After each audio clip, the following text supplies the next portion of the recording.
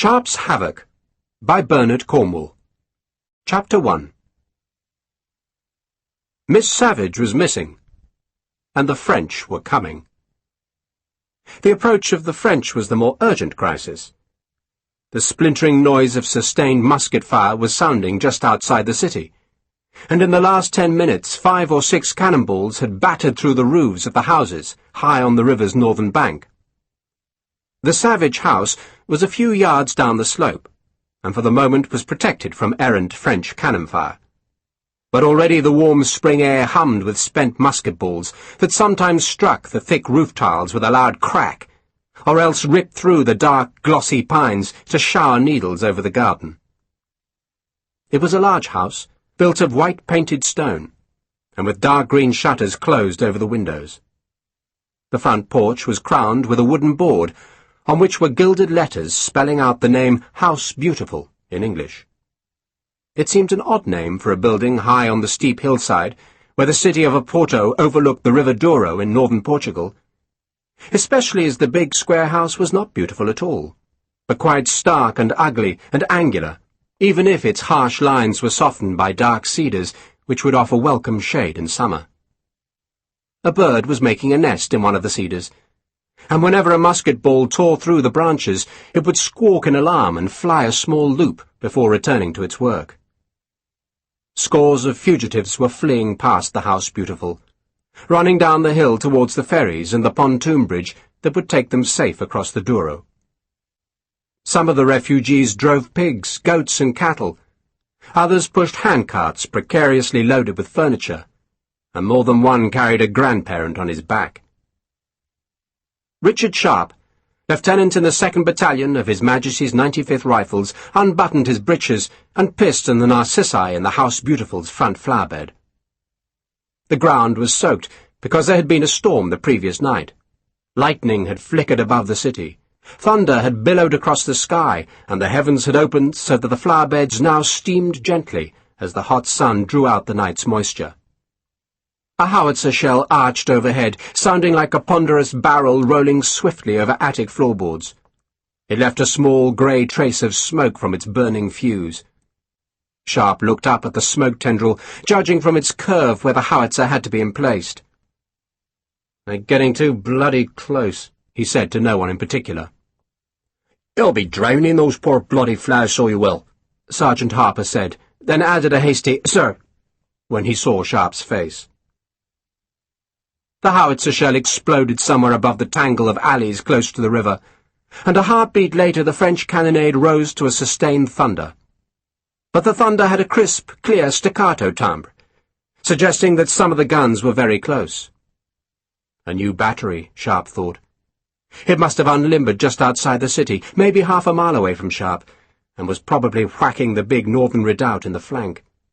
And the musketry that had been sounding like the burning of a dry thorn bush now faded to an intermittent crackle, suggesting that the defending infantry was retreating. Some, indeed, were running, and Sharpe could hardly blame them. A large and disorganized Portuguese force, led by the Bishop of Oporto, was trying to stop Marshal Soult's army from capturing the city, the second largest in Portugal, and the French were winning.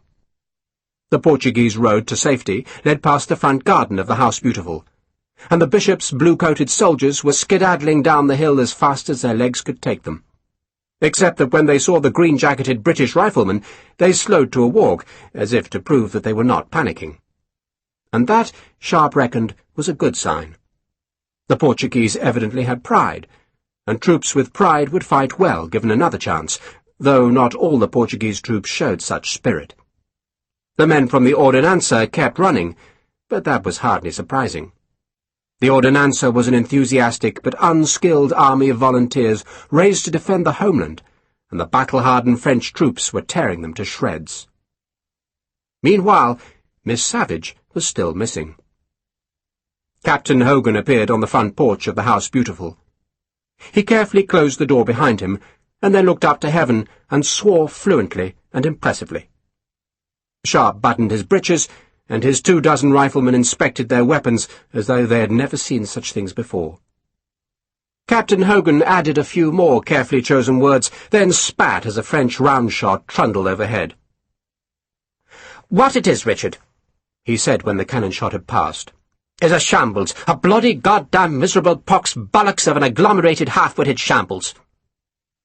The round shot landed somewhere in the lower town and precipitated the splintering crash of a collapsing roof. Captain Hogan took out his snuff-box and inhaled a mighty pinch. "Bless you," Sergeant Harper said. Captain Hogan sneezed, and Harper smiled. "Her name," Hogan said, ignoring Harper, "is Catherine, or rather Kate. Kate Savage, 19 years old, and in need, my God, how she is in need of a thrashing. A hiding, a damned good smacking. That's what she needs, Richard. A copper-sheathed goddamn bloody good walloping." "So where the hell is she?" Sharpe asked. "Well, her mother thinks she might have gone to Villa Real de Cedes," Captain Hogan said, "wherever in God's holy hell that might be. But the family has an estate there, a place where they go to escape the summer heat." He rolled his eyes in exasperation. "So, why would she go there, sir?" Sergeant Harper asked. "Because she's a fatherless 19-year-old girl," Hogan said, "who insists on having her own way, because she's fallen out with her mother, because she's a bloody idiot who deserves a bloody good hiding, because... oh, I don't know why.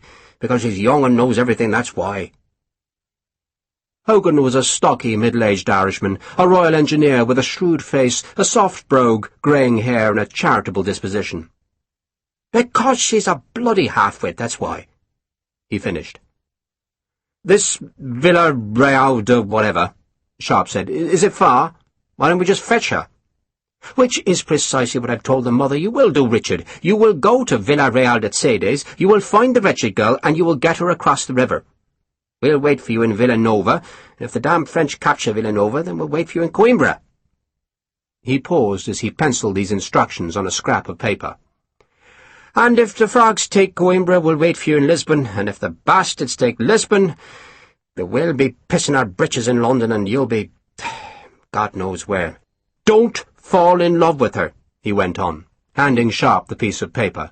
"Don't get the silly girl pregnant. Don't give her the thrashing she bloody well deserves, and don't, for the love of Christ, lose her. And don't lose Colonel Christopher either. Am I plain?" "Colonel Christopher is coming with us?" Sharpe asked, appalled. "Didn't I just tell you that?" Hogan inquired innocently, then turned as a clatter of hooves announced the appearance of the Widow Savage's travelling coach from the stable-yard at the rear of the house. The coach was heaped with baggage, and there was even some furniture and 2 rolled carpets lashed onto the rear rack, where a coachman precariously poised between a half-dozen gilded chairs was leading Hogan's black mare by the reins. The captain took the horse and used the coach's mounting step to hoist himself into the saddle. "You'll be back with us in a couple of days," he assured Sharpe. "Say 6-7 hours to Villa Real de Cedes, the same back to the ferry at Barca de Ventas, and then a quiet stroll home. You know where Barca de Ventas is?" "No, sir." "That way." Hogan pointed eastwards. 4 country miles." He pushed his right boot into its stirrup, then lifted his body to flick out the tails of his blue coat. "With luck, you may even rejoin us tomorrow night." "What I don't understand—" Sharpe began, then paused because the front door of the house had been thrown open and Mrs. Savage, widow and mother of the missing daughter, came into the sunlight. She was a good-looking woman in her 40s, dark-haired, tall and slender, with a pale face and high-arched eyebrows.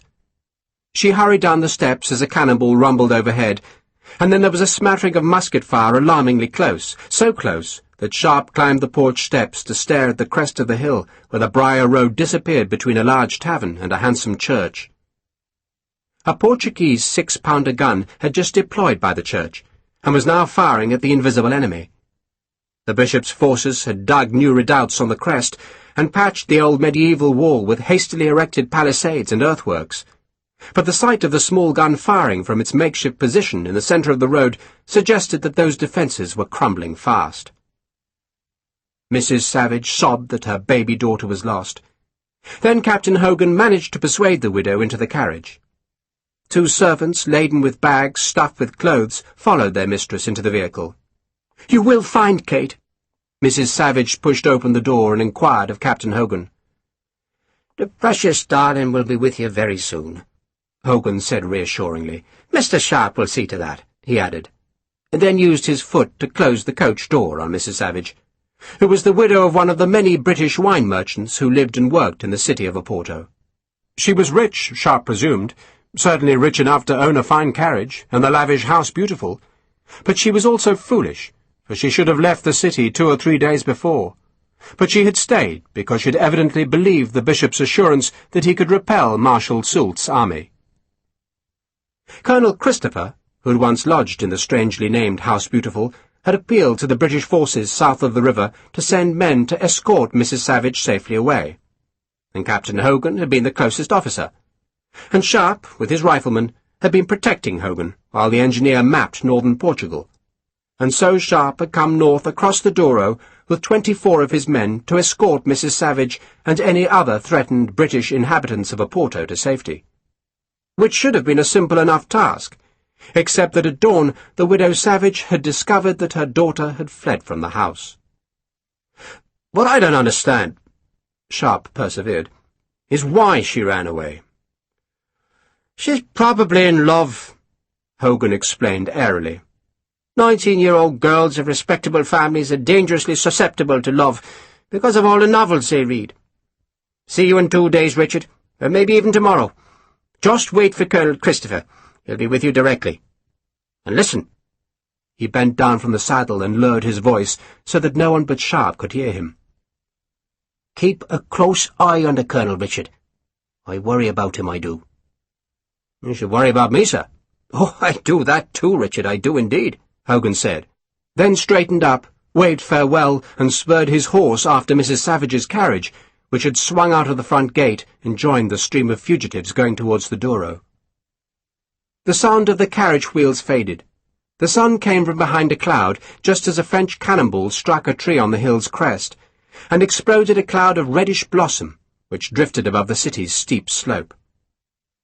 Daniel Hagman stared at the airborne blossom.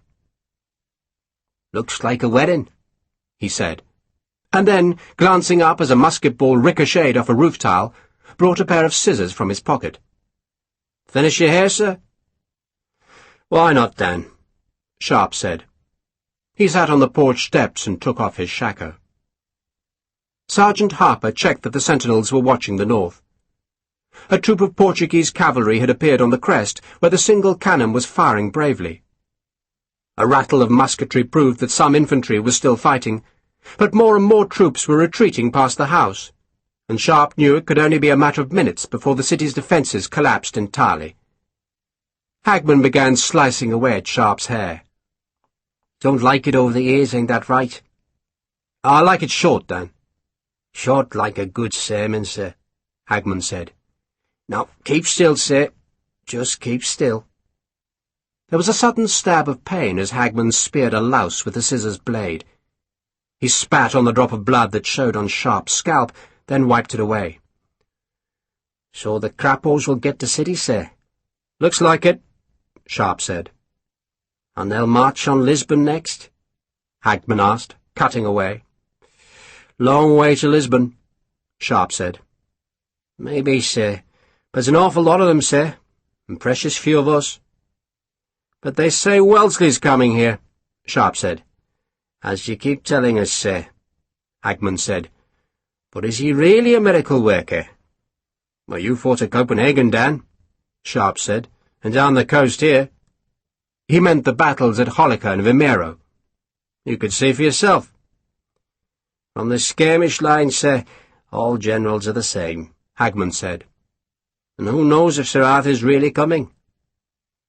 It was, after all, only a rumour that Sir Arthur Wellesley was taking over from General Craddock, and not everyone believed it. Many thought the British would withdraw, ought to withdraw, that they should give up the game and let the French have Portugal. "Turn your head to the right," Hagman said. The scissors clicked busily, not even pausing as a round shot buried itself in the church at the hill's top. A mist of dust showed beside the whitewashed bell tower, down which a crack had suddenly appeared. The Portuguese cavalry had been swallowed by the gun smoke, and a trumpet called far away. There was a burst of musketry, then silence. A building must have been burning beyond the crest, for there was a great smear of smoke drifting westwards. Why would someone call their home the House Beautiful? Hagman wondered. Didn't know you could read, Dan, Sharpe said. I can't, sir, but Isaiah read it to me. Tongue, Sharpe called. Why would someone call their home House Beautiful? Isaiah Tongue, long and thin and dark and educated, who had joined the army because he was a drunk and thereby lost his respectable job, grinned. Because he's a good Protestant, sir. Because he's a bloody what? It's from a book by John Bunyan, Tongue explained. It's called Pilgrim's Progress. I've heard of that, Sharpe said. Some folk consider it essential reading, Tongue said airily. The story of a soul's journey from sin to salvation, sir. Just the thing to keep you burning the candles at night, Sharpe said. And a hero, Christian, calls it the House Beautiful, sir. Tongue ignored Sharpe's sarcasm. Where he talks with 4 virgins. Hagman laughed. Let's get inside now, sir. You're too old for a virgin, Dan, Sharpe said. Discretion, Tongue said. Piety, prudence, and charity. What about them? Sharpe asked. Those were the names of the virgins, sir, Tongue said. Bloody hell, Sharpe said. Charity's mine, Hagman said. Pull your collar down, sir. That's the way. He snipped at the black hair. He sounds like he was a tedious old man, Mr. Savage. If it was him, what named the house? Hagman stooped to manoeuvre the scissors over Sharpe's high collar. So why did the captain leave us here, sir? He asked. He wants us to look after Colonel Christopher, Sharpe said. To look after Colonel Christopher, Hagman repeated, making his disapproval evident by the slowness with which he said the words. Hagman was the oldest man in Sharpe's troop of riflemen, a poacher from Cheshire who was a deadly shot with his Baker rifle. So, Colonel Christopher can't look after himself now? Captain Hogan left us here, Dan, Sharpe said, so he must think the Colonel needs us. And the Captain's a good man, sir, Hagman said. You can let the collar go, almost done. But why had Captain Hogan left Sharpe and his riflemen behind? Sharpe wondered about that as Hagman tidied up his work. And had there been any significance in Hogan's final injunction to keep a close eye on the Colonel? Sharpe had only met the Colonel once. Hogan had been mapping the upper reaches of the River Cavado, and the Colonel and his servant had ridden out of the hills and shared a bivouac with the riflemen. Sharpe had not liked Christopher, who had been supercilious and even scornful of Hogan's work. You map the country, Hogan, the Colonel had said. But I map their minds. Very complicated thing, the human mind, not simple like hills and rivers and bridges. Beyond that statement, he had not explained his presence, but just ridden on next morning. He had revealed that he was based in Oporto, which, presumably, was how he had met Mrs. Savage and her daughter. And Sharpe wondered why Colonel Christopher had not persuaded the widow to leave Oporto much sooner. You done, sir, Hagman said, wrapping his scissors in a piece of calfskin. And you'll be feeling the cold wind now, sir, like a newly shorn sheep. You should get your own hair cut, Dan, Sharpe said. Weakens a man, sir, weakens him something dreadful. Hagman frowned up the hill as 2 round shots bounced on the crest of the road, one of them taking off the leg of a Portuguese gunner. Sharpe's men watched expressionless as the round shot bounded on, spraying blood like a Catherine wheel, to finally bang and stop against a garden wall across the road. Hagman chuckled. Fancy calling a girl Discretion. It ain't a natural name, sir. Ain't kind to call a girl Discretion. It's in a book, Dan, Sharpe said, so it isn't supposed to be natural. He climbed to the porch and shoved hard on the front door, but found it locked. So where the hell was Colonel Christopher? More Portuguese retreated down the slope, and these men were so frightened that they did not pause when they saw the British troops, but just kept running. The Portuguese cannon was being attached to its limber, and spent musket balls were tearing at the cedars and rattling against the tiled shutters and stones of the House Beautiful. Sharpe hammered on the locked door, but there was no answer. Sir, Sergeant Patrick Harper called a warning to him. "Sir!" Harper jerked his head towards the side of the house, and Sharpe backed away from the door to see Lieutenant Colonel Christopher riding from the stable-yard. The colonel, who was armed with a sabre and a brace of pistols, was cleaning his teeth with a wooden pick, something he did frequently, evidently because he was proud of his even white smile. He was accompanied by his Portuguese servant, who, mounted on his master's spare horse, was carrying an enormous valise that was so stuffed with lace, silk, and satins that the bag could not be closed. Colonel Christopher curbed his horse, took the toothpick from his mouth, and stared in astonishment at Sharpe. "What on earth are you doing here, Lieutenant?" "Ordered to stay with you, sir," Sharpe answered. He glanced again at the valise. Had Christopher been looting the House Beautiful? The colonel saw where Sharpe was looking and snarled at his servant. "Close it, damn you, close it!" Christopher, even though his servant spoke good English, used his own fluent Portuguese, then looked back to Sharpe.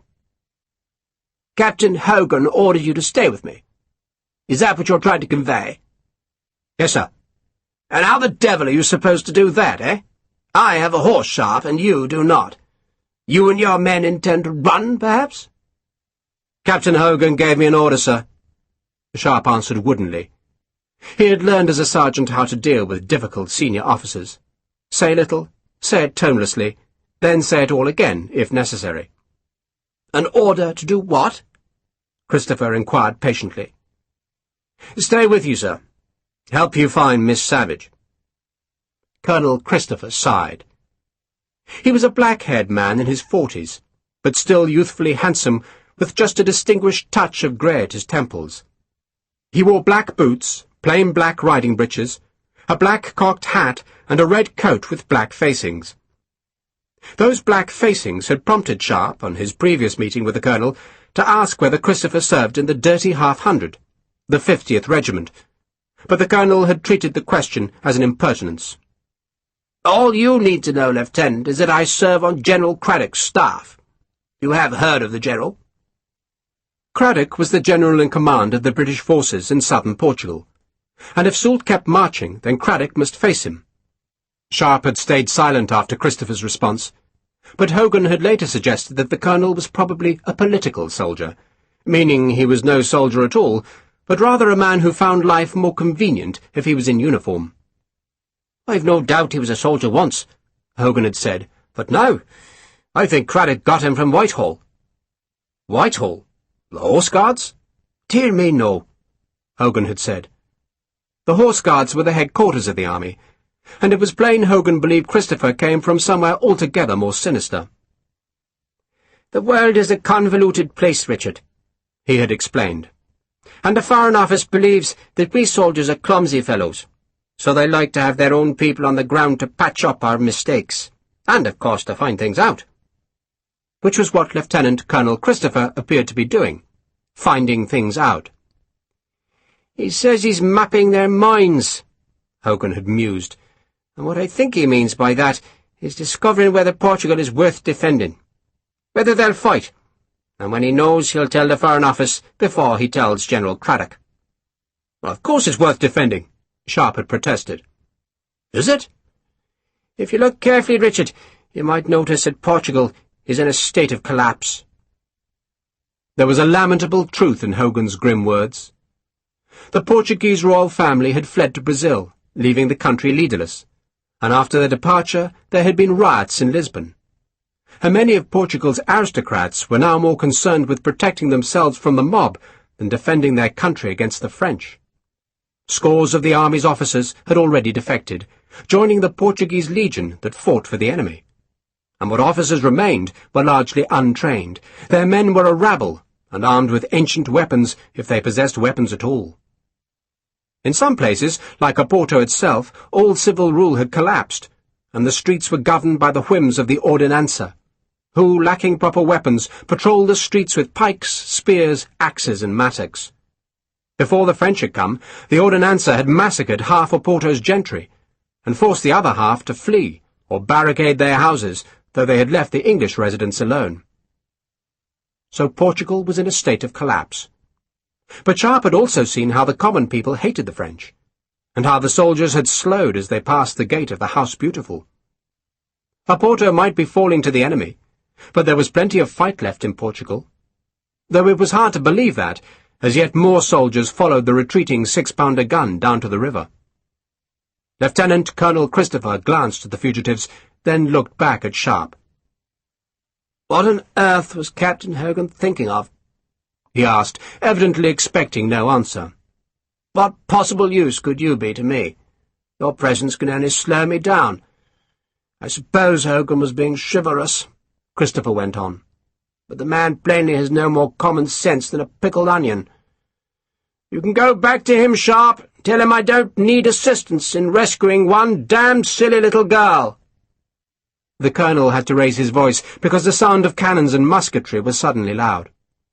"He gave me an order, sir," Sharpe said stubbornly. "And I am giving you another," Christopher said in the indulgent tone he might have used to address a very small child. The pommel of his saddle was broad and flat, to make a small writing surface, and now he laid a notebook on that makeshift desk and took out a pencil. And just then another of the red-blossomed trees on the crest was struck by a cannonball, so that the air was filled with drifting petals. "The French are at war with the cherries," Christopher said lightly. "With Judas," Sharpe said. Christopher gave him a look of astonishment and outrage. "What did you say?" "It's a Judas tree," Sharpe said. Christopher still looked outraged. Then Sergeant Harper chimed in. "It's not a cherry, sir. That's a Judas tree. The same cane that Iscariot used to hang himself on, sir, after he betrayed our Lord." Christopher still gazed at Sharpe, then seemed to realize that no slur had been intended. "So, it's not a cherry tree, eh?" he said, then licked the point of his pencil. "You are hereby ordered," he spoke as he wrote, "to return south of the river forthwith. Note that, Sharpe, forthwith. And report for duty to Captain Hogan of the Royal Engineers. Signed, Lieutenant Colonel James Christopher, on the forenoon of Wednesday, March the 29th, in the year of our Lord 1809. He signed the order with a flourish, tore the page from the book, folded it in half, and handed it to Sharpe. "I always thought 30 pieces of silver was a remarkably cheap price for the most famous betrayal in history. He probably hanged himself out of shame. Now, go," he said grandly, "and stand not upon the order of your going." He saw Sharpe's puzzlement. "Macbeth, Lieutenant," he explained as he spurred his horse towards the gate. "A play by Shakespeare, and I really would urge haste upon you, Lieutenant," Christopher called back, "for the enemy will be here any moment." In that, at least, he was right. A great spume of dust and smoke was boiling out from the central redoubts of the city's northern defences. That was where the Portuguese had been putting up the strongest resistance. But the French artillery had managed to throw down the parapets, and now their infantry assaulted the bastions, and the majority of the city's defenders were fleeing. Sharpe watched Christopher and his servant gallop through the fugitives and turn into a street that led eastwards.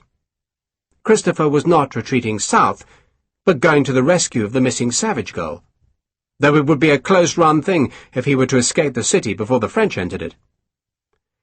"All right, lads," Sharpe called. "Time to bloody scarper. Sergeant, at the double. Down to the bridge." "About bloody time," Williamson grumbled. Sharpe pretended not to have heard. He tended to ignore a lot of Williamson's comments, thinking the man might improve, but knowing that the longer he did nothing, the more violent would be the solution. He just hoped Williamson knew the same thing. "Two fails!" Harper shouted. "Stay together!" A cannonball rumbled above them as they ran out of the front garden and turned down the steep road that led to the Douro. The road was crowded with refugees, both civilian and military, all fleeing for the safety of the river's southern bank, though Sharpe guessed the French would also be crossing the river within a day or two, so the safety was probably illusory. The Portuguese army was falling back towards Coimbra, or even all the way to Lisbon, where Craddock had 16,000 British troops that some politicians in London wanted brought home.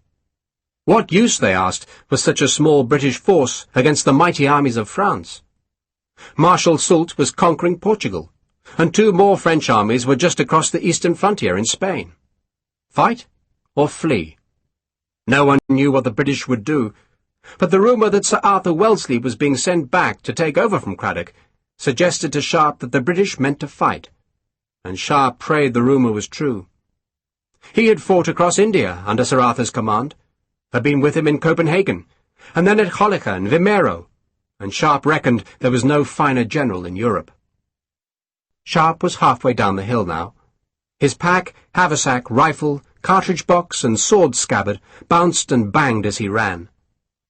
Few officers carried a long arm, but Sharpe had once served in the ranks, and he felt uncomfortable without the rifle on his shoulder. Harper lost his balance, flailing wildly because the new nails on his boot soles kept slipping on patches of stone. The river was visible between the buildings. The Douro, sliding towards the nearby sea, was as wide as the Thames at London, but unlike London, the river here ran between great hills. The city of Oporto was on the steep northern hill, while Via Nova de Gaia was on the southern, and it was in the Via Nova that most of the British had their houses. Only the very oldest families, like the Savages, lived on the northern bank, and all the port was made on the southern side, in the lodges owned by Croft, Savages, Taylor Fladgate, Burmester, Smith Woodhouse and Gould, nearly all of which were British-owned, and their exports contributed hugely to Portugal's exchequer. But now the French were coming, and on the heights of Villanova, overlooking the river, the Portuguese army had lined a dozen cannon on a convent's terrace. The gunners saw the French appear on the opposite hill, and the cannons slammed back, their trails gouging up the terrace's flagstones.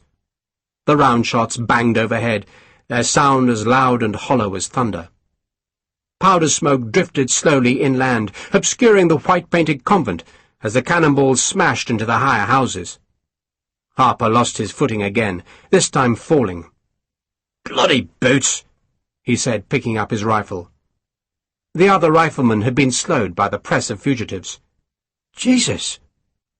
Rifleman Pendleton, the youngest in the company, was the first to see what was happening at the river, and his eyes widened as he stared at the throng of men, women, children, and livestock that was crammed onto the narrow pontoon bridge. When Captain Hogan had led Sharpe and his men north across the bridge at dawn, there had been only a few people going the other way. But now the bridge's roadway was filled, and the crowd could only go at the pace of the slowest, and still more people and animals were trying to force their way onto the northern end. "How the hell do we get across, sir?" Pendleton asked. Sharpe had no answer for that. "Just keep going," he said, and led his men down an alley that ran like a narrow stone staircase towards a lower street. A goat clattered ahead of him on sharp hooves, trailing a broken rope from around its neck. A Portuguese soldier was lying drunk at the bottom of the alley, his musket beside him, and a wineskin on his chest. Sharpe, knowing his men would stop to drink the wine, kicked the skin onto the cobbles, and stamped on it, so that the leather burst. The streets became narrower and more crowded as they neared the river. The houses here were taller and mingled with workshops and warehouses. A wheelwright was nailing boards over his doorway, a precaution that would only annoy the French, who would doubtless repay the man by destroying his tools. A red-painted shutter banged in the west wind. Abandoned washing was strung to dry between the high houses. A round shot crashed through tiles, splintering rafters and cascading shards into the street. A dog, its hip cut to the bone by a falling tile, limped downhill and whined pitifully. A woman shrieked for a lost child. A line of orphans, all in dull white jerkins, like farm labourers' smocks, were crying in terror as 2 nuns tried to make a passage for them. A priest ran from a church with a massive silver cross on one shoulder and a pile of embroidered vestments on the other. It would be Easter in 4 days, Sharpe thought. "Use your rifle butts!" Harper shouted, encouraging the riflemen to force their way through the crowd that blocked the narrow arched gateway leading onto the wharf. A cart loaded with furniture had spilled in the roadway, and Sharpe ordered his men to pull it aside to make more space. Her spinet, or perhaps it was a harpsichord, was being trampled underfoot, the delicate inlay of its cabinet shattering into scraps. Some of Sharpe's men were pushing the orphans towards the bridge, using their rifles to hold back the adults. A pile of baskets tumbled, and dozens of live eels slithered across the cobbles. French gunners had got their artillery into the upper city, and now unlimbered to return the fire of the big Portuguese battery arrayed on the convent's terrace across the valley. Hagman shouted a warning as 3 blue-coated soldiers appeared from an alley, and a dozen rifles swung towards the threat. But Sharpe yelled at the men to lower their guns. "They're Portuguese!" he shouted, recognizing the high-fronted shakos. "And lower your flints!" he ordered, not wanting one of the rifles to accidentally fire in the press of refugees. A drunk woman reeled from a tavern door and tried to embrace one of the Portuguese soldiers, and Sharpe, glancing back because of the soldier's protest, saw 2 of his men, Williamson and Tarrant, vanish through the tavern door. It would be bloody Williamson, he thought, and shouted to Harper to keep going, then followed the 2 men into the tavern. Tarrant turned to defy him, but he was much too slow, and Sharpe banged him in the belly with a fist, cracked both men's heads together, punched Williamson in the throat, and slapped Tarrant's face, before dragging both men back to the street. He had not said a word, and still did not speak to them, as he booted them towards the arch. And once through the arch, the press of refugees was even greater, as the crews of some 30 British merchant ships, trapped in the city by an obstinate west wind, tried to escape. The sailors had waited until the last moment, praying that the winds would change, but now they abandoned their craft. The lucky ones used their ship's tenders to row across the Douro. The unlucky joined the chaotic struggle to get onto the bridge. "This way!" Sharpe led his men along the arched facade of warehouses, struggling along the back of the crowd, hoping to get closer to the bridge. Cannonballs rumbled high overhead. The Portuguese battery was wreathed in smoke, and every few seconds that smoke became thicker as a gun fired, and there would be a glow of sudden red inside the cloud. A jet of dirty smoke would billow far across the river's high chasm, and the thunderous sound of a cannonball would boom overhead as the shot or shell streaked towards the French. A pile of empty fish crates gave Sharpe a platform from which he could see the bridge, and judge how long before his men could cross safely. He knew there was not much time. More and more Portuguese soldiers were flooding down the steep streets, and the French could not be far behind them. He could hear the crackle of musketry like a descant to the big gun's thunder.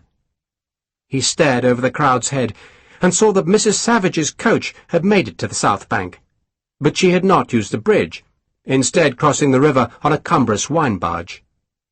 Other barges still crossed the river, but they were manned by armed men who only took passengers willing to pay. Sharpe knew he could force a passage on one of those boats if he could only get near the quayside, but to do that he would need to fight through a throng of women and children. He reckoned the bridge might make an easier escape route. It consisted of a plank roadway laid across 18 big wine barges that were firmly anchored against the river's current and against the big surge of tides from the nearby ocean. But the roadway was now crammed with panicked refugees, who became even more frantic as the first French cannonballs splashed into the river. Sharpe, turning to look up the hill, saw the greencoats of French cavalry appearing beneath the great smoke of the French guns, while the blue jackets of French infantry showed in the alleyways lower down the hill. "God save Ireland," Patrick Harper said. And Sharpe, knowing that the Irish sergeant only used that prayer when things were desperate, looked back to the river to see what had caused the 3 words. He looked, and he stared, and he knew they were not going to cross the river by the bridge. No one was. Not now, because a disaster was happening. "Sweet Jesus," Sharpe said softly. "Sweet Jesus."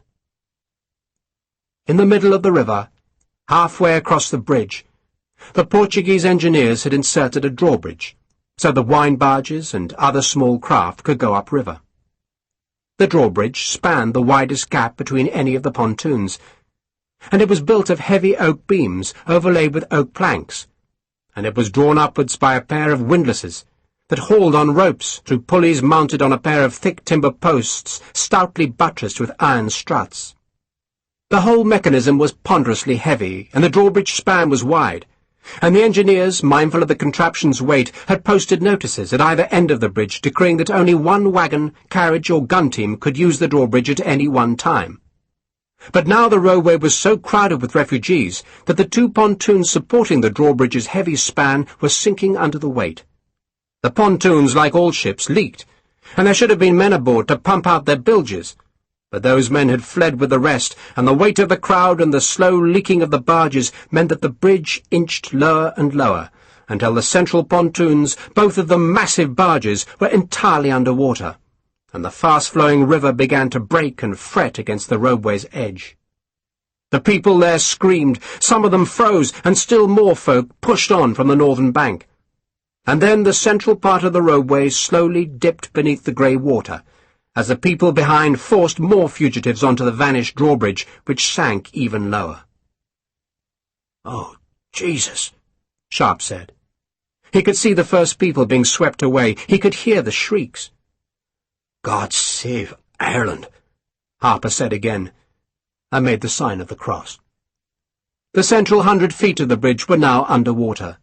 Those 100 feet had been swept clear of people, but more were being forced into the gap that suddenly churned white as the drawbridge was sheared away from the rest of the bridge by the river's pressure. The great span of the bridge reared up black, turned over and was swept seawards, and now there was no bridge across the Douro. But the people on the northern bank still didn't know the roadway was cut, and so they kept pushing and bullying their way onto the sagging bridge, and those in front could not hold them back, and instead were inexorably pushed into the broken gap where the white water seethed on the bridge's shattered ends. The cries of the crowd grew louder, and the sound only increased the panic, so that more and more people struggled towards the place where the refugees drowned.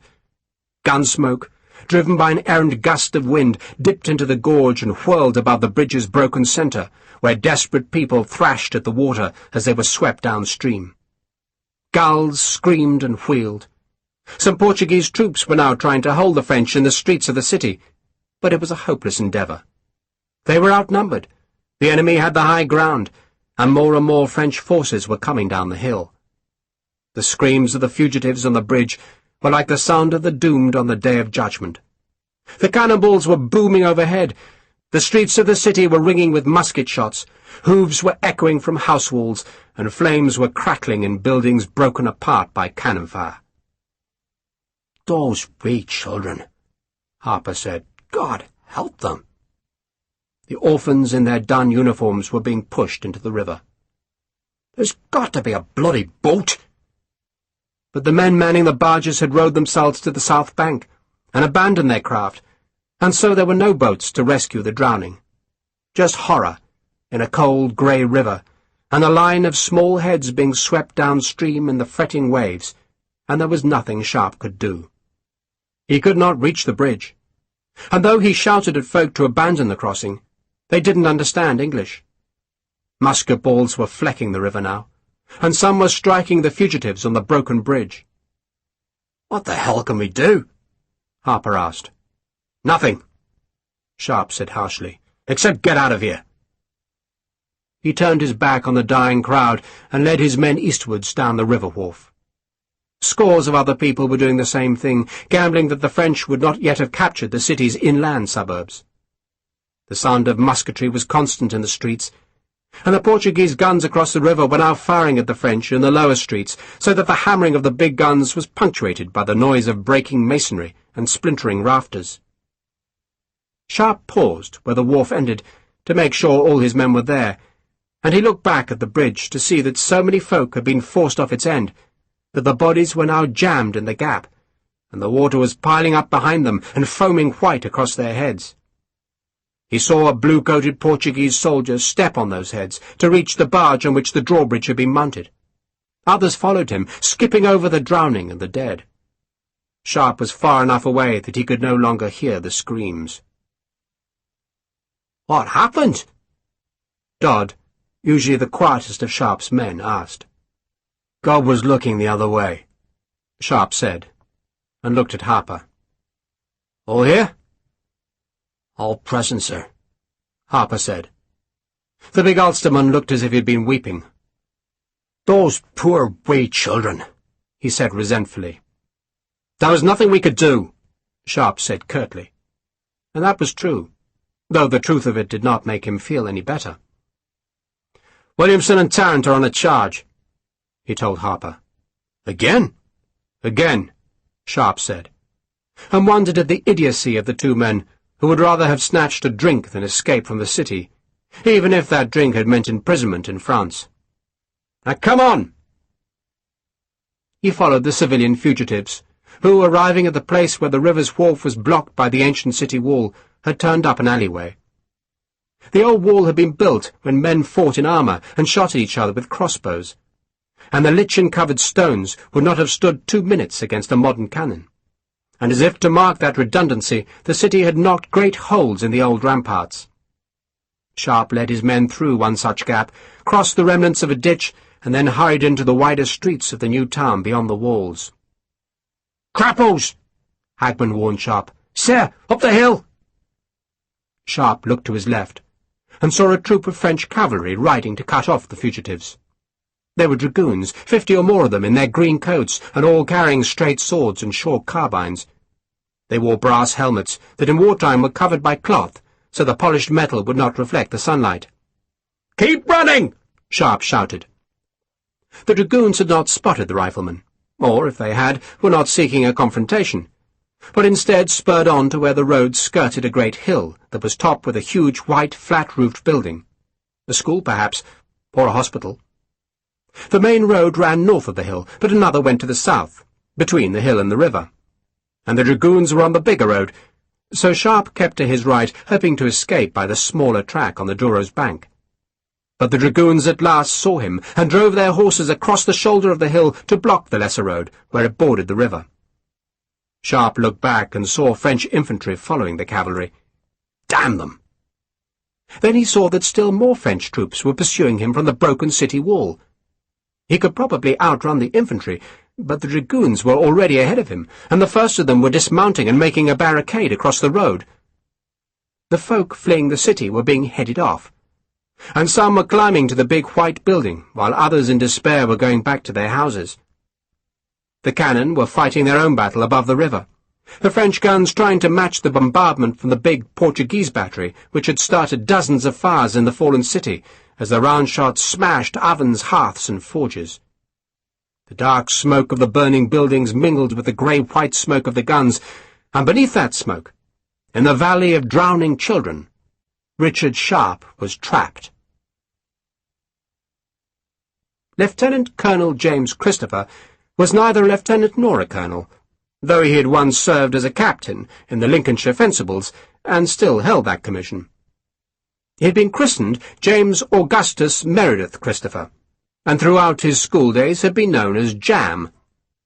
His father had been a doctor in the small town of Saxelby, a profession and a place that James Christopher liked to ignore, preferring to remember that his mother was second cousin to the Earl of Rochford, and it was Rochford's influence that had taken Christopher from Cambridge University to the Foreign Office, where his command of languages, his natural suavity, and his quick intelligence had ensured a swift rise.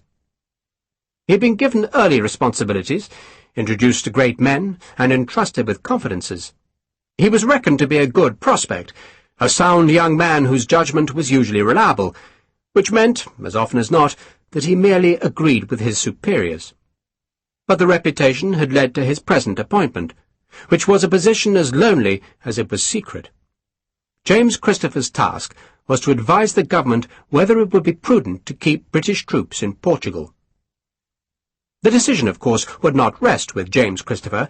He might be a coming man in the Foreign Office, but the decision to stay or withdraw would be taken by the Prime Minister, though what mattered was the quality of advice being given to the Prime Minister. The soldiers, of course, would want to stay, because war brought promotion, and the Foreign Secretary wanted the troops to remain because he detested the French, but other men in Whitehall took a more sanguine view, and had sent James Christopher to take Portugal's temperature. The Whigs, enemies of the administration, feared another debacle like that which had led to Corunna. Better, they said, to recognize reality and come to an understanding with the French now. and the Whigs had enough influence in the Foreign Office to have James Christopher posted to Portugal. The army, which had not been told what his true business was, nevertheless agreed to brevet him as a lieutenant-colonel and appoint him as an aide to General Cradock, and Christopher used the army's couriers to send military intelligence to the general and political dispatches to the embassy in Lisbon, whence, though they were addressed to the ambassador, the messages were sent unopened to London.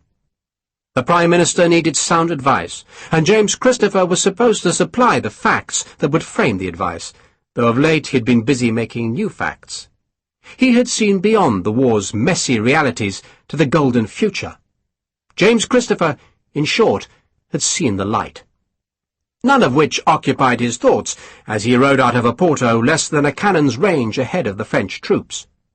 A couple of musket shots were sent in his direction, but Christopher and his servant were superbly mounted on fine Irish horses, and they quickly outran the half-hearted pursuit. They took to the hills, galloping along the terrace of a vineyard, and then climbing into a forest of pine and oak, where they stopped to rest the horses. Christopher gazed back westwards. The sun had dried the roads after the night's heavy rain, and a smear of dust on the horizon showed where the French army's baggage train was advancing towards the newly captured city of Oporto.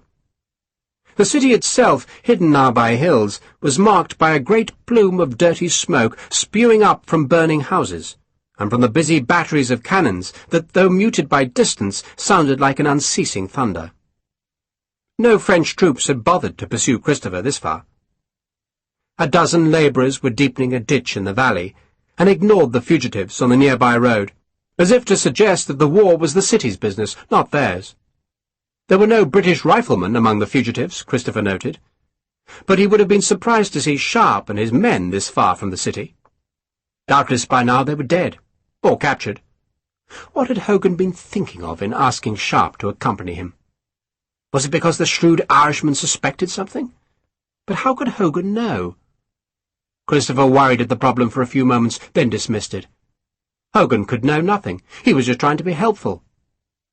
"The French did well today," Christopher remarked to his Portuguese servant, a young man with receding hair and a thin, earnest face.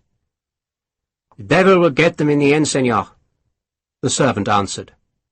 "Sometimes mere men have to do the devil's business," Christopher said. He drew a small telescope from his pocket and trained it on the far hills.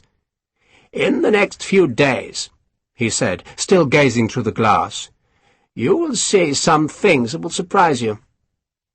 "If you say so, senor," the servant answered. "But there are more things in heaven and earth, Horatio, than are dreamt of in your philosophy." "If you say so, senor," the servant repeated, wondering why the English officer called him Horatio when his name was Luis. But he thought it was probably better not to ask. Luis had been a barber in Lisbon, where he had sometimes cut the hair of men from the British embassy, and it had been those men who had recommended him as a reliable servant to Christopher, who paid him good wages in real gold, English gold. And if the English were mad and got names wrong, they still made the best coinage in the world. Which meant that Colonel Christopher could call Luis whatever he wanted, so long as he went on paying him thick guineas embossed with the figure of St. George slaying the dragon. Christopher was looking for any sign of a French pursuit, but his telescope was small, old, and had a scratched lens, and he could see very little better with it than without it. He was meaning to buy another, but he never had the opportunity. He collapsed the glass, put it in his saddle pouch, and took out a fresh toothpick that he thrust between his teeth. "Onwards," he said brusquely, and he led the servant through the wood, across the hill's crest and down to a large farmhouse. It was plain that Christopher knew the route well, for he did not hesitate on the way. Nor was he apprehensive as he curbed his horse beside the farm gate. "Stables are in there," he told Luis, pointing to an archway.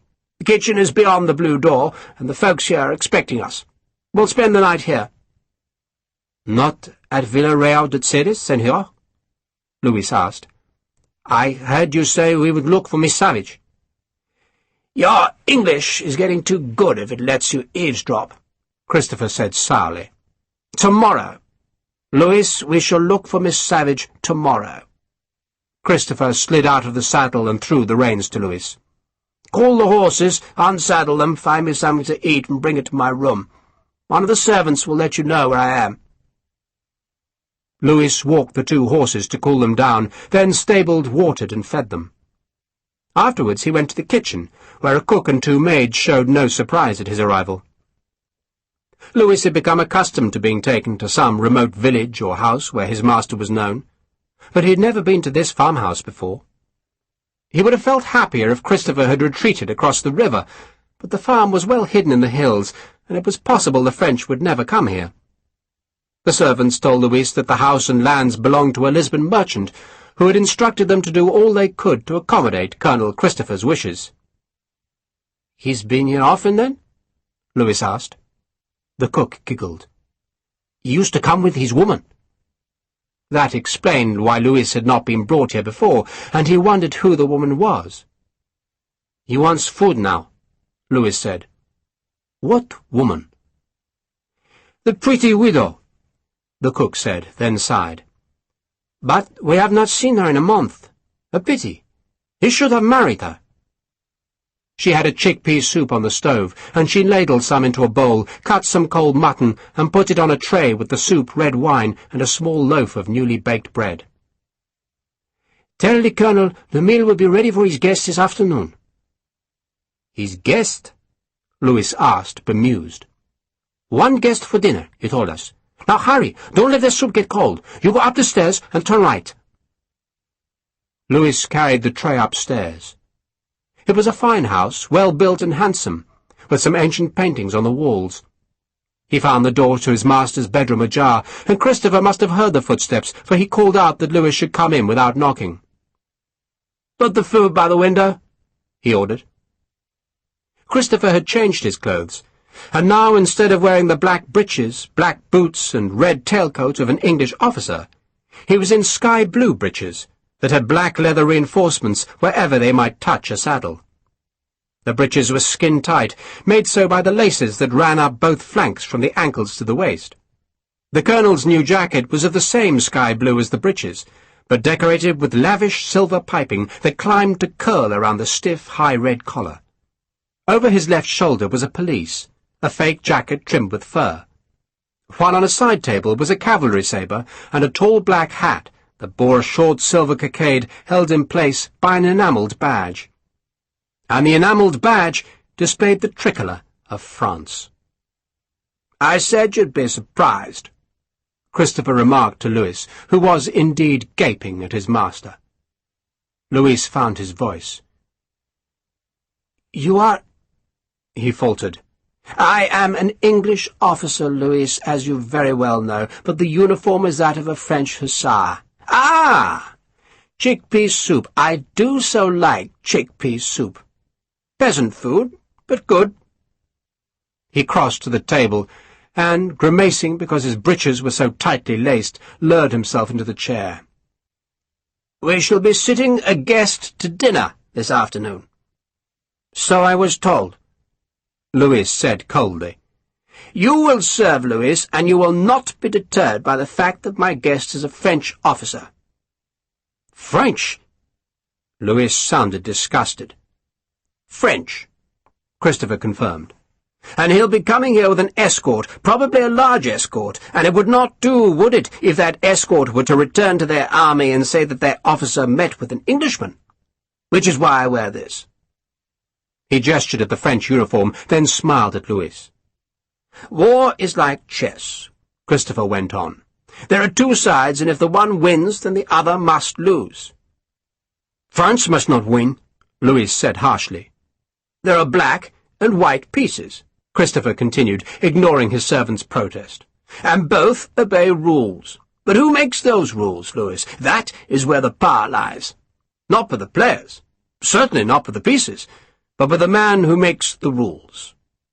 "France must not win," Louis said again. "I am a good Portuguese." Christopher sighed at his servant's stupidity and decided to make things simpler for Louis to understand. "You want to rid Portugal of the French." "You know I do." "Then serve dinner this afternoon, be courteous, hide your thoughts, and have faith in me." Because Christopher had seen the light, and now he would rewrite the rules. Sharpe stared ahead to where the dragoons had lifted 4 skiffs from the river and used them to make a barricade across the road. There was no way round the barricade, which stretched between 2 houses, for beyond the right-hand house was the river, and beyond the left was the steep hill where the French infantry approached. And there were more French infantry behind Sharpe, which meant the only way out of the trap was to go straight through the barricade. "What do we do, sir?" Harper asked. Sharpe swore. "That bad, eh?" Harper unslung his rifle. "We could pick some of those boys off the barricade there." "We could," Sharpe agreed, "but it would only annoy the French, not defeat them." He could defeat them, he was sure, because his riflemen were good, and the enemy's barricade was low. But Sharpe was also sure he would lose half his men in the fight, and the other half would still have to escape the pursuit of vengeful horsemen. He could fight, he could win, but he could not survive the victory. There really was only one thing to do, but Sharpe was reluctant to say it out loud. He had never surrendered. The very thought was horrid.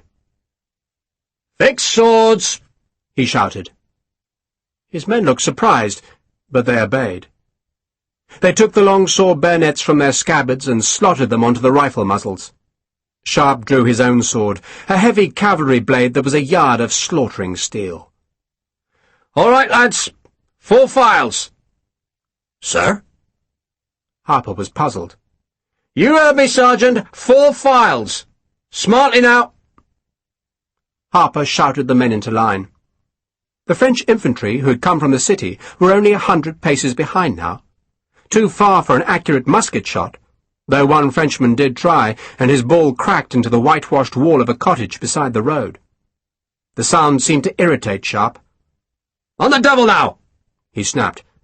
"Advance!" They trotted down the road towards the newly erected barricade, which was 200 paces ahead. The river slid grey and swirling to their right, while on their left was a field dotted with the remnants of last year's haystacks, which were small and pointed, so that they looked like bedraggled witches' hats. A hobbled cow with a broken horn watched them pass.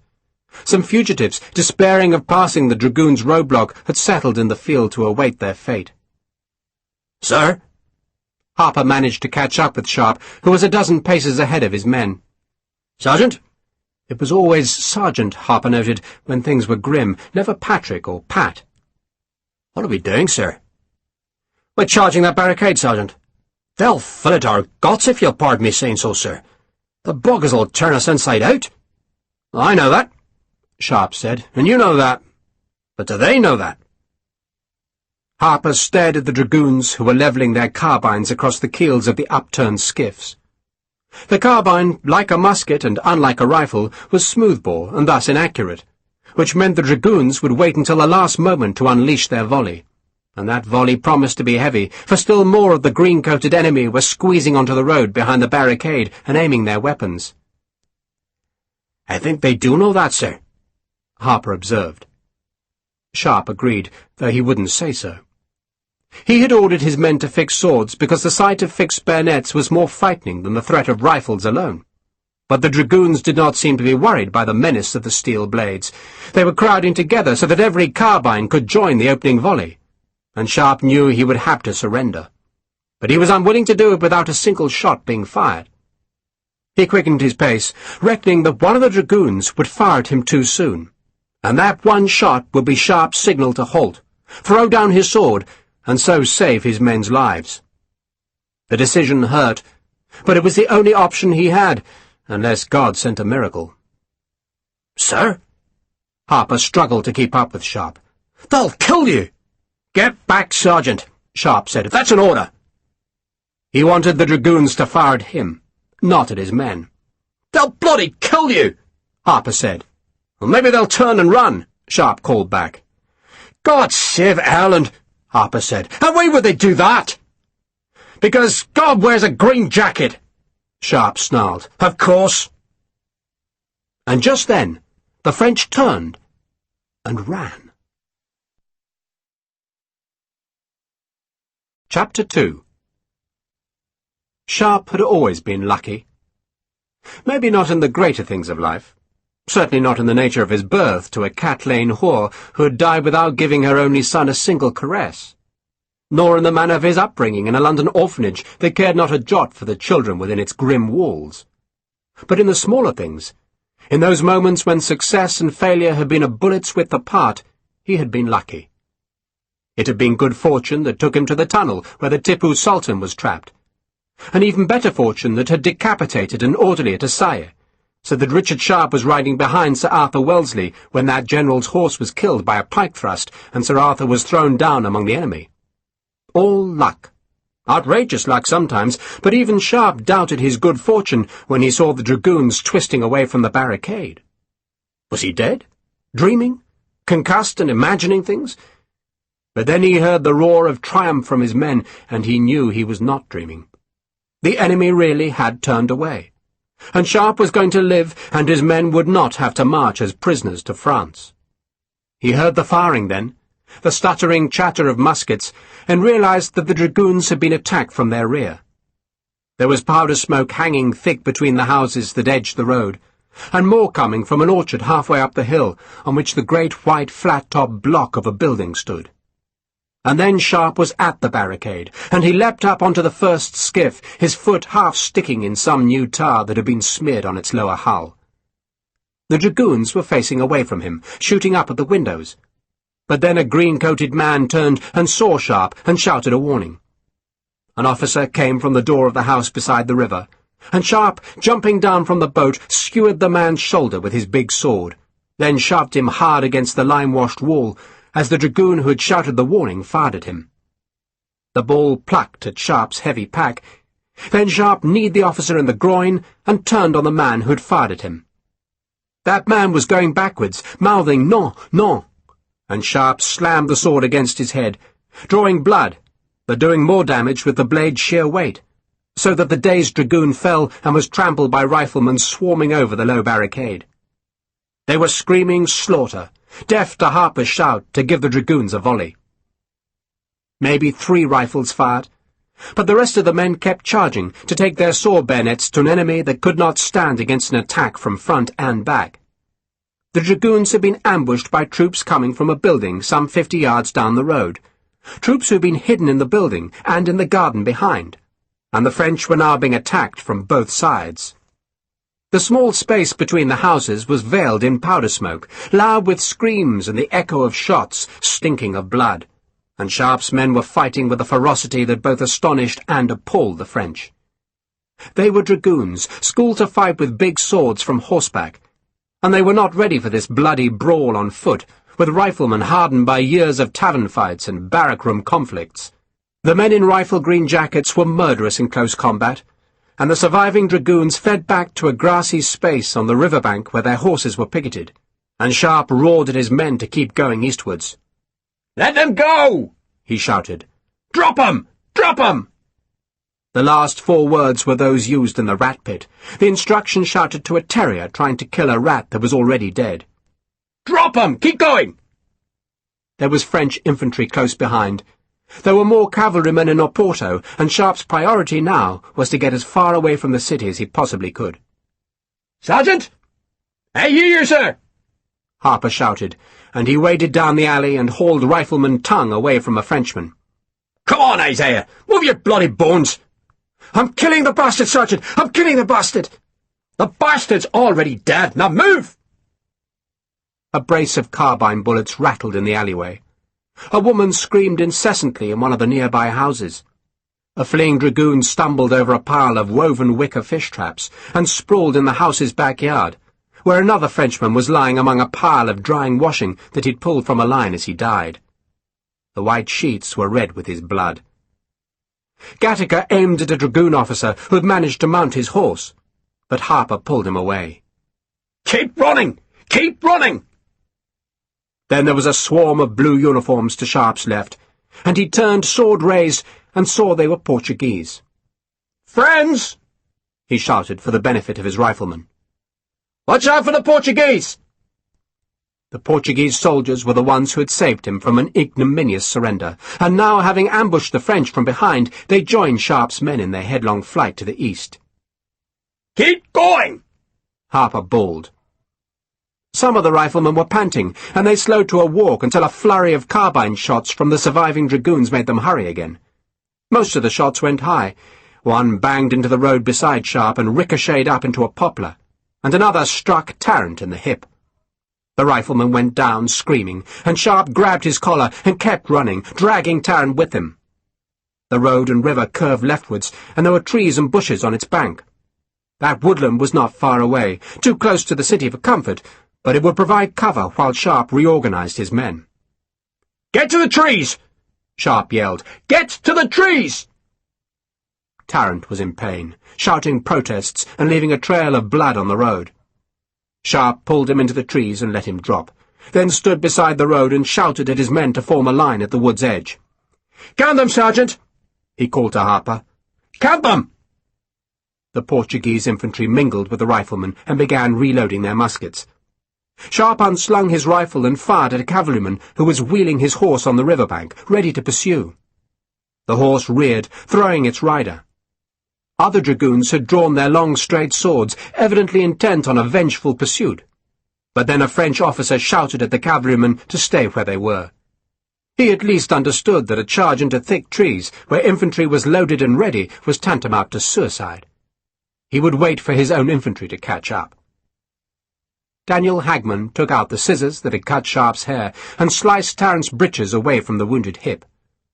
Blood spilled down as Hagman cut. Then the old man grimaced. "Reckon he's lost the joints, sir. He can't walk?" "He won't walk never again," Hagman said. Tarrant swore viciously. He was one of Sharpe's troublemakers, a sullen man from Hertfordshire who never lost a chance to become drunk and vicious. But when he was sober, he was a good marksman, who didn't lose his head in battle. "You'll be all right, Ned," Hagman told him. "You'll live." "Carry me," Tarrant appealed to his friend Williamson. "Leave him," Sharpe snapped. "Take his rifle, ammunition, and sword." "You can't just leave him here," Williamson said, and obstructed Hagman so that he could not unbuckle his friend's cartridge box. Sharpe seized Williamson by the shoulder and hauled him away. "I said leave him!" He didn't like it, but he couldn't be slowed down by the weight of a wounded man, and the French would tend for Tarrant better than any of Sharpe's men could. The rifleman would go to a French army hospital, be treated by French doctors, and, if he didn't die from gangrene, would probably be exchanged for a wounded French prisoner. Tarrant would go home a cripple, and most likely end in the parish workhouse. Sharpe pushed through the trees to find Harper. Carbine bullets pattered through the branches, leaving shreds of leaf sifting down the shafts of sunlight behind them. "Anyone missing?" Sharpe asked Harper. "No, sir. What happened to Tarrant?" "Bullet in the hip," Sharpe said. "He'll have to stay here." "Won't miss him," Harper said.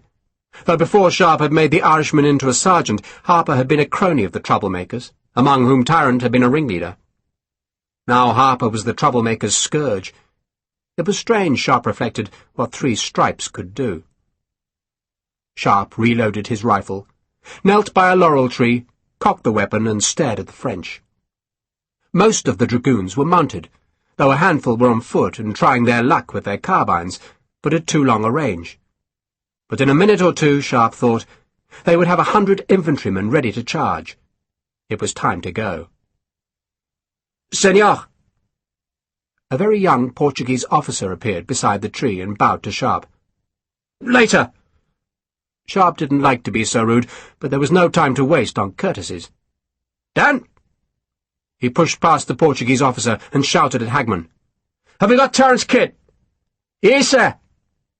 Hagman had the wounded man's rifle on his shoulder and his cartridge box dangling from his belt. Sharpe would have hated the French to collect a Baker rifle. They were trouble enough already, without being given the best weapon ever issued to a skirmisher.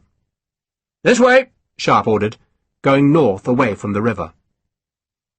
He deliberately left the road. It followed the river, and the open pastures on the Douro's bank offered few obstacles to pursuing cavalry. But a smaller track twisted north through the trees, and Sharpe took it, using the woodland to cover his escape. As the ground became higher, the trees thinned out, becoming groves of squat oaks that were cultivated because their thick bark provided the corks for Oporto's wine. Sharpe led a grueling pace, only stopping after half an hour when they came to the edge of the oaks and were staring at a great valley of vineyards. The city was still in sight to the west, the smoke from its many fires drifting over the oaks and vines. The men rested. Sharpe had feared a pursuit, but the French evidently wanted to plunder Oporto's houses and find the prettiest women, and had no mind to pursue a handful of soldiers fleeing into the hills. The Portuguese soldiers had kept pace with Sharpe's riflemen, and their officer, who had tried to talk to Sharpe before, now approached again. He was very young and very slender and very tall, and wearing what looked like a brand-new uniform. His officer's sword hung from a white shoulder sash edged with silver piping, and at his belt was a holstered pistol that looked so clean Sharpe suspected it had never been fired. He was good-looking, except for a black moustache that was too thin, and something about his demeanour suggested he was a gentleman, and a decent one at that, for his dark and intelligent eyes were oddly mournful.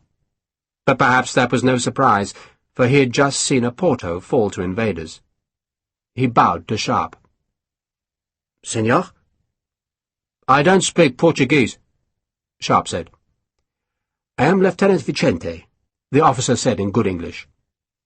His dark blue uniform had white piping at its hems, and was decorated with silver buttons and red cuffs and a high red collar. He wore a baratina, a shako with a false front that added 6 inches to his already considerable height. The number 18 was emblazoned on the baratina's brass front plate. He was out of breath, and sweat was glistening on his face, but he was determined to remember his manners. "I congratulate you, senor." "Congratulate me?" Sharpe did not understand. "I watched you, senor, on the road beneath the seminary. I thought you must surrender, but instead you attacked. It was—" Vicente paused, frowning as he searched for the right word. "It was great bravery," he went on, and then embarrassed Sharpe by removing the baratina and bowing again. "And I brought my men to attack the French because your bravery deserved it." "I wasn't being brave," Sharpe said. "Just bloody stupid." "You were brave," Vicente insisted, "and we salute you." He looked for a moment as though he planned to step smartly back, draw his sword, and whip the blade up into a formal salute, but Sharpe managed to head off the flourish with a question about Vicente's men. "There are 37 of us, senor," the young Portuguese answered gravely, "and we are from the 18th Regiment, the 2nd of Porto." He gave Oporto its proper Portuguese name. The regiment, he said, had been defending the makeshift palisades on the city's northern edge, and had retreated towards the bridge where it had dissolved into panic. Vicente had gone eastwards in the company of these 37 men, only 10 of whom were from his own company. "There were more of us," he confessed, "many more, but most kept running. One of my sergeants said I was a fool to try and rescue you, and I had to shoot him, to stop him from spreading— what is the word? Desesperanza. Despair. And then I led these volunteers to your assistance." For a few seconds Sharpe just stared at the Portuguese lieutenant. "You did what?" he finally asked. "I led these men back to give you aid. I am the only officer of my company left, so who else could make the decision? Captain Rocha was killed by a cannonball up on the redoubt, and the others— I do not know what happened to them."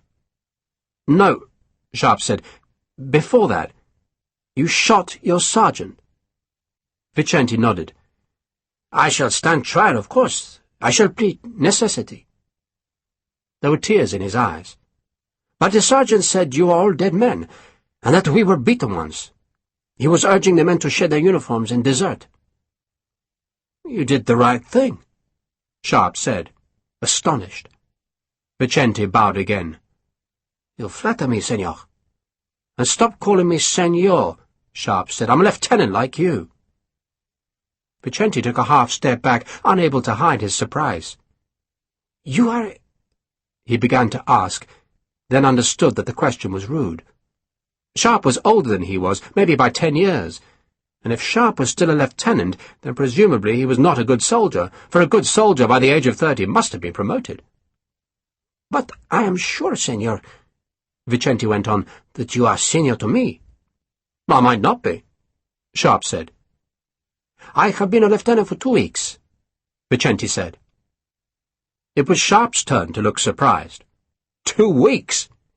I had some training before that, of course, Vicente said. And during my studies, I read the exploits of the great soldiers. Your studies? I am a lawyer, senor. A lawyer? Sharpe could not hide his instinctive disgust. He came from the gutters of England, and anyone born and raised in those gutters knew that most persecution and oppression was inflicted by lawyers. Lawyers were the devil's servants who ushered men and women to the gallows. They were the vermin who gave orders to the bailiffs. They made their snares from statutes and became wealthy on their victims. And when they were rich enough, they became politicians so they could devise even more laws to make themselves even wealthier. I hate bloody lawyers, Sharpe growled with a genuine intensity, for he was remembering Lady Grace, and what had happened after she died, and how the lawyers had stripped him of every penny he had ever made.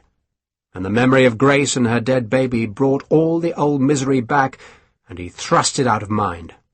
I do hate lawyers, he said. Vicente was so dumbfounded by Sharpe's hostility that he seemed to simply blank it out of his mind. I was a lawyer, he said, before I took up my country's sword. I worked for the Real Compagnia Vella, which is responsible for the regulation of the trade of port wine. If a child of mine wanted to become a lawyer, Sharpe said, I'd strangle it with my own hands and then piss on its grave.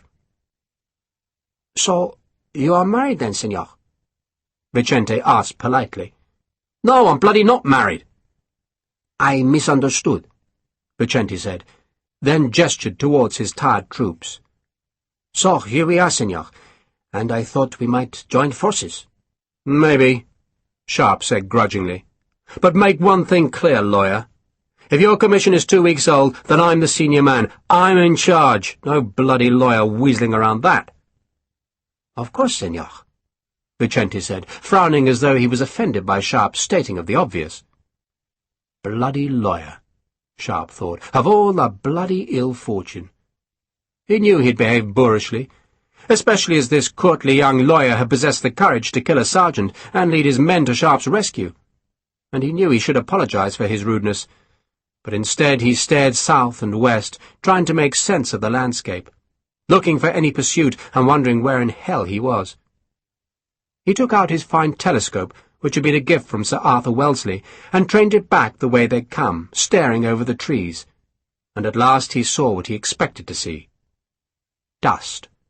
A lot of dust, being kicked up by hooves, boots, or wheels. They could have been fugitives streaming eastwards on the road beside the river, or it could have been the French. Sharpe couldn't tell. You will be trying to get south of the Douro? Vicente asked. I am. But there's no bridges on this part of the river, is that right? Not till you reach Amarante, Vicente said. And that is on the River Tamea. It's how do you say, a side river. A tributary, thank you, of the Douro. But once you cross Tamea, there's a bridge over the Douro at Peso d'Aregua. And are the frogs on the far side of the Tamea? Vicente shook his head. We were told General Silveira is there. Being told that a Portuguese general was waiting across a river was not the same as knowing it, Sharpe thought. And there's a ferry over the Douro? He asked. Not far from here? Vicente nodded. At Barca da Vintas. How close is it? Vicente thought for a heartbeat. Maybe a half-hour's walk, less probably. That close. But if the ferry was close to Oporto, then the French could already be there. And how far is Amarante? We could be there tomorrow. Tomorrow, Sharpe echoed, then collapsed the telescope. He stared south. Was that dust thrown up by the French? Were they on their way to Barca da Vintas? He wanted to use the ferry because it was so much nearer, but also riskier. Would the French be expecting fugitives to use the ferry? Or perhaps the invaders didn't even know it existed. There was only one way to find out. How do we get to Barca da Vintas? He asked Vicente, gesturing back down the track that led through the cork oaks. The same way we came? There is a quicker path, Vicente said. Then lead on. Some of the men were sleeping, but Harper kicked them awake, and they all followed Vicente off the road and down into a gentle valley where vines grew in neatly tended rows. From there they climbed another hill and walked through meadows dotted with the small haystacks left from the previous year. Flowers studded the grass and twined about the witch-hat haystacks, while blossom filled the hedgerows. There was no path, though Vicente led the men confidently enough. "You know where you're going?" Sharpe asked suspiciously after a while. "I know this landscape," Vicente assured the rifleman. "I know it well." "You grew up here, then?" Vicente shook his head. "I was raised in Coimbra. That's far to the south, senor, but I know this landscape because I belong—" He checked and corrected himself. "Belonged to a society that walks here." "A society that walks in the countryside?" Sharpe asked, amused. Vicente blushed. "We are philosophers, senor, and poets." Sharpe was too astonished to respond immediately, but finally managed a question. "You were what?" "Philosophers and poets, senor." "Jesus bloody Christ," Sharpe said. "We believe, senor," Vicente went on, "that there is inspiration in the countryside. The country, you see, is natural, while towns are made by man, and so harbour all men's wickedness. If we wish to discover our natural goodness, then it must be sought in the country." He was having trouble finding the right English words to express what he meant. "There is, I think," he tried again, "a natural goodness in the world, and we seek it." "So you come here for inspiration?" "We do, yes." Vicente nodded eagerly. Giving inspiration to a lawyer, Sharpe thought sourly, was like feeding fine brandy to a rat. "And let me guess," he said, barely hiding his derision, "that the members of your society of rhyming philosophers are all men, not a woman among you, eh?" "How did you know?" Vicente asked in amazement. "I told you. I guessed." Vicente nodded.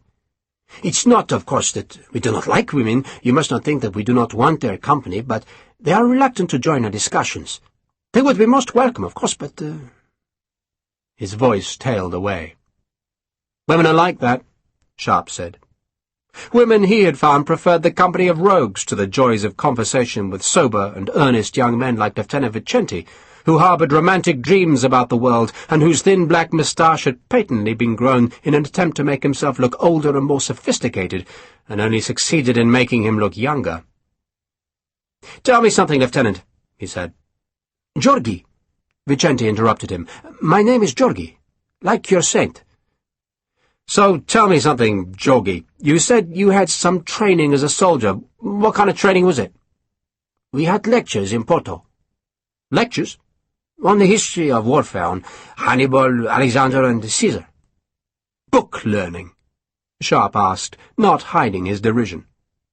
"Book learning," Vicente said bravely, "comes naturally to a lawyer, and a lawyer, moreover, who saved your life, Lieutenant." Sharpe grunted, knowing he had deserved that mild reproof. "What did happen back there?" he asked, "when you rescued me? I know you shot one of your sergeants, but why didn't the French hear you do that?" "Ah," Vicente frowned, thinking. "I shall be honest, Lieutenant, and tell you it is not all to my credit. I had shot the sergeant before I saw you. He was telling the men to strip off their uniforms and run away. Some did, and the others would not listen to me, so I shot him.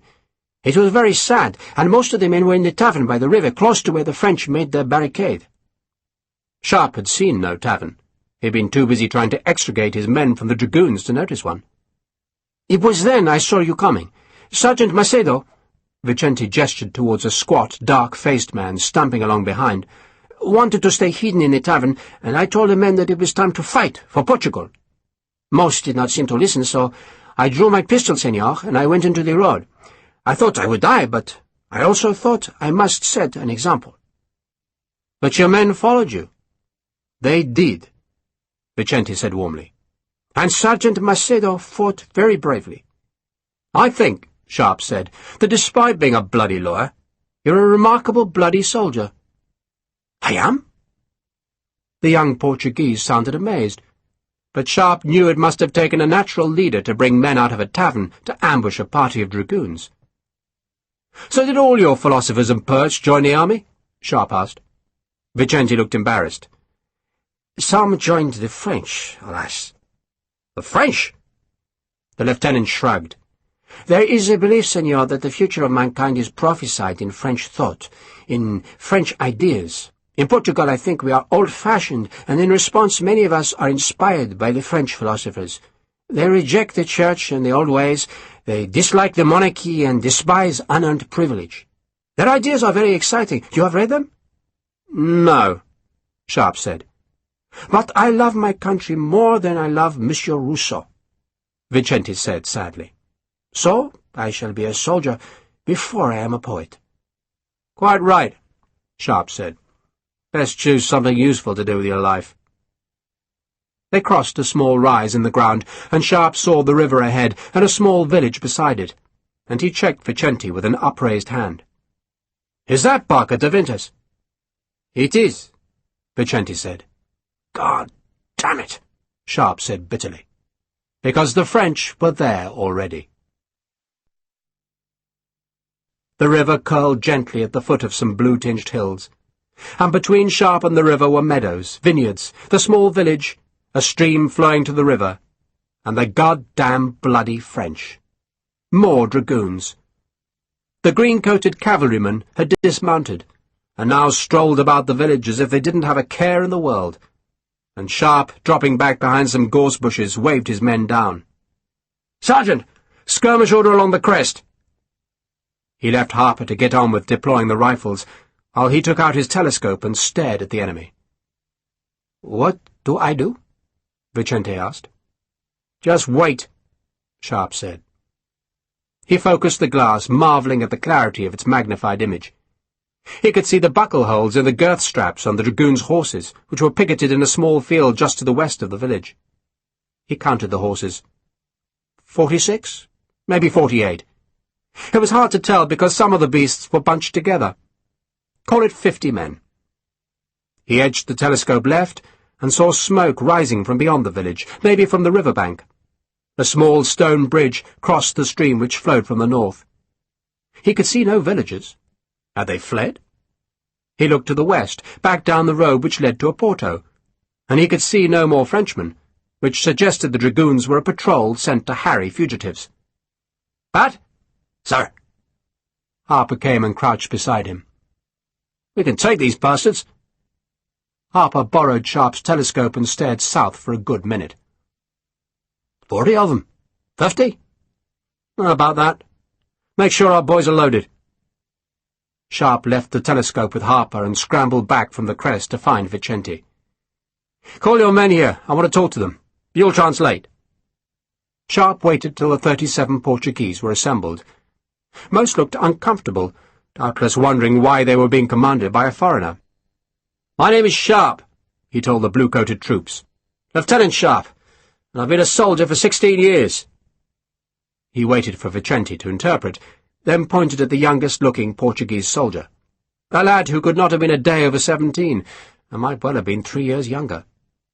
I was carrying a musket before you were born. And I mean carrying a musket. I was a soldier like you. I marched in the ranks. Vicente, as he translated, gave Sharpe a surprised look. The rifleman ignored it. I fought in Flanders, Sharpe went on. I fought in India.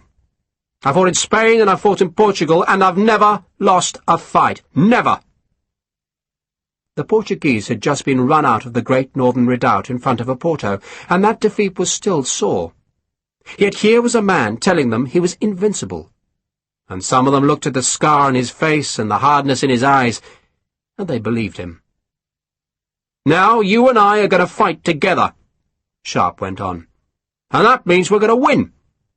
We're going to run these damn Frenchmen out of Portugal. Some of them smiled at that. Don't take any notice of what happened today. That wasn't your fault. You were led by a bishop. What bloody use is a bishop to anyone? You might as well go into battle with a lawyer. Vicente gave Sharpe a swift and reproving glance before translating the last sentence, but he must have done it correctly, for the men grinned at Sharpe. We're going to run the bastards back to France, Sharpe continued, and for every Portuguese in Britain they kill, we're going to slaughter a score. Some of the Portuguese thumped their musket butts on the ground in approbation. But before we fight, Sharpe went on, you better know I have 3 rules, and you'd all better get used to those rules now. Because if you break these 3 rules, then God help me, I'll goddamn break you!" Vicente sounded nervous as he interpreted the last few words. Sharpe waited, then held up one finger. "You don't get drunk without my permission." A second finger. "You don't thieve from anyone unless you're starving, and I don't count taking things off the enemy as thieving." That got a smile. He held up the third finger. "And you fight as if the devil himself was on your tail. That's it. You don't get drunk, you don't thieve, and you fight like demons, you understand?" They nodded after the translation. "And right now," Sharpe went on, "you're going to start fighting. You're going to make 3 ranks, and you'll fire a volley at some French cavalry." He would have preferred 2 ranks, but only the British fought in 2 ranks. Every other army used 3, and so for the moment he would too, even though 37 men in 3 ranks offered a very small frontage. "And you won't pull your trigger until Lieutenant Vicente gives the order. You can trust him. He's a good soldier, your lieutenant." Vicente blushed, and perhaps made some modest changes to his interpretation, but the grins on his men's faces suggested the lawyer had conveyed the gist of Sharpe's words.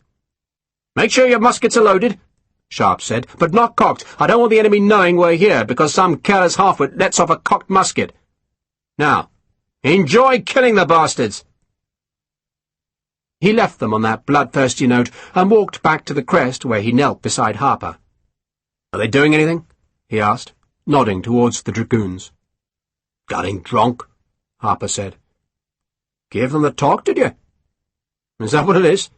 Don't get drunk, don't thieve, and fight like the devil. Mr. Sharpe's sermon." Sharpe smiled, then took the telescope from the sergeant and trained it at the village, where a score of dragoons, their green coats unbuttoned, were squirting wineskins into their mouths. Others were searching the small houses. A woman with a torn black dress ran from one house, was seized by a cavalryman, and dragged back indoors.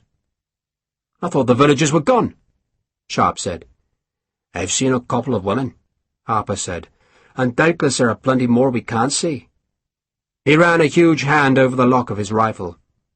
"So what are we going to do with them?" "We're going to piss up their noses," Sharpe said, "till they decide to swat us away, and then we're going to kill them." He collapsed the glass and told Harper exactly how he planned to defeat the dragoons. The vineyards gave Sharpe the opportunity. The vines grew in close, thick rows that stretched from the stream on their left to some woodland off to the west, and the rows were broken only by a footpath that gave labourers access to the plants which offered dense cover for Sharpe's men as they crawled closer to Barca de Vintas. 2 careless French sentries watched from the village's edge, but neither saw anything threatening in the spring countryside, and one of them even laid his carbine down so he could pack a small pipe with tobacco. Sharpe put Vicente's men close to the footpath and sent his riflemen off to the west, so that they were closer to the paddock in which the dragoons' horses were picketed. Then he cocked his own rifle, lay down so that the barrel protruded between 2 gnarled vine roots, and aimed at the nearest sentry. He fired, and the butt slammed back into his shoulder, and the sound was still echoing from the village's walls when his riflemen began shooting at the horses. Their first volley brought down 6 or 7 of the beasts, wounded as many again, and started a panic among the other tethered animals. 2 managed to pull their picketing pins out of the turf and jump the fence in an attempt to escape, but then circled back towards their companions just as the rifles were reloaded and fired again. More horses screamed and fell. A half-dozen of the riflemen were watching the village, and began shooting at the first dragoons to run towards the paddock. Vicente's infantry remained hidden, crouching among the vines. Sharpe saw that the sentry he had shot was crawling up the street, leaving a bloody trail, and as the smoke from that shot faded, he fired again, this time at an officer running towards the paddock. More dragoons, fearing they were losing their precious horses, ran to unpicket the beasts, and the rifle bullets began to kill men as well as horses. An injured mare whinnied pitifully, and then the dragoons' commanding officer realized he could not rescue the horses until he had driven away the men who were slaughtering them, and so he shouted at his cavalrymen to advance into the vines and drive the attackers off. "Keep shooting the horses!" Sharpe shouted. It was not a pleasant job. The screams of the wounded beasts tore at men's souls, and the sight of an injured gelding trying to drag itself along by its front legs was heartbreaking. But Sharpe kept his men firing. The dragoons, spared the rifle fire now, ran towards the vineyard in the confident belief that they were dealing with a mere handful of partisans. Dragoons were supposed to be mounted infantry, and so they were issued with carbines, short-barrelled muskets, with which they could fight on foot. And some carried the carbines, while others preferred to attack with their long straight swords, but all of them instinctively ran towards the track which climbed among the vines. Sharpe had guessed they would follow the track rather than clamber over the entangling vines, and that was why he had put Vicente and his men close by the path. The dragoons were bunching together as they entered the vines, and Sharpe had an urge to run across to the Portuguese and take command of them. But just then Vicente ordered his men to stand. The Portuguese soldiers appeared as if by magic in front of the disorganized dragoons. Sharpe watched approvingly as Vicente let his men settle, then ordered them to fire. The French had tried to check their desperate charge and swerve aside, but the vines obstructed them, and Vicente's volley hammered into the thickest press of cavalrymen bunched on the narrow track. Harper, off on the right flank, had the riflemen add their own volley, so that the dragoons were assailed from both sides. Powder smoke drifted over the vines. "Fix swords!" Sharpe shouted. A dozen dragoons were dead, and the ones at the back were already running away. They'd been convinced they fought against a few undisciplined peasants, and instead they were outnumbered by real soldiers, and the centre of their makeshift line had been gutted. Half their horses were dead, and now the infantry was coming from the smoke with fixed bayonets. The Portuguese stepped over the dead and injured dragoons. One of the Frenchmen, shot in the thigh, rolled over with a pistol in his hand, and Vicente knocked it away with his sword and then kicked the gun into the stream. The unwounded dragoons were running towards the horses, and Sharpe ordered his riflemen to drive them off with bullets rather than blades. "Just keep them running!" he shouted. "Panic them! Lieutenant!" He looked for Vicente. "Take your men into the village! Cooper, Tank, Slattery! Make these bastards safe!" He knew he had to keep the Frenchmen in front moving, but he dared not leave any lightly wounded dragoons in his rear, and so he ordered the 3 riflemen to disarm the cavalrymen injured by Vicente's volley. The Portuguese were in the village now, banging open doors and converging on a church that stood next to the bridge that crossed the small stream. Sharpe ran towards the field where the horses were dead, dying, or terrified. A few dragoons had tried to untie their mounts, but the rifle fire had chased them off. So now Sharpe was the possessor of a score of horses. "Dan," he called to Hagman, "put the wounded ones out of their misery. Pendleton, Harris, Cressica, over there." He pointed the 3 men towards the wall on the paddock's western side. The dragoons had fled that way, and Sharpe guessed they'd taken refuge in some trees that stood thick just 100 paces away. 3 pickets were not enough to cope with even a half-hearted counterattack by the French, so Sharpe knew he'd have to strengthen those pickets soon. But first he wanted to make sure there were no dragoons skulking in the houses, gardens, and orchards of the village. Barca de Vintas was a small place, a straggle of houses built about the road that ran down to the river, where a short jetty should have accommodated the ferry. But some of the smoke Sharpe had seen earlier was coming from a barge-like vessel with a blunt bow and a dozen rowlocks. Now it was smoking in the water. Its upper works burned almost to the waterline, and its lower hull holed and sunken. Sharpe stared at the useless boat, looked across the river that was over 100 yards broad, and then swore. Harper appeared beside him, his rifle slung. "Jesus," he said, staring at the ferry. "That's not a lot of good to man or beast, is it now?" "Any of our boys hurt?" "Not a one, sir, not even a scratch. The Portuguese are the same, all alive. They did well, didn't they?" He looked at the burning boat again. "Sweet Jesus, was that the ferry?" "It was Noah's bloody ark," Sharpe snapped. "What do you got up think it was?" He was angry because he had hoped to use the ferry to get all his men safe across the Douro, but now it seemed he was stranded. He stalked away, then turned back just in time to see Harper making a face at him. "Have you found the taverns?" he asked, ignoring the grimace. "Not yet, sir," Harper said. "Then find them, put a guard on them, then send a dozen more men to the far side of the paddock." "Yes, sir." The French had set more fires among sheds on the riverbank, and Sharpe now ducked beneath the billowing smoke to kick open half-burned doors. There was a pile of tarred nets smouldering in one shed, but in the next there was a black-painted skiff with a fine spiked bow that curved up like a hook. The shed had been fired, but the flames had not reached the skiff, and Sharpe managed to drag it halfway out of the door before Lieutenant Vicente arrived and helped him to pull the boat all the way out of the smoke.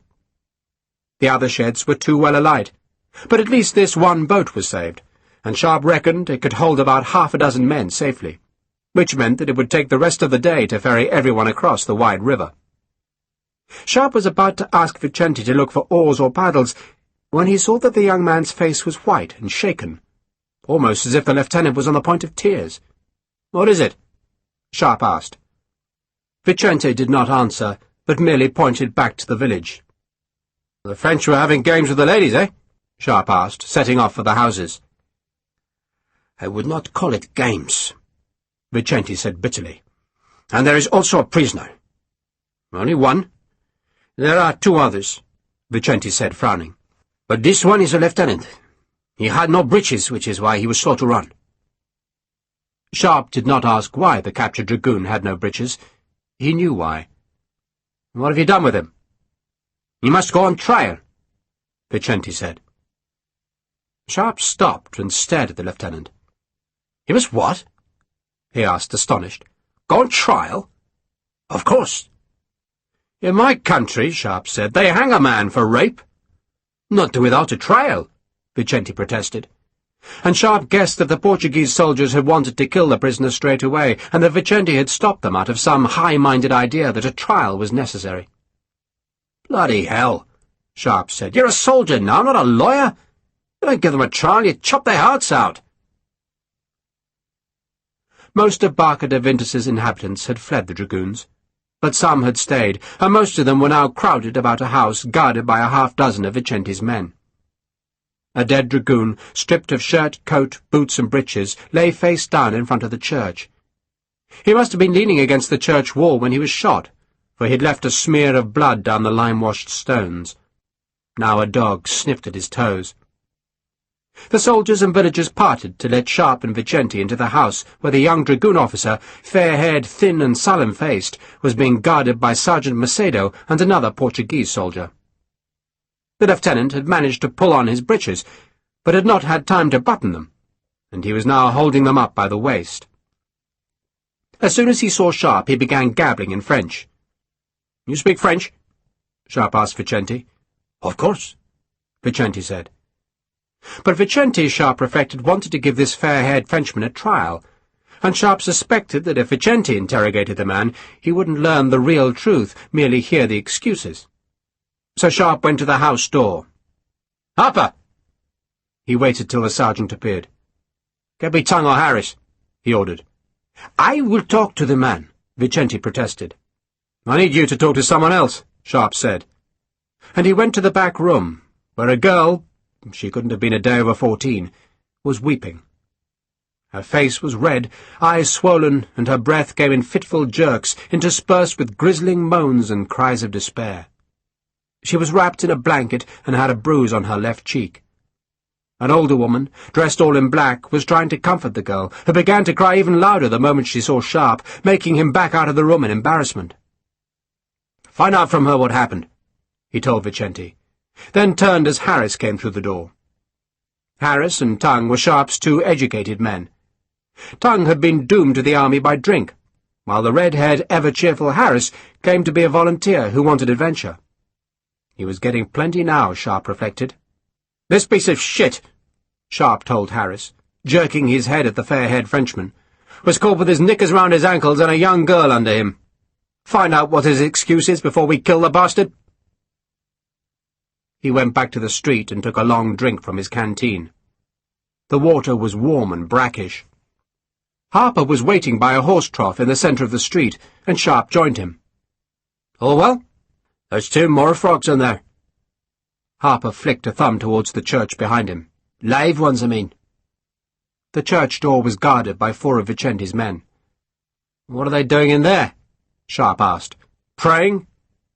The tall Ulsterman shrugged. "Looking for sanctuary, I'd guess." "We can't take the bastards with us," Sharpe said. "So why don't we just shoot them?" "Because Mr. Vicente says we mustn't," Harper said. He's very particular about prisoners, is Mr. Vicente. He's a lawyer, isn't he? He seems halfway decent for a lawyer, Sharpe admitted grudgingly. The best lawyers are 6 feet under the daisy, so they are, Harper said. And this one won't let me go and shoot those 2 bastards. He says they're just drunks, which is true, they are. Skewed to the skies, they are. We can't cope with prisoners, Sharpe said. He wiped the sweat from his forehead, then pulled his shako back on. The visor was coming away from the crown, but there was nothing he could do about that here. Get Tongue, he suggested, and see if he can find out what these 2 were up to. If they're just drunk on communion wine, then march them out west, strip them of anything valuable, and boot them back where they came from. But if they raped anyone, I know what to do, sir, Harper said grimly. Then do it, Sharpe said. He nodded to Harper, then walked on past the church to where the stream joined the river. The small stone bridge carried the road eastwards, through a vineyard, past a walled cemetery, and then twisted through pastureland beside the Douro. It was all open land, and if more French came, and he had to retreat from the village, then he dared not use that road. And he hoped to God he had time to ferry his men over the Douro, and that thought made him go back up the street to look for oars. Or maybe he could find a rope. If the rope were long enough, he could rig a line across the river and haul the boat back and forth, and that would surely be quicker than rowing. He was wondering if there were bell ropes in the small church that might stretch that far, when Harris came out of the house and said that the prisoner's name was Lieutenant Olivier, and he was in the 18th Dragoons, and that the lieutenant, despite being caught with his breeches round his ankles, had denied raping the girl. He said French officers don't behave like that, Harris said. But Lieutenant Vicente says the girl swears he did. So did he or didn't he? Sharpe asked irritably. Of course he did, sir. He admitted as much after I thumped him, Harris said happily. But he still insists she wanted him to. He says she wanted comforting after a sergeant raped her. Wanted comforting, Sharpe said scathingly. He was just second in line, wasn't he? Fifth in line, Harris said tonelessly. Well, so the girl says. Jesus, Sharpe swore. Why don't I just give the bugger a smacking, then we'll string him up.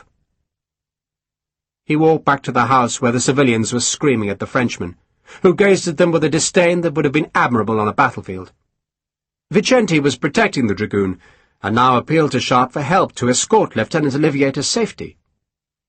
You must stand trial, Vicente insisted. He just had a trial, Sharpe said, and I found him guilty, so now I'll thump him, and then I'll hang him. Vicente looked nervous, but he did not back down. We cannot lower ourselves to their level of barbarity, he claimed. I didn't rape her, Sharpe said, so don't place me with them. We fight for a better world, Vicente declared. For a second Sharpe just stared at the young Portuguese officer, scarce believing what he had heard. What happens if we leave him here, eh? We can't, Vicente said, knowing that the villagers would take a far worse revenge than anything Sharpe was proposing. And I can't take prisoners, Sharpe insisted. We can't kill him. Vicente was blushing with indignation as he confronted Sharpe, and he would not back down. And we can't leave him here. It would be murder. Oh, for Christ's sake, Sharpe said in exasperation. Lieutenant Olivier did not speak English, but he seemed to understand that his fate was in the balance, and he watched Sharpe and Vicente like a hawk. And who's going to be the judge and jury? Sharpe demanded. But Vicente got no opportunity to answer, for just then a rifle fired from the western edge of the village, and then another sounded, and then there was a whole rattle of shots. The French had come back. Colonel James Christopher liked wearing the hussar uniform. He decided it suited him, and he spent a long time admiring himself in the pier-glass in the farmhouse's largest bedroom, turning left and right and marvelling at the feeling of power conveyed by the uniform. He deduced it came from the long tasselled boots, and from the jacket's high stiff collar that forced a man to stand upright with his head back, and from the fit of the jacket that was so tight that Christopher, who was lean and fit, still had to suck in his belly to fasten the hooks and eyes down its silver-laced front. The uniform made him feel encased in authority, and the elegance of the outfit was enhanced by the fur-edged pelisse that was draped from his left shoulder, and by the silver-chained sabre-scabbard that chinked as he went downstairs, and as he paced up and down the terrace where he waited for his guest. He put a sliver of wood into his mouth, obsessively working it between his teeth as he gazed at the distant smear of smoke which showed where buildings burnt in the captured city. A handful of fugitives had stopped at the farm to beg for food, and Louis had talked with them, and then told Christopher that hundreds, if not thousands of people had drowned when the pontoon bridge broke. The refugees claimed that the French had wrecked the bridge with cannon fire, and Louis, his hatred of the enemy fueled by the false rumour, eyed his master with a surly expression until Christopher had finally lost his patience. "It's only a uniform, Louis. It's not a sign of a changed allegiance." "A French uniform," Louis had complained. "You wish Portugal to be free of the French?" Christopher snapped. "Then behave respectfully and forget this uniform." Now Christopher paced the terrace, picking at his teeth and constantly watching the road that led across the hill.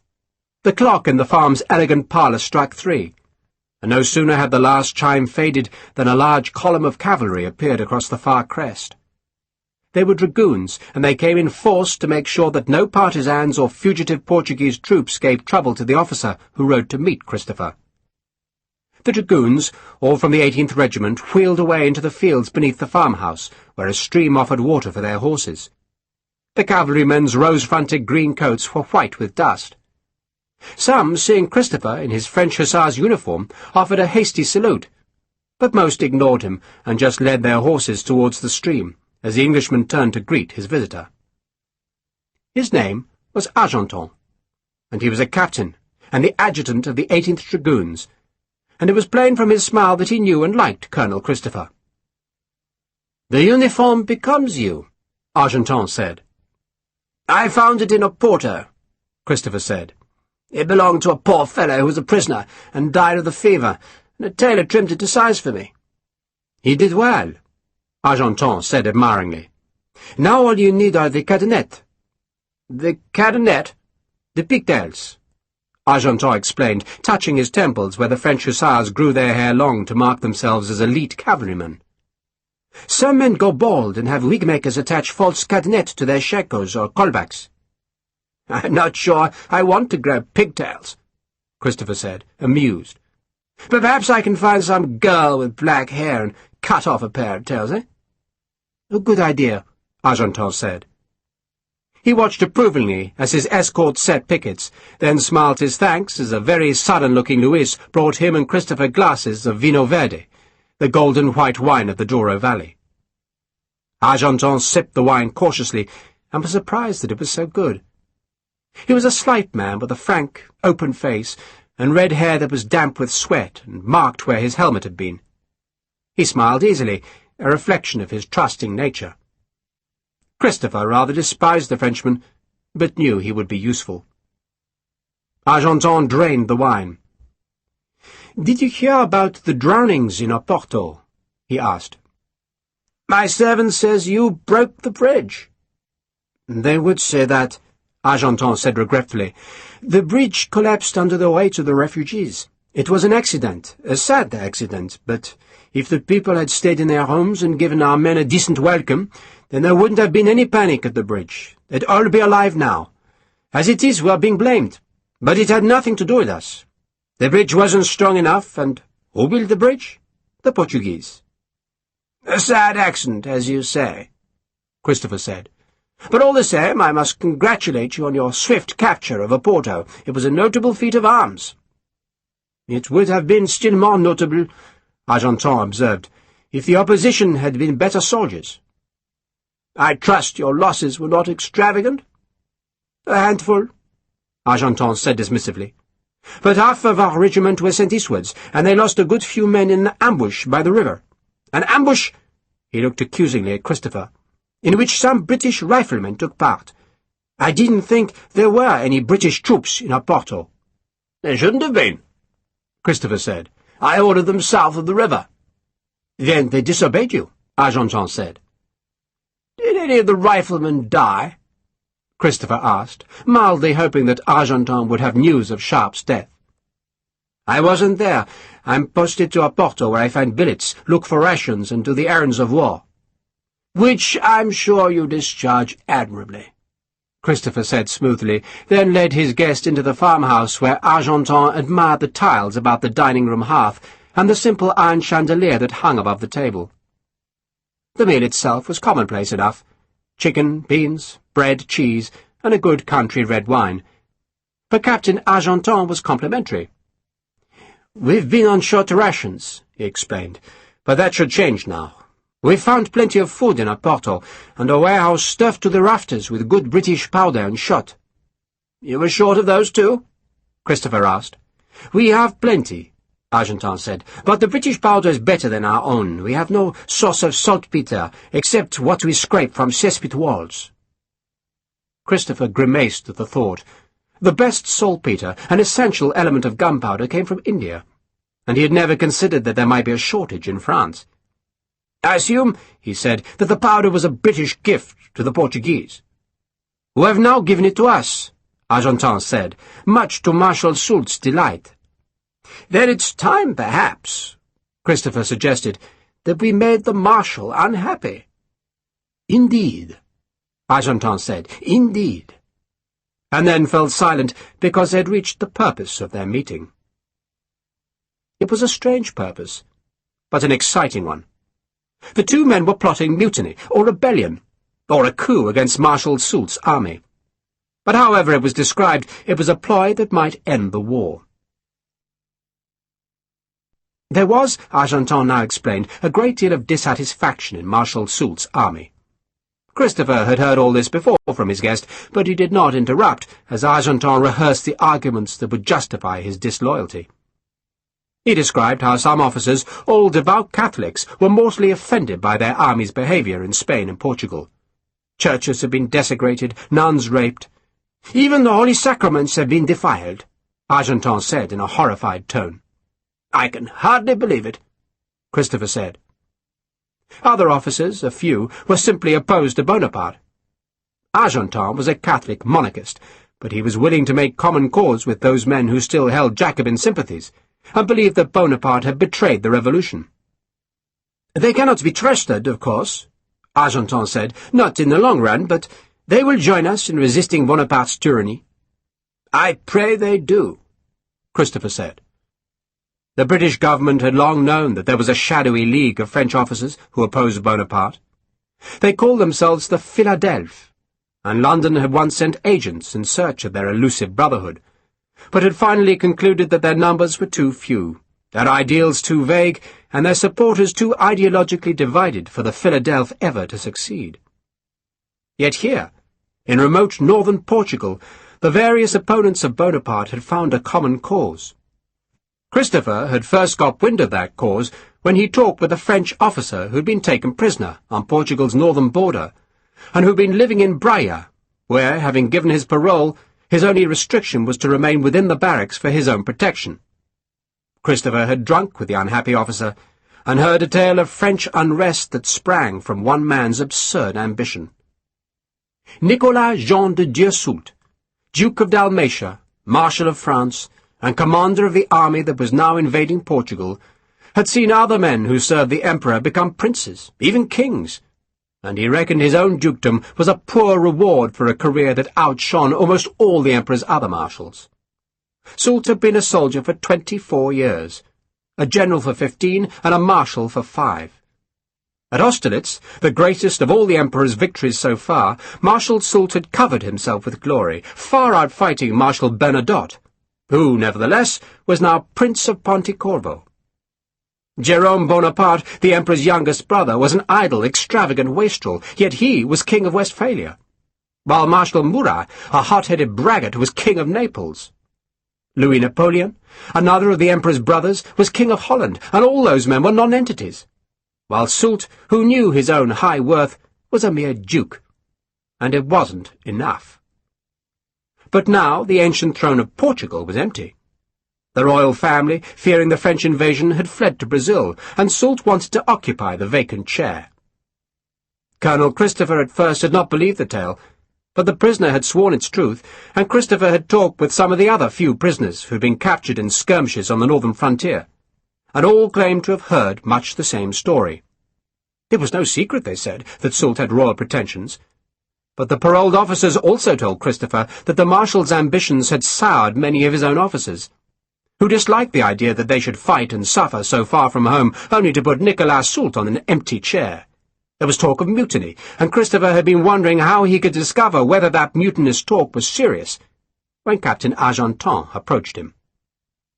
Argentan, with great daring, had been travelling in northern Portugal, dressed in civilian clothes and claiming to be a wine merchant from Upper Canada. If he'd been caught, he'd have been shot as a spy, for Argentan was not exploring the land ahead of the French armies, but rather trying to discover pliable Portuguese aristocrats who would encourage Soult in his ambitions. For if the Marshal was to declare himself King of Portugal, or, more modestly, King of Northern Lusitania, then he first needed to be persuaded that there were men of influence in Portugal who would support that usurpation of the vacant throne. Argentan had been talking with such men, and Christopher, to his surprise, discovered there were plenty of aristocrats, churchmen and scholars in northern Portugal who hated their own monarchy, and believed that a foreign king from an enlightened France would be of benefit to their country.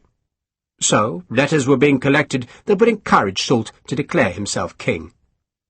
And when that happened, Argentan had promised Christopher the army would mutiny. The war had to be stopped, Argentan said, or else like a great fire it would consume all Europe. It was a madness, he said, a madness of the Emperor, who seemed intent on conquering the whole world.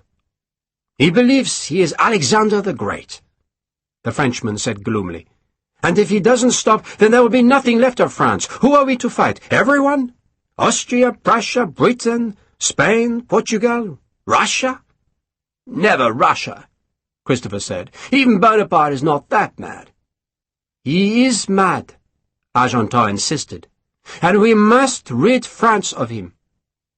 And the start of the process, he believed, would be the mutiny that would surely erupt when Soult declared himself a king. Your army is unhappy, Christopher allowed, but will they follow you into mutiny? I would not lead it, Argentan said, but there are men who will. And those men want to take the army back to France, and that, I assure you, is what most of the soldiers want. They will follow. Who are these leaders? Christopher asked swiftly. Argentan hesitated. Any mutiny was a dangerous business, and if the identities of the leaders became known, then there could be an orgy of firing squads. Christopher saw his hesitation. If we're to persuade the British authorities that your plans are worth supporting, he said, then we must give them names. We must. And you must trust us, my friend. Christopher placed a hand over his heart. I swear to you upon my honour that I shall never betray those names. Never. Argentan, reassured, listed the men who would lead the revolt against Soult.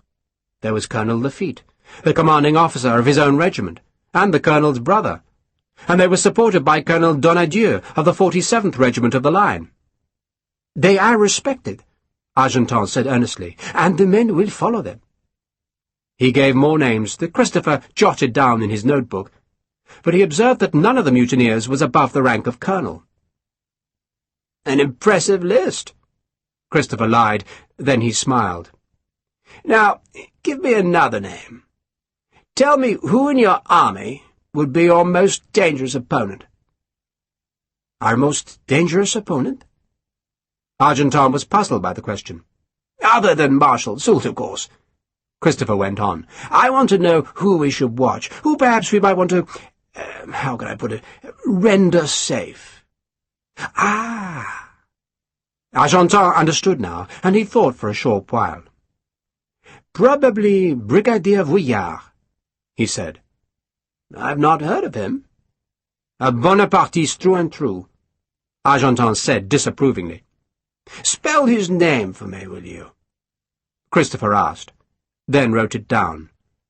Brigadier Henri Vuillard. I assume he knows nothing of your scheme, he continued. Of course not, Argentan said. But it is a scheme, Colonel, that cannot work without British support. General Craddock is sympathetic, is he not? Craddock is sympathetic, Christopher said confidently. He had reported his earlier conversations to the British general, who had seen in the proposed mutiny an alternative to fighting the French, and so had encouraged Christopher to pursue the matter. "But, alas," Christopher went on, "it's rumoured he'll soon be replaced." "And the new man?" Argentan inquired. "Wellesley," Christopher said flatly. "Sir Arthur Wellesley." "Is he a good general?" Christopher shrugged. "He's well connected. Younger son of an earl. Eton, of course. He wasn't thought clever enough for anything except the army, but most people think he did well near Lisbon last year." "Against Laborde and Junot," Argentan said scathingly.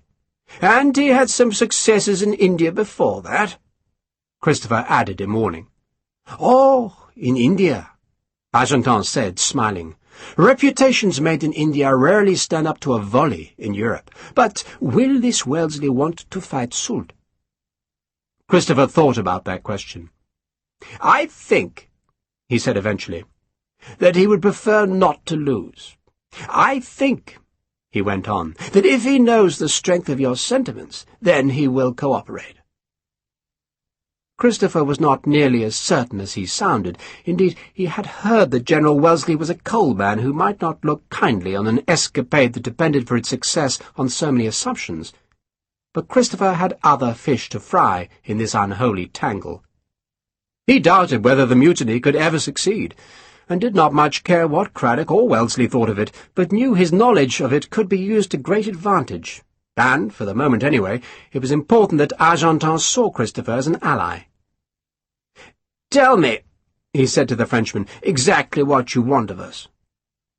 "Britain's influence," Argentan said. "We want Britain to persuade the Portuguese leaders to accept Soult as their king." "I thought you'd found plenty of support already," Christopher said. "I've found support," Argentan confirmed, "but most won't declare themselves for fear of the mob's vengeance. But if Britain encourages them, they'll find their courage. They don't even have to make their support public, merely write letters to Soult. And then there are the intellectuals." Argentan's sneer as he said the last word would have soured milk. "Most of whom will back anyone other than their own government. But again, they need encouragement before they'll find the bravery to express support for Marshal Soult." "I'm sure we'll be happy to provide encouragement," Christopher said. He was not sure at all. "And we need an assurance," Argentan said firmly, "that if we lead a rebellion, the British will not take advantage of the situation by attacking us. I shall want your general's word on that." Christopher nodded. "And I think he will give it," he said. "But before he commits himself to any such promise, he'll want to judge for himself the likelihood of your success, and that, my friend, means he will want to hear from you directly." Christopher unstoppered a decanter of wine, then paused before pouring. "And I think you need to hear his personal assurances. I think you must travel south to see him." Argentan looked rather surprised by this suggestion, but he thought about it for a moment and then nodded. "You can give me a pass that will see me safe through the British lines?" "I'll do better, my friend. I shall come with you, so long as you provide me with a pass for the French lines." "Then we shall go," Argentan said happily. "My colonel will give me permission once he understands what we are doing." "But when? Soon, I think, don't you? Tomorrow?" "The day after tomorrow," Christopher said firmly. "I have an engagement tomorrow that I cannot avoid, but if you join me in Villarreal de Cedes tomorrow afternoon, then we can travel the next day. Will that suit?" Argentan nodded. "You must tell me how to reach Villarreal de Cedes." "I shall give you directions," Christopher said, then raised his glass. "And I shall drink to the success of our endeavours." "Amen to that," Argentan said, and raised his glass to the toast. And Colonel Christopher smiled, because he was rewriting the rules. Chapter 3. Sharpe ran across the paddock, where the dead horses lay with flies crawling in their nostrils and across their eyeballs. He tripped on a metal picketing pin, and as he stumbled forward, a carbine bullet fluttered past him, the sound suggesting it was almost spent, but even a spent bullet in the wrong place could kill a man. His riflemen were shooting from the field's far side, the smoke of their Baker rifles thickening along the wall. Sharpe dropped beside Hagman. "What's happening, Dan?" "Dragoons are back, sir," Hagman said laconically, "and there's some infantry there, too." "You sure?" "Shot one blue bastard," Hagman said, "and 2 green so far." Sharpe wiped sweat from his face, then crawled a few paces along the wall to a place where the powder smoke was not so thick. The dragoons had dismounted and were shooting from the edge of a wood some 100 paces away. Too long a range for their carbines, Sharpe thought. But then he saw some blue uniforms where the road ran through the trees, and he reckoned the infantry was forming for an attack. There was an odd clicking noise coming from somewhere nearby, and he couldn't place it, but it seemed to offer no threat, so he ignored it. "Pendleton?" "Sir." "Find Lieutenant Vicente. He's in the village. Tell him to get his men out on the northern path now." Sharpe pointed to the track through the vineyards, the same track by which they had entered Barca de Vintas, and where the dead dragoons of the first fight still lay. "And Pendleton, tell him to hurry, but be polite, though." Pendleton, a pickpocket and purse-snatcher from Bristol, was the youngest of Sharpe's men, and now looked puzzled. "Polite, sir?" "Call him sir, damn you, and salute him, but hurry!" God damn it, Sharpe thought. But there'd be no escape across the Douro today, no slow shuttling back and forth with the small boat, and no marching back to Captain Hogan and the army. Instead, they'd have to get the hell out northwards, and get out fast. "Sergeant!" He looked left and right for Patrick Harper through the misty patches of rifle smoke along the wall. "Harper!"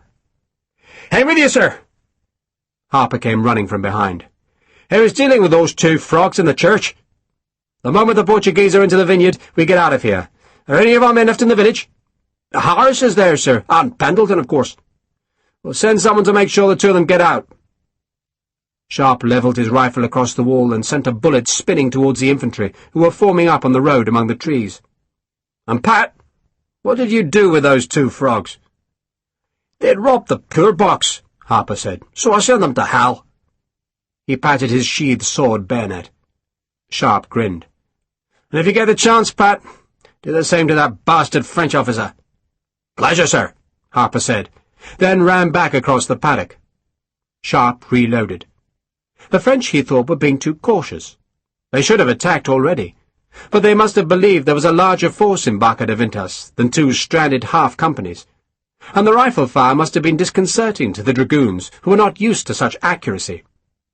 There were bodies lying on the grass at the edge of the wood, evidence that the dismounted French horsemen had been taught about the Baker rifle the hard way. The French did not use rifles, reckoning that the spiralling grooves and lands that spun the bullet in the barrel, and so gave the weapon its accuracy, also made it much too slow to reload. And so the French, like most British battalions, relied on the quicker-firing but much less accurate musket. A man could stand 50 yards from a musket and stand a good chance of living, but standing 100 paces in front of a Baker in the hands of a good man was a death warrant. And so the dragoons had pulled back into the trees. There was infantry in the wood as well, but what were the bastards doing?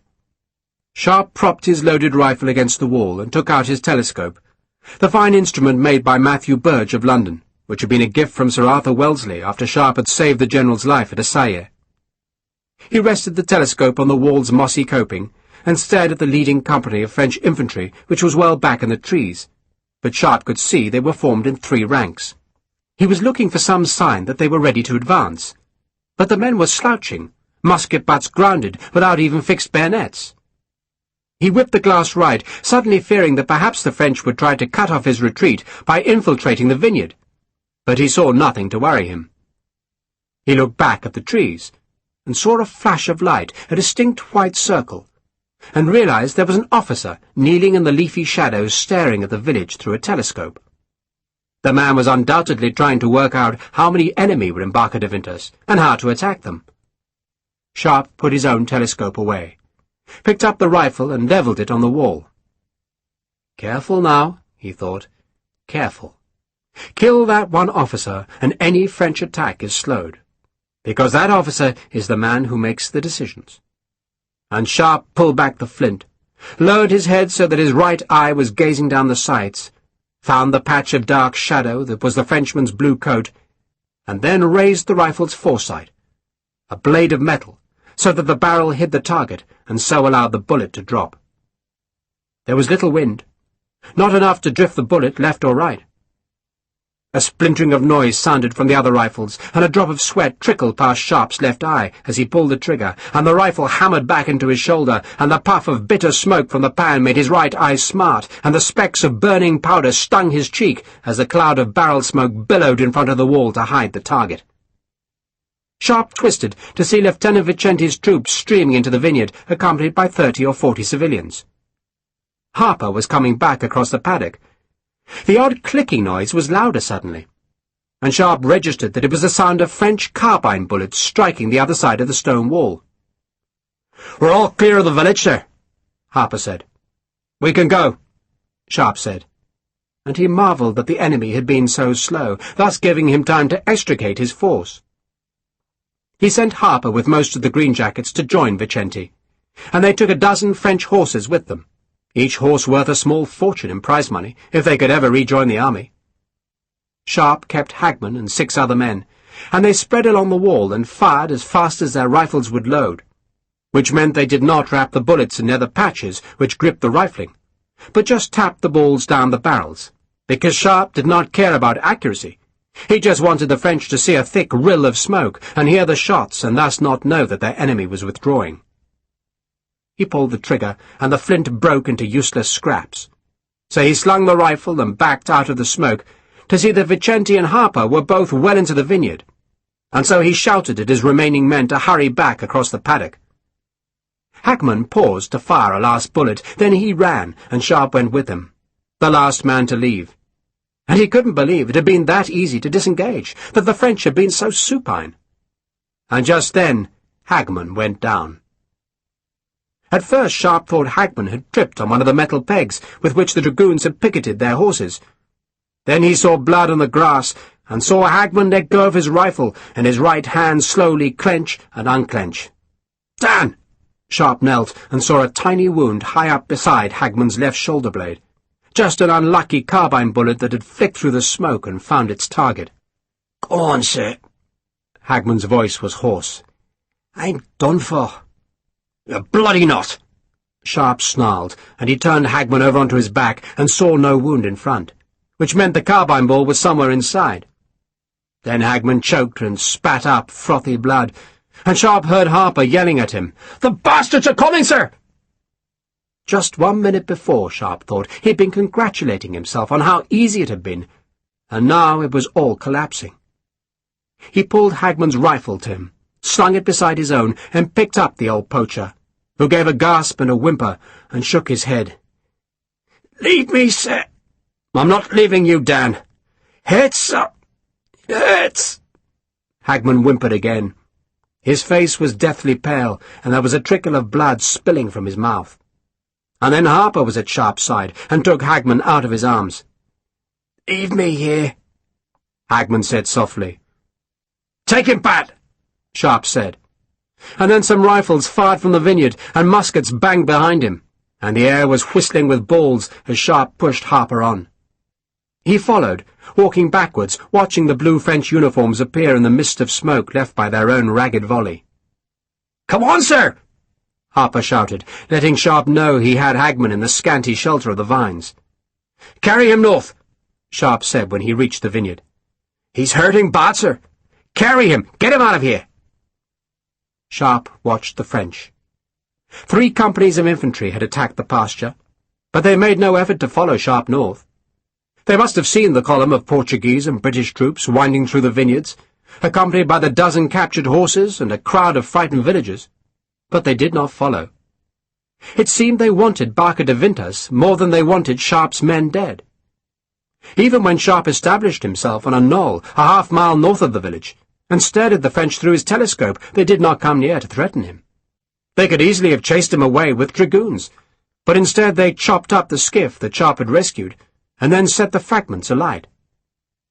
"They're closing off the river," Sharpe said to Vicente. "Closing the river?" Vicente did not understand. "Making sure they've got the only boats. They don't want British or Portuguese troops crossing the river, attacking them in the rear. Which means it's going to be bloody hard for us to go the other way." Sharpe turned as Harper came near, and saw that the big Irish sergeant's hands were bloody. "How is he?" Harper shook his head. "He's in a terrible bad way, sir," he said gloomily. "I think the bloody ball's in his lung. Coughing red bubbles he is, when he can cough at all. Poor Dan." "I'm not leaving him," Sharpe said obstinately. He knew he'd left Tarrant behind, and there were men like Williamson, who'd been friends of Tarrant, who would resent that Sharpe was not doing the same with Hagman. But Tarrant had been a drunk and a troublemaker, while Dan Hagman was valuable. He was the oldest man among Sharpe's riflemen, and he had a wealth of common sense that made him a steadying influence. Besides, Sharpe liked the old poacher. "Make a stretcher, Pat," he said, "and carry him." They made a stretcher out of jackets that had their sleeves threaded onto two poles cut from an ash tree. And while it was being fashioned, Sharpe and Vicente watched the French and discussed how they were to escape them. "What we must do," the Portuguese lieutenant said, "is go east, to Amarante." He smoothed a patch of bare earth and scratched a crude map with a splinter of wood. "This is the Douro," he said, "and here is Porto. We are here." He tapped the river very close to the city. "And the nearest bridge is at Amarante." He made a cross mark well to the east. "We could be there tomorrow, or perhaps the day after." "So can they," Sharpe said grimly, and he nodded towards the village. A gun had just appeared from among the trees where the French had waited so long before attacking Sharpe's men. The cannon was drawn by 6 horses, 3 of which were ridden by gunners in their dark blue uniforms. The gun itself, a 12-pounder, was attached to its limber, which was a light 2-wheeled cart that served as a ready magazine and as an axle for the heavy gun's trail. Behind the gun was another team of 4 horses, these pulling a coffin-like caisson that carried a spare gun-wheel on its stern. The caisson, which was being ridden by a half-dozen gunners, held the cannon's ammunition. Even from half a mile away, Sharpe could hear the clink of the chains and thump of the wheels. He watched in silence as a howitzer came into sight, then a second 12-pounder, and after that a troop of hussars. "Do you think they're coming here?" Vicente asked with alarm. "No," Sharpe said. "They're not interested in fugitives. They're going to Amarante." "This is not the good road to Amarante. In fact, it goes nowhere. They'll have to strike north to the main road." "I don't know that yet," Sharpe guessed. "They're taking any road east that they can find."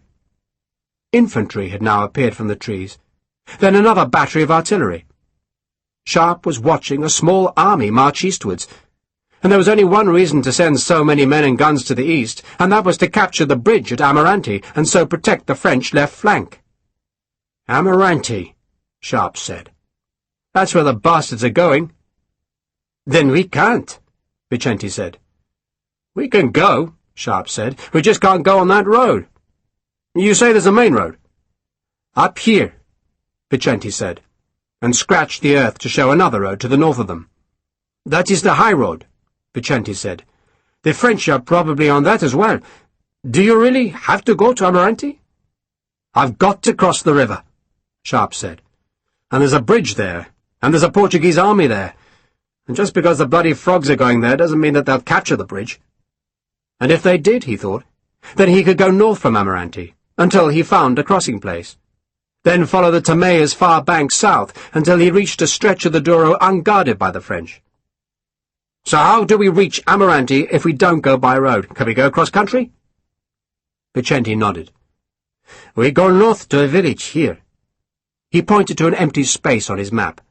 "And then turn east. The village is on the edge of the hills, the beginning of the, the wilderness. We used to go there." "We?" Sharpe asked. "The poets and philosophers?" "We would walk there," Vicente said. "Spend the night in the tavern and walk back. I doubt there will be Frenchmen there. It's not on the road to Amarante, not on any road." "So we go to the village at the edge of the wilderness," Sharpe said. "What's it called?" "Villa Real de Cedes," Vicente said. "It's called that because the vineyards there once belonged to the king, but that was long ago. Now they are the property of—" "Villa Real de what?" Sharpe asked. "Cedes," Vicente said, puzzled by Sharpe's tone, and even more puzzled by the smile on Sharpe's face. "You know the place?"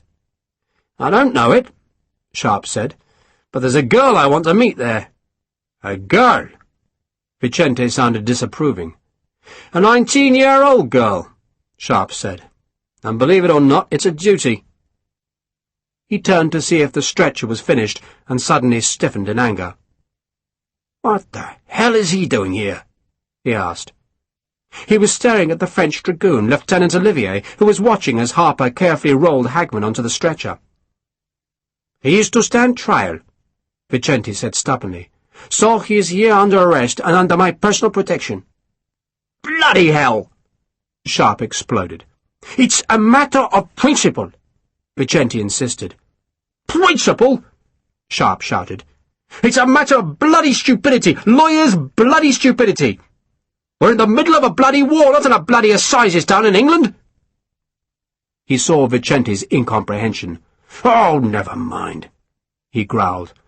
How long will it take us to reach Villa Real de Ceres?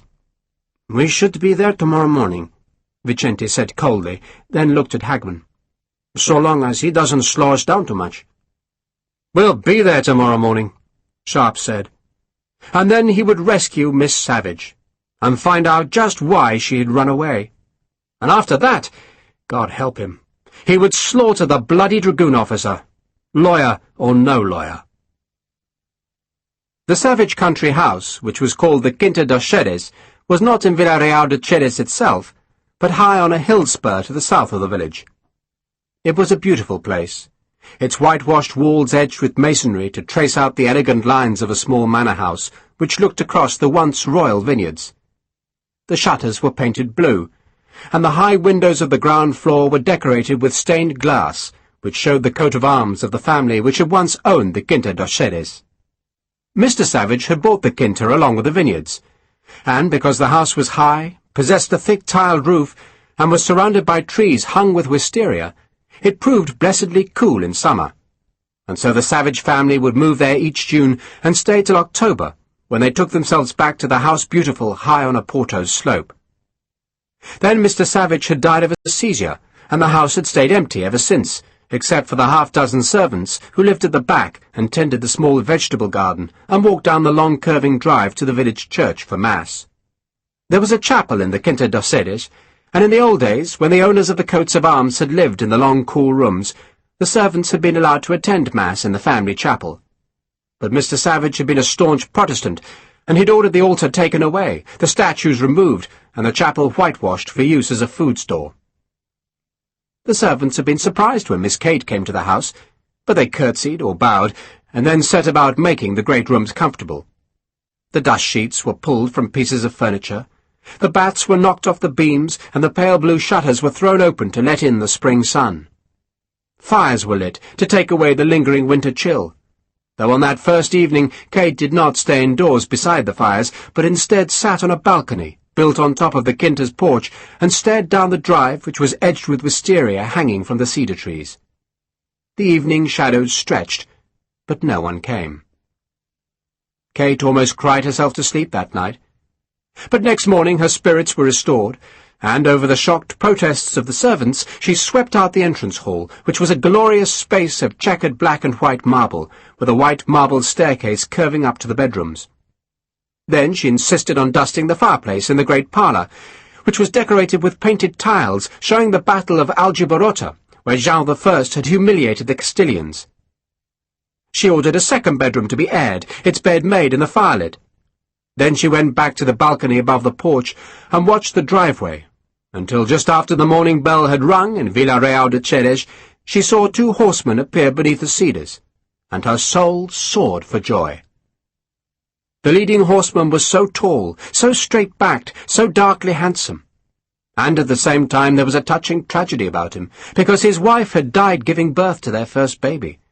And the baby had died as well, and the thought of that fine man enduring such sadness almost brought tears to Kate's eyes. But then the man stood in his stirrups and waved to her, and Kate felt her happiness flood back as she ran down the stairs to greet her lover on the house steps. Colonel Christopher slid from his horse. Louis, his servant, was riding the spare horse, and carrying the great valise filled with Kate's clothes that Christopher had removed from the House Beautiful once her mother was gone. Christopher threw Louis the reins, then ran to the house, leapt up the front steps, and took Kate into his arms. He kissed her and ran his hand from the nape of her neck to the small of her back, and felt a tremor go through her. "I could not get here last night, my love," he told her. "Duty called." "I knew it would be duty," Kate said, her face shining as she looked up at him. "Nothing else would keep me from you," Christopher said. "Nothing." And he bowed to kiss her forehead, then took a pace back, still holding both her hands, to look into her face. She was, he thought, the most beautiful girl in creation, and charmingly modest, for she blushed and laughed with embarrassment when he stared at her. "Kate, Kate," he said chidingly, "I shall spend all my years looking at you." Her hair was black, and she wore it drawn back from her high forehead, but with a pair of deep curls hanging where the French hussars wore their cadenets. She had a full mouth, a small nose, and eyes that were touchingly serious at one moment, and sparkling with amusement the next. She was 19 years old, leggy as a colt, full of life and trust, and, at this moment, full of love for her handsome man, who was dressed in a plain black coat, white riding breeches, and a cocked hat from which hung 2 golden tassels. "Did you see my mother?" she asked. "I left her promising that I would search for you." Kate looked guilty. "I should have told her, your mother will want you to marry some man of property who is safe in England," Christopher said, "not some adventurer like me."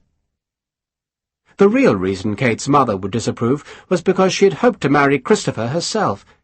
But then the Colonel had discovered the terms of Mr. Savage's will and had turned his attention to the daughter. "It would do no good to ask her blessing," he went on, "and if you had told her what we planned, then she would most certainly have stopped us." "She might not," Kate suggested in a small voice. "But this way," Christopher said, "your mother's disapproval doesn't matter, and when she knows we're married, then I am persuaded she will learn to like me." "Married?" "Of course," Christopher said. "You think I don't care for your honour?" He laughed at the shy look on her face. "There's a priest in the village," he went on, "who I'm sure can be persuaded to marry us." I'm not," Kate said. Then she brushed at her hair and tugged at her dress, and blushed deeper. "You are ready," Christopher anticipated her protest, "and you look enchantingly beautiful." Kate blushed more deeply, and plucked at the neckline of her dress, which she had chosen very carefully from among the summer frocks stored in the quinta. It was an English dress of white linen, embroidered with bluebells and twined with acanthus leaves, and she knew it suited her. "My mother will forgive me?" she asked. Christopher very much doubted it. "Of course she will," he promised her. "I've known such situations before. Your dear mother wants only the best for you, but once she's come to know me, she'll surely recognize that I'll care for you as no other." "I'm sure she will," Kate said warmly. She'd never been quite certain why Colonel Christopher was so sure her mother would disapprove of him.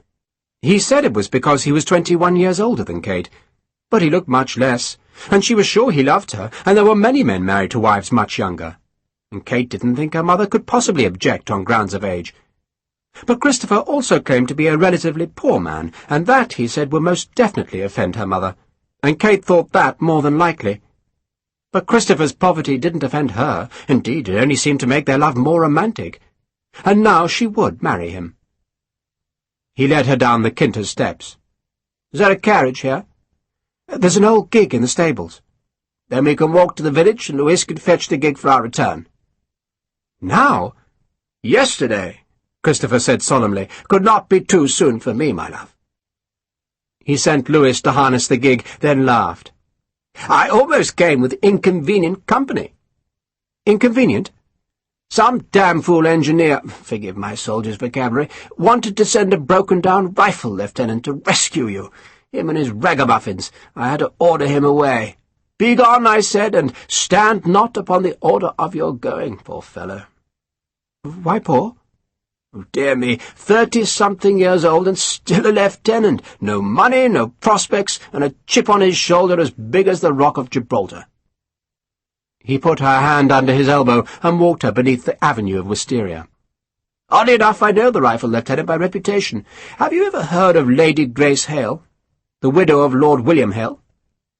"I've never heard of either of them," Kate said. "What a sheltered life you do lead in Oporto," Christopher said lightly. "Lord William was a very sound man. I worked closely with him in the Foreign Office for a time, but then he went to India on government business and had the misfortune to return on a naval ship that got tangled up in Trafalgar.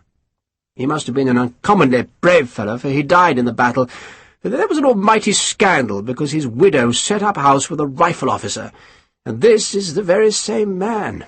Ye gods, what can Lady Grace have been thinking of?" "He's not a gentleman." "Certainly not Beaumont," Christopher said. "God knows where the army fetch some of their officers these days, but they dredged this fellow up from beneath a rock, and the Lady Grace set up an establishment with him. Quite extraordinary. But some well-bred women like to go fishing in the dirty end of the lake, and I fear she must have been one of them." He shook his head in disapproval. "It gets worse," he went on, "because she became pregnant and then died giving birth." "Poor woman," Kate said, and marvelled that her lover could tell this tale so calmly, for it would surely remind him of his own first wife's death. And what happened to the baby?" she asked. "I believe the child died too, but it was probably for the best. It ended the scandal, and what future could such an infant have faced? Whatever, the father of the child was this same wretched rifleman who was supposed to whisk you away across the river. I sent him packing, I can tell you." Christopher laughed at the recollection. "He scowled at me, he looked grim, and claimed he had his orders, but I wouldn't stand his nonsense and told him to make himself scarce. I hardly wanted such a disreputable rogue glowering at my wedding." "Indeed not," Kate agreed. "Of course, I didn't tell him I knew his reputation. There was no call to embarrass the fellow." "Quite right," Kate said, and squeezed her lover's arm. Louis appeared behind them, driving a small dusty gig that had been stored in the Kinter stables, and to which he'd harnessed his own horse. Christopher stopped halfway to the village and picked some of the small, delicate wild narcissi that grew on the road's verge, and he insisted on threading the yellow blossoms into Kate's black hair. And then he kissed her again and told her she was beautiful, and Kate thought this had to be the happiest day of her life. The sun shone, a small wind stirred the flower-bright meadows, and her man was beside her. Father Josepha was waiting at the church, having been summoned by Christopher on his way to the Kinter. But before any ceremony could be performed, the priest took the Englishman aside. "I have been worrying," the priest said, "that what you propose is irregular." "Irregular, Father? You are Protestants?" the priest said, and when Christopher nodded he sighed. "The Church says that only those who take our sacraments can be married." "And your Church is right," Christopher said emolliently. He looked at Kate, standing alone in the white-painted chancel, and he thought she looked like an angel with the yellow flowers in her hair. "Tell me, Father," he went on, "do you look after the poor in your parish?" "It is a Christian duty," Father Josepha said. Christopher took some golden English guineas from his pocket. They were not his, but from the funds supplied by the Foreign Office to smooth his way. And now he folded the priest's hand around the coins. "Let me give you that as a contribution to your charitable work," he said. "And let me beg you to give us a blessing, that's all. A blessing, in Latin, Father, that will enjoin God's protection on us in these troubled times. Later, when the fighting's over, I shall do my best to persuade Kate to take instruction from you, as I will too, of course." Father Josepha, son of a labourer, looked at the coins and thought he had never seen so much money at one time, and he thought of all the difficulties the gold could allay. "I cannot say a mass for you," he insisted. "I don't want a mass," Christopher said, "and I don't deserve a mass. I just want a blessing in Latin." He wanted Kate to believe she was married, and, so far as Christopher was concerned, the priest could gabble the words of the funeral rite if he wanted. "Just a blessing from you, Father, is all I want. A blessing from you, from God, and from the saints." He took another few coins from his pocket and gave them to the priest, who decided a prayer of blessing could not possibly hurt. "And you will take instruction?" Father Josepha asked. "I have felt God pulling me towards your church for some time," Christopher said, "and I believe I must heed his call, and then, Father, you may marry us properly." So Father Josepha kissed his scapula, and then draped it about his shoulders, and he went to the altar where he knelt, made the sign of the cross, and then stood and turned to smile at Kate and the tall, handsome man at her side. The priest didn't know Kate well, for the Savage family had never been familiar with the villagers, and certainly did not attend the church. But the servants at the Quinta spoke approvingly of her, and Father Josepha, though he was celibate, could appreciate that this girl was a rare beauty. And so his voice was full of warmth as he enjoined God and the holy saints to look with kindness on these two souls. He felt guilty that they would behave as married people, even though they were not married, but such things were common, and in wartime a good priest knew when to close his eyes. Kate listened to the Latin that she didn't understand, and she looked past the priest at the altar where the gently shining silver cross was hung with a black diaphanous veil, because Easter had not yet come, and she felt her heart beating, and felt her lover's hand strongly entwined in hers, and she wanted to cry with happiness. Her future seemed golden, stretching sunlit and warm and flower-strewn ahead of her. It wasn't quite the wedding she'd envisaged. She had thought to sail back to England, which she and her mother still considered home, there to walk up the aisle of a country church filled with her rubicund relatives, and be showered with rose-petals and wheat-grains, and afterwards go in a chaise and four to some beamed tavern for a dinner of beef, beer, and good red wine. Yet she couldn't have been happier. Or maybe she could have been happier if only her mother had been in the church. But she consoled herself that they would be reconciled. She was sure of that. And suddenly Christopher squeezed her hand so hard that it hurt. "Say I do, my dearest," he ordered her. Kate blushed. "Oh, I do," she said. "I truly do." Father Josepha smiled at her. The sun streamed through the church's small high windows. There were flowers in her hair, and Father Josepha raised his hand to bless James and Catherine with the sign of the cross. And just then the church door creaked open to let in a wash of more sunlight, and the stench of a manure heap just outside. Kate turned to see soldiers in the door. The men were outlined against the light, so she couldn't see them properly, but she could see the guns on their shoulders, and she supposed they were French, and she gasped in fear. But Colonel Christopher seemed quite unworried as he tilted her face to his and kissed her on the lips. "We're married, my darling," he said softly. "James," she said. "My dear, dear Kate," the Colonel responded with a smile. "My dear, dear wife." Then he turned as harsh steps sounded in the small nave. They were slow steps, heavy steps, the nailed boots unfittingly loud on the ancient stones. An officer was walking towards the altar. He had left his men at the church door and came alone, his long sword clinking inside its metal scabbard as he walked closer. Then he stopped and stared into Kate's pale face, and Kate shuddered, because the officer was a scarred, shabby, green-coated soldier with a tanned face harder than iron and a gaze that could only be described as impudent. "Are you Kate Savage?" he asked, surprising her because he put the question in English and she had assumed the newcomer was French. Kate said nothing. Her husband was beside her, and he would protect her from this horrid, frightening, and insolent man. "Is that you, Sharpe?" Colonel Christopher demanded. "My God, it is!" He was oddly nervous, and his voice was too high-pitched, and he had a struggle to bring it under control. "What the devil are you doing here? I ordered you south of the river, damn you!" "Got cut off, sir," Sharpe said, not looking at Christopher, but still staring at Kate's face, which was framed by the narcissi in her hair. "I got cut off by frogs, sir. A lot of frogs. So I fought them off, sir, and came to look for Miss Savage." "Who no longer exists," the Colonel said coldly. "But allow me to introduce you to my wife, Sharpe, Mrs. James Christopher."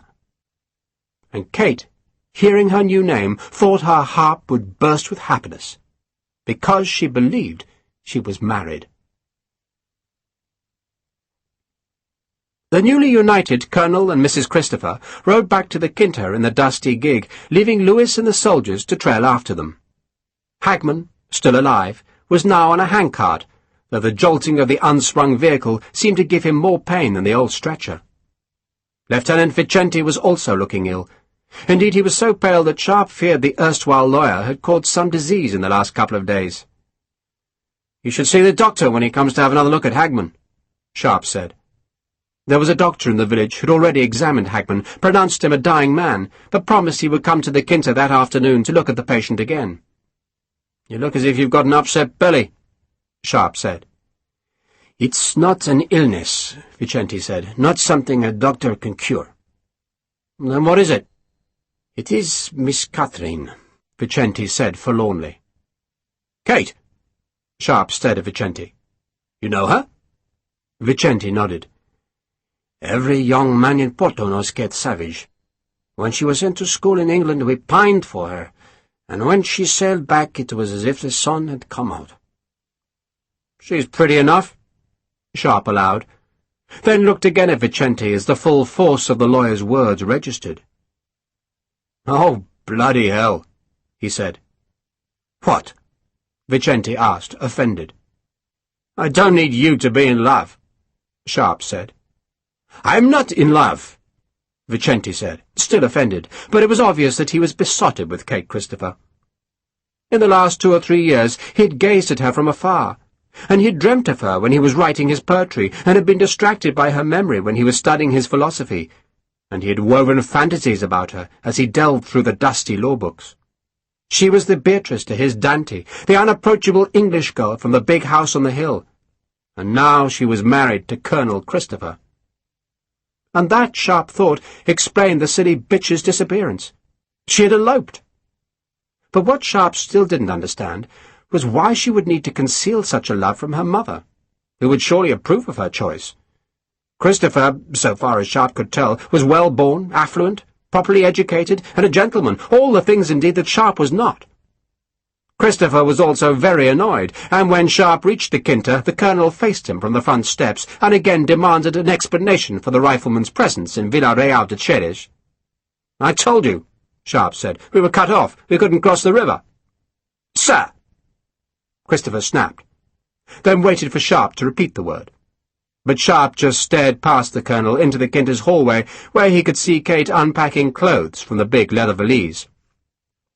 "I gave you orders," Christopher said. "We couldn't cross the river," Sharpe said, "because there wasn't a bridge. It broke.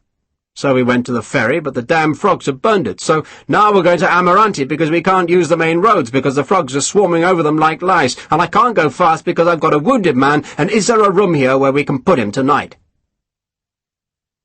Christopher said nothing for a moment.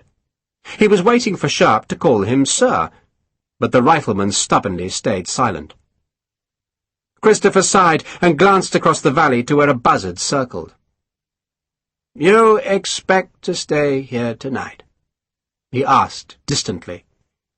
"We've marched since 3 this morning," Sharpe said. He wasn't sure they had left at 3 o'clock because he had no watch, but it sounded about right. "We'll rest now," he said, "then march again before tomorrow's dawn." "The French," Christopher said, "will be at Amarante." "No doubt they will," Sharpe said, "but what else am I to do?" Christopher flinched at Sharpe's surly tone, then shuddered as Hagman moaned. "There's a stable block behind the house," he said coldly. "Put your wounded man there. And who the devil is that?" He had noticed Vicente's prisoner, Lieutenant Olivier. Sharpe turned to see where the Colonel was looking. "A frog," he answered, "whose throat I'm going to cut." Christopher stared in horror at Sharpe. "A frog?" he began to repeat, but just then Kate came from the house to stand beside him. He put an arm about her shoulder, and with an irritable look at Sharpe raised his voice to call to Lieutenant Olivier. "Monsieur, venez ici, s'il vous plaît." "He's a prisoner," Sharpe said. "Is an officer?" Christopher asked as Olivier threaded his way through Sharpe's sullen men. "He's a lieutenant," Sharpe said, "of the 18th Dragoons." Christopher gave Sharpe a rather startled look. "It is customary," he said coldly, "to allow officers to give their parole. Where's the lieutenant's sword?" "I wasn't keeping him prisoner," Sharpe said. "Lieutenant Vicenti was. The lieutenant's a lawyer, you see, and he seems to have the strange idea that the man should stand trial, but I was just planning on hanging him." Kate gave a small cry of horror. "Perhaps you should go inside, my dear," Christopher suggested, but she didn't move and he didn't insist. "Why were you going to hang him?" he asked Sharpe instead. "Because he's a rapist," Sharpe said flatly, and the word prompted Kate to give another small cry, and this time Christopher bodily pushed her into the tiled hallway. "You will mind your language," Christopher said icily, "when my wife is present."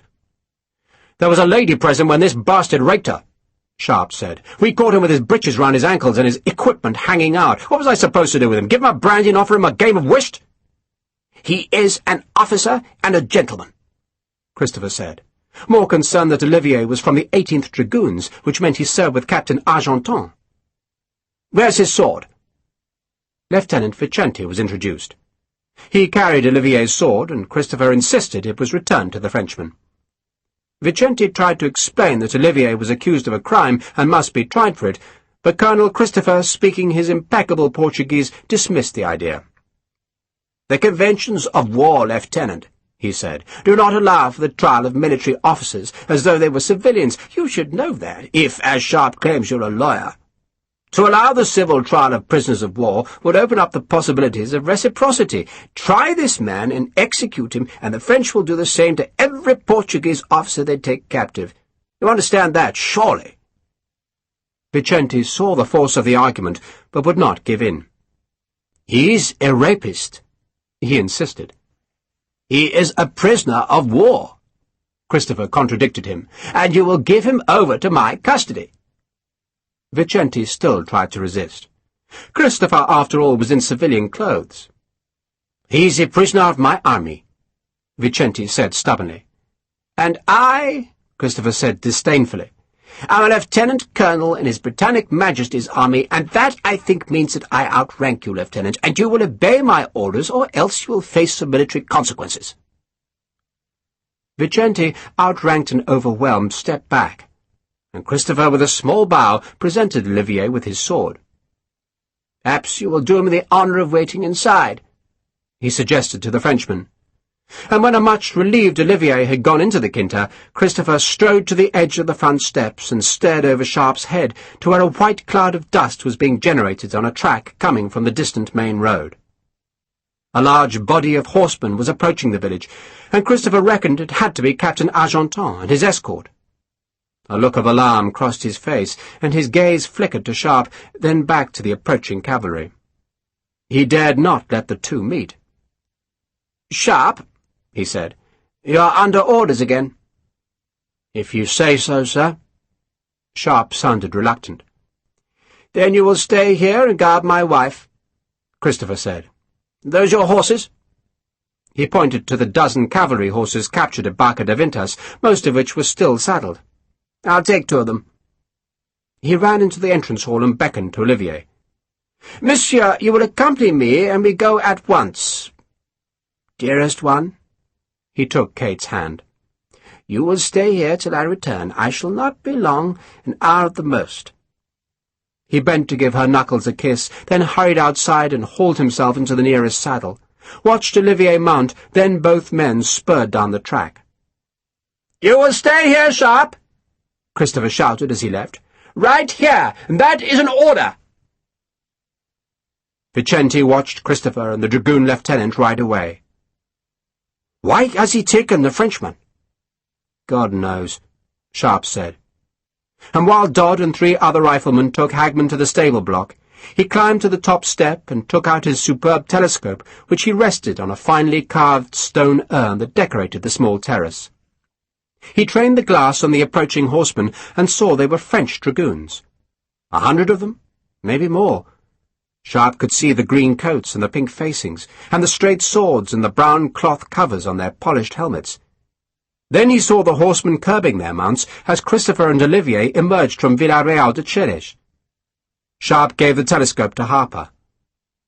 Why would that greasy bugger be talking to the Crappos? God knows, sir, Harper said. So watch 'em, Pat, watch 'em, Sharpe said. If they come any closer, let me know. He walked into the Quinta, giving the huge front door a perfunctory knock. Lieutenant Vicente was already in the entrance hall, staring with dog-like devotion at Kate Savage, who was now evidently Kate Christopher. Sharpe took off his shako and ran a hand through his newly cut hair. "Your husband has gone to talk to the French," he said, and saw the frown of disapproval on Kate's face, and wondered if that was because Christopher was talking to the French, or because she was being addressed by Sharpe. "Why?" he asked. "You must ask him, Lieutenant," she said. "My name's Sharpe." "I know your name," Kate said coldly. "Richard, to my friends." "It's good to know you possess some friends, Mr. Sharpe," Kate said. She looked at him boldly, and Sharpe thought what a beauty she was. She had the sort of face that painters immortalized in oils, and it was no wonder that Vicente's band of earnest poets and philosophers had worshipped her from afar. "So why is Colonel Christopher talking to the frogs, ma'am?" Kate blinked in surprise, not because her husband was talking with the enemy, but because for the first time she had been called ma'am. "I told you, Lieutenant," she said with some asperity. "You must ask him." Sharpe walked round the hall. He admired the curving marble stairway, gazed up at a fine tapestry that showed huntresses pursuing a stag, then looked at two busts in opposing niches. The busts had evidently been imported by the late Mr. Savage, for one portrayed John Milton and the other was labelled John Bunyan. "I was sent to fetch you," he said to Kate, still staring at Bunyan. "To fetch me, Mr. Sharpe?" "A Captain Hogan ordered me to find you," he told her, "and take you back to your mother. She was worried about you." Kate blushed. "My mother has no cause to worry. I have a husband now." "Now?" Sharpe said. "You were married this morning? That's what we saw in the church." "Is it any of your business?" Kate demanded fiercely. Vicente looked crestfallen, because he believed Sharpe was bullying the woman he so silently adored.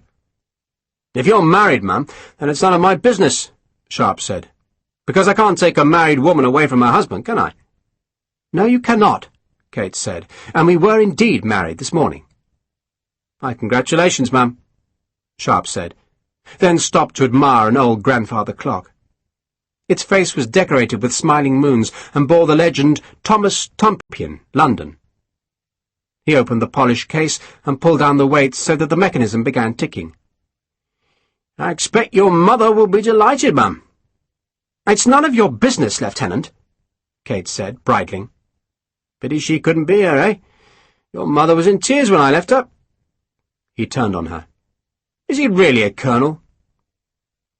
The question took Kate by surprise, especially after the disconcerting news that her mother had been crying. She blushed, then tried to look dignified and offended. "Of course he's a colonel," she said indignantly. "And you are impudent, Mr. Sharpe." Sharpe laughed. His face was grim in repose, made so by the scar on his cheek. But when he smiled or laughed, the grimness went, and Kate, to her astonishment, felt her heart skip a beat. She'd been remembering the story Christopher had told her, of how the Lady Grace had destroyed her reputation by living with this man. What had Christopher said? Fishing in the dirty end of the lake.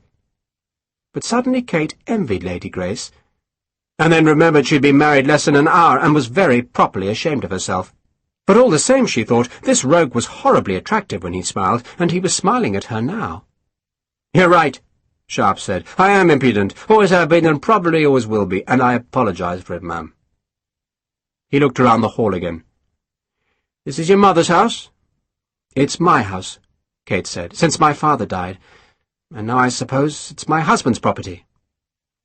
"I've got a wounded man, and your husband said he should be put in the stables. I don't like putting wounded men into stables when there are better rooms." Kate blushed, though Sharpe was not sure why. Then she pointed towards a door at the back of the hall. "The servants have quarters by the kitchens," she said, "and I'm sure there's a comfortable room there." She stepped aside and gestured again at the door. "Why don't you look?" "I will, ma'am," Sharpe said. But instead of exploring the back parts of the house, he just stared at her. What is it?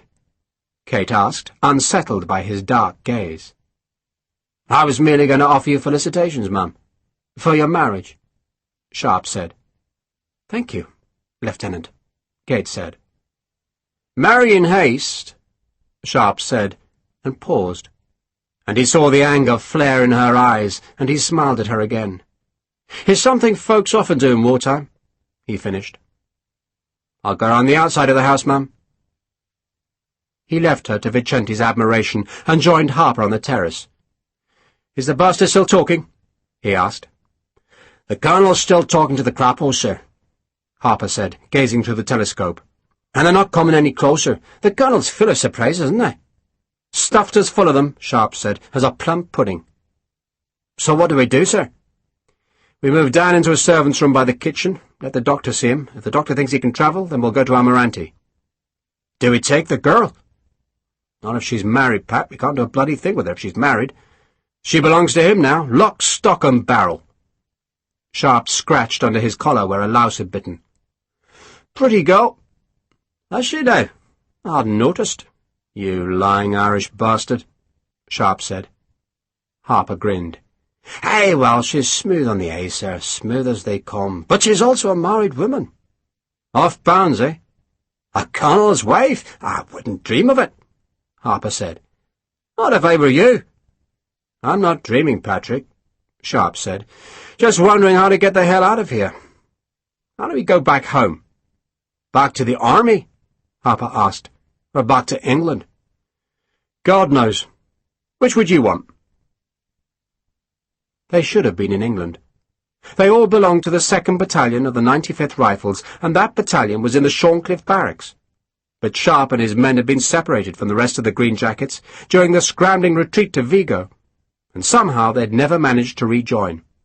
Captain Hogan had seen to that. Hogan needed men to protect him, while he mapped the wild frontier country between Spain and Portugal, and a squad of prime riflemen were heaven sent, and he cleverly managed to confuse the paperwork, reroute letters, scratch pay from the military chest, and so keep Sharpe and his men close to the war. England holds nothing from me, Harper said. I'm happier here. And the men? Most like it here, the Irishman said. But a few want to go home. Cressiker, Sims, the usual grumblers. John Williamson's the worst. He keeps telling the others that you're only here because you want promotion, and that you'll sacrifice us all to get it. He says that, and worse. Sounds a good idea, Sharpe said lightly. But I don't think anyone believes him, other than the usual bastards. Most of us know we're here by accident. Harper stared at the distant French dragoons, then shook his head. I'll have to give Williamson a thumping sooner or later. You or me, Sharpe agreed. Harper put the telescope to his eye again. The bastard's coming back, he said. And he's left that other bastard with them. He handed Sharpe the telescope. Olivier, he's bloody given him back. Harper was indignant. Through the telescope, Sharpe could see Christopher riding back towards Villarreal de Xeres, accompanied by a single man, a civilian judging by his clothes, and certainly not Lieutenant Olivier, who was evidently riding northwards with the dragoons. Those crapos must have seen us, Sharpe said. Clear as daylight, Harper agreed. And Lieutenant Olivier would have told them we're here, Sharpe said, so why the devil are they leaving us alone? Because your man's made an agreement with the bastards, Harper said, nodding towards the distant Christopher. Sharpe wondered why an English officer would be making agreements with the enemy. We should give him a smacking, he said. Not if he's a colonel. Then we should give the bastard 2 smackings, Sharpe said savagely. Then we'll find the bloody truth quickly enough. The 2 men fell silent as Christopher cantered up the drive to the house. The man accompanying him was young, red-haired, and in plain civilian clothes, yet the horse he rode had a French mark on its rump, and the saddle was military issue. Christopher looked at the telescope in Sharpe's hand. You must be curious, Sharpe, he said with unusual geniality. I'm curious, Sharpe said, why our prisoner was given back. Because I decided to give him back, of course, Christopher said, sliding down from the horse. And he's promised not to fight us until the French return a British prisoner of equal rank. All quite normal, Sharpe, and no occasion for indignation. Oh, this is Monsieur Argenton, who'll be going with me to visit General Craddock in Lisbon." The Frenchman, hearing his name spoken, gave Sharpe a nervous nod. "We'll come with you," Sharpe said, ignoring the Frenchman. Christopher shook his head.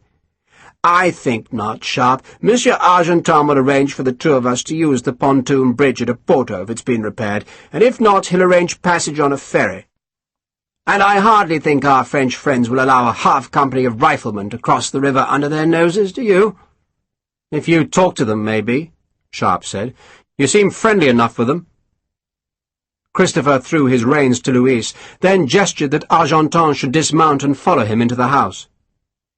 "There are more things in heaven and earth, Horatio, than are dreamt of in your philosophy," Christopher said, going past Sharpe. Then he turned. "I have different plans for you." "You have plans for me?" Sharpe asked truculently. "I believe a lieutenant-colonel outranks a lieutenant in His Britannic Majesty's army, Sharpe," Christopher said sarcastically. "It always was so, which means, does it not, that you are under my command? So you will come to the house in half an hour, and I shall give you your new orders. Come, monsieur."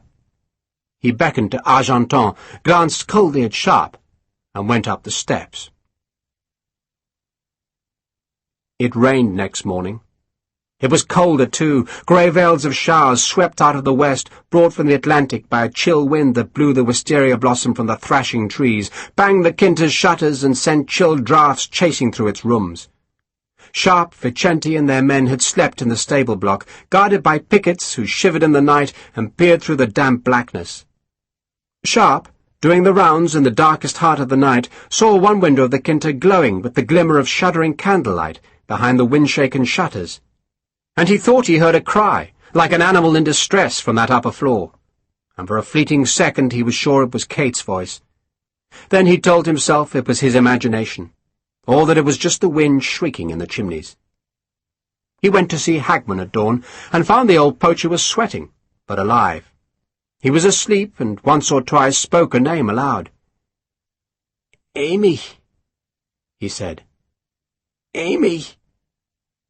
The doctor had visited the previous afternoon. He'd sniffed the wound, shrugged, said Hagman would die, washed the injury, bandaged it, and refused to take any fee.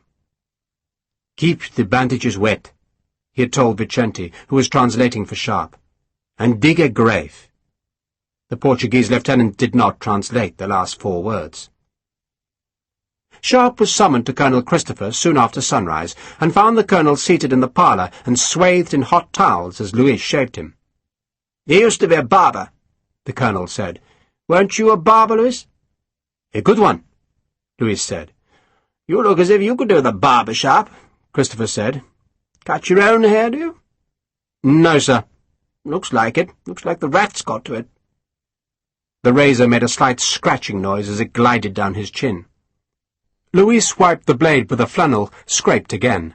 "My wife," Christopher said, "will have to stay here. I ain't happy." "No, sir." "But she ain't safe anywhere else, is she? She can't go to Oporto. It's full of Frenchmen who are raping anything that isn't dead, and probably things that are dead if they're still fresh, and they won't get the place under decent control for another day or two. So she must stay here, and I'll feel a great deal more comfortable, Sharpe, if she's protected. So you will guard my wife, let your wounded fellow recover, have a rest, contemplate God's ineffable ways, and in a week or so I'll be back and you can go."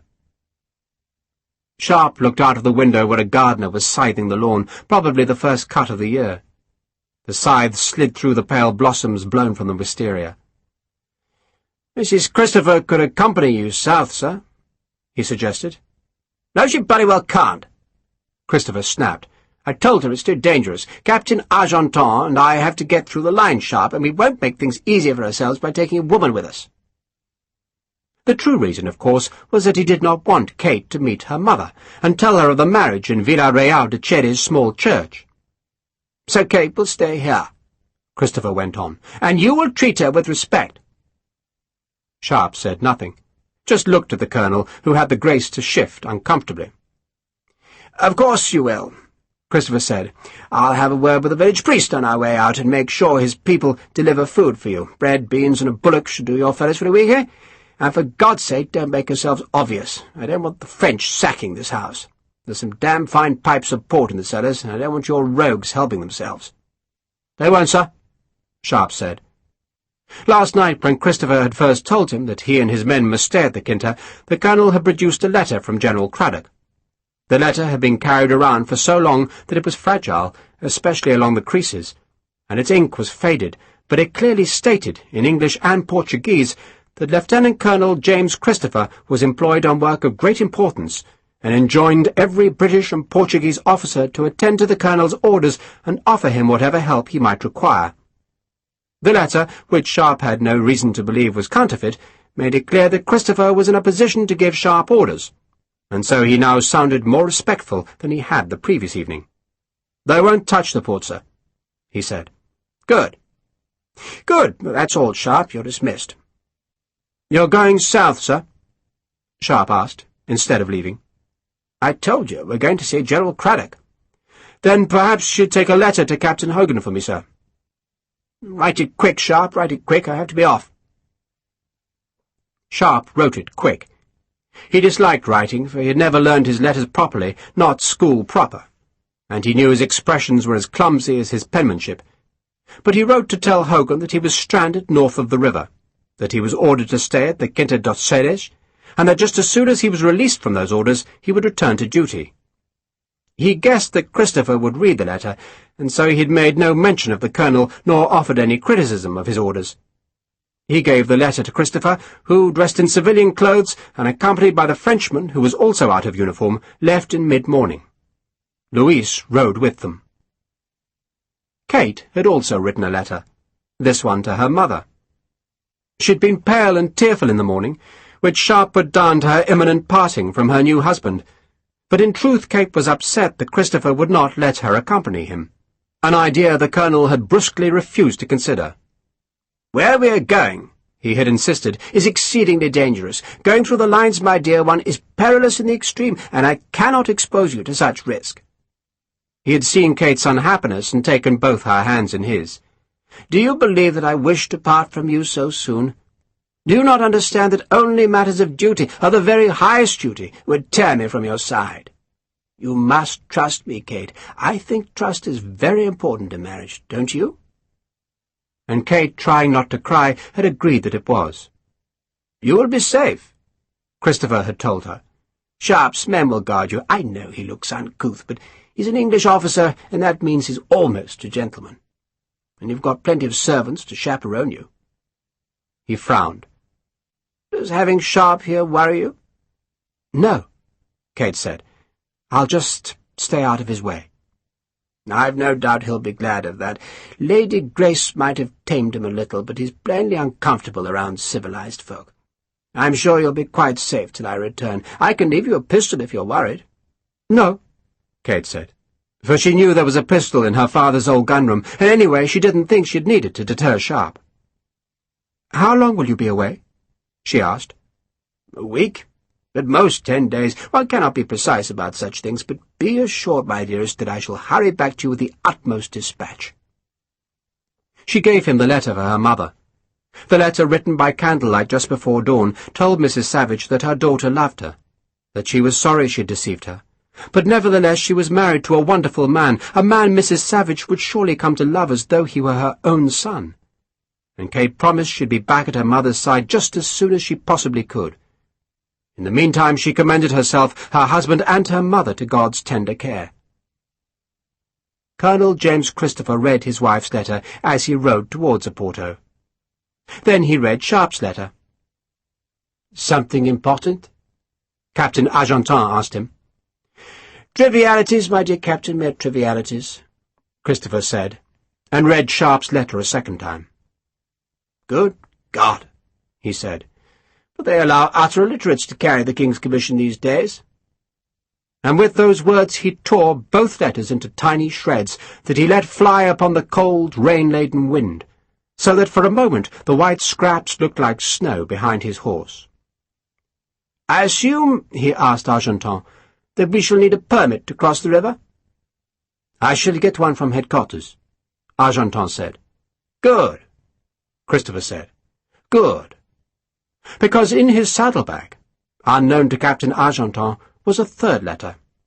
One that Christopher had written himself, in polished, perfect French, and it was addressed, care of Marshal Soult's headquarters, to Brigadier Henri Vuillard, the man who was most feared by Argenton and his fellow plotters. Christopher smiled, remembered the joys of the night, and anticipated the greater joys to come. He was a happy man. Chapter 4. "Spider-webs," Hagman whispered. "and moss. That'll do it, sir." "Spider-webs and moss?" Sharpe asked. "A poultice, sir, of spider-webs, moss, and a little vinegar. Back it with brown paper and bind it on tight." "Well, the doctor says you should just keep the bandage damp, then. Nothing else." "We knows better than a doctor, sir." Hagman's voice was scarcely audible. "My mother always swore by vinegar, moss, and webs." He fell silent, except that every breath was a wheeze. "And brown paper," he said after a long while. "And my father, sir, when he was shot by a gatekeeper at Dunham on the Hill, he was brought back by vinegar, moss, and spider silk. She was a wonderful woman, my mother." Sharpe, sitting beside the bed, wondered if he would be different if he had known his mother, if he had been raised by a mother. He thought of Lady Grace, dead these 3 years, and how she had once told him he was full of rage, and he wondered if that was what mothers did, took the rage away. And then his mind sheered away from Grace, as it always did. It was just too painful to remember, and he forced a smile. "You were talking about Amy in your sleep, Dad. She your wife?"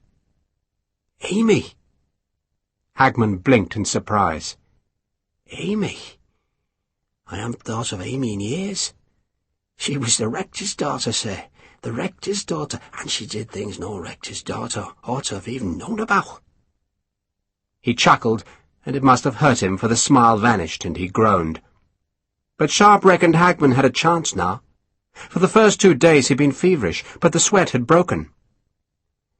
"How long are we staying here, sir?" "Long as we need to, Dan. But the truth is I don't know. The Colonel gave me orders, so we'll just stay till he gives us more." Sharpe had been reassured by the letter from General Craddock, and even more by the news that Christopher was going to meet the General.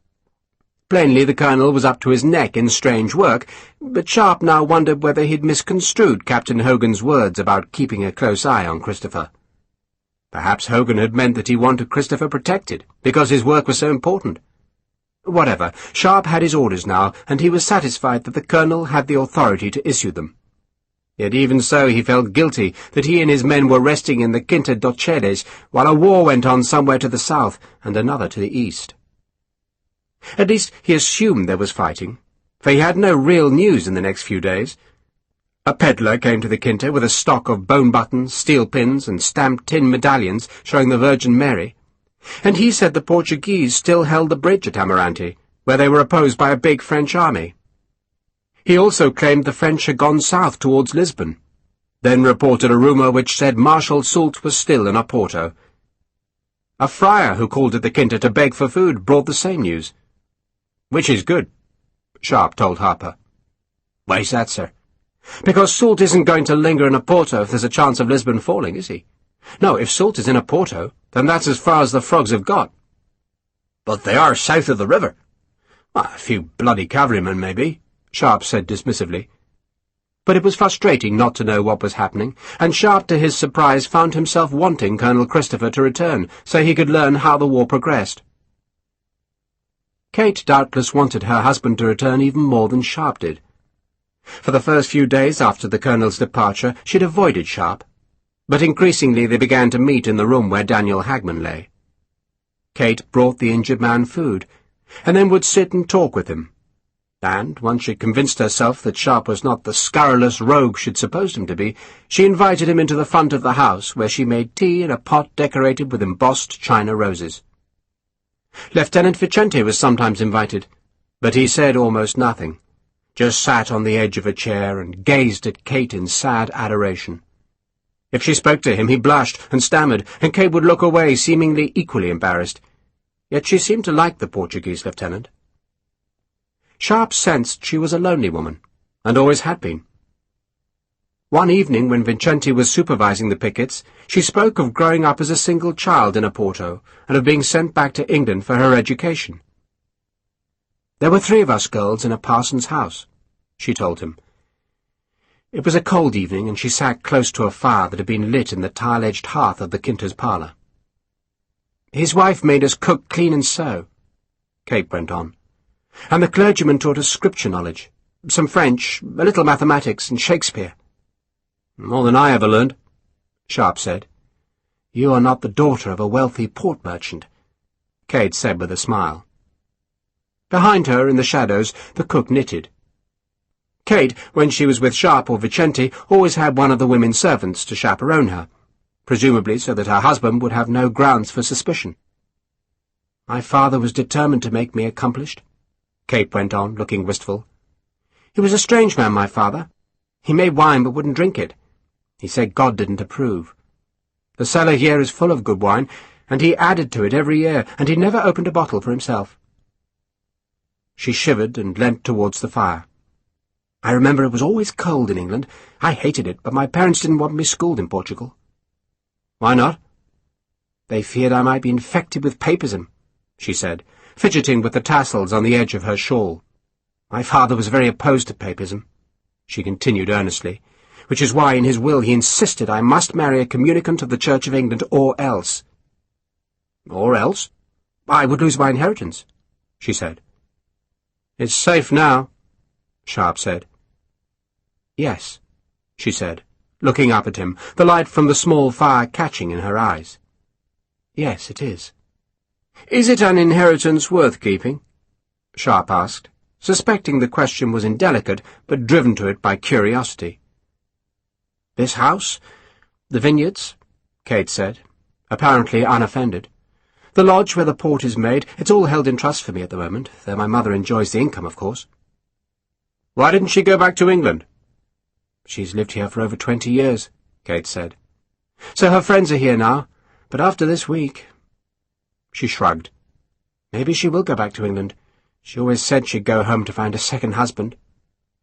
She smiled at the thought. "She couldn't marry here?" Sharpe asked, remembering the good-looking woman climbing into the carriage outside the House Beautiful. "They are all papists here, Mr. Sharpe," Kate said in mock reproof, "though I suspect she did find someone not so long ago. She began to take more trouble with herself, her clothes, her hair, but maybe I imagined it." She was silent for a moment. The cook's needles clicked and a log collapsed with a shower of sparks. One spat over the wire fireguard and smouldered on a rug, until Sharpe leant forward and pinched it out. The Tompion clock in the hall struck 9. "My father," Kate went on, "believed that the women in his family were prone to wander from the straight and narrow path, which is why he always wanted a son to take over the lodge. It didn't happen, so he tied our hands in the will." "You had to marry a Protestant Englishman?" "A confirmed Anglican, anyway," Kate said, "who was willing to change his name to Savage." "So it's Colonel Savage now, is it?" "Oh, he will be," Kate said. "He said he'd sign a paper before a notary in Oporto, and then we'll send it to the trustees in London. I don't know how we send letters home now, but James will find a way. He's very resourceful." "He is," Sharpe said dryly. "But does he want to stay in Portugal and make port?" "Oh, yes," Kate said. "And you?" "Of course. I love Portugal. And I know James wants to stay. He declared as much not long after he arrived at our house in Oporto." She said that Christopher had come to the House Beautiful in the New Year, and he had lodged there for a while, though he spent most of his time riding in the north. She didn't know what he did there. "It wasn't my business," she told Sharpe. "And what's he doing in the south now? That's not your business either?" "Not unless he tells me," she said defensively, then frowned at him. "You don't like him, do you?" Sharpe was embarrassed, not knowing what to say. "He's got good teeth," he said. That grudging statement made Kate look pained. "Did I hear the clock strike?" she asked. Sharpe took the hint. "Time to check the sentries," he said, and he went to the door, glancing back at Kate, and noticing not for the first time how delicate her looks were, and how her pale skin seemed to glow in the firelight. And then he tried to forget her as he started on his tour of the pickets. Sharpe was working the riflemen hard, patrolling the Kinter's lands, drilling on its driveway, working them long hours so that the little energy they had left was spent in grumbling. But Sharpe knew how precarious their situation was. Christopher had airily ordered him to stay and guard Kate, but the Kinter could never have been defended against even a small French force. It was high on a wooded spur, but the hill rose behind it even higher, and there were thick woods on the higher ground which could have soaked up a corps of infantry, who would then have been able to attack the manor house from the higher ground with the added advantage of the trees to give them cover. But higher still, the trees ended, and the hill rose to a rocky summit where an old watchtower crumbled in the winds, and from there Sharpe spent hours watching the countryside. He saw French troops every day. There was a valley north of Villarreal de Cheres that carried a road leading east towards Amarante, and enemy artillery, infantry, and supply wagons travelled the road each day, and to keep them safe, large squadrons of dragoons patrolled the valley. Some days there were outbreaks of firing, distant, faint, half-heard, and Sharpe guessed that the country people were ambushing the invaders, and he would stare through his telescope, trying to see where the actions took place. But he never saw the ambushes, and none of the partisans came near Sharpe, and nor did the French, though he was certain they must have known that a stranded squad of British riflemen were at Villarreal de Cheres. Once he even saw some dragoons trot to within a mile of the Kinter, and 2 of their officers stared at the elegant house through telescopes, yet they made no move against it. Had Christopher arranged that? 9 days after Christopher had left, the head man of the village brought Vicente a newspaper from Oporto. It was an ill-printed sheet, and Vicente was puzzled by it. "I've never heard of the Diario de Porto," he told Sharpe, "and it is nonsense." "Nonsense?"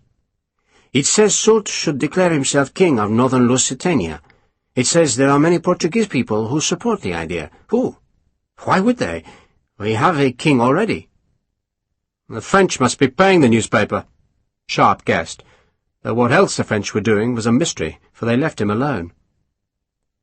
The doctor who came to see Hagman thought Marshal Soult was gathering his forces in readiness to strike south, and did not want to fritter men away in bitter little skirmishes across the northern mountains. "Once he possesses all Portugal," the doctor said, "then he will scour you away." He wrinkled his nose as he lifted the stinking compress from Hagman's chest. Then he shook his head in amazement, for the wound was clean. Hagman's breathing was easier, he could sit up in bed now, and was eating better. Vicente left the next day. The doctor had brought news of General Silvera's army in Amarante, and how it was valiantly defending the bridge across the Tamega, and Vicente decided his duty lay in helping that defence. But after 3 days he returned, because there were too many dragoons patrolling the countryside between Villarreal de Cheres and Amarante. The failure made him dejected. "I am wasting my time," he told Sharpe. "How good are your men?" Sharpe asked. The question puzzled Vicente. "Good. As good as any, I suppose." "Are they?" Sharpe asked. And that afternoon he paraded every man, riflemen and Portuguese alike, and made them all fire 3 rounds in a minute from the Portuguese muskets. He did it in front of the house, and timed the shots with a big grandfather clock. Sharpe had no difficulty in firing the 3 shots. He had been doing this for half his life, and the Portuguese musket was British-made and familiar to Sharpe.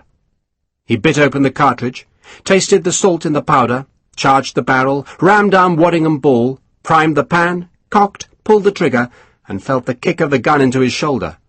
And then he dropped the butt and bit into the next cartridge, and most of his riflemen were grinning because they knew he was good. Sergeant Macedo was the only man other than Sharpe who fired his 3 shots within 45 seconds. 15 of the riflemen and 12 of the Portuguese managed a shot every 20 seconds, but the rest was slow, and so Sharpe and Vicente set about training them. Williamson, one of the riflemen who had failed, grumbled that it was stupid to make him learn how to fire a smooth-bore musket when he was a rifleman. He made the complaint just loud enough for Sharpe to hear, and in the expectation that Sharpe would choose to ignore it, then looked aggrieved when Sharpe dragged him back out of the formation. "You got a complaint?" Sharpe challenged him. "No, sir." Williamson, his big face surly, looked past Sharpe. "Look at me," Sharpe said. Williamson sullenly obeyed. "The reason you're learning to fire a musket like a proper soldier," Sharpe told him, "is because I don't want the Portuguese to think we're picking on them." Williamson still looked sullen. "And besides," Sharpe went on, "we're stranded miles behind enemy lines, so what happens if your rifle breaks? And there's another reason besides." "What's that, sir?" Williamson asked. "If you don't bloody do it," Sharpe said, "I'll have you on another charge. Then another charge, and another after that, until you're so damn fed up with punishment duty that you'll have to shoot me to be rid of it." Williamson stared at Sharpe with an expression which suggested he would like nothing more than to shoot him. But Sharpe just stared into his eyes, and Williamson looked away. "We'll run out of ammunition," he said churlishly, and in that he was probably right. But Kate Savage unlocked her father's gunroom and found a barrel of powder and a bullet mould, so Sharpe was able to have his men make up new cartridges, using pages from the sermon books in the Kinter's library to wrap the powder and shot. The balls were too small, but they were fine for practice, and for 3 days his men blasted their muskets and rifles across the driveway. The French must have heard the musketry echoing dully from the hills, and they must have seen the powder smoke above Villarreal de Ceres, but they didn't come. Nor did Colonel Christopher. "But the French are going to come," Sharpe told Harper one afternoon as they climbed the hill behind the Kinter. "Like as not," the big man said. "I mean, it's not as if they don't know we're here." "And they'll slice us into pieces when they do arrive," Sharpe said. Harper shrugged at that pessimistic opinion, then frowned. "How far are we going?" "The top," Sharpe said. He had led Harper through the trees, and now they were on the rocky slope that led to the old watchtower on the hill's summit. "Have you never been up here?" Sharpe asked. "I grew up in Donegal," Harper said, "and there was one thing we learned there, which was never go to the top of the hills." "Why ever not?" "Because anything valuable would have long rolled down, sir, and all you'll be doing is getting yourself out of breath by climbing up to find it gone. Jesus Christ! But you can see halfway to heaven from up here." The track followed a rocky spine that led to the summit, and on either side the slope steepened until only a goat could have found footing on the treacherous scree. Yet the path itself was safe enough, winding up towards the watchtower's ancient stump. "We're going to make a fort up here," Sharpe said enthusiastically. "God save us," Harper said. "We're getting lazy, Pat. Soft. Idle. It ain't good." "But why make a fort?" Harper asked. "That's a fortress already. The devil himself couldn't take this hill, not if it was defended." "There are 2 ways up here," Sharpe said, ignoring the question. "This path and another on the south side. I want walls across each path. Stone walls, Pat. High enough so a man can stand behind them and fire over their tops. There's plenty of stone up here." Sharpe led Harper through the tower's broken archway and showed him how the old building had been raised about a natural pit in the hill's summit, and how the crumbling tower had filled the pit with stones. Harper peered down into the pit. "You want us to move all that masonry and build new walls?" He sounded appalled. "I was talking to Kate Savage about this place," Sharpe said. "This old tower was built hundreds of years ago, Pat, when the Moors were here. They were killing Christians then, and the king built the watchtower so they could see when a Moorish raiding party was coming." "That's a sensible thing to do," Harper said. "And Kate was saying how the folk in the valleys would send their valuables up here. Coins, jewels, gold, all of it up here, Pat, so that the heathen bastards wouldn't snatch it. And then there was an earthquake, and the tower fell in, and the locals reckon there's treasure under those stones." Harper looked sceptical. "And why wouldn't they dig it up, sir? The folk in the village don't strike me as half-wits. I mean, Jesus, Mary and Joseph, if I knew there was a bit of bloody gold up on a hill, I wouldn't be wasting my time with a plough or a harrow." "That's just it," Sharpe said. He was making up the story as he went along, and thought desperately for an answer to Harper's entirely reasonable objection. "There was a child, you see, buried with the gold, and the legend says the child will haunt the house of whoever digs up its bones. But only a local house, he added hastily. Harper sniffed at that embellishment, then looked back down the path. "So you want a fort here?" "Then we need to bring barrels of water here," Sharpe said. That was the Summit's weakness, no water. If the French came, and he had to retreat to the hilltop, then he didn't want to surrender just because of thirst. "Miss Savage," he still did not think of her as Mrs. Christopher, "will find us barrels."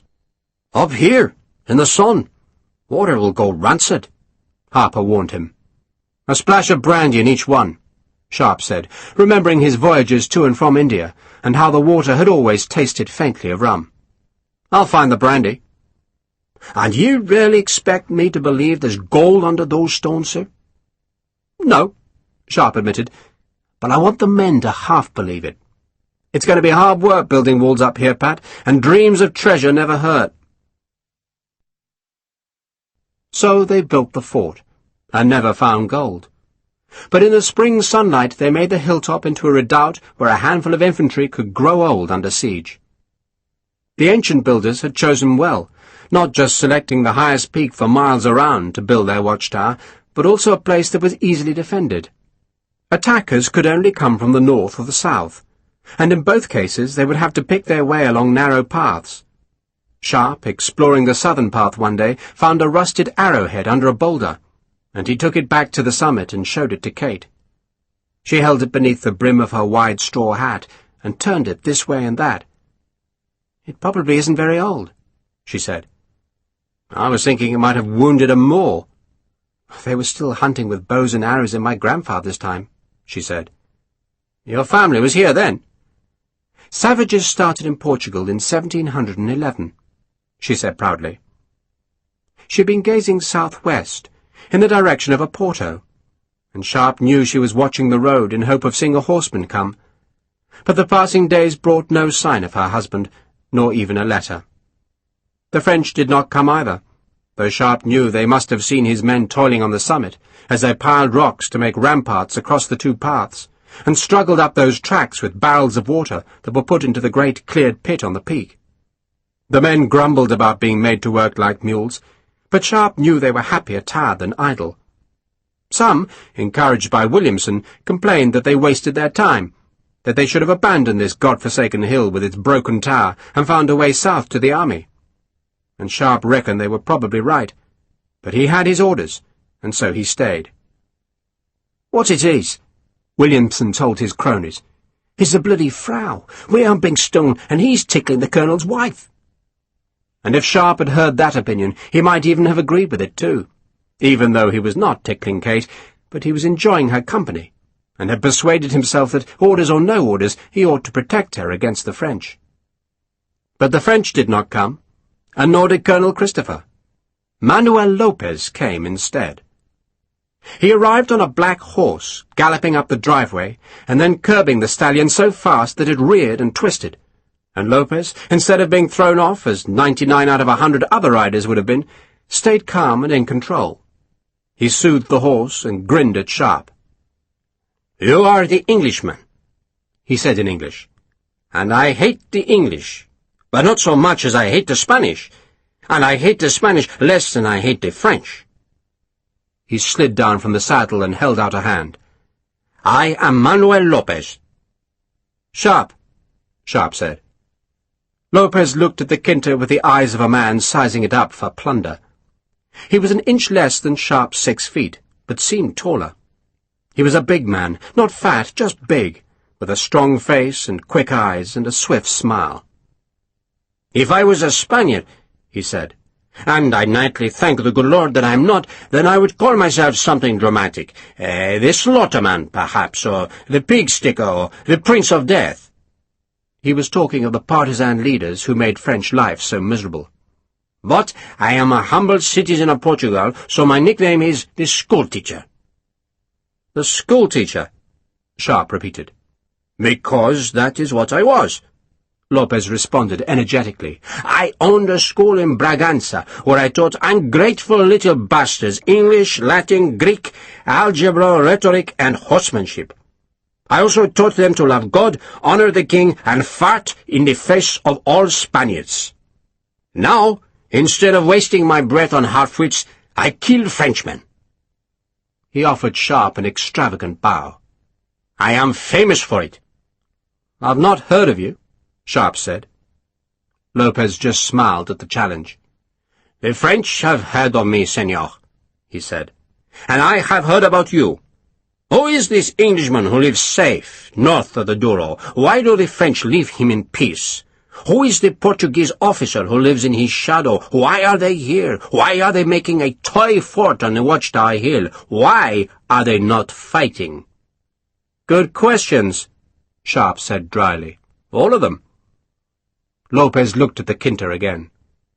Everywhere else in Portugal, senor, where the French have left their dung, they have destroyed places like this. They have stolen the paintings, broken the furniture, and drunk the cellars dry. Yet the word does not come to this house. He turned to stare down the driveway where some 20 or 30 men had appeared. My pupils, he explained. They need rest. The pupils were his men.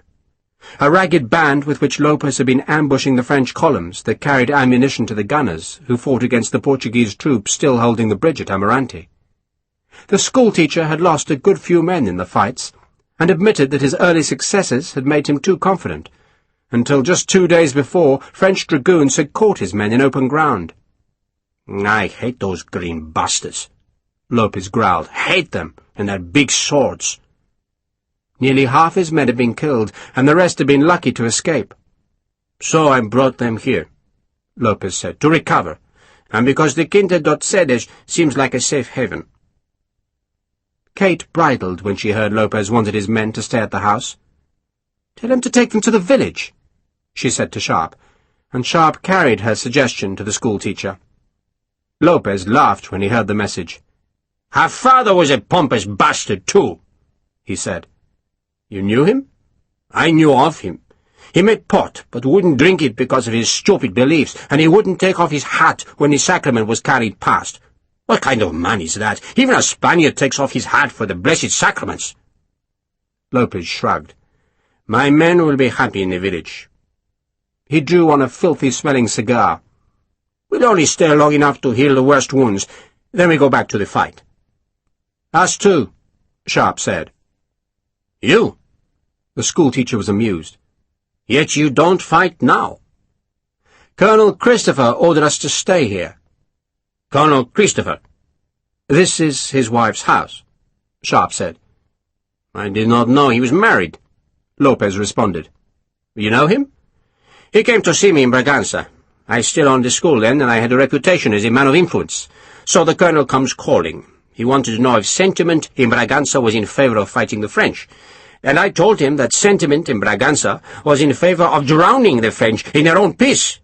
But if that was not possible, then we would fight them instead. So we do." Lopez paused. "I also heard that the colonel had money for anyone willing to fight against them. But we never saw any." He turned and looked at the house. "And his wife owns the Quinta. And the French don't touch the place." "Colonel Christopher," Sharpe said, "talks to the French, and right now he's south of the Douro, where he's taken a Frenchman to speak with the British general." Lopez stared at Sharpe for a few heartbeats. "Why would a French officer be talking to the British?" he asked, and waited for Sharpe to answer, then did so himself when the rifleman was silent.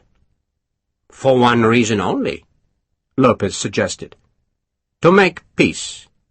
Britain is going to run away. Leave us to suffer." "I don't know," Sharpe said. "We'll beat them with you or without you," Lopez said angrily, and stalked down the drive, shouting at his men to bring his horse, pick up their baggage, and follow him to the village. The meeting with Lopez only made Sharpe feel more guilty. Other men were fighting while he did nothing. And that night after supper he asked to speak with Kate. It was late, and Kate had sent the servants back to the kitchen, and Sharpe waited for her to call one back to act as her chaperone. But instead she led him into the long parlour.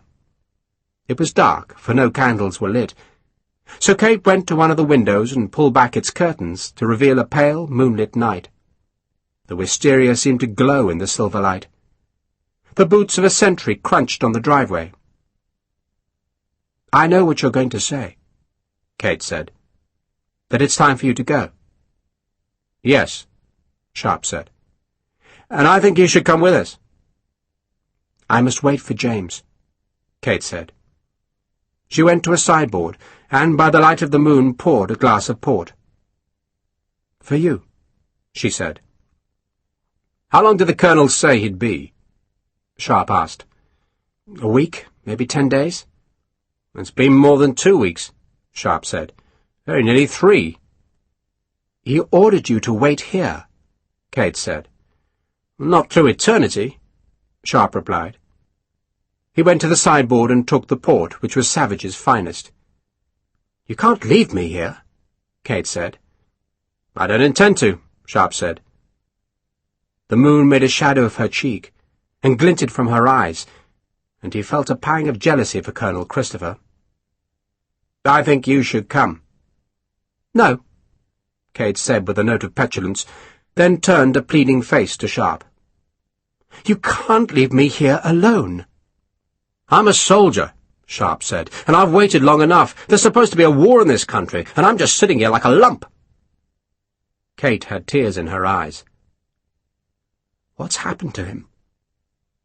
Maybe he got new orders in Lisbon, Sharpe suggested. Then why doesn't he write? Because we're an enemy country now, ma'am, Sharpe said brutally, and maybe he can't get a message to us. That was very unlikely, Sharpe thought, because Christopher seemed to have plenty of friends among the French. Perhaps the Colonel had been arrested in Lisbon, or killed by partisans. He's probably waiting for you to come south, he said, instead of voicing those thoughts. You would send a message, Kate protested. I'm sure he's on his way. Are you? Sharpe asked. She sat on a gilt chair, staring out of the window. He must come back, she said softly, and Sharpe could tell from her tone that she had virtually given up hope. If you think he's coming back, he said, then you must wait for him, but I'm taking my men south. He would leave the next night, he decided. March in the dark, go south, find the river, and search its bank for a boat, any boat, even a tree trunk would do, anything that could float them across the Douro. Do you know why I married him? Kate suddenly asked. Sharpe was so astounded by the question that he didn't answer. He just gazed at her. I married him, Kate said, because life in a Porto is so dull. My mother and I live in the big house on the hill, and the lawyers tell us what happens in the vineyards and the lodge, and the other ladies come to tea, and we go to the English church on Sundays, and that's all that ever happens. Sharpe still said nothing. He was embarrassed. You think he married me for the money, don't you? Kate demanded. Don't you? Sharpe responded. She stared at him in silence, and he half expected her to be angry, but instead she shook her head and sighed. I dare not believe that, she said, though I do believe marriage is a gamble, and we don't know how it will turn out, but we still just hope. We marry in hope, Mr. Sharpe, and sometimes we're lucky. Don't you think that's true? I've never married. Sharpe evaded the answer. Have you wanted to? Kate asked. Yes, Sharpe said, thinking of Grace. What happened? She was a widow, Sharpe said, and the lawyers were making hay with her husband's will, and we thought that if she married me it would only complicate things. Her lawyers said so. I hate lawyers. He stopped talking, hurt as he always was by the memory. He drank the port to cover his feelings, then walked to the window and stared down the moonlit drive to where the smoke of the village fires smeared the stars above the northern hills. In the end she died, he finished abruptly. I'm sorry, Kate said in a small voice. And I hope it turns out well for you, Sharpe said. Do you? Of course, he said. Then he turned to her, and he was so close that she had to tilt her head back to see him. What I really hope, he said, is this. And he bent and kissed her very tenderly on the lips. And for a half-second she stiffened, and then she let him kiss her. And when he straightened, she lowered her head, and he knew she was crying. "I hope you're lucky," he said to her. Kate did not look up. "I must lock the house," she said. And Sharpe knew he was dismissed. He gave his men the next day to get ready. There were boots to be repaired, and packs and haversacks to be filled with food for the march. Sharpe made sure every rifle was clean, that the flints were new, and that the cartridge boxes were filled. Harper shot 2 of the captured dragoon horses and butchered them down into cuts of meat that could be carried. Then he put Hagman on another of the horses to make certain he'd be able to ride it without too much pain.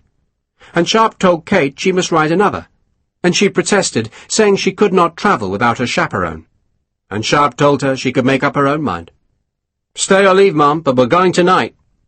"You can't leave me," Kate said, angry, as if Sharpe hadn't kissed her, and she hadn't allowed the kiss. "I'm a soldier, Mum," Sharpe said, "and I'm going." And then he did not go, because that evening at dusk Colonel Christopher returned.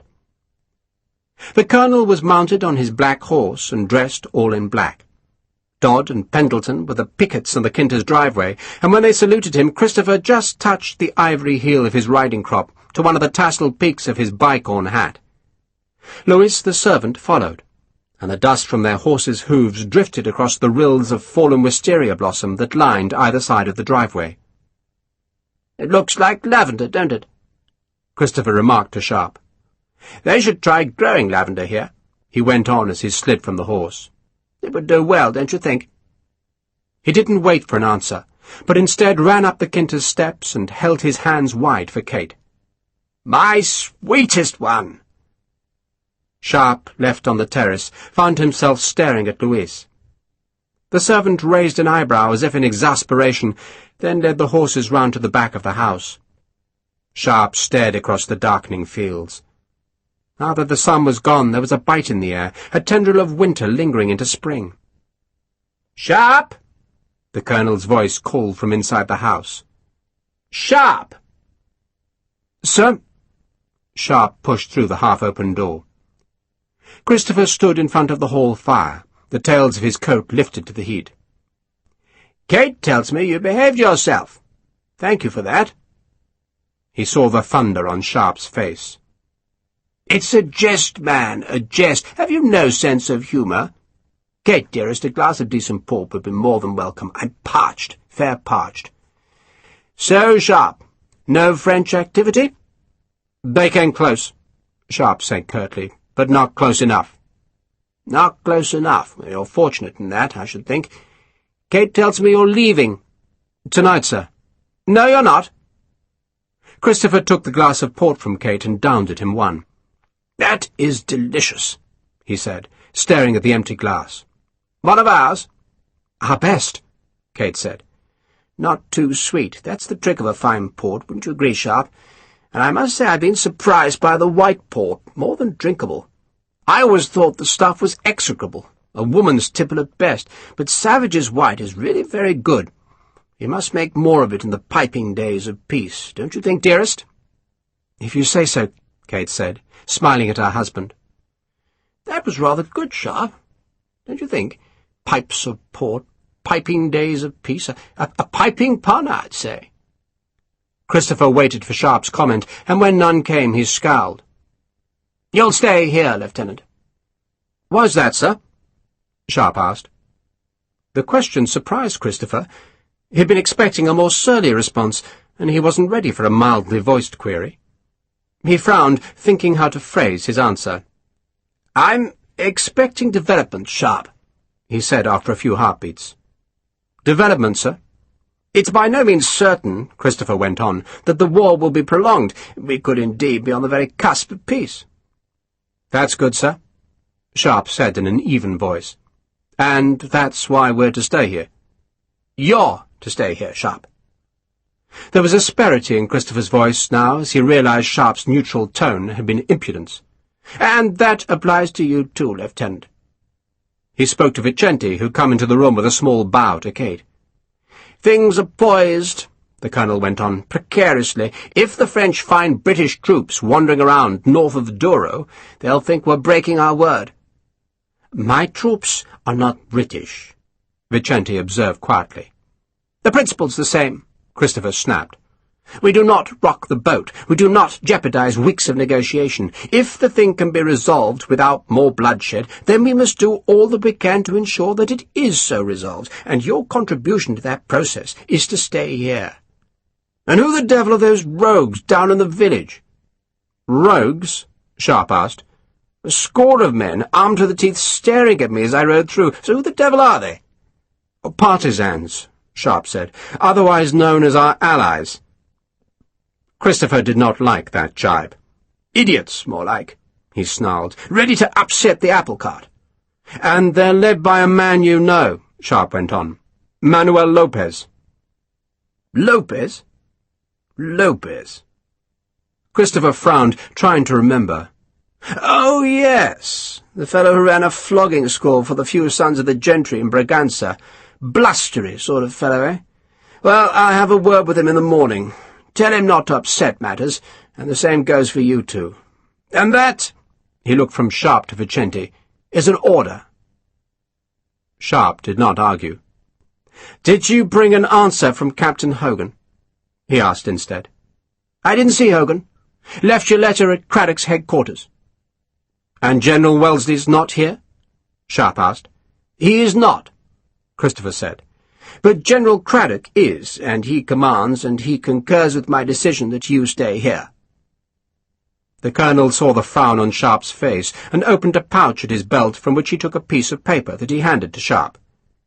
"There, Lieutenant," he said silkily, "in case you're worried." Sharpe unfolded the paper, which proved to be an order signed by General Craddock and addressed to Lieutenant Sharpe, that placed him under Colonel Christopher's command. Christopher had gulled the order from Craddock, who had believed the colonel's assurance that he needed protection, though in truth it simply amused Christopher to have Sharpe put under his command. The order ended with the words pro tem, which puzzled Sharpe. "Pro tem, sir?" he asked. "You never learned Latin, Sharpe?" "No, sir." "Good God, where did you go to school?" "It means for the time being, until indeed I'm through with you. But you do agree, Lieutenant, that you are now strictly under my orders?" "Of course, sir."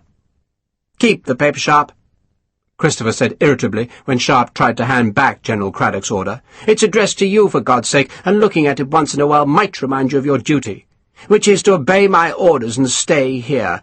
If there is a truce, then it won't hurt our bargaining position to say we have troops established well north of the Douro. So you dig your heels in here, and you stay very quiet. Now, if you'll pardon me, gentlemen, I'd like to spend some time with my wife." Vicente bowed again and left, but Sharpe did not move. "You'll be staying here with us, sir?" "No."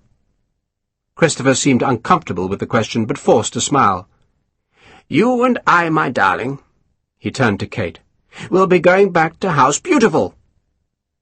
"You're going to Oporto?" Sharpe was astonished. "I told you, Sharpe, things are changing. There are more things in heaven and earth, Horatio, than are dreamt of in your philosophy. So good night to you, Lieutenant." Sharpe went out onto the driveway, where Vicente was standing by the low wall that overlooked the valley. The Portuguese lieutenant was gazing at the half-dark sky, which was punctured by the first stars. He offered Sharpe a rough cigar, and then his own to light it from. "I talked to Luis," Vicente said. "And?" Sharpe rarely indulged and almost choked on the harsh smoke. "Christopher has been back north of the Douro for 5 days. He's been in Porto, talking to the French." "But he did go south?" Vicente nodded. "They went to Coimbra, met General Craddock, then came back. Captain Argenton returned to Porto with him." "So what the hell is going on?" Vicente blew smoke at the moon. "Maybe they do make peace. Luis does not know what they talked about." So maybe it was peace.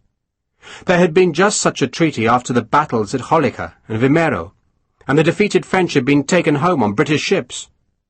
So was a new treaty being made? Sharpe was at least reassured that Christopher had seen Craddock, and now Sharpe had definitive orders that took away much of the uncertainty. The colonel left shortly after dawn. At sunrise there had been a stuttering crackle of musketry somewhere to the north, and Christopher had joined Sharpe on the driveway and stared into the valley's mist. Sharpe could see nothing with his telescope, but Christopher was impressed by the glass. "Who's A.W.?" he asked Sharpe, reading the inscription. "Just someone I knew, sir." "Not Arthur Wellesley?" Christopher sounded amused. "Just someone I knew," Sharpe repeated stubbornly. "Fellow must have liked you," Christopher said, "because it's a damned generous gift. Mind if I take it to the rooftop? I might see more from there, and my own telescope's an evil little thing." Sharpe did not like relinquishing the glass, but Christopher gave him no chance to refuse, and just walked away. He evidently saw nothing to worry him, for he ordered the gig harnessed and told Lewis to collect the remaining cavalry horses that Sharpe had captured at Barca de Vintas. "You can't be bothered with horses, Sharpe," he said, "so I'll take them off your hands. Tell me, what do your fellows do during the day?" "There isn't much to do," Sharpe said. "We're training Vicente's men." "Need it, do they?" "They could be quicker with their muskets, sir." Christopher had brought a cup of coffee out of the house and now blew on it to cool the liquid. "If there's peace," he said, "then they can go back to being cobblers, or whatever it is they do when they ain't shambling about the place in ill-fitting uniforms." He sipped his coffee. "Speaking of which, Sharpe, it's time you got yourself a new one." "I'll talk to my tailor," Sharpe said, and then, before Christopher could react to his insolence, asked a serious question. "You think there will be peace, sir?" "Quite a few of the frogs think Bonaparte's bitten off more than he can chew," Christopher said airily, "and Spain certainly is probably indigestible." "Portugal isn't?" "Well, Portugal's a mess," Christopher said dismissively. "But France can't hold Portugal if she can't hold Spain." He turned to watch Lewis leading the gig from the stable. "I think there's the real prospect of radical change in the air," he said. "And you, Sharpe, won't jeopardize it. Lie low here for a week or so, and I'll send word when you can take your fellows south. With a little luck, you'll be home by June." "You mean back with the army?" "I mean home in England, of course," Christopher said. "Proper ale, Sharpe, thatched roofs, cricket on the artillery ground, church bells, fat sheep, plump parsons, pliant women, good beef, England. Something to look forward to, eh, Sharpe?" "Yes, sir," Sharpe said, and wondered why he mistrusted Christopher most when the colonel was trying to be pleasant. "There's no point in you trying to leave anyway," Christopher said. "The French have burned every boat on the Douro, so keep your lads out of trouble, and I'll see you in a week or two." Christopher threw away the rest of his coffee and held his hand out to Sharpe. "And if not me, I shall send a message. I left your telescope on the hall table, by the way. You've got a key to the house, haven't you? Keep your fellows out of it, there's a good chap. Good day to you, Sharpe." "And to you, sir," Sharpe said. And after he had shaken the colonel's hand, he wiped his own on his French breeches. Lewis locked the house. Kate smiled shyly at Sharpe, and the colonel took the gig's reins. Louis collected the dragoons' horses, then followed the gig down the drive towards Villarreal de Cedes. Harper strolled over to Sharpe. "We're to stay here while they make peace?" The Irishman had evidently been eavesdropping. "That's what the man said. Honors up, what do you think?" Sharpe stared into the east towards Spain.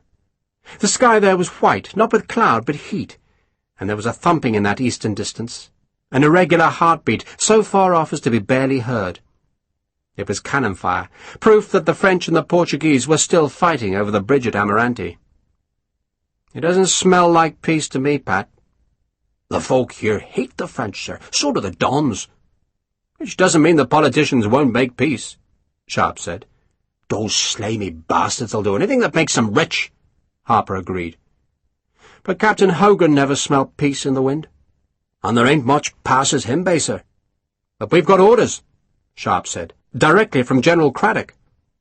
Harper grimaced. "You're a great man for obeying orders, sir, so you are. And the General wants us to stay here, God knows why. There's something funny in the wind, Pat. Maybe it is peace. God knows what you and I will do then. He shrugged, then went to the house to fetch his telescope, and it was not there. The hall table held nothing except a silver letter-holder. Christopher had stolen the glass. The bastard, Sharpe thought. The utter goddamn bloody misbegotten bastard. Because the telescope was gone. "I never liked the name," Colonel Christopher said. "It isn't even a beautiful house." "My father chose it," Kate said. "It's from the Pilgrim's Progress." "Oh, tedious, Reed. My God, how tedious." They were back in Oporto, where Colonel Christopher had opened the neglected cellars of the House Beautiful to discover dusty bottles of aging port and more of Vino Verde, a white wine that was almost golden in colour. He drank some now as he strolled about the garden. The flowers were coming into bloom, the lawn was newly scythed, and the only thing that spoiled the day was the smell of burnt houses. It was almost a month since the fall of the city, and smoke still drifted from some of the ruins in the lower town, where the stench was much worse because of the bodies among the ashes. There were tales of drowned bodies turning up on every tide. Colonel Christopher sat under a cypress tree and watched Kate. She was beautiful, he thought, so very beautiful. And that morning he had summoned a French tailor, Marshal Soult's personal tailor. And to Kate's embarrassment, he had made the man measure her for a French hussar uniform. "Why would I want to wear such a thing?" Kate had asked. And Christopher had not told her that he had seen a Frenchwoman dressed in just such a uniform, the breeches skin-tight and the short jacket cut high to reveal a perfect bum. And Kate's legs were longer and better shaped, and Christopher, who was feeling rich because of the funds released to him by General Craddock, funds Christopher claimed were necessary to encourage Argenton's mutineers, had paid the tailor an outrageous fee to have the uniform stitched quickly. "Why wear that uniform?" he responded to her question. "Because you'll find it easier to ride a horse wearing breeches, because the uniform becomes you, because it reassures our French friends that you are not an enemy, and best of all, my dear one, because it would please me." And that last reason, of course, had been the one that convinced her. "You really like the name House Beautiful?" he asked her. "I'm used to it." "Not attached to it? It's not a matter of faith with you?" "Faith?" Kate, in a white linen dress, frowned. "I consider myself a Christian."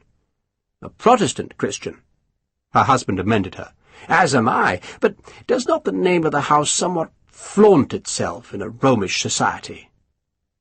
"I doubt," Kate said with an unexpected tartness, "that anyone here has read Bunyan." "Some will have," Christopher said, "and they will know they are being insulted." He smiled at her. "I'm a diplomat, remember. It's my job to make the crooked straight and the rough places plain." "Is that what you're doing here?" Kate asked, gesturing to indicate the city beneath them, where the French ruled over plundered houses and embittered people. "Oh, Kate," Christopher said sadly, "this is progress." "Progress?" Christopher got to his feet and paced up and down the lawn, becoming animated as he explained to her that the world was changing fast about them. "There are more things in heaven and earth," he told her, "than are dreamt of in your philosophy." And Kate, who'd been told this more than once in her short marriage, suppressed her irritation and listened as her husband described how the ancient superstitions were being discredited. "Kings have been dethroned, Kate. Whole countries now manage without them. That would once have been considered unthinkable. It would have been a defiance of God's plan for the world. But we're seeing a new revelation. It's a new ordering of the world. What do simple folk see here? War. Just war. But war between who? France and Britain? France and Portugal? No! It's between the old way of doing things and the new way. Superstitions are being challenged. I'm not defending Bonaparte, good God, no. He's a braggart, an adventurer, but he's also an instrument. He's burning out what is bad in the old regimes and leaving a space into which new ideas will come. Reason. That's what animates the new regimes, Kate. Reason." "I thought it was liberty," Kate suggested. "Liberty? Man has no liberty except the liberty to obey rules, but who makes the rules? With luck, Kate, it will be reasonable men making reasonable rules. Clever men, subtle men. In the end, Kate, it is a coterie of sophisticated men who will make the rules, but they will make them according to the tenets of reason. And there are some of us in Britain, a few of us in Britain, who understand that we will have to come to terms with that idea. We also have to help shape it. If we fight it, then the world will become new without us, and we shall be defeated by reason. So we must work with it. With Bonaparte? Kate asked, distaste in her voice. With all the countries of Europe, Christopher said enthusiastically. With Portugal and Spain, with Prussia and Austria, with Holland, and yes, with France. We have more in common than divides us, yet we fight. What sense does that make? There can be no progress without peace, Kate, none. You do want peace, my love.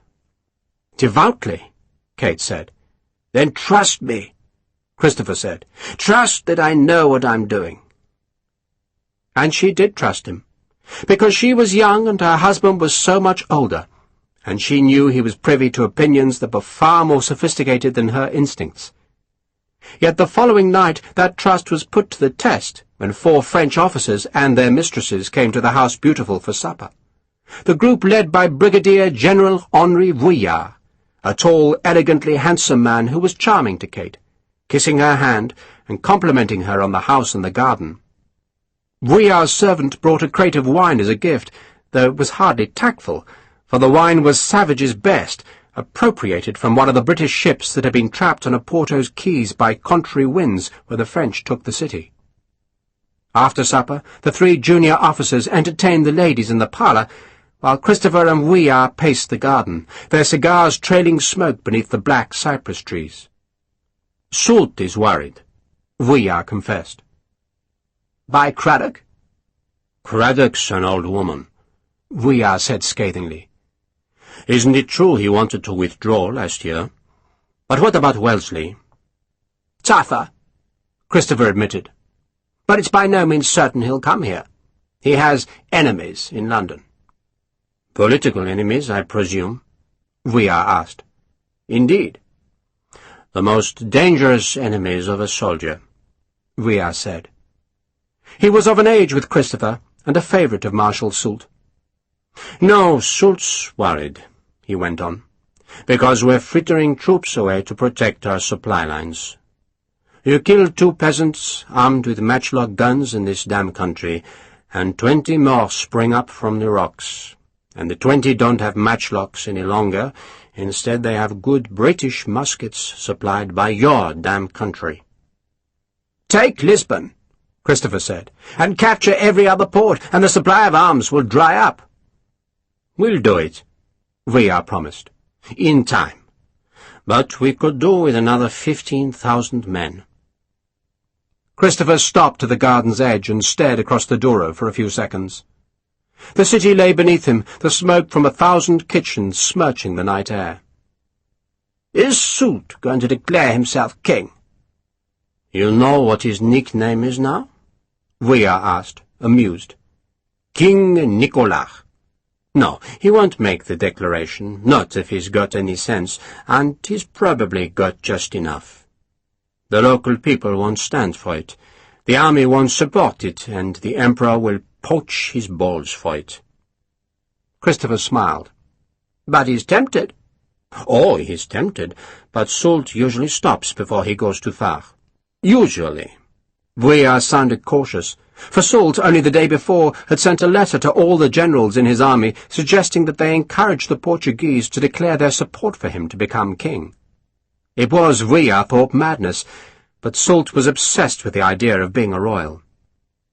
I told him he'll provoke a mutiny if he does. That he will, Christopher said. And you need to know that Argenton was in Coimbra. He met Craddock.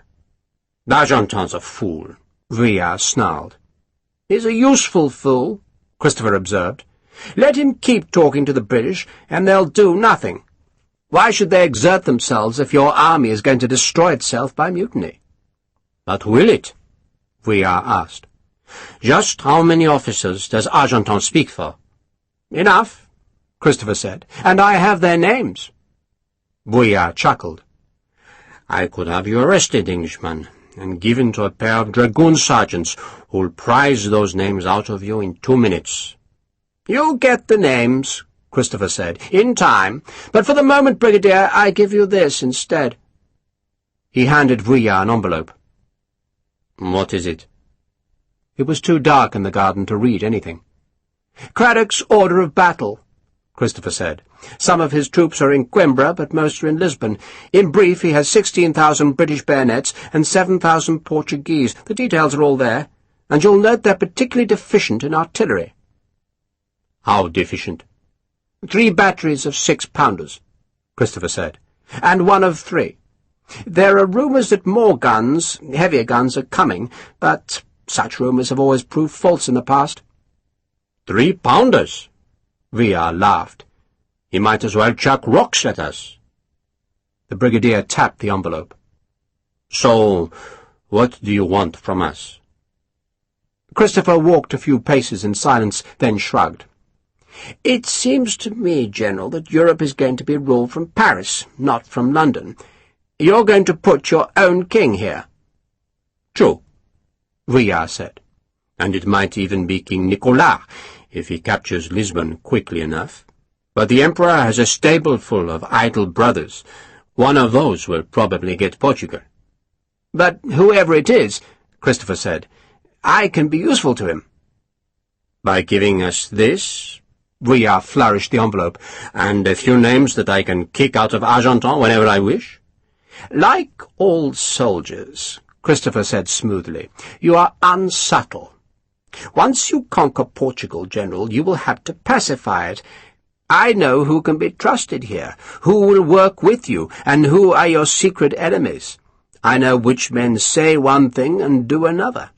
I bring you all the knowledge of Britain's Foreign Office. I know who spies for Britain, and who their paymasters are. I know the codes they use, and the routes their messages take. I know who will work for you, and who will work against you.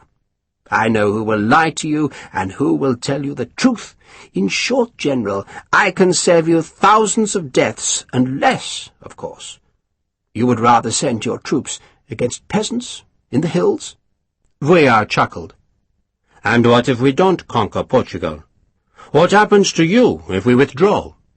Then I shall own savages, Christopher answered calmly, and my masters at home will simply calculate that I failed to encourage mutiny in your ranks. But I doubt you'll lose. What's stopped the Emperor so far? La Manche, Vuillard said dryly, meaning the English Channel. He drew on his cigar. You came to me, he said, with news of mutiny, but you never told me what you wanted in exchange. So, tell me now, Englishman. The port trade, Christopher said. I want the port trade. The simplicity of the answer made Vuillard check his pacing. The port trade? All of it. Croft, Taylor Flaggate, Burmester, Smith Woodhouse, Dow's, Savages, Gould, Kopke, Sandeman, all the lodges. I don't want to own them. I already own Savages, or I will soon. I just want to be the sole shipper. Vuillard took a few seconds to understand the scope of the demand. You'd control half the export trade of Portugal, he said. You'd be richer than the Emperor. Not quite, Christopher said, because the Emperor will tax me, and I can't tax him. The man who becomes impressively rich, General, is the man who levies the tax, not he who pays it. You'll still be wealthy. And that, General, is what I want. Vuillard stared down at the black lawn. Someone was playing a harpsichord in the House Beautiful, and there was the sound of women's laughter. Peace, he thought, would eventually come, and maybe this polished Englishman could help bring it about. You're not telling me the names I want, he said, and you've given me a list of British forces. But how do I know you're not deceiving me? You don't. I want more than lists, Vuillard said harshly. I need to know, Englishman, that you're willing to give something tangible to prove that you're on our side. You want blood, Christopher said mildly. He had been expecting the demand. "Blood will do, but not Portuguese blood, British blood." Christopher smiled. "There's a village called Vila Real de Cedes," he said, "where savages have some vineyards. It's been curiously undisturbed by the conquest." That was true, but only because Christopher had arranged it with Argenton's colonel and fellow plotter, whose dragoons were responsible for patrolling that stretch of country. "But if you send a small force there," Christopher went on, "you'll find a token unit of British riflemen. There are only a score of them, but they have some Portuguese troops and some rebels with them, say 100 men altogether. They're yours. But in return I ask one thing." "Which is?" "Spare the Quinta. It belongs to my wife's family." A grumble of thunder sounded to the north, and the cypresses were outlined by a flash of sheet lightning. "Vila Real de Cedes?" Ria asked. "A village not far from the Amarante road," Christopher said, "and I wish I could give you something more, but I offer what I can as an earnest of my sincerity. The troops there will give you no trouble. They're led by a British lieutenant, and he didn't strike me as particularly resourceful. The man must be 30 if he's a day, and he's still a lieutenant, so he can't be up to much."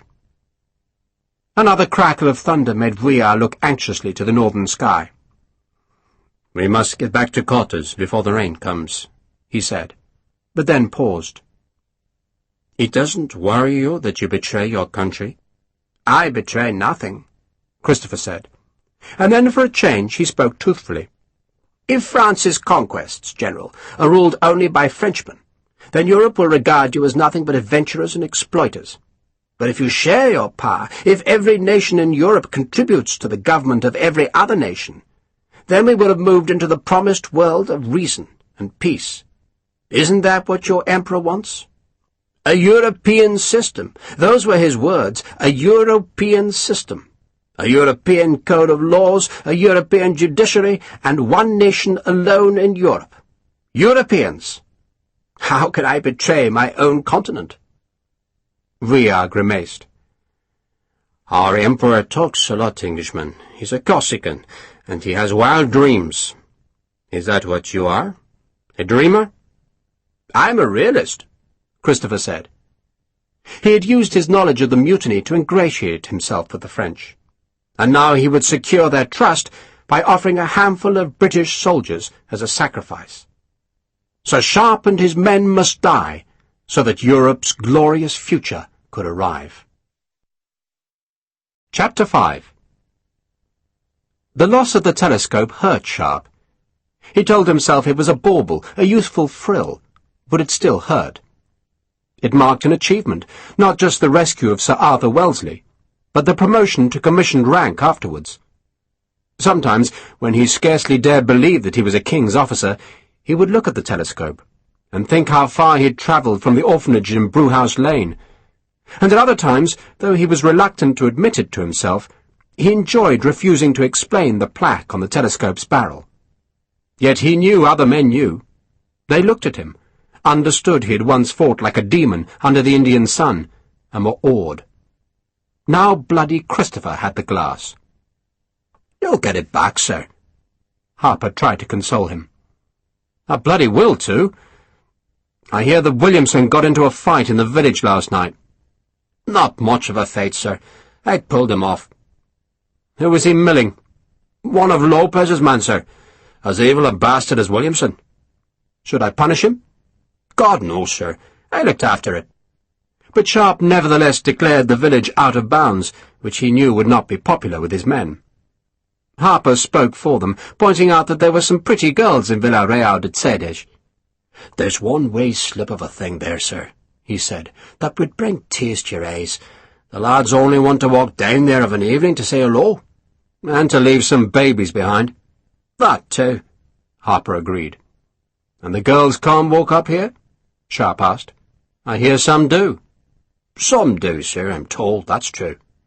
"Including one wee slip of a thing that has red hair and can bring tears to your eyes." Harper watched a buzzard quartering the broom-clad slopes of the hill on which the fort was being made. "Some of us like to go to church in the village, sir," he said, studiously not talking about the red-headed girl whose name was Maria. Sharpe smiled. "So how many Catholics have we got?"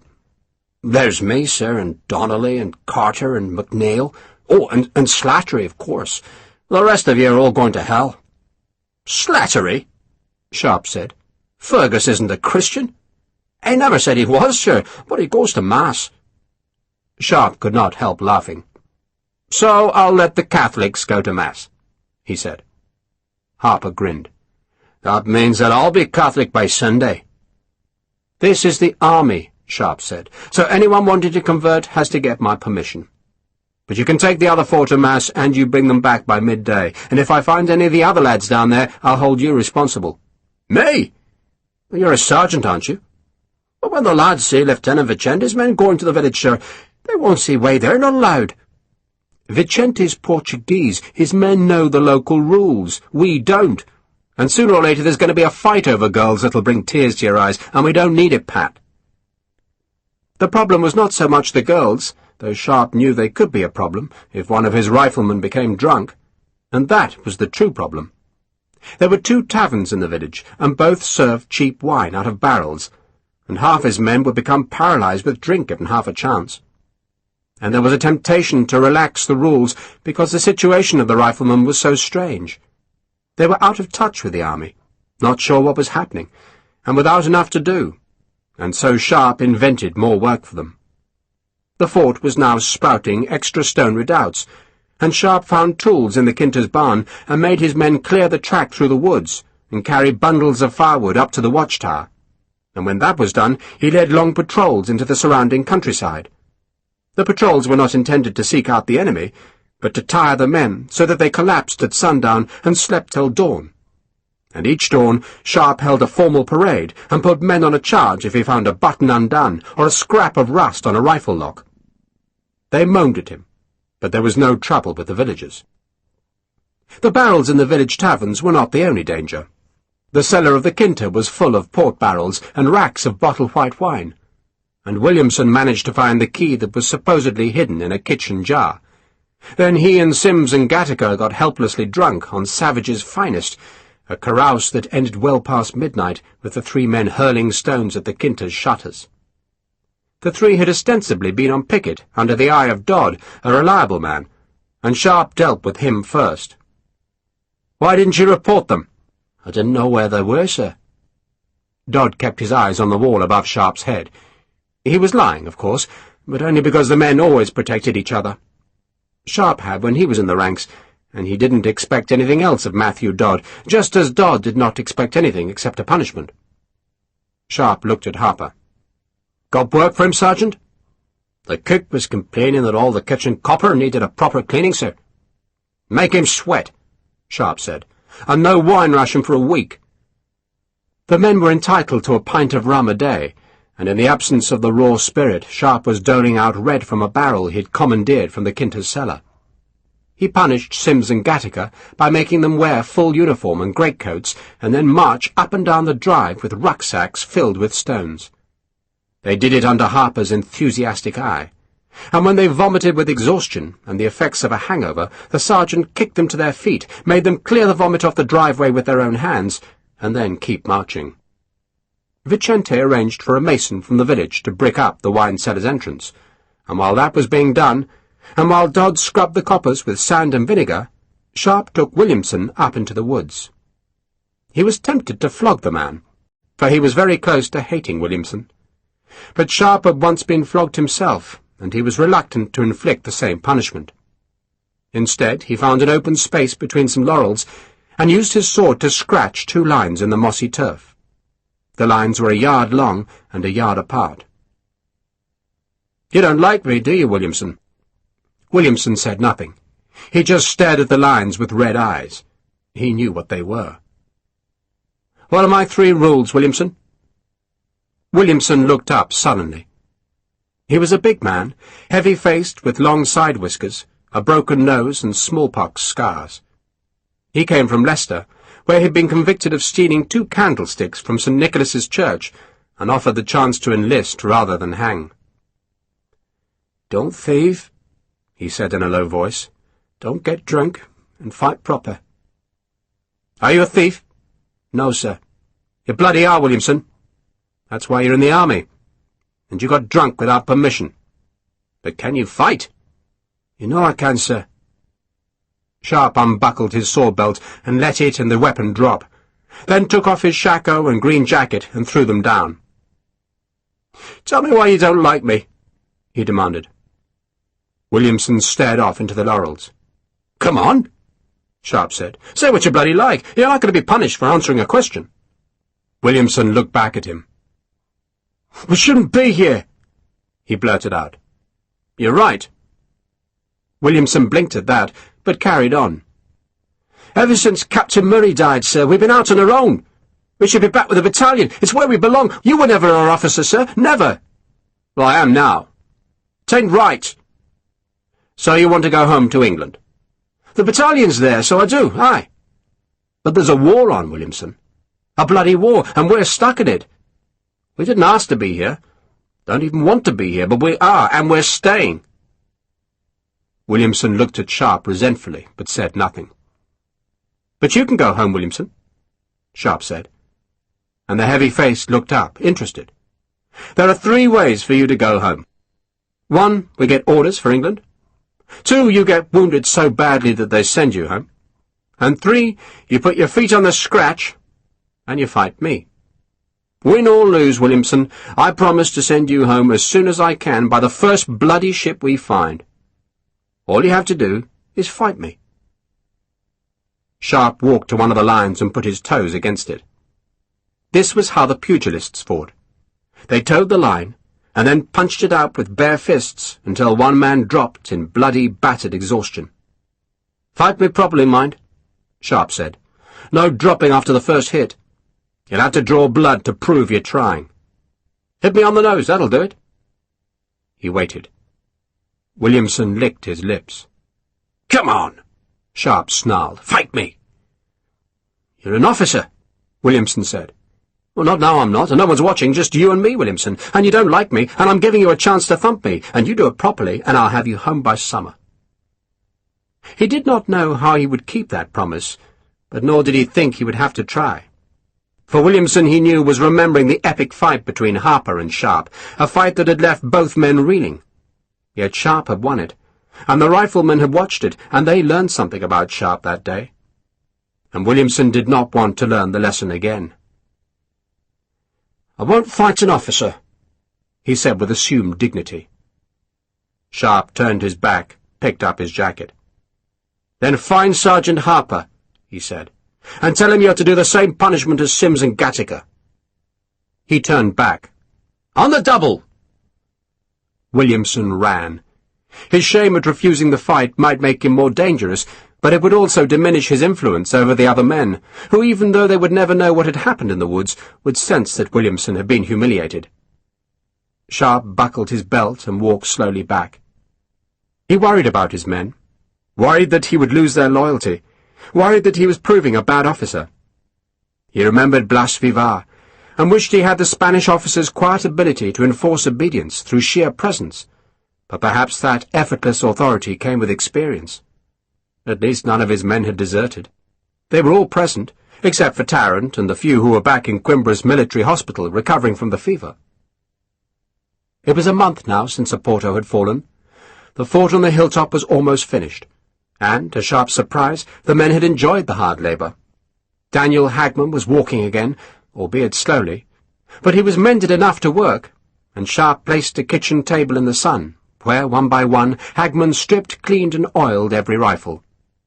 The fugitives who had fled from Oporto had now returned to the city, or found refuge elsewhere.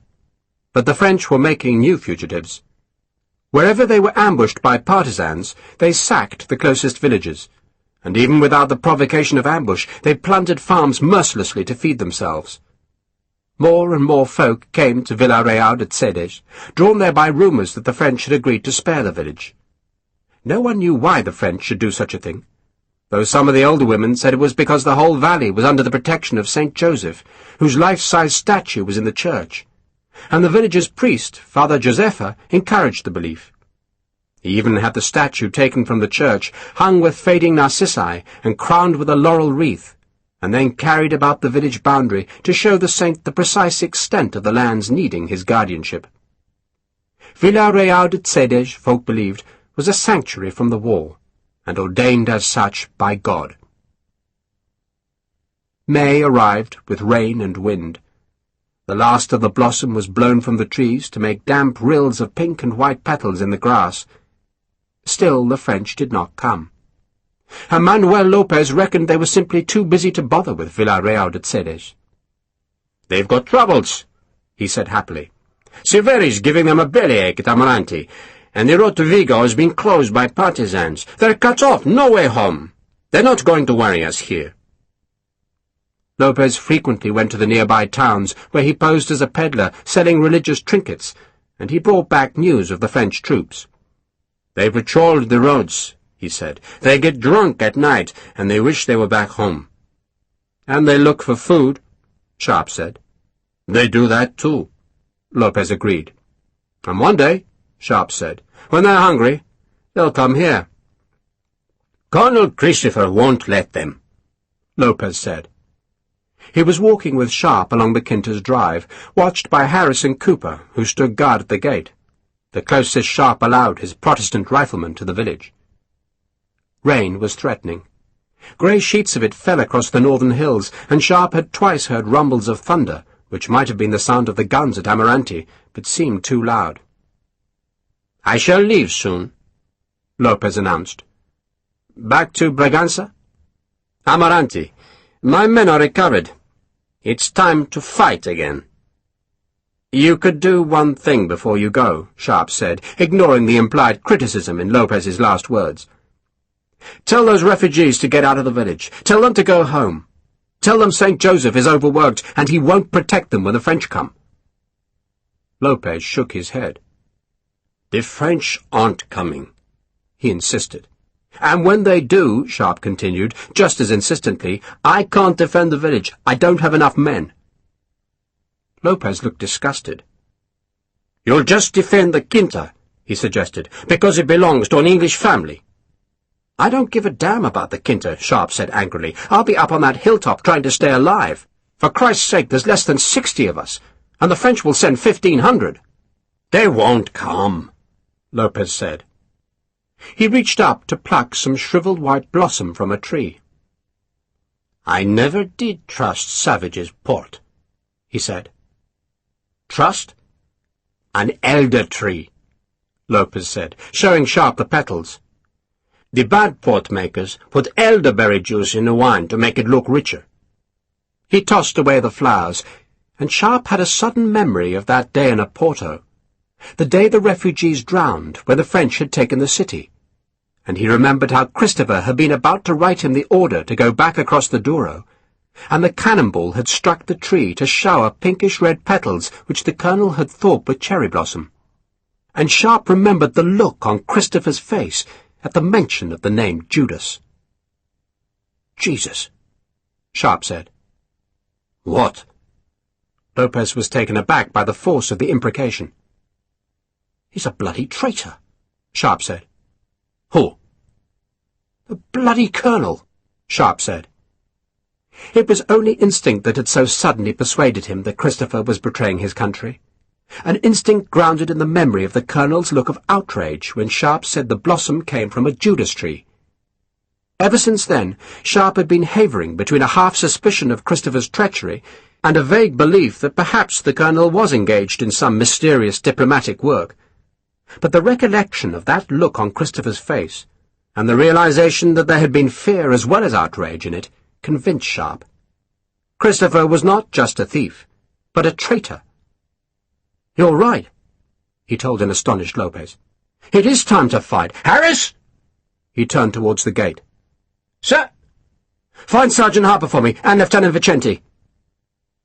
Vicente came first, and Sharpe could not explain why he was so certain that Christopher was a traitor, but Vicente was not inclined to debate the point. He hated Christopher because he had married Kate, and he was as bored as Sharpe at the undemanding life at the Quinta. "Get food," Sharpe urged him. Go to the village, ask them to bake bread, buy as much salted and smoked meat as you can. I want every man to have 5 days' rations by nightfall. Harper was more cautious. I thought you had orders, sir. I do, Pat, from General Craddock. Jesus, sir, you don't disobey a general's orders. And who fetched those orders? Sharpe asked. Christopher did. So he lied to Craddock just as he's lied to everyone else. He was not certain of that. He could not be certain. But nor could he see the sense in just dallying at the Quinta. He would go south and trust that Captain Hogan would protect him from General Craddock's wrath. We'll march at dusk tonight, he told Harper. I want you to check everyone's equipment and ammunition. Harper smelt the air. We're going to have rain, sir. Bad rain. That's why God made our skins waterproof, Sharpe said. I was thinking we might do better to wait till after midnight, sir. Give the rain a chance to blow over. Sharpe shook his head. I want to get out of here, Pat. I feel bad about this place suddenly. We'll take everyone south, towards the river. I thought the Crappos had stripped out all the boats. I don't want to go east. Sharpe jerked his head towards Amarante, where rumour said a battle still raged. And there's nothing but Crappos to the west. The north was all mountain, rock and starvation. But to the south lay the river, and he knew British forces were somewhere beyond the Douro, and Sharpe had been thinking that the French could not have destroyed every boat along its long rocky banks. We'll find a boat, he promised Harper. It'll be dark tonight, sir. Lucky even to find the way. For God's sake, Sharpe said, irritated with Harper's pessimism. We've been patrolling this place for a bloody month. We can find our way south. By evening they had 2 sacks of bread, some rock-hard smoked goat meat, 2 cheeses, and a bag of beans that Sharpe distributed among the men. Then he had an inspiration, and went to the Quinta's kitchen and stole 2 large tins of tea. He reckoned it was time Kate did something for her country, and there were few finer gestures than donating good China tea to riflemen. He gave 1 tin to Harper and shoved the other into his pack. It had started to rain, the drops pounding on the stable roof and cascading off the tiles into the cobbled yard. Daniel Hagman watched the rain from the stable door. I feel just fine, sir, he reassured Sharpe. We can make a stretcher, Dan, if you feel poorly. Lord, no, sir. I'm right as rain, right as rain. No one wanted to leave in this downpour, but Sharpe was determined to use every hour of darkness to make his way towards the Douro. There was a chance, he thought, of reaching the river by midday tomorrow, and he would let the men rest while he scouted the riverbank for a means to cross. "Packs on!" he ordered. "Ready yourselves!" He watched Williamson for any sign of reluctance, but the man got a move on with the rest. Vicente had distributed wine corks, and the men pushed them into the muzzles of their rifles or muskets. The weapons were not loaded, because in this rain the priming would turn to grey slash. There was more grumbling when Sharpe ordered them out of the stables, but they hunched their shoulders and followed him out of the courtyard and up into the wood where the oaks and silver birches thrashed under the assault of wind and rain. Sharpe was soaked to the skin before they'd gone a quarter mile, but he consoled himself that no one else was likely to be out in this vile weather. The evening light was fading fast and early, stolen by the black, thick-bellied clouds that scraped against the jagged outcrop of the ruined watchtower. Sharpe was following a path that would lead around the western side of the watchtower's hill, and he glanced up at the old masonry as they emerged from the trees and thought ruefully of all that work. He called a halt to let the rear of the line catch up. Daniel Hagman was evidently holding up well. Harper, 2 smoked legs of goat hanging from his belt, climbed up to join Sharpe, who was watching the arriving men from a vantage point a few feet higher than the path. "Bloody rain," Harper said. "It'll stop eventually." "Is that so?" Harper asked innocently. It was then Sharpe saw the gleam of light in the vineyards. It was not lightning. It was too dull, too small, and too close to the ground. But he knew he hadn't imagined it, and he cursed Christopher for stealing his telescope. He gazed at the spot where the light had shone so briefly, but saw nothing. "What is it?" Vicente had climbed to join him. "Thought I saw a flash of light," Sharpe said. "Just rain," Harper said dismissively. Perhaps it was a piece of broken glass, Vicente suggested. I once found some Roman glass in a field near Entre los Rios. There were 2 broken vases and some coins of Septimus Severus. Sharpe was not listening. He was watching the vineyards. I gave the coins to the seminary in Porto, Vicente went on, raising his voice to make himself heard over the seething rain, because the fathers keep a small museum there. The sun doesn't reflect off glass when it's raining, Sharpe said. But something had reflected out there, more like a smear of light, a damp gleam, and he searched the hedgerow between the vines and suddenly saw it again. He swore. What is it? Vicente asked. Dragoons, Sharpe said. Dozens of the bastards, dismounted and watching us. The gleam had been the dull light reflecting from one of the brass helmets. There must have been a tear in the helmet's protective cloth cover, and the man, running along the hedge, had served as a beacon. But now that Sharpe had seen the first green uniform among the green vines, he could see dozens more. The bastards were going to ambush us, he said, and he felt a reluctant admiration for an enemy who could use such vile weather. Then he worked out that the dragoons must have approached Villarreal de Cedes during the day, and somehow he had missed them. But they would not have missed the significance of the work he was doing on the hilltop, and they must know that the hog-backed ridge was his refuge. Sergeant, he snapped at Harper, up the hill, now! Now! And pray they were not too late. Colonel Christopher might have rewritten the rules, yet the chess pieces could still only move in their accustomed ways. But his knowledge of the moves allowed him to look ahead, and he fancied he did that with more perspicacity than most men. There were 2 possible outcomes to the French invasion of Portugal. Either the French would win, or, far less likely, the Portuguese with their British allies would somehow evict Soult's forces. If the French won, then Christopher would be the owner of Savage's Lodge, a trusted ally of the country's new masters, and rich beyond belief. If the Portuguese and their British allies won, then he would use Argenton's pathetic conspiracy to explain why he had remained in enemy territory, and use the collapse of the proposed mutiny as an excuse for the failure of his schemes. And then he would need to move a couple of pawns to remain the owner of Savages, which would be enough to make him a rich man, if not rich beyond belief. So he could not lose, so long as the pawns did what they were supposed to do. And one of those pawns was Major Henri Dulong, the second-in-command of the 31st Léger, one of the crack French light infantry units in Portugal. The 31st knew it was good, but none of its soldiers was the equal of Dulong, who was famous throughout the army. He was tough, daring, and ruthless, and on this early May evening of wind and rain and low cloud, Major Dulong's job was to lead his voltigeur up the southern path that led to the watchtower on the hill above the Quinta. Take that height, Brigadier Vuillard explained, and the scrappy forces in Villarreal de Cedes had nowhere to go. So while the dragoons made a noose about the village and the Quinta, Dulong would capture the hill. It had been Brigadier Vuillard's idea to attack at dusk. Most soldiers would expect an assault at dawn, but it was Vuillard's notion that men's garb was lower late in the day. "They're looking forward to a skin of wine, a wench and a hot meal," he had told Christopher. Then he had fixed the time for the assault at 7:45 in the evening. The sun would actually set a few moments before, but the twilight would stretch until 8:30, though the clouds had proved so thick that Vuillard doubted there would be any twilight to speak of. Not that it mattered. Dulong had been lent a good Breguet watch, and he had promised that his men would be on the watchtower's peak at 7:45, just as the dragoons converged on the village and the Quinta.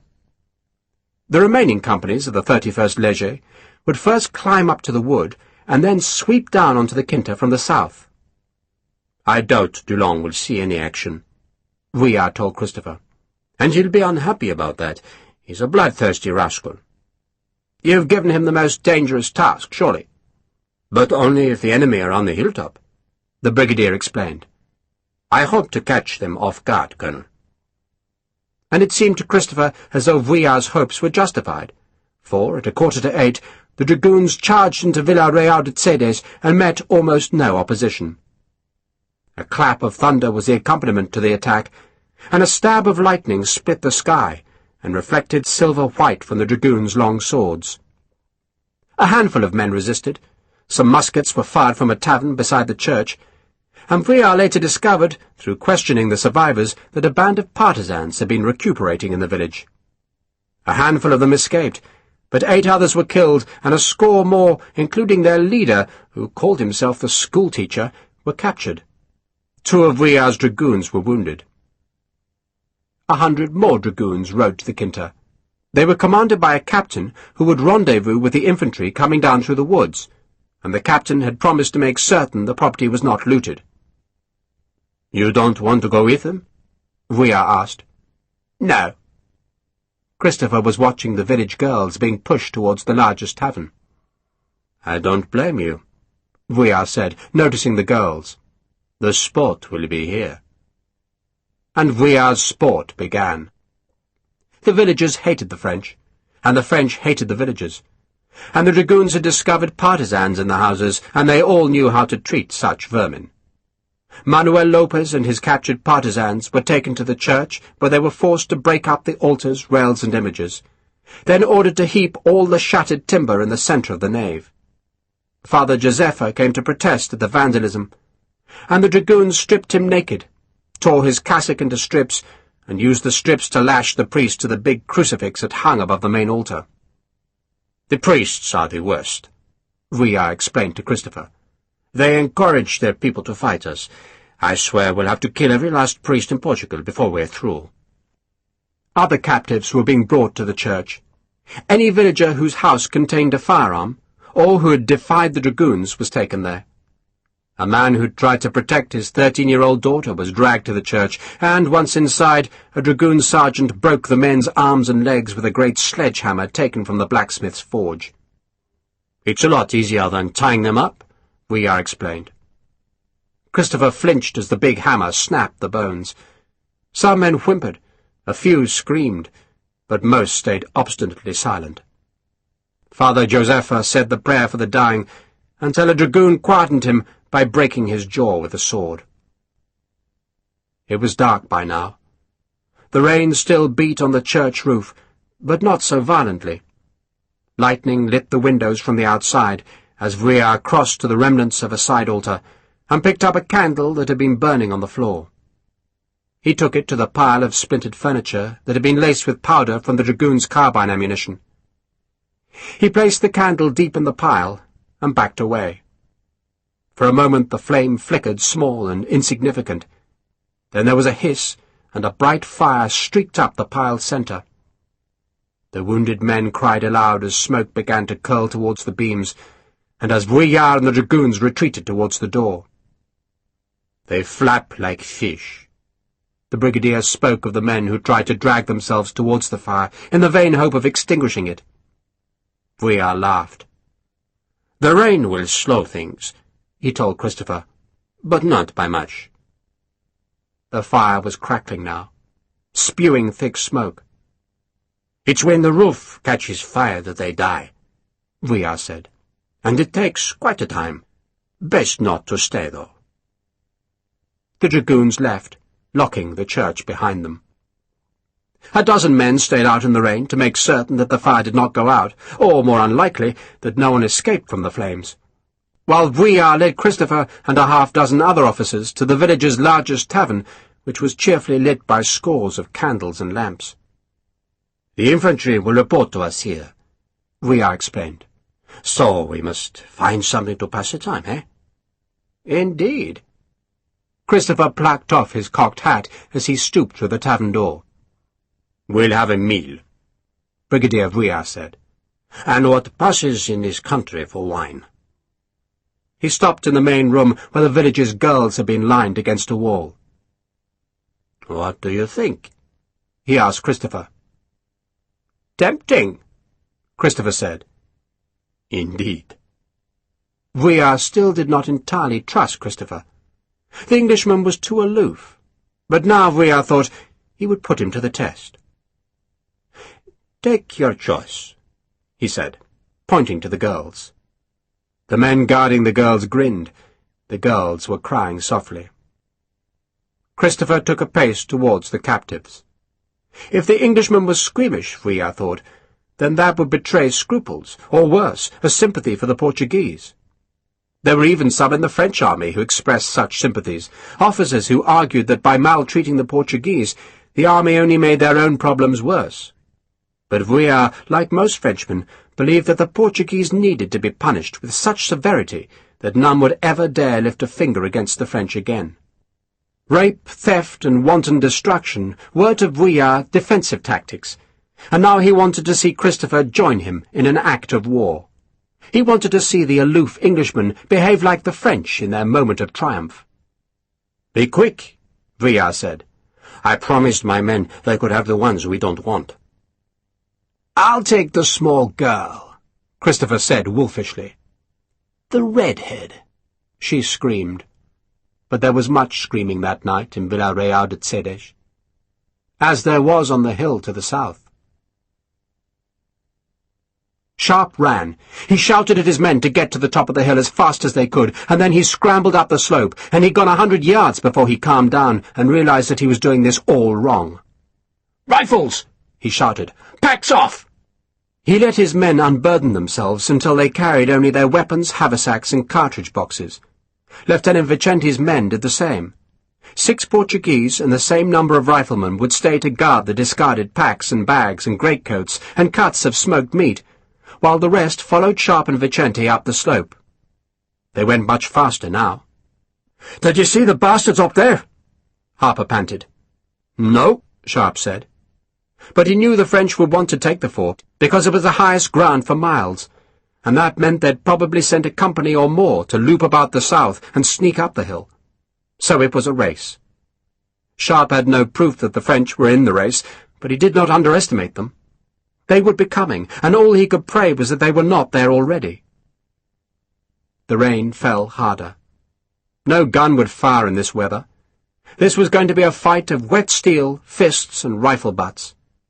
Sharpe's boots slipped on sodden turf and skidded on rock. He was getting short of breath, but at least he'd climbed the flanking slope and was now on the path that led up the northern spine of the hill, and his men had widened and strengthened the path, cutting steps in the steepest places and pegging the rises with wedges of birch. It had been invented work to keep them busy, but it was all worth it now because it quickened the pace. Sharpe was still leading with a dozen riflemen close behind. He decided he wouldn't close ranks before they reached the top. This was a scramble where the devil really would take the hindmost. So the important thing was to reach the summit. And he looked up into the whirl of rain and cloud, and he saw nothing up there but wet rock, and the sudden reflected sheen of a lightning bolt slithering down a sheer stone face. He thought of the village, and knew it was doomed. He wished he could do something about that, but he didn't have enough men to defend the village, and he had tried to warn them. The rain was driving into his face, blinding him. He slithered as he ran. There was a stitch in his side. His legs were like fire, and the breath rasped in his throat. The rifle was slung on his shoulder, bouncing there, the stock thumping into his left thigh as he tried to draw the sword. But then he had to let go of the hilt to steady himself against a rock as his boots slid wildly out from under him. Harper was 20 paces back, panting. Vicente was gaining on Sharpe, who dragged his sword free of its scabbard, pushed himself away from the boulder, and forced himself on again.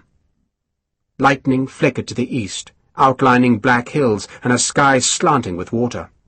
The thunder crackled across the heavens, filling them with angry noise. And Sharpe felt as though he were climbing into the heart of the storm, climbing to join the gods of war. The gale tore at him. His shako was long gone. The wind shrieked, moaned, was drowned by thunder and burdened by rain. And Sharpe thought he would never reach the top. And suddenly he was beside the first wall, the place where the path zigzagged between 2 of the small redoubts his men had built, and a dagger of lightning stabbed down into the void that opened wet and dark to his right. For a wild second, he thought the hilltop was empty, and then he saw the flash of a blade reflecting the storm's white fire, and knew the French were already there. Dulong's voltigeur had arrived just seconds before, and had taken the watchtower. But they hadn't had time to occupy the northernmost redoubts, where Sharpe's men now appeared. "Throw them out!" Dulong roared at his men. "Kill the bastards!" Sharpe shouted, and his blade scraped along a bayonet, jarred against the muzzle of the musket, and he threw himself forward, driving the man back, and hammered his forehead against the man's nose. And the first riflemen were past him, and the blades were ringing in the near dark. Sharpe banged the hilt of his sword into the face of the man he had put down, plucked the musket from him, and threw it out into the void, then pushed on to where a group of Frenchmen were readying to defend the summit. They aimed their muskets, and Sharpe hoped to God he was right, and that no flintlock would ever fire in this wet fury. 2 men struggled to his left, and Sharpe slid the sword into a blue jacket, twisting it in the ribs, and the Frenchman threw himself sideways to escape the blade, and Sharpe saw it was Harper hammering at the man with a rifle butt. "God save Ireland!" Harper, wild-eyed, stared up at the French guarding the watchtower. "We're going to charge those bastards!" Sharpe shouted at the rifleman coming up behind. "God save Ireland!" "Tirez!" a French officer shouted, and a dozen flints fell on steel, and the sparks flashed and died in the rain. "Now kill them!" Sharpe roared. "Just bloody kill them!" Because the French were on his hilltop, on his land, and he felt a rage fit to match the anger of the storm-filled sky. He ran uphill, and the French muskets reached down with their long bayonets, and Sharpe remembered fighting on the steep breach at Gavilgore, and he did now what he'd done then, reached under the bayonet and grabbed a man's ankle and tugged. The Frenchman screamed as he was pulled down the hill to where 3 sword bayonets chopped at him, and then Vicente's Portuguese, realizing they couldn't shoot the French, began hurling rocks at them, and the big stones drew blood, made men flinch, and Sharpe bellowed at his riflemen to close with the enemy. He back-swung the sword, driving a bayonet aside, pulled another musket with his left hand so that the man was tugged down onto Harper's sword bayonet. Harris was flailing with an axe they'd used to clear the path through the birch, laurel, and oakwood, and the French shrank from the terrible weapon, and still the rocks were hurled, and Sharpe's riflemen, snarling and panting, were clawing their way upwards. A man kicked Sharpe in the face. Cooper caught the boot and raked his sword bayonet up the man's leg. Harper was using his rifle as a club, beating men down with his huge strength. A rifleman fell backwards, blood pulsing from his throat to be instantly diluted by the rain. A Portuguese soldier took his place, stabbing up with his bayonet and screaming insults. Sharpe rammed his sword two-handed up into the press of bodies, stabbed, twisted, pulled, and stabbed again. Another Portuguese was beside him, thrusting his bayonet up into a French groin, while Sergeant Macedo, lips drawn back in a snarl, was fighting with a knife. The blade flickered in the rain, turned red, was washed clean, turned red again. The French were going back, retreating to the patch of bare stone terrace in front of the watchtower ruins, and an officer was shouting angrily at them. And then the officer came forward, sabre out, and Sharpe met him. The blades clashed, and Sharpe just head-butted again, and, in the flash of lightning, saw the astonishment on the officer's face. But the Frenchman evidently came from the same school as Sharpe, for he tried to kick Sharpe's groin as he rammed his fingers at Sharpe's eyes. Sharpe twisted aside, came back to hit the man on the jaw with the hilt of his sword. Then the officer just seemed to vanish as 2 of his men dragged him backwards. A tall French sergeant came at Sharpe, musket flailing, and Sharpe stepped back. The man tripped, and Vicente reached out with his straight-bladed sword, and its tip ripped the sergeant's windpipe, so he roared like a punctured bellows and collapsed in a spray of pink rain. Vicente stepped back, appalled, but his men went streaming past to spread down into the southern redoubts, where they enthusiastically bayoneted the French out of their holes. Sergeant Macedo had left his knife trapped in a Frenchman's chest, and instead was using a French musket as a club, and a voltigeur tried to pull the weapon out of his grasp, and looked stunned when the sergeant just let him have it, then kicked him in the belly, so that the Frenchman fell back over the edge of the bluff. He screamed as he fell. The scream seemed to last a long time. Then there was a wet thump on the rocks far below. The musket clattered, and the sound was swamped as thunder rolled over the sky. The clouds were split by lightning, and Sharpe, his sword blade dripping with rain-diluted blood, shouted at his men to check every redoubt. "And search the tower!" Another bolt of lightning revealed a large group of Frenchmen halfway up the southern path. Sharpe reckoned that a small group of fitter men had come on ahead, and it was those men that he had encountered. The largest group, who could easily have held the summit against Sharpe and Vicente's desperate counterattack, had been too late. and Vicente was now putting men into the lower redoubts. A rifleman lay dead by the watchtower. "It's Sean Donnelly," Harper said. "Pity," Sharpe said. "A good man. He was an evil little bastard from Derry," Harper said, "who owed me 4 shillings. Well, he could shoot straight when he wasn't drunk," Harper allowed. Pendleton, the youngest of the riflemen, brought Sharpe his shako. "Found it on the slope, sir." "What were you doing on the slope when you should have been fighting?" Harper demanded. Pendleton looked worried. "I just found it, sir." "Did you kill anyone?" Harper wanted to know. "No, Sergeant." "Not earned your bloody shilling today, then, have you? Right! Pendleton, Williamson, Dodd, Sims!" Harper organised a group to go back down the hill and bring up the discarded packs and food. Sharpe had another 2 men strip the dead and wounded of their weapons and ammunition. Vicente had garrisoned the southern side of the fort, and the sight of his men was enough to deter the French from trying a second assault. The Portuguese lieutenant now came back to join Sharpe beside the watchtower, where the wind shrieked on the broken stone. The rain was slackening, but the stronger wind gusts still drove drops hard against the ruined walls. "What do we do about the village?"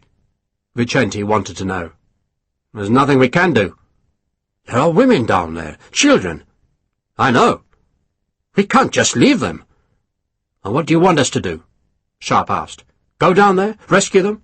And while we're there, what happens up here? Those bastards take the hill." He pointed at the French voltigeurs, who were still halfway up the hill, uncertain whether to keep climbing or to give up the attempt. "And when you get down there," Sharpe went on, "what are you going to find? Dragoons, hundreds of bloody dragoons. And when the last of your men are dead, you'll have the satisfaction of knowing you tried to save the village." He saw the stubbornness on Vicente's face. "There's nothing you can do." "We have to try," Vicente insisted. "You want to take some men on patrol? Then do it. But the rest of us stay up here. This place is our one chance of staying alive." Vicente shivered. "You will not keep going south." "We get off this hill," Sharpe said, "and we're going to have dragoons giving us haircuts with their bloody swords. We're trapped, Lieutenant, we're trapped." "You will let me take a patrol down to the village?" 3 men, Sharpe said. He was reluctant to let even 3 men go with Vicente, but he could see that the Portuguese lieutenant was desperate to know what was happening to his countrymen. "Stay in cover, Lieutenant," Sharpe advised. "Stay in the trees. Go very carefully." Vicente was back 3 hours later.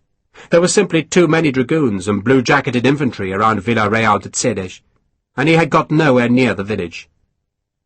"But I heard screams," he said. "Aye," Sharpe said.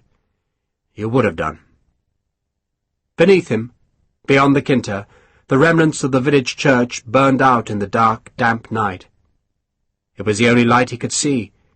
There were no stars, no candles, no lamps, just the sullen red glow of the burning church. And tomorrow, Sharpe knew, the French would come for him again. In the morning, the French officers had breakfast on the terrace of the tavern beneath a vine trellis. The village had proved to be full of food, and there was newly baked bread, ham, eggs, and coffee for breakfast. The rain had gone, to leave a damp feel in the wind, but there were shadows in the fields and the promise of warm sunlight in the air. The smoke of the burned-out church drifted northwards, taking with it the stench of roasted flesh. Maria, the red-headed girl, served Colonel Christopher his coffee. The colonel was picking his teeth with a sliver of ivory, but he took it from his mouth to thank her. "Obrigado, Maria," he said in a pleasant tone. Maria shuddered, but nodded a hasty acknowledgment as she backed away. "She's replaced your servant?" Brigadier Vuillard asked. "The wretched fellow's missing," Christopher said. "Run away, gone." "A fair exchange," Vuillard said, watching Maria. "That one's much prettier." "She was pretty," Christopher allowed. Maria's face was badly bruised now, and the bruises had swollen to spoil her beauty. "And she'll be pretty again," he went on.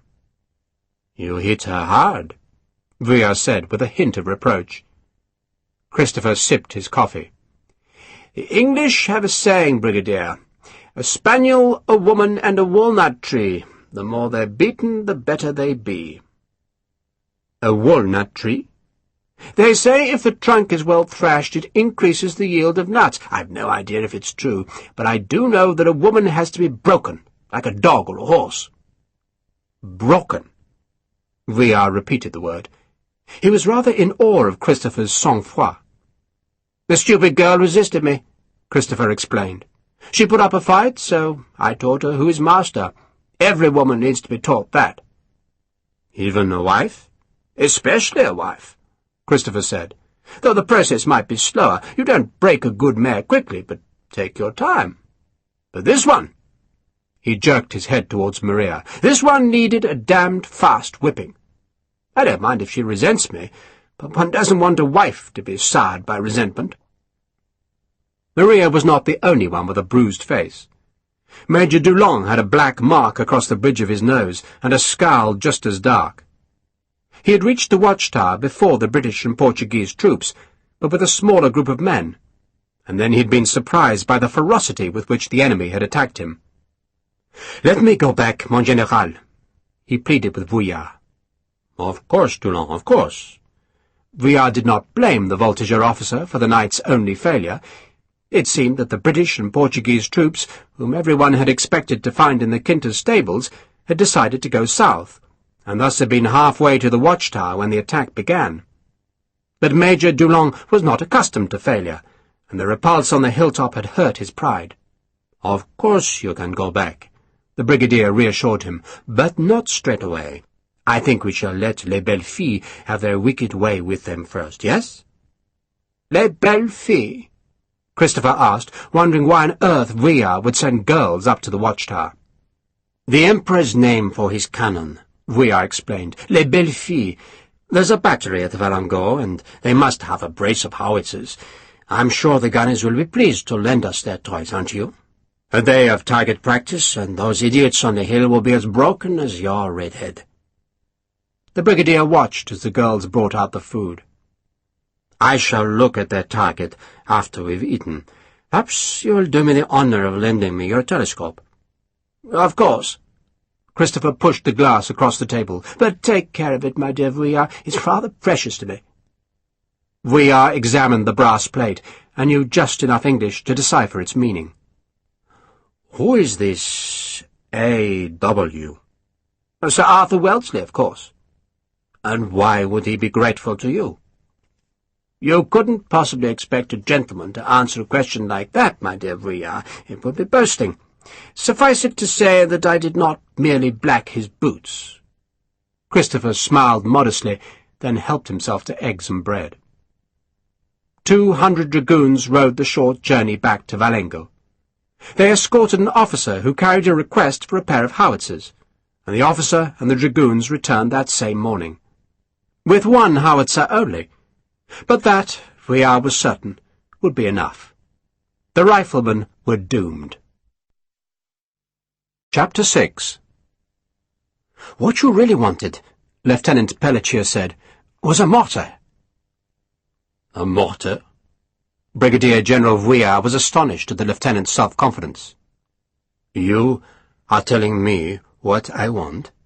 "What you want," Pelletier said confidently, "is a mortar. It's a question of elevation, sir."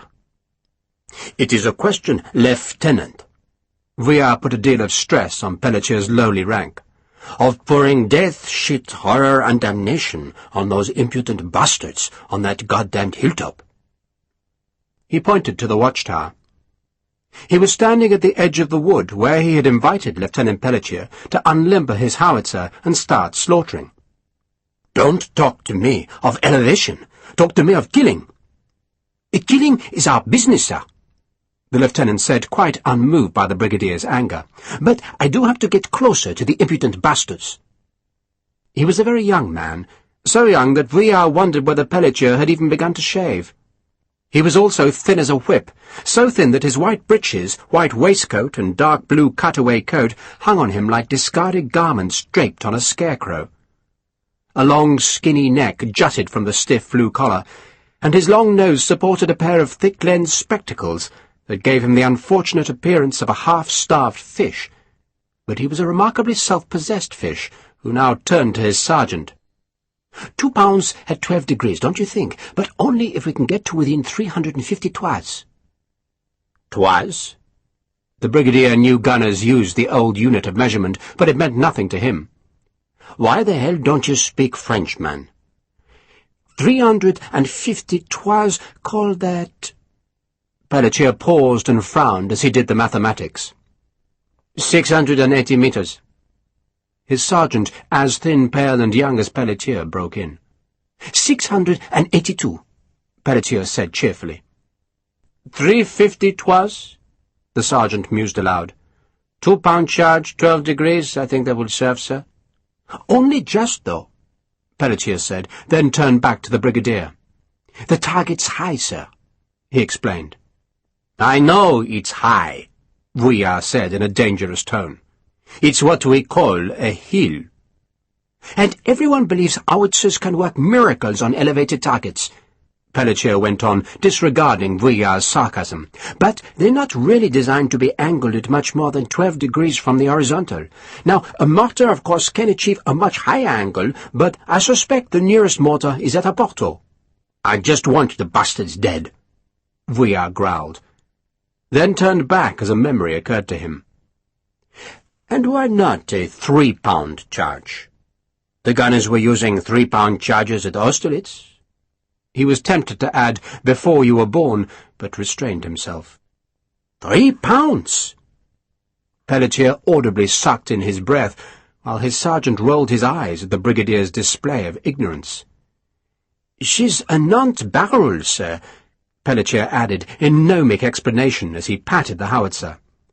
She was made in the Dark Ages, sir, before the Revolution, and she was horribly cast. Her partner blew up 3 weeks ago, sir, and killed 2 of the crew. There was an air bubble in the metal, just horrible casting. She's not safe beyond 2 pounds, sir, just not safe. Howitzers were usually deployed in pairs, but the explosion 3 weeks before had left Pelletier's the sole howitzer in his battery. It was a strange-looking weapon that resembled a toy gun incongruously perched on a full-scale carriage. The barrel, just 28 inches long, was mounted between wheels that were the height of a man, but the small weapon was capable of doing what other field guns could not achieve. It could fire in a high arc. Field guns were rarely elevated more than a degree or two, and their round shot flew in a flat trajectory, but the howitzer tossed its shells up high so that they plunged down onto the enemy. The guns were designed to fire over defensive walls, or above the heads of friendly infantry, and because a lobbed missile came to a swift stop when it landed, the howitzers did not fire solid round shot. An ordinary field gun, firing solid shot, could depend on the missile to bounce and keep on bouncing, and even after the 4th or 5th graze, as the gunners called each bounce, the round shot could still maim or kill. But a round shot tossed into the air was likely to bury itself in the turf and do no subsequent damage.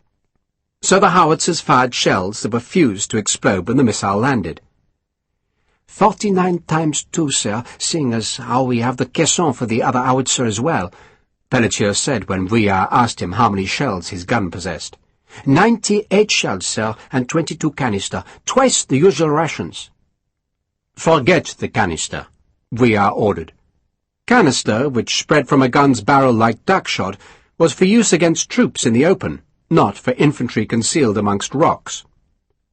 Drop the shells on the bastards, and we'll send for more ammunition if you need it. Which you won't, he added malevolently, because you're going to kill the bastards, aren't you? That's what we're here for, Pelletier said happily. And with respect, sir, we won't make widows by standing here talking. I'd best find a place to deploy her, sir. Sergeant, shovels. Shovels? Vuillard asked. We have to level the ground, sir, Pelletier said, because God didn't think of gunners when he made the world. He made too many lumps and not enough smooth spots, but we're very good at improving his handiwork, sir. He led his men towards the hill in search of a place that could be levelled. Colonel Christopher had been inspecting the howitzer, but now nodded at Pelletier's receding back. Sending schoolboys to fight our wars? He seems to know his business, Vuillard admitted grudgingly. Did your servant turn up? Bloody man's gone missing. Had to shave myself. Shave yourself, eh? Vuillard observed with amusement. Life is hard, Colonel. Life is sometimes so very hard. And soon he thought it would be murderous for the fugitives on the hill. At dawn, a wet dawn, with clouds scudding away southeast, and a wind still gusting about the ragged summit, Dodd had spotted the fugitives halfway down the hill's northern slope. They were crouching in the rocks, evidently hidden from the French pickets who lined the edge of the wood. There were 7, all men. 6 had been survivors from Manuel Lopez's band, and the 7th was Louis, Christopher's servant. "It's the Colonel," he had told Sharpe. "What is?"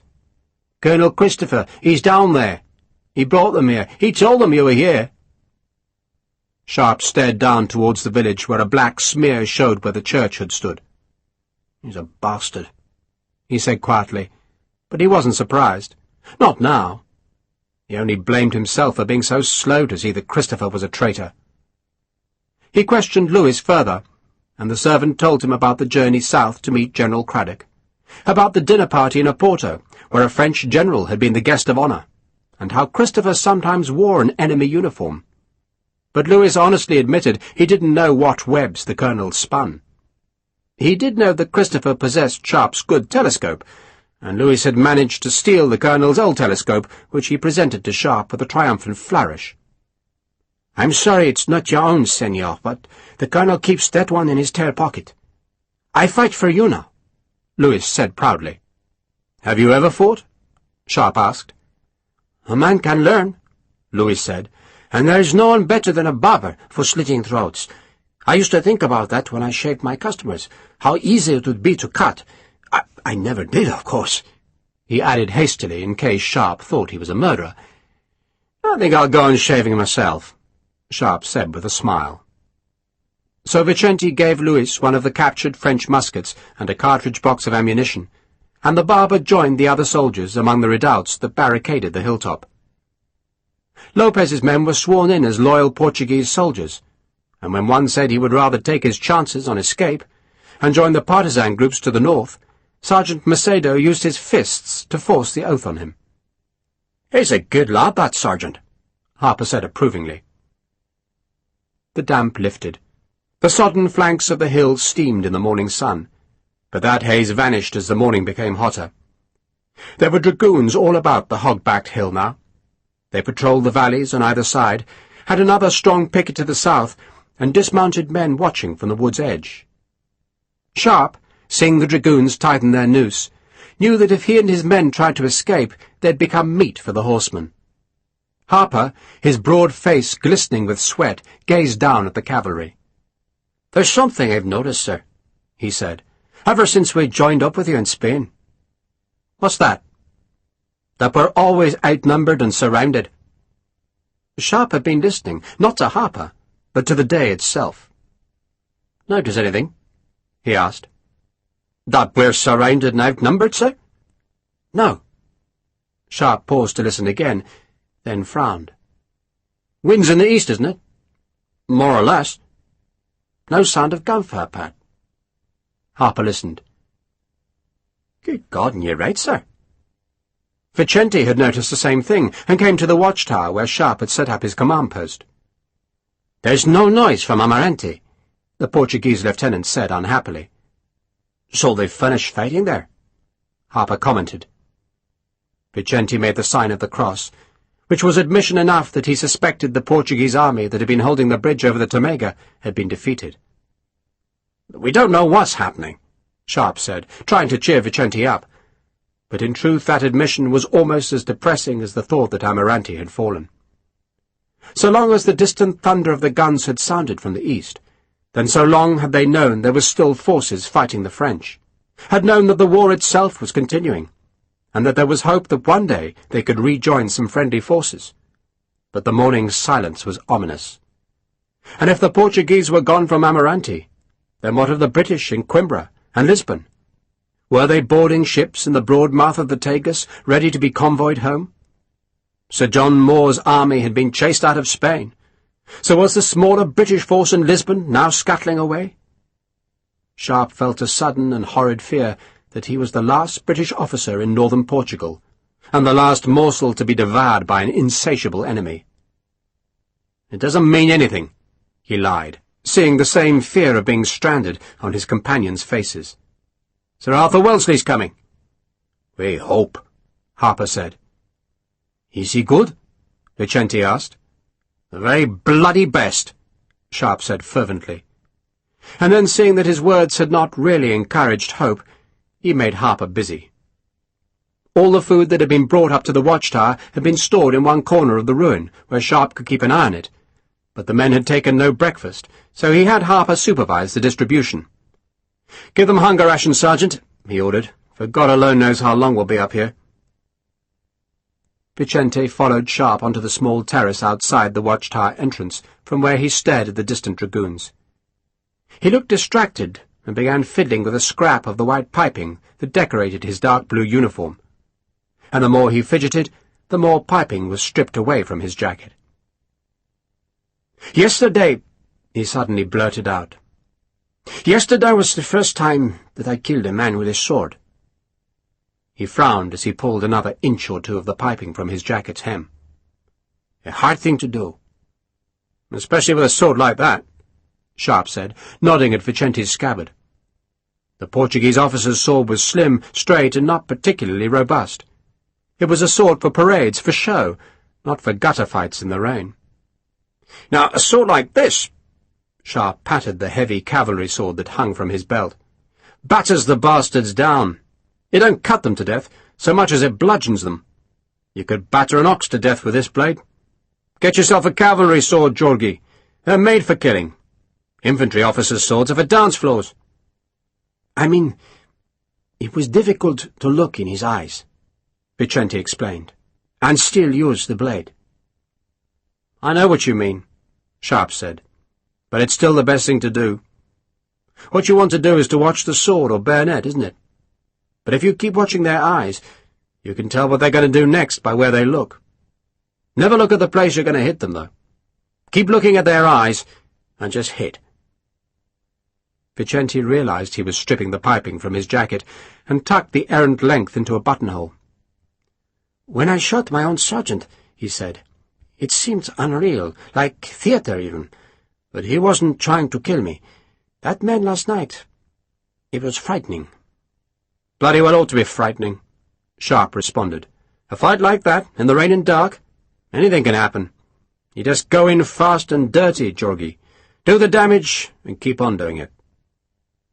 "You have done so much fighting," Vicente said sadly, as though he pitied Sharpe. "I've been a soldier for a long time," Sharpe said. "And our army does a lot of fighting. India, Flanders, here, Denmark." "Denmark? Why were you fighting in Denmark?"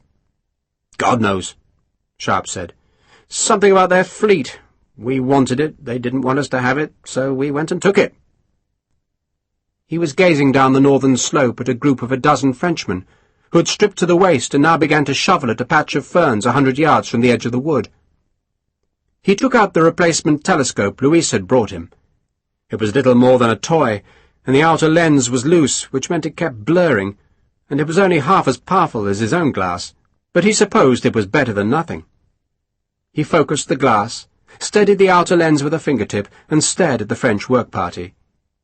"Shit," he said. "What?" "Bastards have got a cannon," Sharpe said. "Just pray it isn't a bloody mortar." Vicente, looking bewildered, was trying and failing to see a gun. "What happens if it's a mortar?" "We all die," Sharpe said, imagining the pot-like gun lobbing its shells into the sky so that they would drop almost vertically onto his position. "We all die," he said again, "or else we run away and get captured." Vicente made the sign of the cross again. He had not made that gesture at all in the first week Sharpe had known him. But the further Vicente travelled from his life as a lawyer, the more the old imperatives returned to him. Life, he was beginning to learn, was not controlled by law or reason, but by luck and savagery and blind, unfeeling fate. "I can't see a cannon," he finally admitted. Sharpe pointed to the French working party. "Those buggers are making a nice flat patch, so they can aim properly," he explained. You can't fire a gun on a slope, not if you want to be accurate. He took a few steps down the northern path. Dan? Sir? See where the bastards are going to put a cannon? How far away is it? Hagman, ensconced in a crevice of stone, peered down. Bit under 700 paces, sir. Too far. We can try? Hagman shrugged.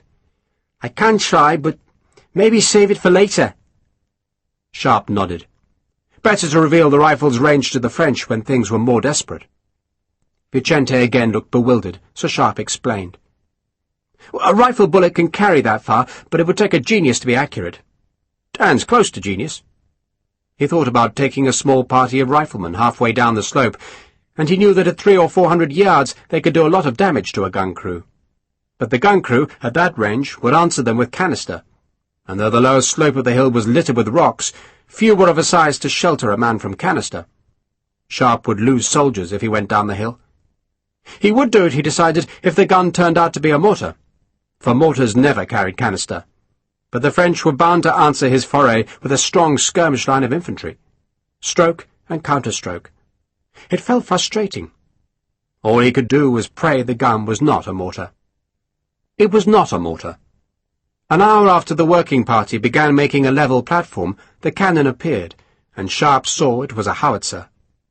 That was bad enough, but it gave his men a chance. For a howitzer shell would come at an oblique angle, and his men would be safe behind the bigger boulders on the hilltop. Vicente borrowed the small telescope and watched the French gunners unlimber the gun and prepare its ammunition.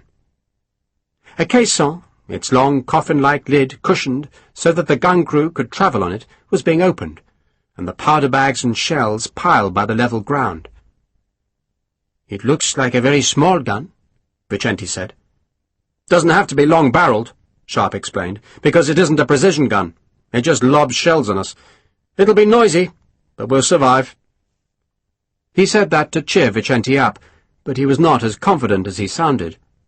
2 or 3 lucky shells could decimate his command, but at least the howitzer's arrival had taken his men's minds off their larger predicament, and they watched as the gunners made ready.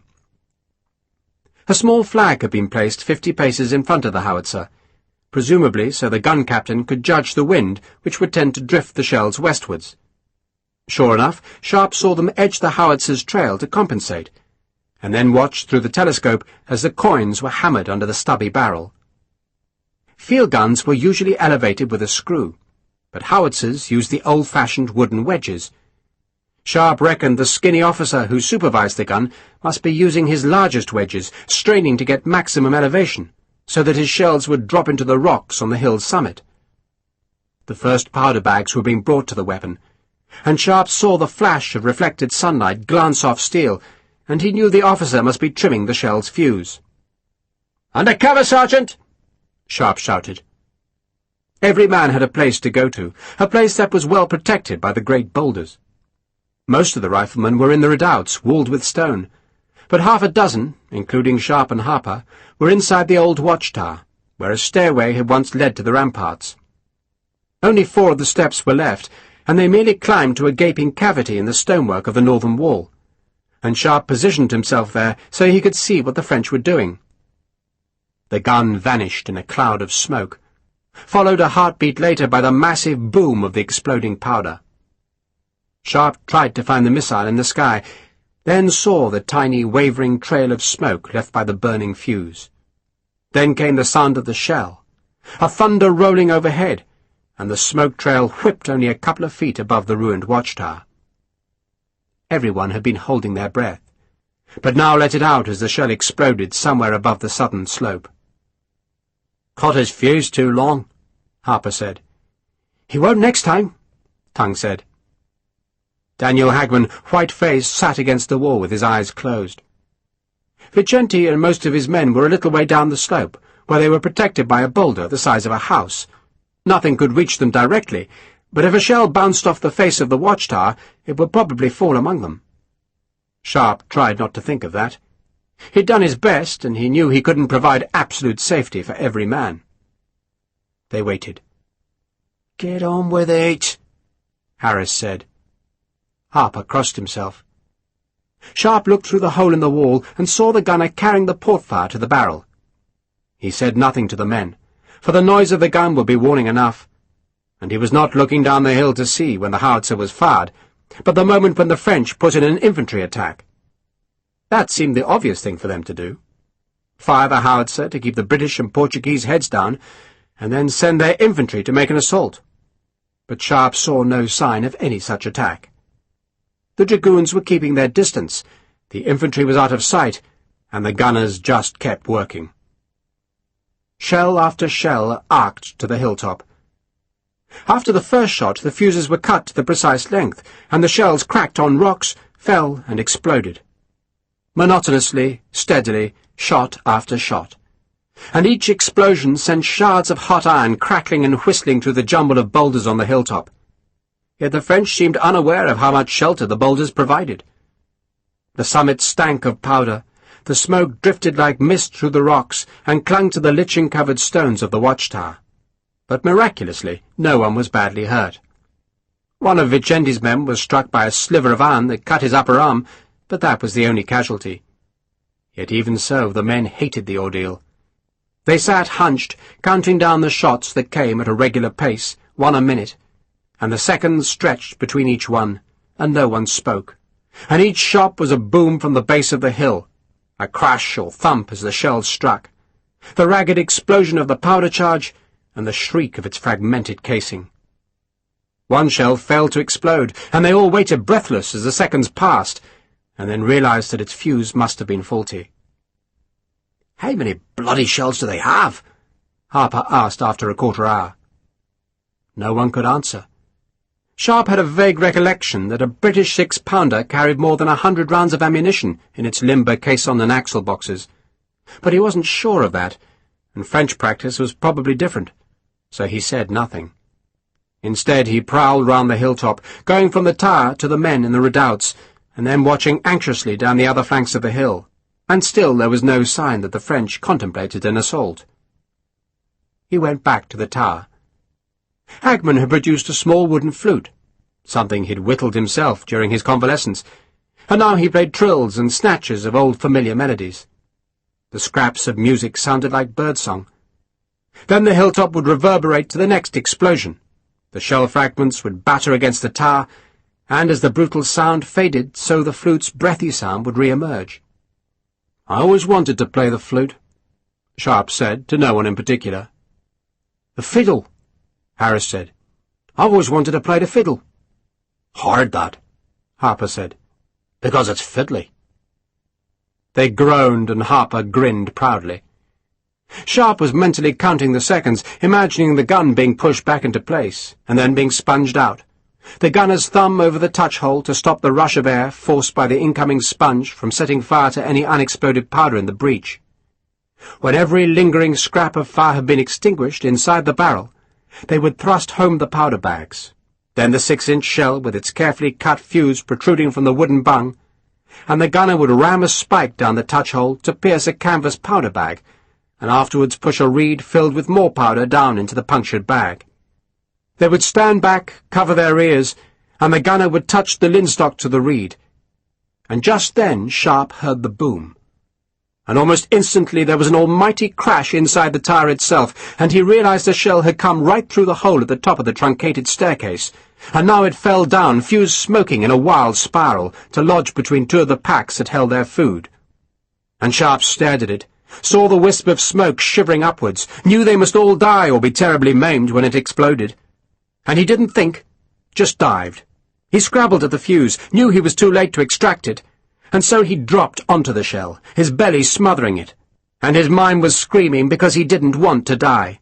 It'll be quick, he thought, it'll be quick, and at least he wouldn't have to take decisions anymore, and no one else would be hurt, and he cursed the shell because it was taking so long to explode, and he was staring at Daniel Hagman, who was staring back at him, eyes wide, and the forgotten flute held just an inch from his mouth.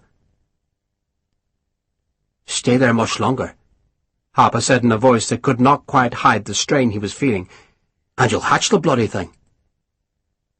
Hagman started to laugh. Then Harris and Cooper and Harper joined in, and Sharpe climbed off the shell, and saw that the wooden plug that held the fuse was blackened by fire. but somehow the fuse had gone out, and he picked up the damned missile and hurled it out of the hole and listened to it clatter down the hill. "Sweet Jesus," Sharpe said. He was sweating, shaking. He collapsed back against the wall and looked at his men who were weak with laughter. "Oh, God," he said. "You'd have had a bellyache if that had popped you," Hagman said, and that started them all laughing again. Sharpe felt drained. "If you bastards have nothing better to do," he said, "then take out the canteens, give everyone a drink." He was rationing the water like the food, but the day was hot, and he knew everyone would be dry. He followed the rifleman outside. Vicente, who had no idea what had just happened, but only knew that a second shell had failed to explode, looked anxious. "What happened?" "Fuse went out," Sharpe said. "Just went out." He went down to the northernmost redoubts and stared at the gun. How much bloody ammunition did the bastards have? The rate of fire had slowed a little, but that seemed more to do with the gunners' weariness than a shortage of shells. He watched them load another round, did not bother to take cover, and the shell exploded up behind the watchtower. The howitzer had recoiled 8 or 9 feet, much less than a field gun, and he watched as the gunners put their shoulders to the wheel and shoved it back into place. The air between Sharpe and the gun wavered because of the day's heat, which was made more intense by a small grass fire ignited by the cannon's blast. That had been happening all day, and the howitzer's muzzle flame had left a fan-shaped patch of scorched grass and ferns in front of the barrel. And then Sharpe saw something else, something that puzzled him, and he opened Christopher's small telescope, cursing the loss of his own, and he steadied the barrel on a rock and stared intently, and saw that an officer was crouching beside the gun-wheel with an upraised hand. That odd pose had been what puzzled him. Why would a man crouch by the front of a gun's wheels? And Sharpe could just see something else. Shadows. The ground there had been cleared, but the sun was now low in the sky, and it was throwing long shadows, and Sharpe could see that the cleared ground had been marked with 2 half-buried stones, each maybe the size of a 12-pounder's round shot, and that the officer was bringing the wheels right up to the 2 stones.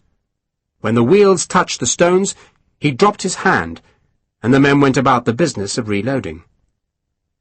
Sharpe frowned, thinking. Now, why on a fine sunny day would the French artillery officer need to mark a place for his gun's wheels? The wheels themselves, iron-rimmed, would leave gouges in the soil that would serve as markers for when the gun was repositioned after each shot. Yet they had taken the trouble to put the stones there as well. He ducked down behind the wall as another blossom of smoke heralded a shell. This one fell fractionally short, and the jagged-edged iron scraps rattled against the low stone walls that Sharpe's men had built. Pendleton poked his head above the redoubt. "Why don't they use round shot, sir?" he asked. "Howitzers don't have round shot," Sharpe said, "and it's hard to fire a proper gun uphill." He was brusque, for he was wondering about those stones. Why put them there? Had he imagined them? But when he looked through the glass, he could still see them. Then he saw the gunners walk away from the howitzer. A score of infantrymen had appeared, but they were merely a guard for the gun, which was otherwise abandoned. "They're having their supper," Harper suggested. He had brought water for the men in the forward positions, and now sat beside Sharpe. For a moment he looked embarrassed, and then grinned. "That was a brave thing you did, sir." "You'd have done the bloody same." "I bloody wouldn't," Harper said vehemently. "I'd have been out of that bloody door like a scalded cat if my legs had bloody worked." He saw the deserted gun. "So it's over for the day?" he asked. "No," Sharpe said, because he suddenly understood why the stones were there, and he knew what he could do about it.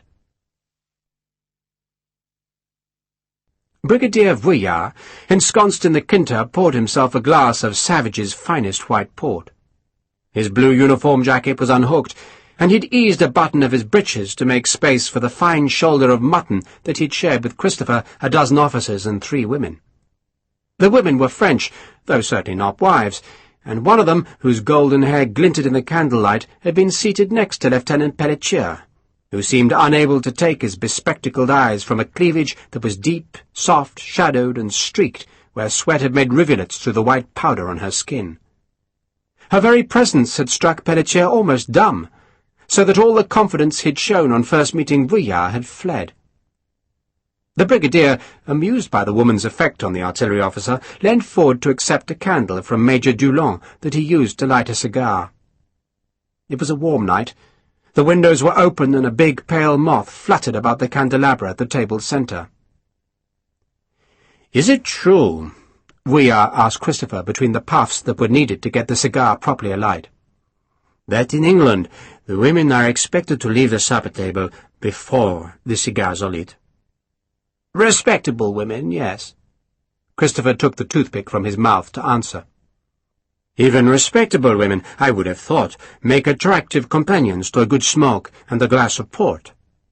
Vuillard, content that the cigar was drawing properly, leaned back and glanced down the table. "I have an idea," he said genially, "that I know precisely who is going to answer the next question. What time is first light tomorrow?" There was a pause as the officers glanced at each other. Then Pelletier blushed. "Sunrise, sir," he said, "will be at 20 minutes past 4, but it will be light enough to see at 10 minutes to 4. "So clever," the blonde who was called Annette whispered to him. "And the moon state?" Vuillard asked. Pelletier blushed an even deeper red. "No moon to speak of, sir.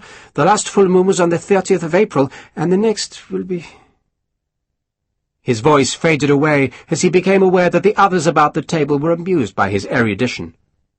"Do go on, Lieutenant," Vuillard said. "On the 29th of this month, sir.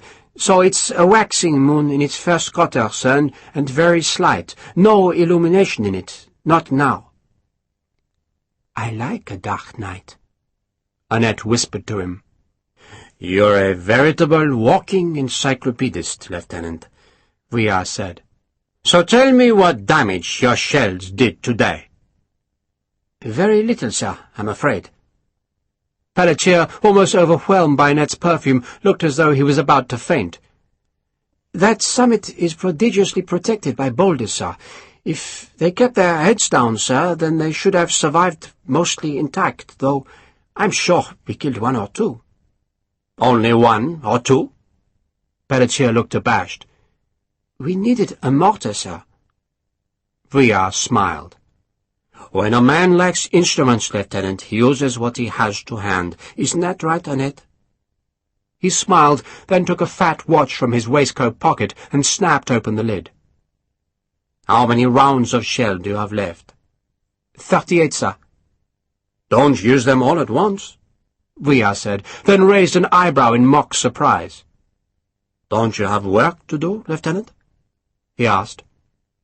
The work was to fire the howitzer through the night, so that the ragged forces on the hilltop would get no sleep. Then, an hour before first light, the gunfire would stop, and Vuillard reckoned the enemy would all be asleep when his infantry attacked. Pelletier scraped his chair back. "Of course, sir. And thank you, sir." "Thank you?" "For the supper, sir." Vuillard made a gracious gesture of acceptance. "I'm just sorry, Lieutenant, that you can't stay for the entertainment. I'm sure Mademoiselle Annette would have liked to hear about your charges, your rammer, and your sponge." "She would, sir?" Pelletier asked, surprised. "Go, Lieutenant," Vuillard said. "Just go." The lieutenant fled, pursued by the sound of laughter, and the brigadier shook his head. "God knows where we find them," he said. "We must pluck them from their cradles, wipe the mother's milk from their lips, and send them to war. Still, young Pelletier knows his business." He dangled the watch on its chain for a second, then thrust it into a pocket. "First light at 10 minutes to 4, Major." He spoke to Dulong. "We'll be ready," Dulong said. He looked sour, the failure of the previous night's attack still galling him. The bruise on his face was dark. "Ready and rested, I hope," Vuillard said. "We'll be ready," Dulong said again. Vuillard nodded, but kept his watchful eyes on the infantry major. "Amarante is taken," he said, "which means some of Loison's men can return to Oporto. With luck, Major, that means we shall have enough force to march south on Lisbon." "I hope so, sir," Dulong answered, uncertain where the conversation was going. "But General Hudley's division is still clearing the road to Vigo," Vuillard went on. "Foy's infantry is scouring the mountains of partisans, so our forces will still be stretched, Major, stretched. Even if we get Delaborde's brigades back from General Loison, and even with Lorge's dragoons, we shall be stretched if we want to march on Lisbon." "I'm sure we'll succeed all the same," Dulong said loyally. "But we need every man we can muster, Major, every man, and I do not want to detach valuable infantry to guard prisoners." There was silence round the table. Dulong gave a small smile as he understood the implications of the brigadier's words, but he said nothing. "Do I make myself clear, Major?" Vuillard asked in a harder tone.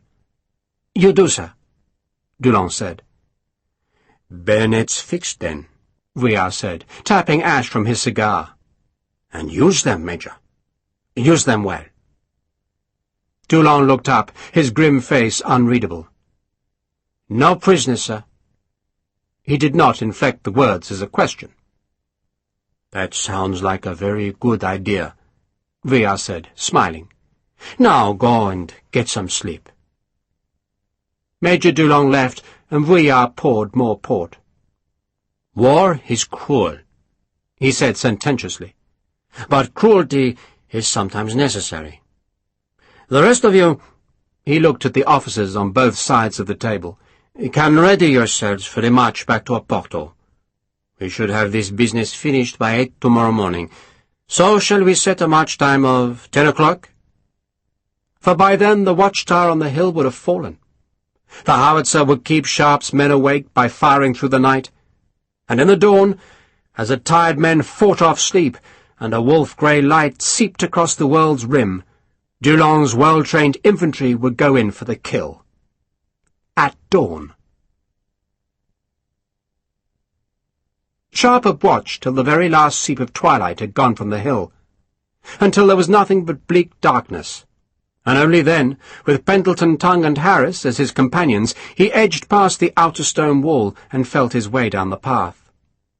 Harper had wanted to come, had even been upset at not being allowed to accompany Sharpe, but Harper would need to command the riflemen if Sharpe did not come back.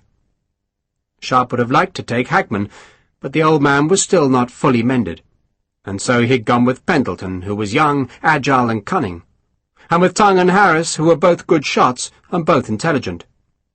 Each of them carried 2 rifles, but Sharpe had left his big cavalry sword with Harper, for he knew that the heavy metal scabbard was likely to knock on stones, and so betray his position.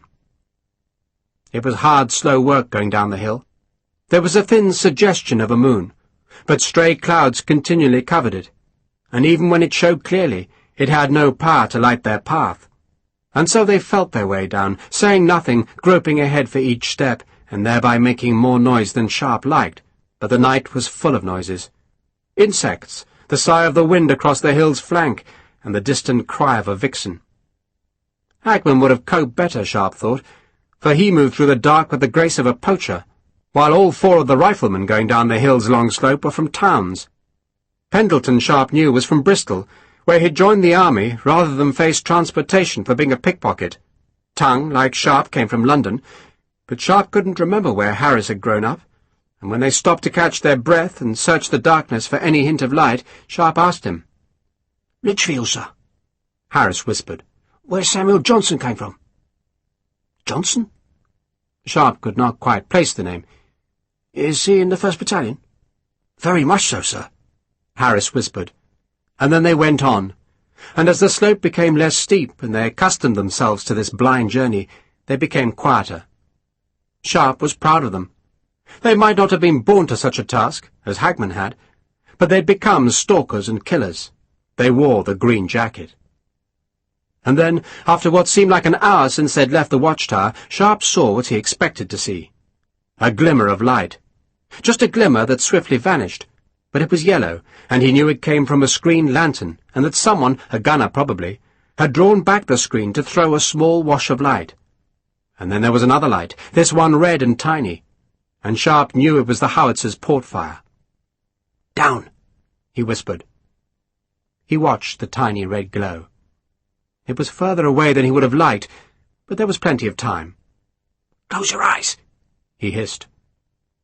They closed their eyes, and a moment later the gun crashed its smoke, flame, and shell into the night, and Sharpe heard the missile trundle overhead, and he saw a dull light on his closed eyelids. Then he opened his eyes and could see nothing for a few seconds. He could smell the gun smoke, though, and he saw the red port fire move as the gunner put it aside. "On," he said, and they crept on down the hill, and the screen lantern blinked again as the gun crew pushed the howitzer's wheels back to the two stones which marked the place where they could be sure that despite the darkness the gun would be accurate. That was the realization that had come to Sharpe at sunset. The reason why they'd marked the ground. Because in the night the French gunners needed an easy method for realigning the howitzer, and the two big stones made better markers than gouges in the soil. So he'd known this night firing was going to happen, and knew exactly what he could do about it. It was a long time before the howitzer fired again, and by then Sharpe and his men were 200 paces away and not much higher than the gun. Sharpe had expected the second shot much sooner. Then he realized that the gunners would probably space their shells through the short night to keep his men awake, and that would mean a long time between shots. "Harris, tongue," he whispered. "Off to the right. If you get into trouble, get the hell back up to Harper. Pendleton, come on." He led the youngster away to the left, crouching as he moved, feeling his way through the rocks until he reckoned he had gone about 50 paces from the path.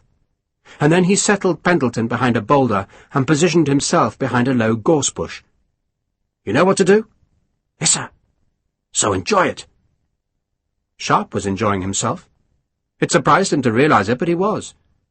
There was a joy in thus foxing the enemy, though perhaps the enemy had expected what was about to happen and was ready for it. But this was no time to worry, just time to spread some confusion. And he waited and waited, until he was certain he was wrong, and that the gunners would not fire again. And then the whole night was split apart by a tongue of white flame, bright and long, that was immediately swallowed by the cloud of smoke. And Sharpe had a sudden glimpse of the gun bucking back on its trail, its big wheels spinning a foot high in the air. And then his night vision was gone, seared from his eyes by the bright stab of fire. And he waited again. Only this time it was just a few seconds before he saw the yellow glow of the unshielded lantern, and he knew the gunners were manhandling the howitzer's wheels towards the stones. He aimed at the lantern. His vision was smeared by the after-effects of the fire, but he could see the square of lamplight clearly enough. He was just about to squeeze the trigger, when one of his men on the right of the path fired, and the lantern was dropped. Its shielding fell away, and Sharpe could see two dark figures half lit by the new and brighter light. He edged the rifle left and pulled the trigger, heard Pendleton fire. Then he snatched up the second rifle and aimed again into the pool of light. A Frenchman jumped forward to extinguish the lantern, and 3 rifles, one of them Sharpe's, sounded at the same time. And the man was snatched backwards, and Sharpe heard a loud clang like a cracked bell ringing, and knew one of the bullets had hit the howitzer's barrel. Then the light went out. "Come on!" Sharpe called to Pendleton, and the two of them ran further to their left. They could hear the French shouting, one man gasping and moaning. Then a louder voice calling for silence. "Down!" Sharpe whispered, and the two went to ground, and Sharpe began the laborious business of loading his 2 rifles in the dark. He saw a small flame burning back where he and Pendleton had been, and he knew that the wadding from one of their rifles had started a small grass fire. It flickered for a few seconds. Then he saw dark shapes nearby and guessed that the French infantry who'd been guarding the gun were out looking for whoever had just fired the shots. But the searchers found nothing, trampled the small fire dead, and went back to the trees. There was another pause. Sharpe could hear the murmur of voices and reckoned the French were discussing what to do next. The answer came soon enough when he heard the trampling of feet, and he deduced that the infantry had been sent to scour the nearer hillside. but in the dark they merely blundered through the ferns and cursed whenever they tripped on rocks or became entangled by gorse. Officers and sergeants snarled and snapped at the men who were too sensible to spread out and get lost or maybe ambushed in the darkness. After a while they trailed back to the trees, and there was another long wait, though Sharpe could hear the clatter of the howitzer's rammer as it shoved and scraped the next shell home. The French probably thought their attackers were gone, he decided. No shots had come for a long time, and their own infantry had made a perfunctory search, and the French were probably feeling safer. For the gunner foolishly tried to revive the port fire by whipping it back and forth a couple of times until its tip glowed a brighter red. He didn't need the extra heat to light the reed in the touch-hole, but rather to see the touch-hole. And it was his death sentence. For he then blew on the tip of the slow match held in the port fire's jaws, and either Harris or Tongue shot him, and even Sharpe jumped with surprise when the rifle shot blistered the night.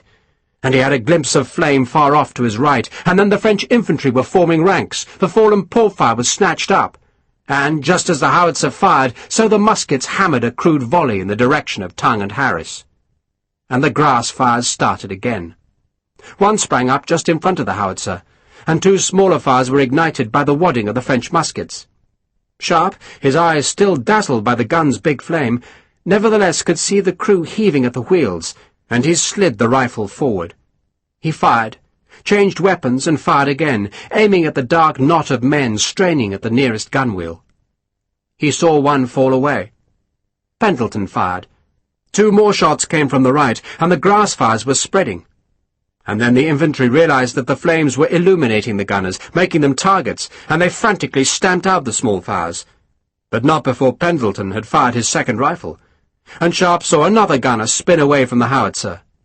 Then a last shot came from Tongue or Harris before the flames were at last extinguished. Sharpe and Pendleton went back 50 paces before reloading.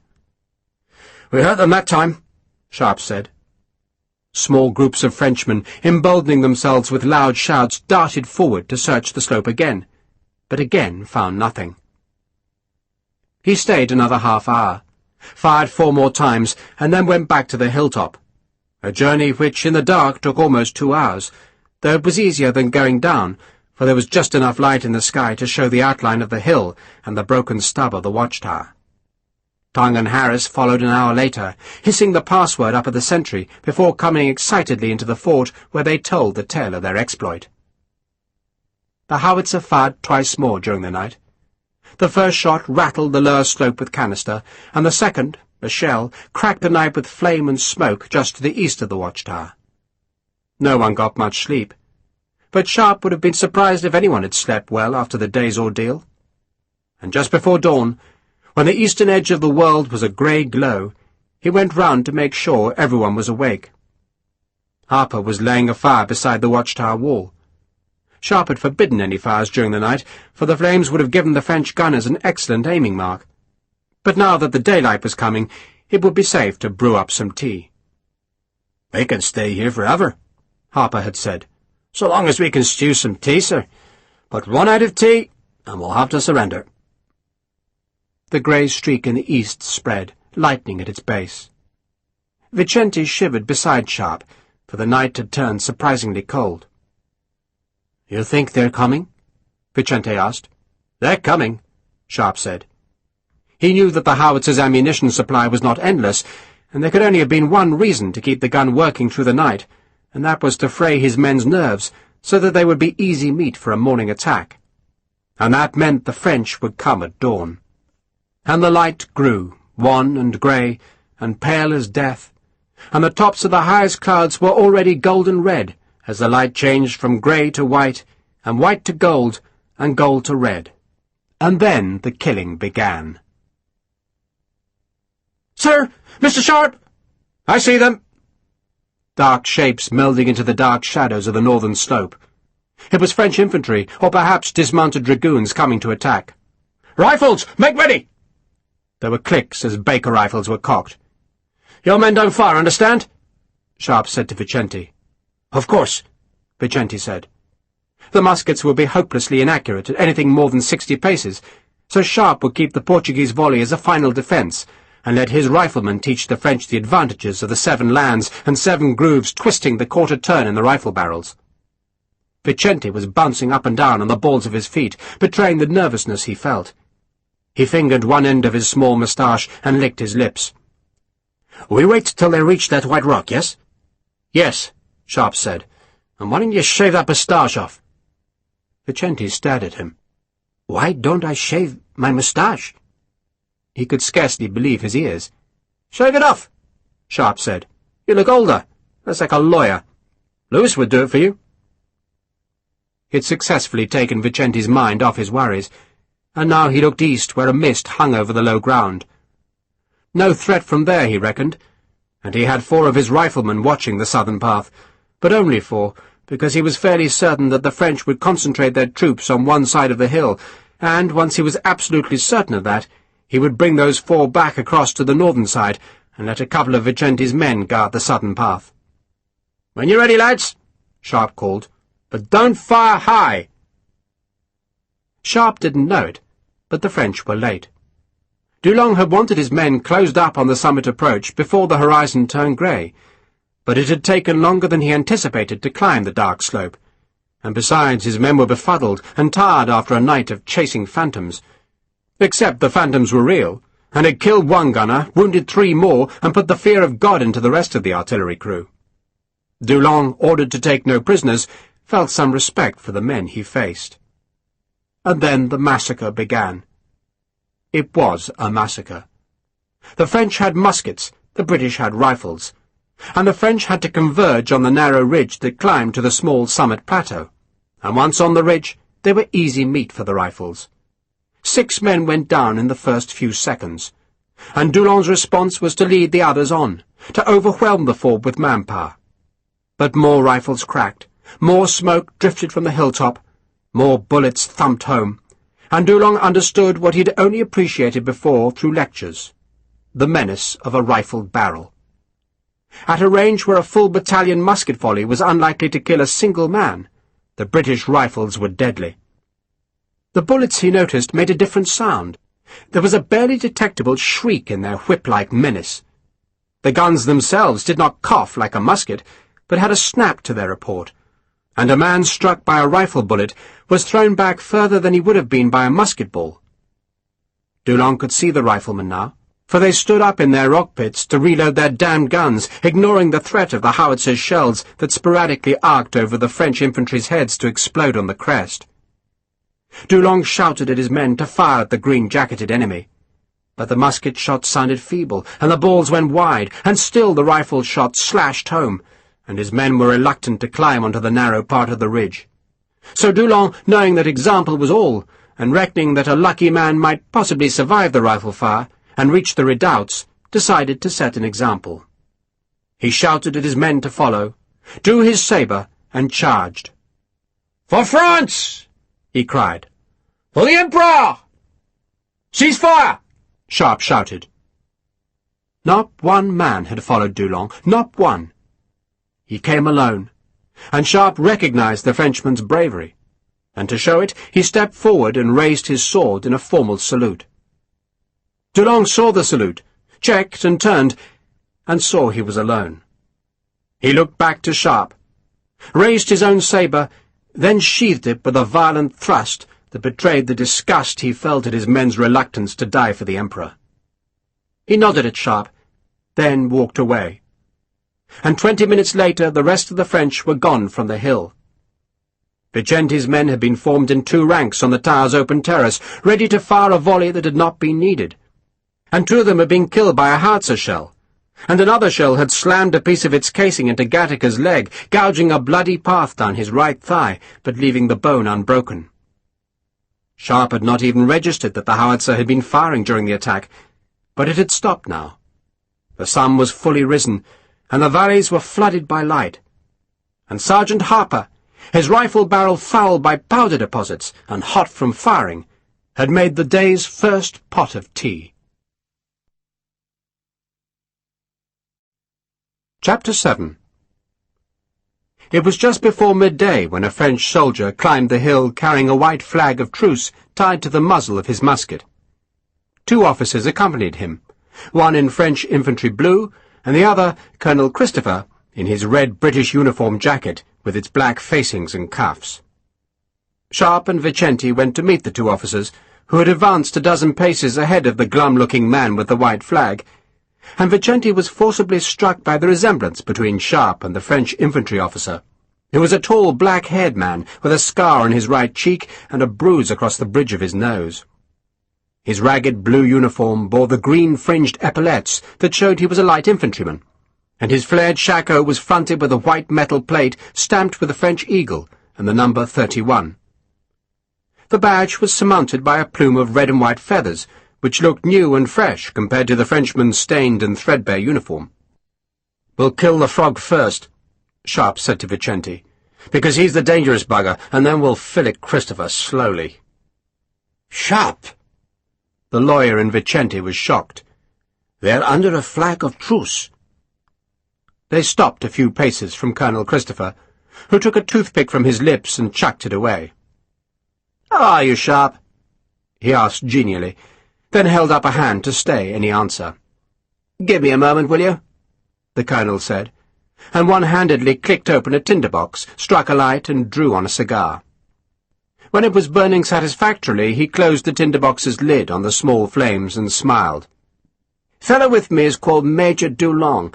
He don't speak a word of English, but he wanted to have a look at you." Sharpe looked at Dulong, recognized him as the officer who had led so bravely up the hill, and then felt sorry that a good man had climbed back up the hill alongside a traitor. A traitor and a thief. "Where's my telescope?" he demanded of Christopher. "Back down the hill," Christopher said carelessly. "You can have it later." He drew on the cigar and looked at the French bodies among the rocks. "Brigadier Vuillard has been a mite over-eager, wouldn't you say? Cigar?" "No." "Please yourself." The Colonel sucked deep. "You've done well, Sharpe. Proud of you. The 31st Léger," he jerked his head towards Dulong, "ain't used to losing. You showed the damn frogs how an Englishman fights, eh?" "And how Irishmen fight," Sharpe said, "and Scots, Welsh, and Portuguese." "Decent of you to remember the uglier breeds," Christopher said. "But it's over now, Sharpe, all over. Time to pack up and go. Frogs are offering you honours of war and all that. March out with your guns shouldered, your colours flying, and let bygones be bygones. They ain't happy, Sharpe, but I persuaded them." Sharpe looked at Dulong again, and he wondered if there was a look of warning in the Frenchman's eyes. Dulong had said nothing, but just stood a pace behind Christopher and 2 paces to the side, and Sharpe suspected the Major was distancing himself from Christopher's errand. Sharpe looked back to Christopher. "You think I'm a damn fool, don't you?" he retorted. Christopher ignored the comment. "I don't think you've time to reach Lisbon. Craddock will be gone in a day or 2, and his army with him. They're going home, Sharpe, back to England, so probably the best thing for you to do is wait in Oporto. The French have agreed to repatriate all British citizens, and a ship will probably be sailing from there within a week or 2, and you and your fellows can be aboard." "Will you be aboard?" Sharpe asked. "I very well might, Sharpe, thank you for asking, and if you'll forgive me for sounding immodest, I rather fancy I shall sail home to a hero's welcome. The man who brought peace to Portugal. There has to be a knighthood in that, don't you think? Not that I care, of course, but I'm sure Kate will enjoy being Lady Christopher." "If you weren't under a flag of truce," Sharpe said, "I'd disembowel you here and now. I know what you've been doing, dinner parties with French generals, bringing them here so they could snap us up. You're a bloody traitor, Christopher, nothing but a bloody traitor." The vehemence of his tone brought a small smile to Major Dulong's grim face. "Oh, dear." Christopher looked pained. "Oh, dear me, dear me." He stared at a nearby French corpse for a few seconds, then shook his head. "I'll overlook your impertinence, Sharpe. I suppose that damned servant of mine found his way to you. He did? Thought as much. Louis has an unrivalled talent for misunderstanding circumstances." He drew on his cigar, then blew a plume of smoke that was whirled away on the wind. I was sent here, Sharpe, by His Majesty's government with instructions to discover whether Portugal was worth fighting for, whether it was worth an effusion of British blood. And I concluded, and I've no doubt you will disagree with me, that it was not. So I obeyed the second part of my remit, which was to secure terms from the French, not terms of surrender, Sharpe, but of settlement. We shall withdraw our forces, and they will withdraw theirs, though for form's sake they will be allowed to march a token division through the streets of Lisbon. Then they're going. Bonsoir, adieu, and au revoir. By the end of July there'll not be one foreign soldier remaining on Portugal's soil. That is my achievement, Sharpe, and it was necessary to dine with French generals, French marshals, and French officials to secure it. He paused, as if expecting some reaction, but Sharpe just looked sceptical, and Christopher sighed. That is the truth, Sharpe, however hard you may find it to believe. But remember, there are more things— I know, Sharpe interrupted. More things in heaven and earth than I bloody know about, but what the hell were you doing here? His voice was angry now. And you've been wearing a French uniform, Louis told me. Can't usually wear this red coat behind French lines, Sharpe, Christopher said. And civilian clothes don't exactly command respect these days. So yes, I do sometimes wear a French uniform. It's a ruse de guerre, Sharpe, a ruse de guerre. A ruse of bloody nothing, Sharpe snarled. Those bastards have been trying to kill my men, and you brought them here. Oh, Sharpe, Christopher said sadly. We needed somewhere quiet to sign the memorandum of agreement, some place where the mob could not express its crude opinions. And so I offered the Quinta. I confess I did not consider your predicament as thoroughly as I should, and that is my fault. I am sorry. He even offered Sharpe the hint of a bow. The French came here, they deemed your presence a trap, and, against my advice, attempted to attack you. I apologize again, Sharpe, most profusely. But it's over now. You're free to leave. You do not offer a surrender, you do not yield your weapons, you march out with your head held high, and you will go with my sincerest congratulations. And, naturally, I shall make quite certain that your colonel learns of your achievement here. He waited for Sharpe's answer, and when none came, smiled. And, of course, he went on, I shall be honoured to return your telescope. I clean forgot to bring it with me just now. You forgot nothing, you bastard, Sharpe growled. Sharpe, Christopher said reprovingly, try not to be brutish. Try to understand that diplomacy employs subtlety, intelligence, and, yes, deceit. And try to understand that I have negotiated your freedom. You may leave the hill in triumph. Sharpe stared into Christopher's face, which seemed so guileless, so pleased to be the bearer of this news. And what happens if we stay? He asked. I have not the foggiest idea, Christopher said. But of course I shall try to find out if that is indeed your wish, but my guess, Sharpe, is that the French will construe such stubbornness as a hostile gesture. There are sadly folk in this country who will oppose our settlement. They are misguided people who would prefer to fight rather than accept a negotiated peace, and if you stay here, then that encourages their foolishness. My own suspicion is that if you insist upon staying, and thus break the terms of our agreement, the French will bring mortars from Oporto and do their best to persuade you to leave. He drew on the cigar, then flinched as a raven pecked at the eyes of a nearby corpse. Major Dulong would like to collect these men.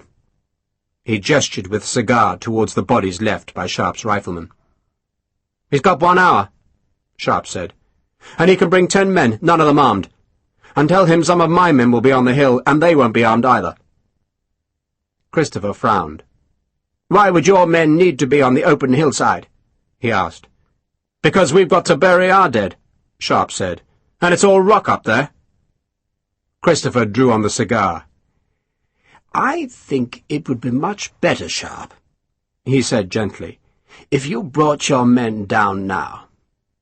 Sharpe shook his head. I'll think about it, he said. You'll think about it, Christopher repeated, looking irritated now. And how long, might I ask, would it take you to think about it? As long as it takes, Sharpe said, and I can be a very slow thinker. You have 1 hour, Lieutenant, Christopher said. Precisely 1 hour. He spoke in French to Dulong, who nodded at Sharpe, who nodded back. Then Christopher threw away the half-smoked cigar, turned on his heel, and went. "He's lying," Sharpe said.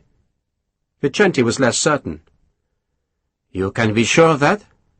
"I'll tell you why I'm sure," Sharpe said. "The bugger didn't give me an order. This is the army. You don't suggest, you order. Do this, do that. But he didn't. He's given me orders before, but not today." Vicente translated for the benefit of Sergeant Macedo, who with Harper had been invited to listen to Sharpe's report. Both sergeants, like Vicente, looked troubled, but they said nothing. "Why," Vicente asked, "would he not give you an order?" "Because he wants me to walk off this hilltop of my own accord, because what's going to happen down there isn't pretty. Because he was lying." "You can't be sure of that," Vicente said sternly, sounding more like the lawyer he had been rather than the soldier he now was. "Well, we can't be sure of bloody anything," Sharpe grumbled. Vicente looked into the east. "The guns have stopped at Amarante. Maybe there is peace."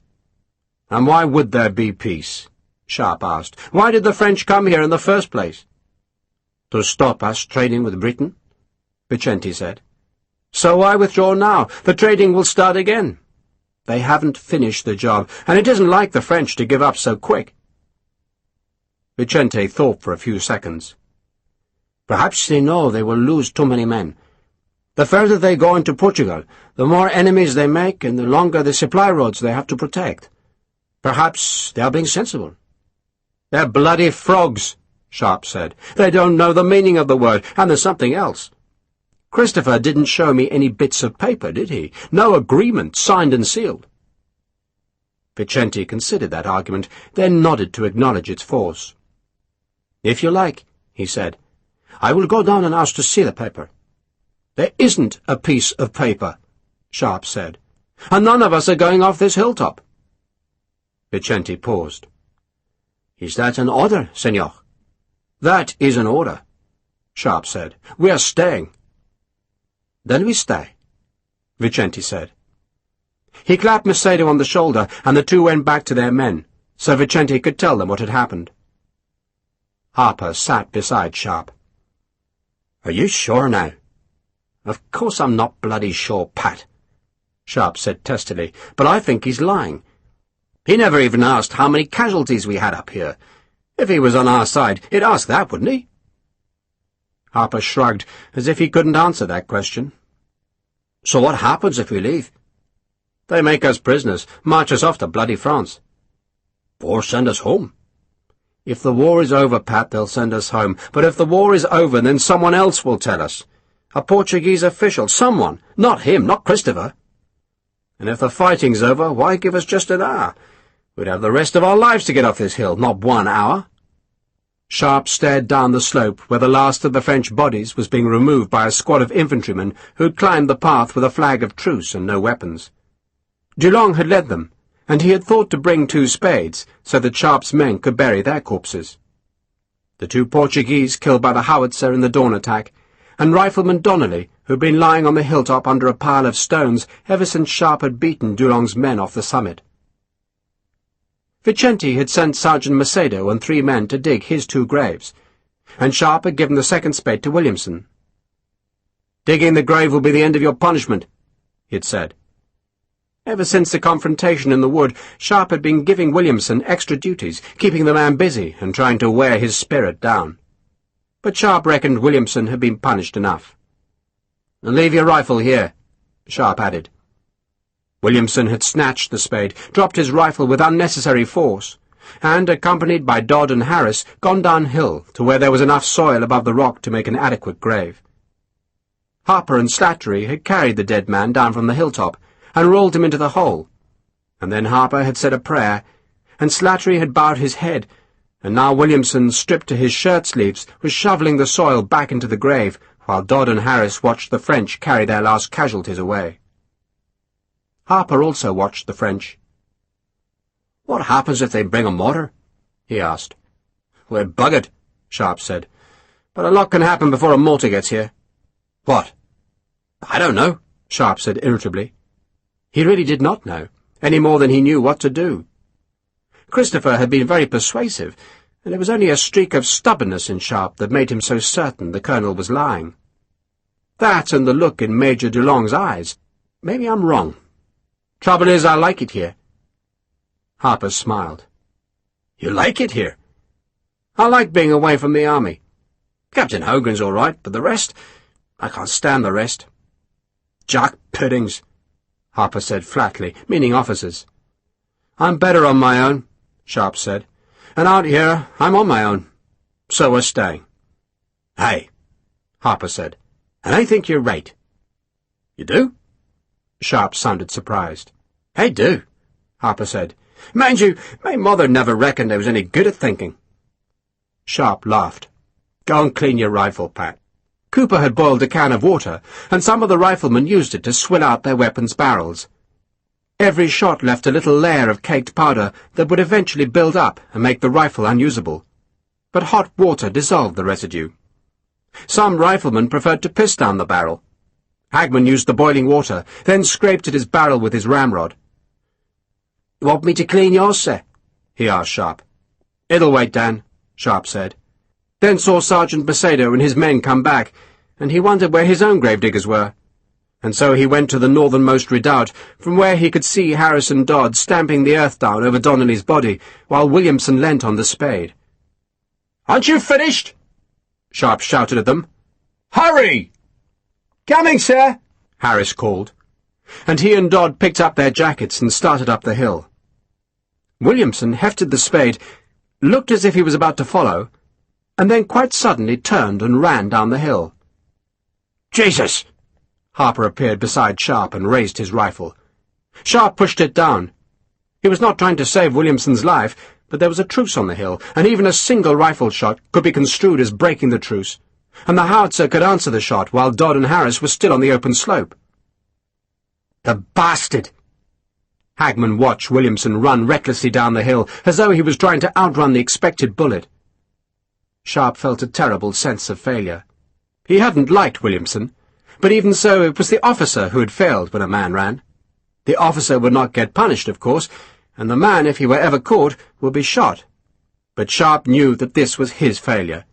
It was a reproof to his command. Harper saw the stricken look on Sharpe's face, and did not understand it. We're best off without the bastard, sir, he said. Dodd and Harris looked dumbfounded, and Harris even turned, as if he wanted to chase Williamson, until Sharpe called him back. I should never have sent Williamson to do that job, he said bitterly. Why not? Harper said. You weren't to know he'd run. I don't like losing men, Sharpe said bitterly. That's not your fault, Harper protested. And whose is it? Sharpe asked angrily. Williamson had vanished into the French ranks, presumably to join Christopher, and the only small consolation was that he had not been able to take his rifle with him. But it was still failure, and Sharpe knew it. Best get under cover, he told Harper, because I'll start that damned gun again soon. The howitzer fired 10 minutes before the hour was up. Though as no one on the hilltop possessed a watch, they didn't realize it. The shells struck a boulder just below the lowest redoubt, and ricocheted up into the sky, where it exploded in a gout of grey smoke, flame, and whistling shards of shattered casing. One scrap of hot iron buried itself in the stock of Dodd's rifle. The rest rattled on rocks. Sharpe, still reproaching himself for Williamson's desertion, was watching the main road in the far valley. There was dust there, and he could just make out horsemen riding from the northwest, from the Oporto road. Was it a mortar coming? If it was, he thought, then he'd have to think about making an escape. Maybe if they went fast, they could break through the dragoon cordon to the west, and get into the high ground, where the rocky terrain would make things hard for horsemen. But it would likely prove a bloody passage for the first half-mile, unless he could try it at night. But if that was a mortar approaching, then it would be in action long before nightfall. He stared at the distant road, cursing the shortcomings of Christopher's telescope, and persuaded himself that he could see no kind of vehicle, whether gun carriage or motor wagon, among the horsemen. But they were very far off, and he couldn't be certain. Mr. Sharpe, sir. It was Dan Hagman. Can I have a go at the bastards?" Sharpe was still brooding over his failure, and his first instinct was to tell the old poacher not to waste his time. Then he became aware of the odd atmosphere on the hill. His men were embarrassed because of Williamson. Many of them probably feared that Sharpe, in his anger, would punish them all for one man's sin, and others, very few, might have wanted to follow Williamson, but most probably felt that the desertion was a reproach to them all. They were a unit. They were friends. They were proud of each other, and one of them had deliberately thrown that comradeship away. Yet now Hagman was offering to restore some of that pride, and Sharpe nodded. "Go on, Dan," he said, "but only you, only Hagman!" he called to the other riflemen. He knew that they would all love to blaze away at the gun crew, but the distance was prodigious, right at the very end of a rifle's range, and only Hagman had the skill to even come close. Sharpe looked again at the distant dust cloud, but the horses had turned onto the smaller track that led to Villarreal de Cedes, and head-on he couldn't see whether they escorted any vehicle. So he trained the glass on the howitzer's crew and saw they were ramming a new shell down the stubby barrel. "Get under cover!" Hagman alone stayed in the open. He was loading his rifle, first pouring powder from his horn into the barrel. Most of the time he would have used a cartridge which had powder and ball conveniently wrapped in waxed paper. But for this kind of shot, at 700 yards, he would use the high-quality powder carried in the horn. He used slightly more than was provided in a cartridge, and, when the barrel was charged, he laid the weapon aside and took out the handful of loose bullets that nestled among the tea-leaves at the bottom of his cartridge pouch. The enemy shell went just wide of the watchtower and exploded harmlessly over the steep western slope, and though the noise buffeted the eardrums, and the broken casing rattled angrily against the stones, Hagman did not even look up. He was using the middle finger of his right hand to roll the bullets one by one in the palm of his left hand, and when he was sure he had found the most perfectly shaped ball, he put the others away and picked up his rifle again. At the back of the stock there was a small cavity covered with a brass lid. The cavity had two compartments. The larger held the rifle's cleaning tools, while the smaller was filled with patches made of thin and flexible leather that had been smeared with lard. He took one of the patches, closed the brass lid, and saw Vicente was watching him closely. He grinned. "Slow all business, sir, isn't it?" Now he wrapped the bullet in the patch, so that when the rifle fired, the expanding bullet would force the leather into the barrel's lands. The leather also stopped any of the gases escaping past the bullet, and so concentrated the powder's force. He pushed the leather-wrapped ball into the barrel, then used the rammer to force it down. It was hard work, and he grimaced with the effort, then nodded his thanks as Sharpe took over. Sharpe put the butt end of the steel ramrod against a rock and eased the rifle slowly forward until he felt the bullet crunch against the powder.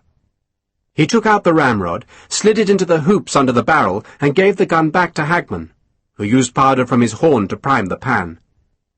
He smoothed the priming with a blackened index finger, lowered the frizzen, and grinned again at Vicente. "She's like a woman, sir," Hagman said, patting the rifle. "Take care of her, and she'll take care of you." "You'll notice he let Mr. Sharpe do the ramming, sir," Harper said guilelessly. Vicente laughed, and Sharpe suddenly remembered the horseman, and he snatched up the small telescope and trained it on the road leading into the village. But all that was left of the newcomers was the dust thrown up by their horses' hooves. They were hidden by the trees around the quinta, and so he couldn't tell whether the horseman had brought a mortar. He swore. Well, he would learn soon enough. Hagman lay on his back, his feet towards the enemy, then pillowed the back of his neck against a rock. His ankles were crossed, and he was using the angle between his boots as a rest for the rifle's muzzle. And because the weapon was just under 4 feet long, he had to curl his torso awkwardly to bring the stock into his shoulder. He settled at last, the rifle's brass butt at his shoulder, and its barrel running the length of his body. And though the pose looked clumsy, it was favoured by marksmen because it held the rifle so rigidly. "Wind, sir?" "Left to right, Dan," Sharpe said. "Very light." "Very light," Hagman repeated softly. Then he pulled back the flint.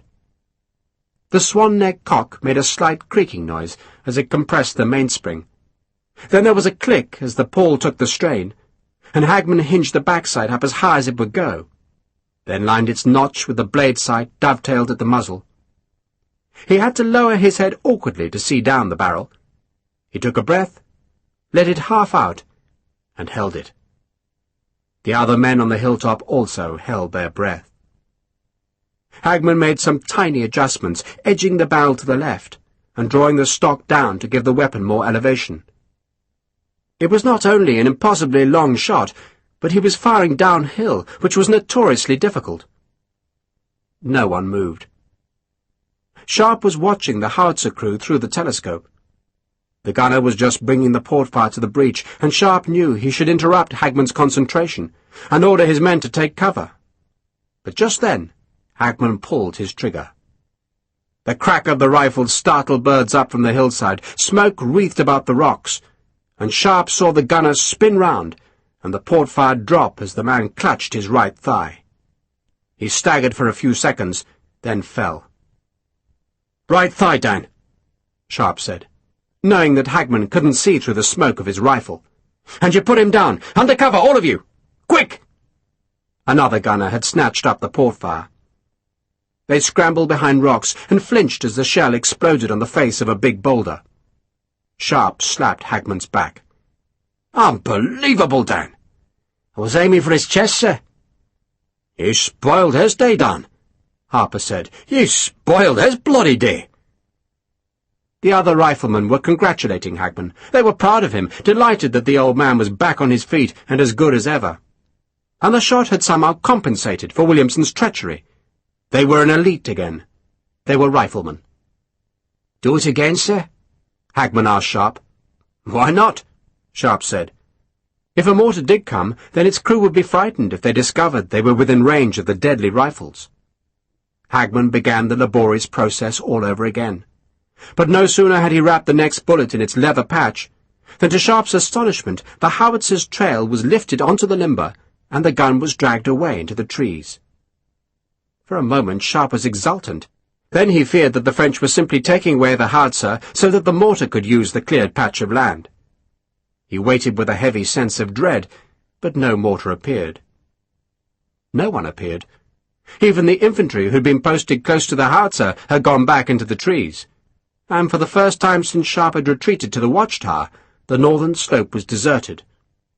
Dragoons still patrolled to the east and west, but after a half-hour they too rode north towards the village. "What's happening?" Vicente asked. Then, suddenly, Sharpe saw the whole French force, the gun, the cavalry, and the infantry, and they were all marching away down the road from Villarreal de Cedes. They must be going back to Oporto. And he gazed, dumbfounded, not daring to believe what he saw. "It's a trick," Sharpe said. "Has to be." He gave the telescope to Vicente. "Maybe it is peace," Vicente suggested, after he had stared at the retreating French. "Maybe the fighting really is over. Why else would they go?"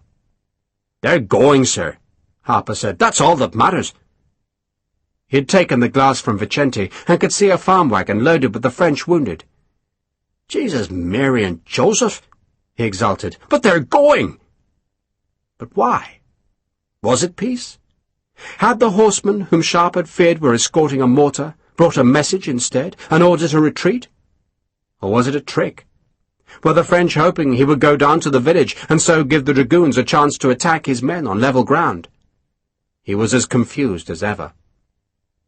"I'm going down," he said. "Me, Cooper, Harris, Perkins, Cressica, and Sims." He deliberately named the last two, because they'd been friends of Williamson, and if any men were likely to follow the deserter, it was those two, and he wanted to show them he still trusted them. "The rest of you stay here." "I would like to come," Vicente said, and when he saw Sharpe was about to refuse, he explained. "The village, senor. I want to see the village. I want to see what happened to our people." Vicente, like Sharpe, took 5 men. Sergeant Harper and Sergeant Macedo were left in charge on the hilltop, and Sharpe's patrol set off down the hill. They went past the great fan-shaped scorch mark, which showed where the howitzer had been fired, and Sharpe half expected a volley to blast from the wood. But no gun sounded, and then he was under the shade of the trees. He and Cooper led, going stealthily, watching for an ambush among the laurels, birch and oak, but they were undisturbed. They followed the path to the Quinta, which had its blue shutters closed against the sun and looked quite undamaged. A tabby cat washed itself on the sun-warmed cobbles beneath the stable arch, and paused to stare indignantly at the soldiers, then went back to its ablutions. Sharpe tried the kitchen door, but it was locked. He thought of breaking it down, then decided to leave it, and led the men round to the front of the house instead. The front door was locked, the driveway deserted. He backed slowly away from the Quinta, watching the shutters, almost expecting them to be thrown open to loose a blast of musketry. But the big house slept on in the early afternoon warmth. "I think it's empty, sir," Harris said, though he sounded nervous. "I reckon you're right," Sharpe agreed, and he turned and walked on down the drive. The gravel crunched under his boots, so he moved to the verge and signalled that his men should do the same. The day was hot and still. Even the birds were silent. And then he smelt it. And immediately he thought of India, and even imagined for a wild second that he was back in that mysterious country, for it was there that he'd experienced this smell so often.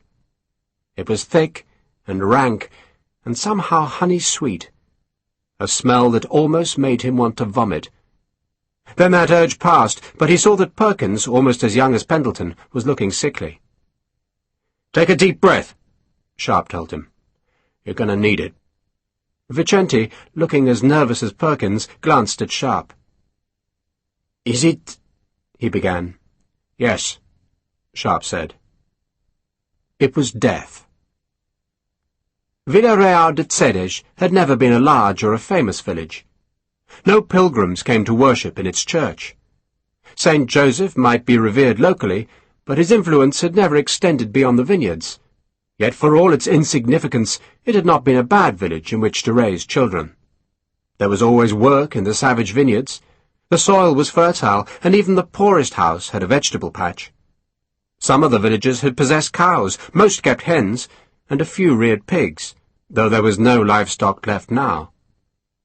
There had been little authority to persecute the villagers. Father Josepha had been the most important person in Villarreal de Cedes, other than the English in the Quinta, and the priest had sometimes been irascible, but he'd also taught the children their letters. He had never been unkind. And now he was dead. His body, unrecognizable, was in the ashes of the church, where other bodies, shrunken by heat, lay among the charred and fallen rafters. A dead dog was in the street, a trickle of dried blood extending from its mouth and a cloud of flies buzzing above the wound in its flank. More flies sounded inside the biggest of the two taverns, and Sharpe pushed open the door with the butt of his rifle and gave an involuntary shudder. Maria, the girl Harper had liked, was spread naked on the only table left unbroken in the tap-room. She'd been pinned to the table by knives thrust through her hands, and now the flies crawled across her bloody belly and breasts. Every wine barrel had been splintered, every pot smashed, and every piece of furniture other than the single table torn apart. Sharpe slung his rifle and tugged the knives from Maria's palms, so that her white arms flapped as the blades came free. Perkins stared aghast from the door. "Don't just stand there," Sharpe snapped. "Find a blanket, anything, and cover her." "Yes, sir." Sharpe went back to the street. Vicente had tears in his eyes. There were bodies in half a dozen houses, blood in every house, but no living folk. Any survivors of Villarreal de Cedes had fled the village, chased out by the casual brutality of their conquerors. "We should have stayed here," Vicente said angrily. "And died with them?" Sharpe asked. "They had no one to fight for them," Vicente said. "They had Lopez," Sharpe said. "And he didn't know how to fight. And if he had, then he wouldn't have stayed. And if we'd fought for them, we'd be dead now. And these folk would be just as dead." "We should have stayed," Vicente insisted. Sharpe ignored him. "Cooper? Sims?" The two men cocked their rifles. Cooper shot first. Sharpe counted to 10, and then Sims pulled his trigger. Sharpe counted to 10 again, and then he fired into the air. It was a signal that Harper could lead the others down from the hilltop. "Look for spades," Sharpe said to Vicente. "Spades? We're going to bury them." The graveyard was a walled enclosure just north of the village, and there was a small hut with sexton shovels that Sharpe gave to his men. "Deep enough so the animals don't scratch 'em up," he ordered, "but not too deep." "Why not too deep?" Vicente bridled, thinking that a shallow grave was a callous insult to the dead. "Because when the villagers come back," Sharpe said, "they'll dig them up to find their relatives."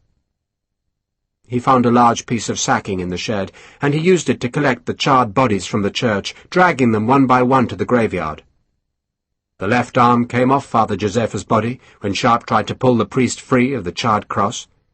But Sims saw what was happening and came to help roll the shrunken, blackened corpse onto the sacking. "I'll take it, sir," Sims said, seizing hold of the sacking. "You don't have to." Sims looked embarrassed. "We're not going to run, sir," he blurted out, then looked fearful, as if he expected to get the rough edge of Sharpe's tongue. Sharpe looked at him and saw another thief, another drunk, another failure, another rifleman. Then Sharpe smiled. "Thank you, Sims. Tell Pat Harper to give you some of his holy water."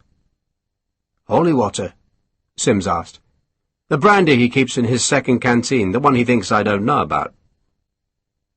Afterwards, when the men who had come down from the hilltop were helping to bury the dead, Sharpe went back to the church where Harper found him. "Pickets are set, sir." "Good. And Sims says I was to give him some brandy." "I hope you did." "I did, sir, I did. And Mr. Vicente, sir, he's wanting to say a prayer or two." "I hope God's listening." "You want to be there?" "No, Pat. Didn't think you would." The big Irishman picked his way through the ashes. Some of the wreckage still smoked where the altar had stood, but he pushed a hand into the blackened tangle and pulled out a twisted black crucifix. It was only 4 inches high, and he laid it on his left palm and made the sign of the cross. "Mr. Vicente's not happy, sir." "I know. He thinks we should have defended the village. But I told him, sir, I told him you don't catch the rabbit by killing the dog." Sharpe stared into the smoke. "Maybe we should have stayed here." "Now you're talking like an Irishman, sir," Harper said, "because there's nothing we don't know about lost causes. Sure, and we'd all have died. And if you see that the trigger guard in Gattaca's rifle is hanging loose, then don't give him hell about it. The screws are worn to buggery." Sharpe smiled at Harper's effort to divert him. "I know we did the right thing, Pat. I just wish Lieutenant Vicente could see it." "He's a lawyer, sir. Can't see a bloody thing straight. And he's young. It's all his cow for a drink of milk." "We did the right thing," Sharpe insisted. "But what do we do now?" Harper tried to straighten the crucifix. "When I was a wee child," he said, "I got lost. I was no more than 7, 8, maybe. No bigger than Perkins, anyway. There were soldiers near the village, your lot, in red. And to this day, I don't know what the bastards were doing there. But I ran away from them. They didn't chase me, but I ran all the same, because that's what you did when the red bastards showed themselves. I ran, and I did, and I ran until I didn't know where the hell I was." "So what did you do?" "I followed a stream," Harper said, "and came to these 2 wee houses, and my auntie lived in one, and she took me home." Sharpe started to laugh, and, though it wasn't really funny, could not stop. "Mary," Harper said. "Auntie Mary, rest her soul." He put the crucifix into a pocket. "I wish your Auntie Mary was here, Pat. But we're not lost." "No? We go south, find a boat, cross the river. Keep going south." "And if the army's gone from Lisbon?" "Walk to Gibraltar," Sharpe said, knowing it would never come to that. If there was peace, then he'd be found by someone in authority and sent to the nearest port. And if there was war, then he would find someone to fight. Simple, really, he thought. "But we march at night, Pat. So we're still at war, you think?" "Oh, we're at war, Pat," Sharpe said, looking at the wreckage and thinking of Christopher. "We're bloody well at war." Vicente was staring at the new graves. He nodded when Sharpe said he proposed marching south during the night, but he didn't speak until they were outside the cemetery gates. "I am going to Porto," he said. "You believe there's been a peace treaty?" "No," Vicente said, then shrugged. "Maybe. I don't know. But I do know Colonel Christopher and Brigadier Vuillat are probably there. I didn't fight them here, so I must pursue them there." "So you'll go to Oporto?" Sharpe said. "And die?" "Maybe," Vicente said grandly. "but a man cannot hide from evil." "No," Sharpe said. "But if you fight it clever." "I'm learning how to fight," Vicente said. "But I already know how to kill." That was a recipe for suicide, Sharpe thought, but he didn't argue. "What I'm planning," he said instead, "is to go back the way we came. I can find the way easy enough, and once I'm at Barca de Vintas, I'll look for a boat. There has to be something that'll float." "I'm sure there is." "So come with me that far," Sharpe suggested, "because it's close to Oporto." Vicente agreed, and his men fell in behind Sharpe's when they left the village. And Sharpe was glad of it, for the night was pitch black again, and despite his confidence that he could find the way, he would have become hopelessly lost if Vicente had not been there. As it was, they made painfully slow progress, and eventually rested in the darkest heart of the night, and made better time when the wolf light edged the eastern horizon. Sharpe was in two minds about going back to Barca de Vintas. There was a risk, for the village was perilously close to Oporto, but on the other hand he knew it was a place where the river was safe to cross, and he reckoned he should be able to find some wreckage from the huts and houses that his men could fashion into a raft. Vicente agreed, saying that much of the rest of the Douro Valley was a rocky ravine, and that Sharpe would face difficulty in either approaching the river or finding a crossing place. A larger risk was that the French would be guarding Barca de Vintas, but Sharpe suspected they'd be content with having destroyed all the boats in the village. Dawn found them in some wooded hills. They stopped by a stream and made a breakfast of stale bread and smoked meat so tough that the men joked about re-soling their boots, then grumbled because Sharpe would not let them light a fire and so make tea. Sharpe carried a crust to the summit of a nearby hill and searched the landscape with a small telescope. He saw no enemy. Indeed, he saw no one at all. A deserted cottage lay further up the valley where the stream ran, and there was a church bell tower a mile or so to the south, but there were no people. Vicente joined him. "You think there might be French here?" "I always think that," Sharpe said. "And do you think the British have gone home?" Vicente asked. "No." "Why not?" Sharpe shrugged. "If we wanted to go home," he said, "we'd have gone after Sir John Moore's retreat."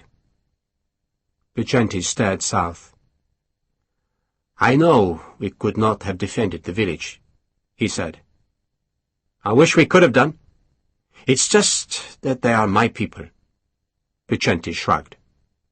"I know," Sharpe said. And he tried to imagine the French army in the dales of Yorkshire or in the streets of London. He tried to imagine the cottages burning, the alehouses sacked, and the women screaming. But he could not envisage that horror. It seemed oddly impossible. Harper could doubtless imagine his home being violated, could probably recall it, but Sharpe could not. "Why do they do it?" Vicente asked with a genuine note of anguish. Sharpe collapsed the telescope, then scuffed the earth with the toe of his right boot. On the day after they'd climbed to the watchtower, he'd dried the rain-soaked boots in front of the fire, but he'd left them too close, and the leather had cracked. "There are no rules in war," he said uncomfortably. "There are rules," Vicente insisted. Sharpe ignored the protest. "Most soldiers aren't saints. They're drunks, thieves, rogues. They've failed at everything, so they join the army, or else they're forced to join by some bastard of a magistrate. Then they're given a weapon and told to kill. Back home they'd be hanged for it, but in the army they're praised for it, and if you don't hold them hard, then they think any killing is permitted. Those lads," he nodded down the hill to the men grouped under the cork oaks, "know damn well they'll be punished if they step out of line. But if I let them off the leash, they'd run this country ragged, they'd make a mess of Spain, and they'd never stop till someone killed them." He paused, knowing he'd been unfair to his men. "Mind you, I like them," he went on. "They're not the worst, not really, just unlucky. And they're damn fine soldiers. I don't know." He frowned, embarrassed. "But the frogs, they don't have any choice. It's called conscription. Some poor bastard is working as a baker or a wheelwright one day, and the next he's in uniform and being marched half a continent away. They resent it, and the French don't flog their soldiers, so there's no way of holding them." "Do you flog?" "Not me." He thought about telling Vicente that he had been flogged once, long ago, on a hot parade ground in India, then decided it would sound like boasting. "I just take him behind a wall and beat them up," he said instead. "It's quicker." Vicente smiled. "I could not do that." "You could always give them a writ instead," Sharpe said. "I'd rather be beaten up than get tangled by a lawyer." Maybe, he thought, if he'd beaten Williamson, the man might have settled to authority. Maybe not. "So, how far is the river?" he asked. 3 hours. Not much longer." "Bugger all happening here. We might as well keep going." "But the French?" Vicente suggested nervously. "None here, none there." Sharpe nodded to the south. "No smoke, no birds coming out of trees like a cat was after them. And you can smell French dragoons a mile off. Their horses all have saddle sores. They stink like a cesspit." So they marched. The dew was still on the grass. They went through a deserted village that looked undamaged, and Sharpe suspected the villagers had seen them coming and hidden themselves. There were certainly people there, for some drying washing was draped over 2 laurel bushes. But though Sergeant Macedo bellowed that they were friends, no one dared to appear. One of the pieces of washing was a fine man's shirt with bone buttons, and Sharpe saw Cressica dawdling so that he would have a moment on his own when the others were ahead. "The penalty for theft," Sharpe called to his men, "is hanging. And there are good hanging trees here." Cressica pretended he had not heard, but hurried on all the same. They stopped when they reached the Douro. Barca de Vintos was still some way to the west, and Sharpe knew his men were tired, and so they bivouacked in a wood high on a bluff above the river. No boats moved there. Far off to the south a single spar of smoke wavered in the sky, and to the west there was a shimmering haze that Sharpe suspected was the smoke of Oporto's cooking fires. Vicente said Barca de Vintos was little more than an hour away, but Sharpe decided they would wait till next morning before marching again. Half a dozen of the men were limping because their boots were rotting, and Gattaca, who'd been wounded in the thigh, was feeling the pain. One of Vicente's men was walking barefoot, and Sharpe was thinking of doing the same because of the condition of his boots. But there was a still better reason for delay. "If the French are there," he explained, "then I'd rather sneak up on them in the dawn, and if they're not, we've got all day to make some sort of raft." "What about us?" Vicente asked. "Do you still want to go to Oporto?" "That's where the regiment is from," Vicente said. "It's home. The men are anxious. Some have families there." "See us to Barca de Vintos," Sharpe suggested, "then go home. But go the last few miles slowly. Go carefully. You'll be all right." He did not believe that, but he couldn't say what he did believe. So they rested. Pickets watched from the wood's edge while the others slept, and some time after midday, when the heat made everyone drowsy, Sharpe thought he heard thunder far away. But there were no rain clouds in sight, and that meant the thunder had to be gunfire. But he couldn't be sure. Harper was sleeping, and Sharpe wondered if he was just hearing the echo of the big Irishman's snores, but then he thought he heard the thunder again, though it was so faint that he could just have imagined it. He nudged Harper. "What is it?" "I'm trying to listen," Sharpe said. "And I'm trying to sleep. Listen!"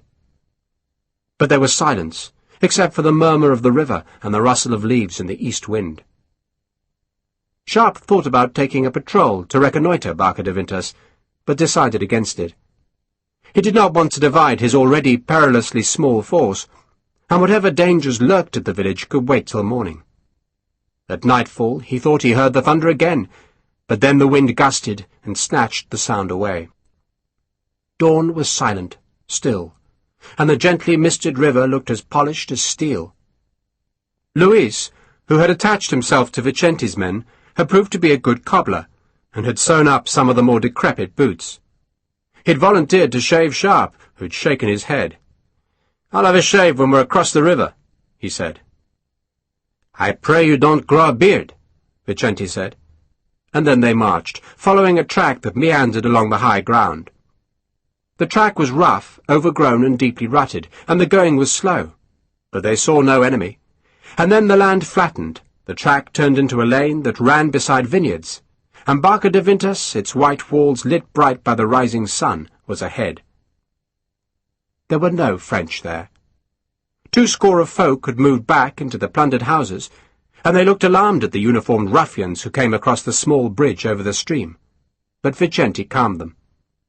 There were no boats, the people said. The French had taken or burned them all. They rarely saw the French, they added. Sometimes a patrol of dragoons would clatter through the village, stare across the river, steal some food, and then go away. They had little other news. One woman, who sold olive oil, eggs, and smoked fish in a Porto's market, said that the French were all guarding the riverbank between the city and the sea. But Sharpe did not put much weight on her words. Her husband, a bent giant with gnarled hands, guardedly allowed that it might be possible to make a raft from some of the village's broken furniture. Sharpe put pickets on the village's western margin, where Hagman had been wounded. He climbed a tree there, and was amazed that he could see some of Oporto's outlying buildings on the hilly horizon.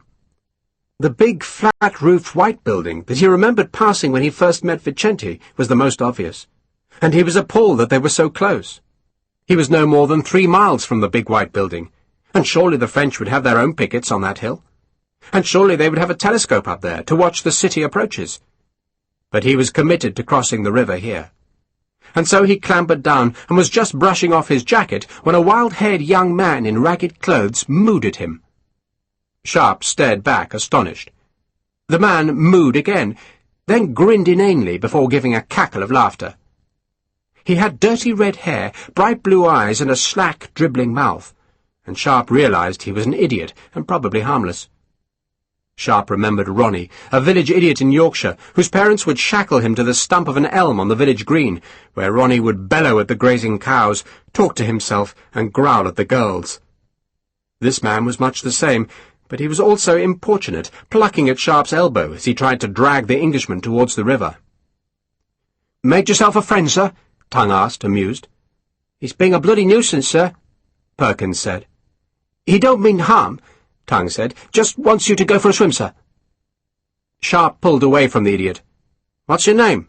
he asked, then realized there was probably little point in speaking English to a Portuguese lunatic, but the idiot was so pleased at being spoken to that he gibbered wildly, grinned and bounced up and down on his toes. Then he plucked at Sharpe's elbow again. "I'll call you Ronnie," Sharpe said. "And what do you want?" His men were laughing now, but Sharpe had intended to go to the riverbank anyway, to see what kind of challenge his raft would face, and so he let Ronnie pull him along. The idiot made conversation all the way, but none of it made any sense. He took Sharpe right to the riverbank, and when Sharpe tried to detach his surprisingly strong grip, Ronnie shook his head, and tugged Sharpe on through some poplars, down through thick bushes, and then at last he relinquished his grip on Sharpe's arm and clapped his hands. "You're not such an idiot after all, are you?" Sharpe said. "In fact, you're a bloody genius, Ronnie." There was a boat. Sharpe had seen the ferry burnt and sunk on his first visit to Barca de Vintas, but now realized there must have been 2 craft, and this was the second. It was a flat, wide and cumbersome vessel, the kind of boat that could carry a small flock of sheep or even a carriage and its horses, and it had been weighted with stones and sunk in this wide ditch-like creek that jutted under the trees to make a small backwater. Sharpe wondered why the villagers had not shown it to him before, and guessed that they feared all soldiers, and so they had hidden their most valuable boat until peaceful times returned. The French had destroyed every other boat, and had never guessed that this second ferry still existed. "You're a bloody genius," Sharpe told Ronnie again, and he gave him the last of his bread, which was the only gift he had. But he also had a boat. And then he had something else, for the thunder he had heard so distantly the previous day sounded again. Only this time it was close, and it was unmistakable, and it was not thunder at all. and Christopher had lied, and there was no peace in Portugal. It was cannon fire. Chapter 8. The sound of the firing was coming from the west, channeled up the steep-sided river valley, and Sharpe couldn't tell whether the battle was being fought on the northern or southern bank of the Douro. Nor could he even tell whether it was a battle. Perhaps the French had established batteries to protect the city against an attack from the sea, and those batteries might just be firing at inquisitive frigates. Or maybe the guns were merely practice firing. But one thing was certain. He would never know what the guns were doing unless he got closer. He ran back to the village, followed by the shambling Ronnie, who was bellowing his inarticulate achievement to the world. Sharpe found Vicente. "The ferry's still here," Sharpe said. "He showed me." He pointed to Ronnie. "But the guns?" Vicente was bemused. "We're going to find out what they're doing," Sharpe said. "But ask the villagers to raise the ferry. We might yet need it. But we'll go towards the city." "All of us?" Vicente asked. "All of us. But tell them I want that boat floating by mid-morning." Ronnie's mother, a shrunken and bent woman swathed in black, retrieved her son from Sharpe's side and berated him in a shrill voice. Sharpe gave her the last chunk of cheese from Harper's pack, explained that Ronnie was a hero, then led his motley group westwards along the riverbank. There was plenty of cover. Orchards, olive groves, cattle sheds, and small vineyards were crowded on the narrow piece of level land beside the Douro's northern bank. The cannons, hidden by the loom of the great hill on which the flat-roofed building stood, were sporadic. Their firing would swell to a battle intensity, then fade away. For minutes at a time there would be no shots, or just a single gun would fire, and the sound of it would echo off the southern hills, rebound from the northern, and bounce its way down the valley. "Perhaps," Vicente suggested, pointing up to the great white building, "we should go to the seminary." "Frogs'll be there," Sharpe said. He was crouching beside a hedge, and for some reason kept his voice very low. It seemed extraordinary that there were no French pickets, not one. But he was certain the French must have put men into the big building that dominated the river east of the city as effectively as a castle. "What did you say it was?" "A seminary." Vicente saw Sharpe was puzzled. "A place where priests are trained. I thought of becoming a priest once." "Good God!" Sharpe said, surprised. "You wanted to be a priest?" "I thought of it," Vicente said defensively. "Do you not like priests?" "Not much." "Then I'm glad I became a lawyer," Vicente said with a smile. "You're no lawyer, Georgie," Sharpe said. "You're a bloody soldier like the rest of us." He offered that compliment, and then turned as the last of his men came across the small meadow to crouch behind the hedge. If the French did have men in the seminary, he thought, then either they were fast asleep, or, more likely, they had seen the blue and green uniforms and confused them with their own jackets. Did they think the Portuguese blue were French coats? The Portuguese blue was darker than the French infantry coats, and the rifle green was much darker than the dragoons' coats, but at a distance the uniforms might be confused. Or was there no one in the building? Sharpe took out the small telescope and stared for a long time. The seminary was huge, a great white block 4 stories high, and there had to be at least 90 windows in the south wall alone. But he could see no movement in any of them, nor was anyone on the flat roof, which had a red tile coping and surely provided the best lookout post east of the city. "Shall we go there?" Vicente prompted Sharpe. "Maybe," Sharpe responded cautiously. He was tempted, because the building would offer a marvellous view of the city, but he still couldn't believe the French would leave the seminary empty. "We'll go further along the bank first, though." He led with his riflemen. Their green jackets blended better with the leaves, offering them a small advantage if there was a French picket ahead, but they saw no one. Nor did Sharpe see any activity on the southern bank. Yet the guns were still firing, and now, over the loom of the seminary hill, he could see a dirty white cloud of gun smoke being pumped into the river valley. There were more buildings now, many of them small houses built close to the river, and their gardens were a maze of fences, vines, and olive trees that hid Sharpe's men as they went on westwards. Above Sharpe, to his right, the seminary was a great threat in the sky, its serried windows blank and black. and Sharpe could not rid himself of the fear that a horde of French soldiers were hidden behind that sun-glossed cliff of stone and glass. Yet every time he looked, he saw no movement. Then, suddenly, there was a single French soldier just ahead. Sharpe had turned a corner, and there the man was. He was in the middle of a cobbled slipway that led from a boat-builder's shed to the river, and he was crouching to play with a puppy. Sharpe desperately beckoned for his men to stop.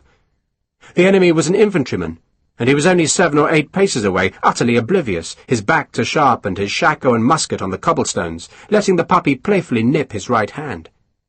And if there was one French soldier, there had to be more. Had to be. Sharpe stared past the man to where a stand of poplars and thick bushes edged the slipway's far side. Was there a patrol there? He could see no sign of one, nor any activity among the boatyard's tumble-down sheds. Then the Frenchman either heard the scuff of a boot, or else sensed he was being watched, for he stood and turned, then realized his musket was still on the ground, and he stooped for it, then froze when Sharpe's rifle pointed at his face. Sharpe shook his head, then jerked the rifle to indicate that the Frenchman should stand up straight. The man obeyed. He was a youngster, scarce older than Pendleton or Perkins, with a round, guileless face. He looked scared and took an involuntary step back as Sharpe came fast towards him.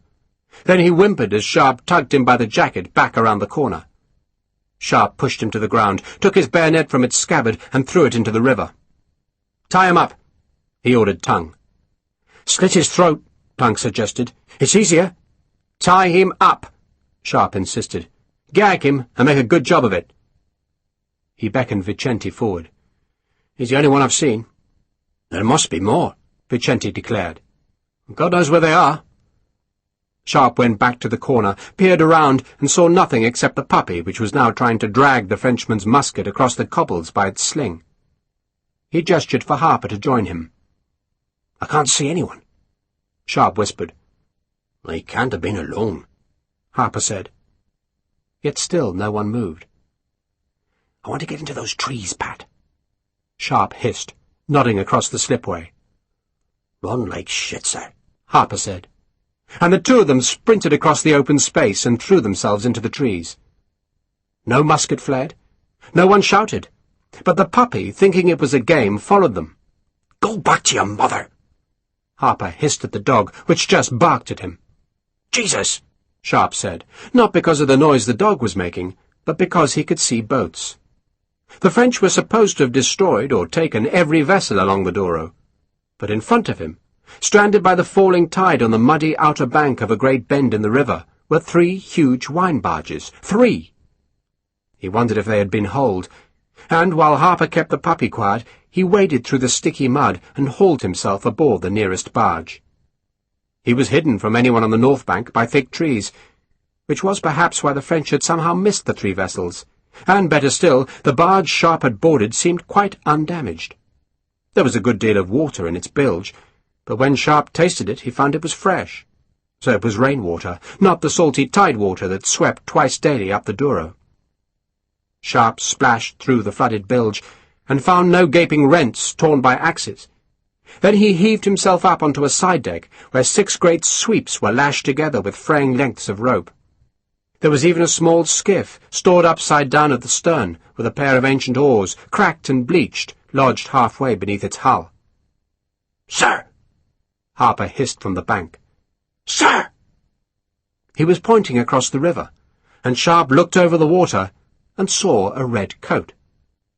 A single horseman, evidently British, stared back at him. The man had a cocked hat, so was an officer, but when Sharpe waved, he did not return the gesture. Sharpe guessed the man was confused by his green coat. "Get everyone here, now!" Sharpe ordered Harper, then looked back to the horseman.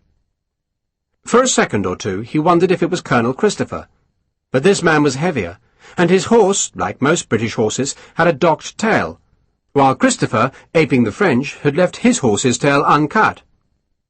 The man, who was sitting his horse beneath a tree, turned and looked as if he was speaking to someone, though Sharpe could see no one else on the opposite bank. Then the man looked back to Sharpe and gestured vigorously towards the 3 boats. Sharpe hesitated.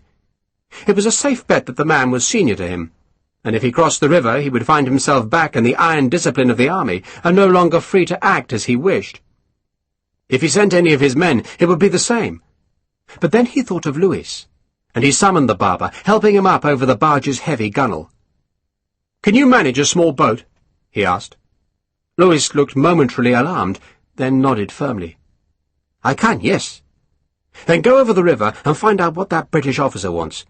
Tell him I'm reconnoitring the seminary, and tell him there's another boat at Barca de Vintas."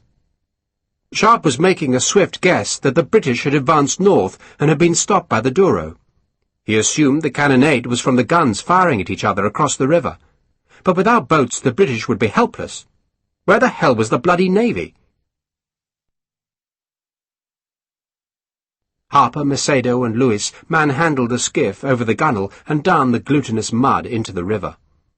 The tide was rising, but it still had some way to go before it reached the barges. Louis took the oars, settled himself on the thwart, and, with admirable skill, pulled away from the bank. He looked over his shoulder to judge his direction, then sculled vigorously. Sharpe saw another horseman appear behind the first, the second man also in red coat and black cocked hat, and he felt the bindings of the army reaching out to snare him. So he jumped off the barge and waded through the mud to the bank. "You stay here," he ordered Vicente. "I'll look up the hill." For a moment Vicente seemed ready to argue. Then he accepted the arrangement, and Sharpe beckoned his rifleman to follow him. As they disappeared into the trees, Sharpe looked back to see Louis was almost at the other bank. Then Sharpe pushed through a strand of laurel and saw the road in front of him. This was the road by which he had escaped from Oporto, and to his left he could see the houses where Vicente had saved his bacon. He could see no French. He stared again at the seminary, but nothing moved there. To hell with it, he thought. Just go. He led his men in skirmish order up the hill, which offered little cover. A few straggly trees broke the pasture, and a dilapidated shed stood halfway up. But otherwise it was a death trap, if there were any Frenchmen in the big building. Sharpe knew he should have exercised more caution. But no one fired from the windows, no one challenged him, and he quickened his pace so that he felt the pain in his leg muscles because the slope was so steep. Then, suddenly, he had arrived safe at the base of the seminary. The ground floor had small barred windows and 7 arched doors. Sharpe tried a door and found it locked, and so solid that when he kicked it he only succeeded in hurting himself. He crouched and waited for the laggards among his men to catch up. He could see westwards across a valley that lay between the seminary and the city, and he could see where the French guns at the top of Oporto's hill were shooting across the river, but their target was hidden by a hill on the southern bank. A huge convent stood on the obscuring hill, the same convent Sharpe remembered where the Portuguese guns had duelled with the French on the day the city fell. "All here," Harper told him. Sharpe followed the seminary wall, which was made of massive blocks of stone. He went westwards towards the city. He would have preferred to go the other way, but he sensed the building's main entrance would face Oporto. Every door he passed was locked. Why the hell were there no French here? He could see none, not even at the city's edge a half-mile away. And then the wall turned to his right, and he saw a flight of steps climbing to an ornamental door. No sentries guarded the entrance, though he could at last see Frenchmen now. There was a convoy of wagons on a road that ran in the valley which lay to the north of the seminary. The wagons, which were drawn by oxen, were being escorted by dragoons, and Sharpe used Christopher's small telescope to see that the vehicles were filled with wounded men. So was Soult sending his invalids back to France, or just emptying his hospitals before fighting another battle? And he was surely not now thinking of marching on to Lisbon, for the British had come north to the Douro. And that made Sharpe think that Sir Arthur Wellesley must have arrived in Portugal to galvanize the British forces. The seminary entrance was framed by an ornate facade rising to a stone cross that had been chipped by musket fire. The main door, approached by stairs, was wooden, studded with nails, and, when Sharpe twisted the great wrought-iron handle, surprised him by being unlocked. He pushed the door wide open with the muzzle of his rifle to see an empty tiled hallway with walls painted a sickly green. The portrait of a half-starved saint hung askew on one wall, the saint's body riddled with bullet punctures. A crude painting of a woman and a French soldier had been daubed next to the saint, and proved that the French had been in the seminary, though there were none evident now. Sharpe went inside, his boots echoing from the walls.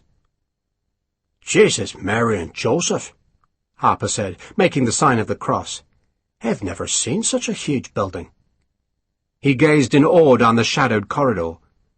"How many bloody priests does a country need?" "Depends how many sinners there are," Sharpe said. "And now we search the place."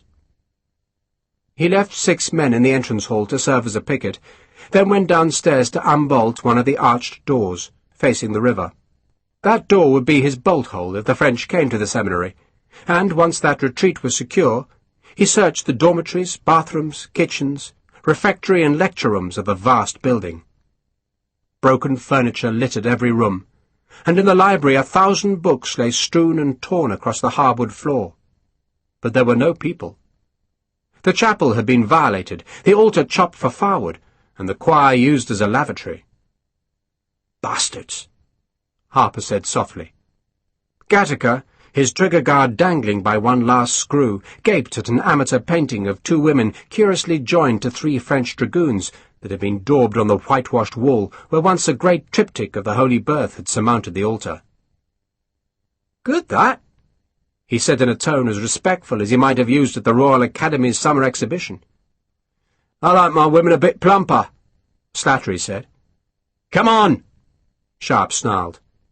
His most urgent task now was to find the seminary's store of wine. He was certain there would be one. But when at last he discovered the cellar, he saw with relief that the French had already been there, and nothing remained but broken bottles and empty barrels. "Real bastards," Harper said feelingly. But Sharpe would have destroyed the bottles and barrels himself to prevent his men from drinking themselves insensible. And that thought made him realize that he had already unconsciously decided that he would stay in this big building as long as he could. The French doubtless wanted to hold Oporto, but whoever held the seminary dominated the city's eastern flank. The long facade with its myriad windows facing the river was deceptive, for the building was very narrow. Scarce a dozen windows looked straight towards Oporto, though at the rear of the seminary, furthest from the city, a long wing jutted north. In the angle of the 2 wings was a garden where a score of apple trees had been cut down for firewood. The 2 sides of the garden, not cradled by the building, were protected by a high stone wall, pierced by a pair of fine iron gates that opened towards Oporto. In a shed, hidden beneath a pile of netting that had once been used to keep birds from the fruit bushes, Sharpe found an old pickaxe that he gave to Cooper. "Start making loopholes," he said, pointing to the long wall. "Patrick, find some more tools, detail 6 men to help Coops, and the rest of the men are to go to the roof. But they're not to show themselves, understand? They're to stay hidden." Sharpe himself went to a large room that he suspected had been the office of the seminary's master. It was shelved like a library, and it had been plundered like the rest of the building. Torn and broken-spined books lay thick on the floorboards.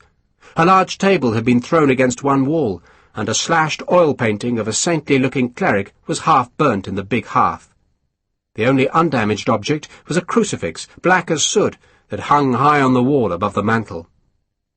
Sharpe threw open the window that was immediately above the seminary's main door, and used the little telescope to search the city that lay so tantalizingly close across the valley. Then, disobeying his own instructions that everyone was to stay hidden, he leant across the sill in an attempt to see what was happening on the river's southern bank, but he could see nothing meaningful. And then, while he was still craning his neck, a stranger's voice boomed behind him. "You must be Lieutenant Sharpe. Name's Waters, Lieutenant Colonel Waters. And well done, Sharpe, bloody well done." Sharpe pulled back and turned to see a red-coated officer stepping through the mess of books and papers. "I'm Sharpe, sir," he acknowledged. "Bloody frogs are dozing," Waters said. He was a stocky man, bow-legged from too much horse-riding, with a weather-beaten face. Sharpe guessed he was in his low 40s, but looked older because his grizzled hair was grey. "They should have had a battalion and a half up here, shouldn't they? That and a couple of gun batteries. Our enemies are dozing, Sharpe, bloody dozing." "You were the man I saw across the river?" Sharpe asked. "The very same. Your Portuguese fellow came across. Smart man. So he rowed me back, and now we're floating those damn barges." Waters grinned. "It's heave-ho, me hearties, and if we can get the damn things afloat, then we'll have the Buffs over first, then the rest of the 1st Brigade. Should be interesting when Marshal Soult realises we've sneaked in his back door, eh? Is there any liquor in the building?" "All gone, sir." "Good man," Waters said, mistakenly deducing that Sharpe himself must have removed the temptation before the arrival of the redcoats. Then he stepped to the window, took a big telescope from a leather satchel hanging from his shoulder, and stared at a Porto. "So what's happening, sir?" Sharpe asked. "Happening? We're running the frogs out of Portugal. Hop, hop, croak, croak, and good bloody riddance to the spavined bastards. Look at it." Waters gestured at the city. "They don't have the first blind idea that we're here. Your Portuguese fellow said you've been cut off, is that true?" "Since the end of March." "Ye gods," Waters said. "You must be out of touch." The Colonel pulled back from the window and perched on the sill, where he told Sharpe that Sir Arthur Wellesley had indeed arrived in Portugal. "He came less than 3 weeks ago," Waters said, "and he's put some snap into the troops, by God he has. Craddock was a decent enough fellow, but he had no snap, none. So we're on the march sharp, left, right, and the devil take the hindmost. British Army over there." He pointed through the window, indicating the hidden ground beyond the high convent on the southern bank. "Bloody frogs seem to think we'll come by sea, so all their men are either in the city or guarding the river between the city and the sea." Sharpe felt a twinge of guilt for not believing the woman in Barca de Vintas who told him exactly that. "Sir Arthur wants to get across," Waters went on, "and your fellows have conveniently provided those 3 barges, and you say there's a 4th. 3 miles upriver, sir."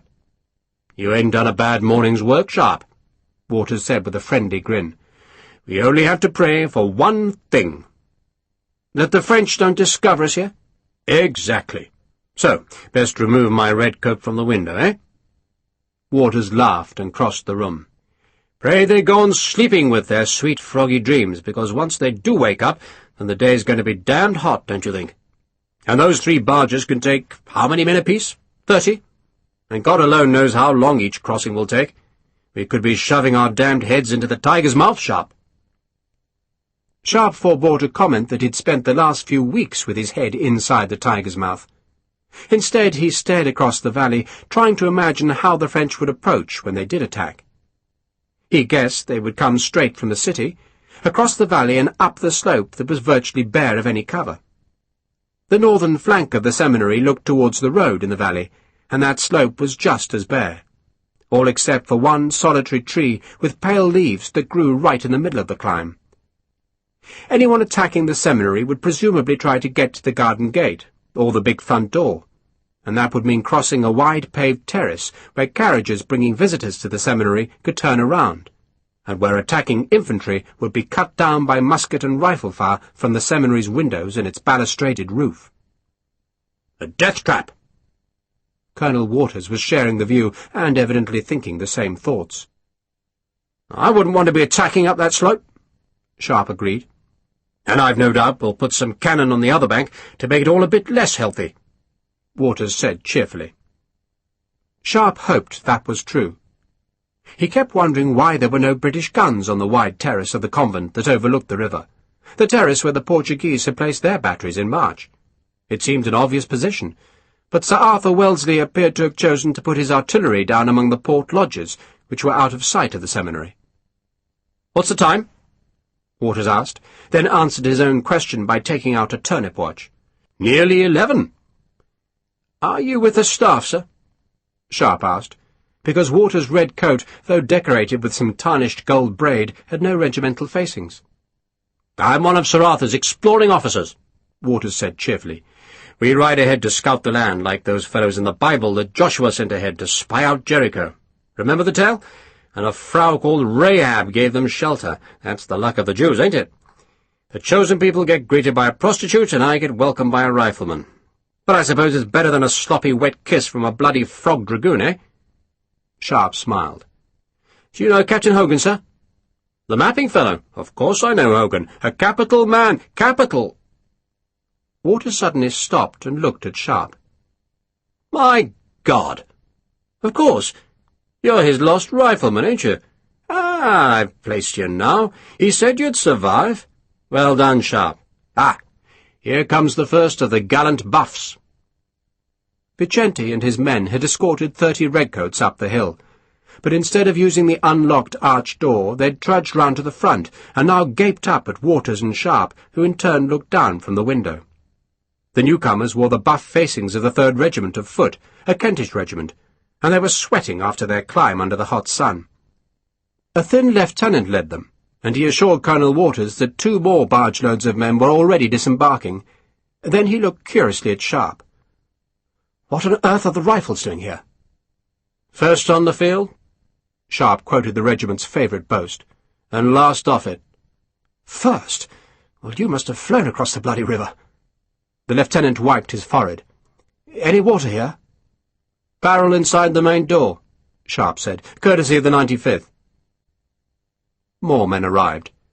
The barges were toiling to and fro across the river, propelled by the massive sweeps which were manned by local people who were eager to help.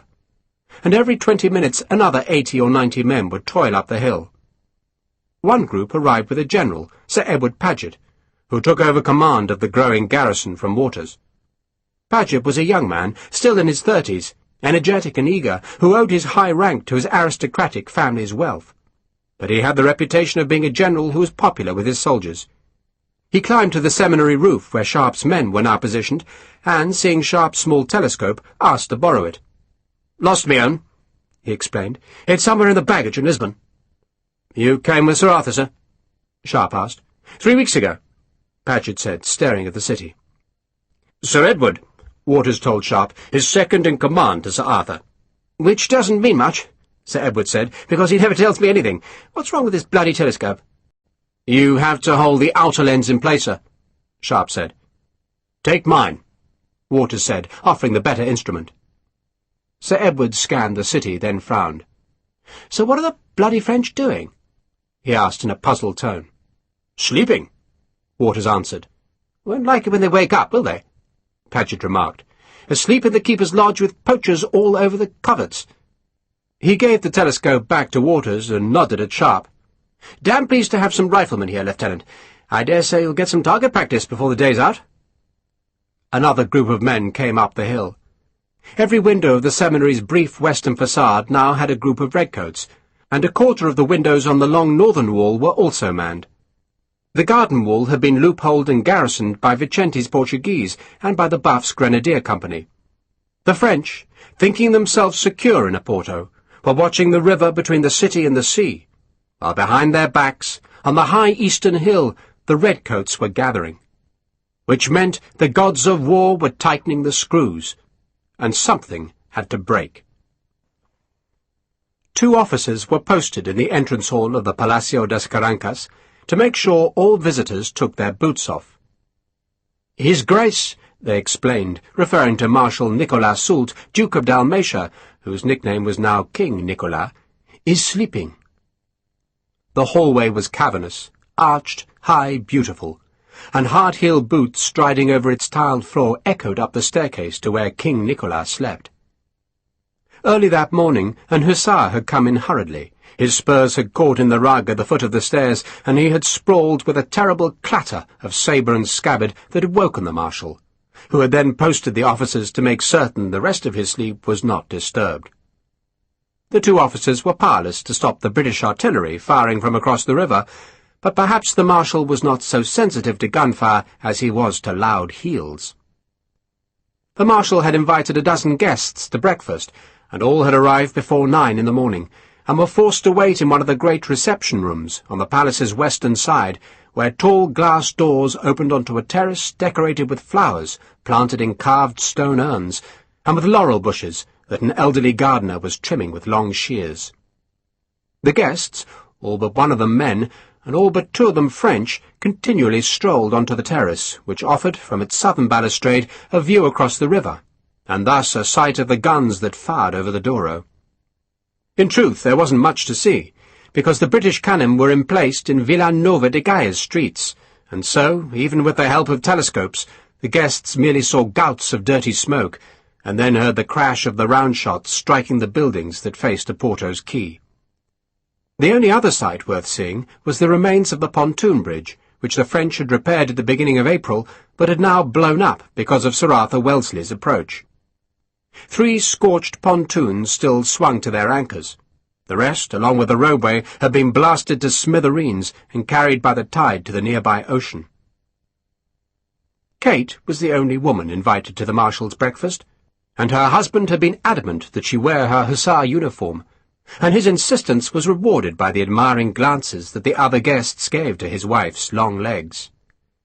Christopher himself was in civilian clothes, while the other 10 men, all officers, were in their uniforms, and, because a woman was present, they did their best to appear insouciant about the British cannonade. "What they are doing," a dragoon major resplendent in aiguillette and gold braid remarked, "is shooting at our sentries with 6-pound shots. They're swatting at flies with a bludgeon." He lit a cigar, breathed deep, and gave Kate a long, appreciative look. "With a bum like that," he said to his friend, "she should be French." "She should be on her back." "That too, of course." Kate kept herself turned away from the French officers. She was ashamed of the hussar uniform, which she thought immodest, and worse, appeared to suggest her sympathies were with the French. "You might make an effort," Christopher told her. "I am making an effort," she answered bitterly, "an effort not to cheer every British shot." "You're being ridiculous." "I am?" Kate bridled. "This is merely a demonstration," Christopher explained, waving towards the powder smoke that drifted like patchy fog through the red-tile roofs of Villanova. "Wellesley has marched his men up here, and he can't go any further. He's stuck. There are no boats, and the Navy isn't foolish enough to try and sail past the river forts. So Wellesley will hammer a few cannonballs into the city, then turn round and march back to Coimbra or Lisbon. In chess terms, my dear, this is a stalemate. Soult can't march south because his reinforcements haven't arrived, and Wellesley can't come further north because he doesn't have the boats. And if the military can't force a decision here, then the diplomats will have to settle matters, which is why I am here, as I keep trying to tell you." "You're here," Kate said, "because your sympathies are with the French." "That is an exceptionally offensive remark," Christopher said haughtily. "I am here because sane men must do whatever they can to prevent this war continuing. And to do that we must talk with the enemy, and I cannot talk with them if I am on the wrong side of the river." Kate did not answer. She no longer believed her husband's complicated explanations of why he was friendly with the French, or his high talk of the new ideas controlling Europe's destiny. She clung instead to the simpler idea of being a patriot, and all she wanted now was to cross the river and join the men on the far side. But there were no boats, no bridge left, and no way to escape. She began to weep, and Christopher, disgusted at her display of misery, turned away. He worked at his teeth with an ivory pick, and marvelled that a woman so beautiful could be so prey to vapours. Kate cuffed at her tears, then walked to where the gardener was slowly clipping the laurels. "How do I get across the river?" she asked in Portuguese. The man did not look at her, just clipped away. "You can't." "I must." "They shoot you if you try." He looked at her, taking in the tight-fitting hussar uniform, then turned away. "They shoot you anyway." A clock in the palace's hallway struck 11 as Marshal Soult descended the great staircase. He wore a silk robe over his breeches and shirt. "Is breakfast ready?" he demanded. "In the blue reception room, sir," an aide answered. "And your guests are here." "Good, good." He waited as the doors were thrown open for him, then greeted the visitors with a broad smile. "Take your seats, too. Ah, I see we are being informal." This last remark was because the breakfast was laid in silver chafing dishes on a long sideboard, and the Marshal went along the row lifting lids. "Ham, splendid. Braised kidneys, excellent. Beef, some tongue, good, good. And liver. That does look tasty. Good morning, Colonel." This greeting was to Christopher, who replied by giving the Marshal a bow. "How good of you to come," Soult went on. "And did you bring your pretty wife? Ah, I see her. Good, good. You shall sit there, Colonel. He pointed to a chair next to the one he would occupy. Soult liked the Englishman, who had betrayed the plotters who would have mutinied if Soult had declared himself king. The Marshal still harboured that ambition, but he acknowledged that he would need to beat back the British and Portuguese army that had dared to advance from Coimbra before he assumed the crown and sceptre. Soult had been surprised by Sir Arthur Wellesley's advance, but not alarmed. The river was guarded, and the Marshal had been assured there were no boats on the opposite bank. And so, as far as King Nicolas was concerned, the British could sit on the Douro's southern bank and twiddle their thumbs forever.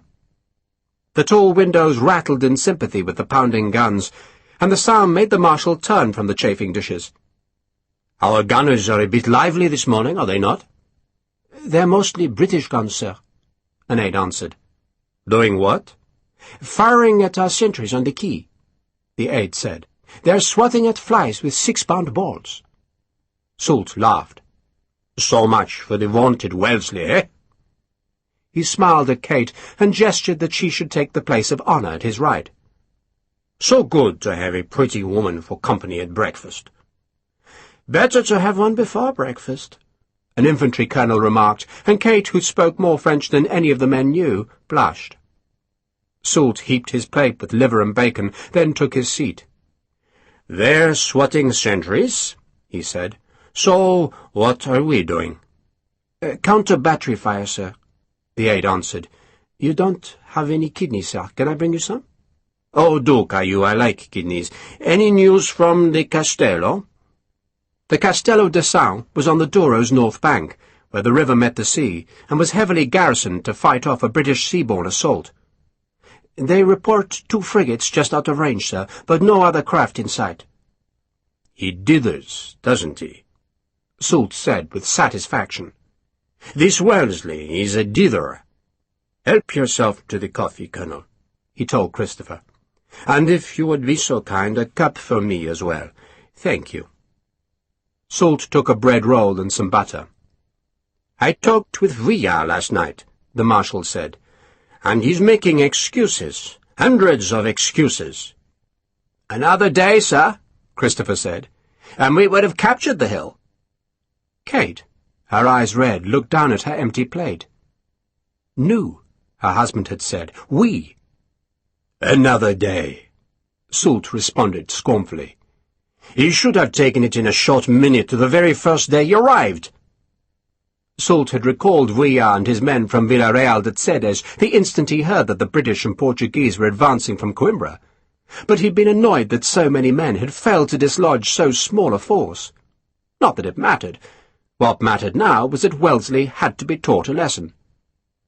Soult did not think that should prove too difficult. He knew Wellesley had a small army and was weak in artillery.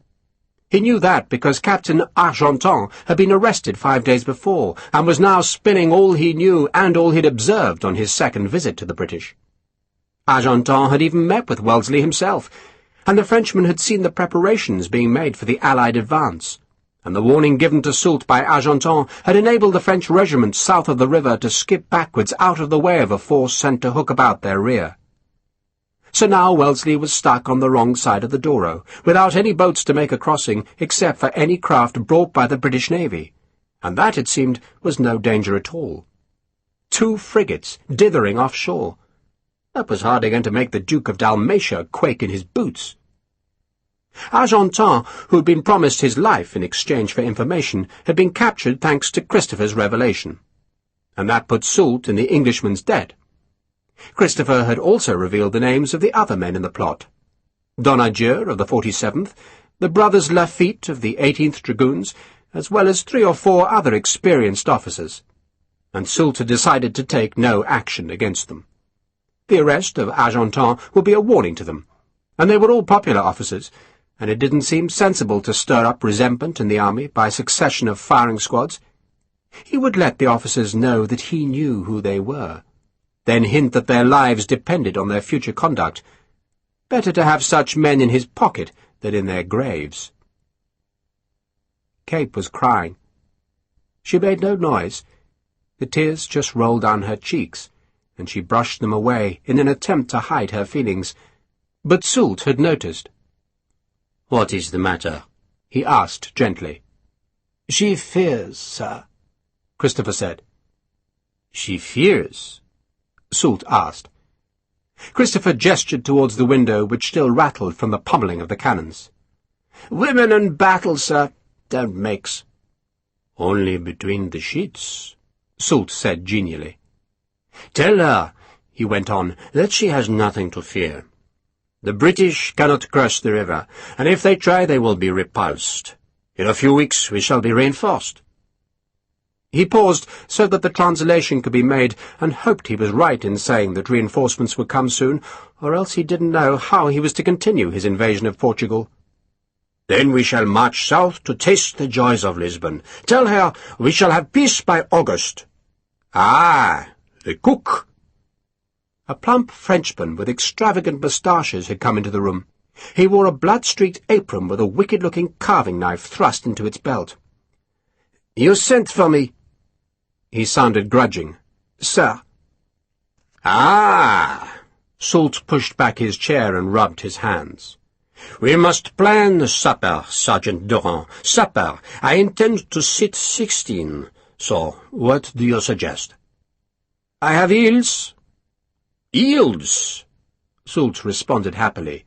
"Stuffed with buttered whiting and mushrooms. Excellent." "I shall fillet them," Sergeant Durand said doggedly. "Fry them with parsley and serve the fillets with a red wine sauce. Then, for an entree, I have lamb, a very good lamb." "Good. I do like lamb," Soult said. "You can make a caper sauce." "A caper sauce?" Durand looked disgusted. "The vinegar will drown the lamb," he said indignantly. "And it's good lamb, tender and fat." "A very delicate caper sauce, perhaps," Soult suggested.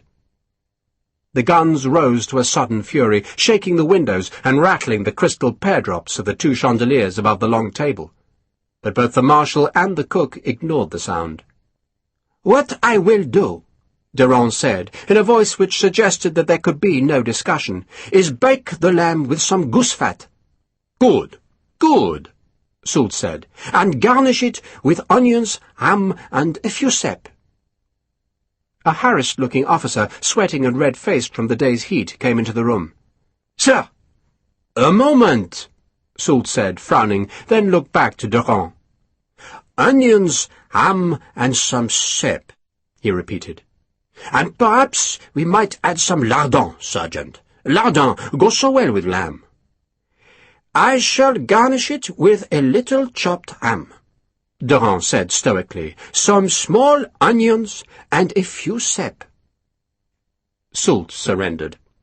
"I know it will taste superb, quite superb. And Durand, thank you for this breakfast. Thank you." "It would have been better eaten when it was cooked," Durand said, then sniffed and went from the room. Soult beamed at the cooks retreating back, then scowled at the newcomer who'd interrupted him. "You're Captain Brossard, are you not? You wish some breakfast?" The marshal indicated with a butter knife that Brossard should take the seat at the end of the table. "How's General Foy?" Brossard was an aide to Foy, and he had no time for breakfast, nor indeed to offer a report on General Foy's health. He had brought news, and for a second he was too full of it to speak properly, but then he controlled himself and pointed eastwards. "The British, sir. They're in the seminary." Soult stared at him for a heartbeat, not quite believing what he heard. "They are what?" he asked. "British, sir. In the seminary." "But Cornwell assured me there were no boats," Soult protested. Cornwell was the city's French governor. "None on their banks, sir." All the boats in the city had been pulled from the water and piled on the quays, where they were available for the French to use, but would be of no use to anyone coming from the south. "But they're nevertheless crossing," Brossard said. "They're already on the hill." Soult felt his heart miss a beat. The seminary was on a hill that dominated the road to Amarante, and that road was his lifeline back to the depots in Spain, and also the connection between the garrison in Oporto and General Loison's men on the Tamega. If the British cut that road, then they could pick off the French army piece by piece, and Soult's reputation would be destroyed along with his men. The Marshal stood, knocking over his chair in his anger. "Tell General Foy to push them back into the river!" he roared. "Now! Go! Push them into the river!" The men hurried from the room, leaving Kate and Christopher alone. And Kate saw the look of utter panic on her husband's face and felt a fierce joy because of it. The windows rattled, the chandeliers shivered, and the British were coming. "Well, well, well, we have rifles among our congregation. We are blessed indeed. I didn't know any of the 95th were attached to the 1st Brigade." The speaker was a burly Rubicon man with a balding head and an affable face. If it were not for his uniform, he would have looked like a friendly farmer, and Sharpe could imagine him in an English market town, leaning on a hurdle, prodding plump sheep, and waiting for a livestock auction to begin. "You are most welcome," he told Sharpe. "That's Daddy Hill," Harris told Pendleton. "Now, now, young man," General Hill boomed, "you shouldn't use an officer's nickname within his earshot, liable to get you punished." "Sorry, sir." Harris had not meant to speak so loudly. "But you're a rifleman, so you're forgiven, and a very scruffy rifleman, too, I must say. What is the army coming to when we don't dress for battle, eh?" He beamed at Harris, then fished in his pocket and brought out a handful of almonds. "Something to occupy your tongue, young man." "Thank you, sir." There were now 2 generals on the seminary roof. General Hill, commander of the 1st Brigade, whose forces were crossing the river, and whose kindly nature had earned him the nickname of Daddy, had joined Sir Edward Paget just in time to see 3 French battalions come from the city's eastern suburbs and form into 2 columns that would assault the seminary hill. The 3 battalions were in the valley, being pushed and harried into their ranks by sergeants and corporals. One column would come straight up at the seminary's facade, while the other was forming near the Amarante Road to assault the northern flank. But the French were also aware that British reinforcements were constantly arriving at the seminary, and so they'd sent a battery of guns to the riverbank with orders to sink the 3 barges.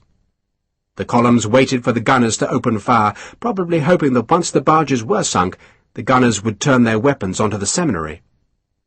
And Sharpe, who had been wondering why Sir Arthur Wellesley had not put guns at the convent across the river, saw that he'd worried about nothing. For no sooner did the French batteries appear than a dozen British guns, which had been parked out of sight at the back of the convent terrace, were wheeled forward. "That's the medicine for Frenchmen," General Hill exclaimed when the great row of guns appeared. The first to fire was a 5.5-inch howitzer, the British equivalent of the cannon that had bombarded Sharpe on the Watchtower Hill. It was loaded with a spherical case-shot, a weapon that only Britain deployed, which had been invented by Lieutenant Colonel Shrapnel, and the manner of its working was kept a closely guarded secret. The shell, which was packed with musket balls, about a central charge of powder, was designed to shower those balls and the scraps of its casing down onto enemy troops.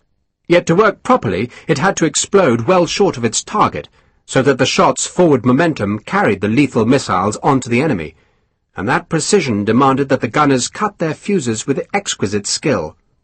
The howitzer's gunner had that skill. The howitzer boomed and rocked back on its trail.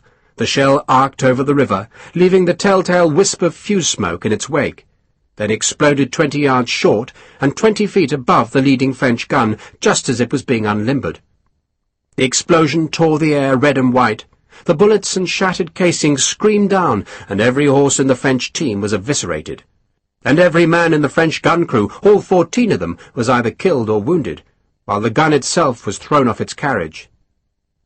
"Oh, dear," Hill said, forgetting the bloodthirsty welcome with which he'd greeted the sight of the British batteries. "Those poor fellows," he said. "Dear me."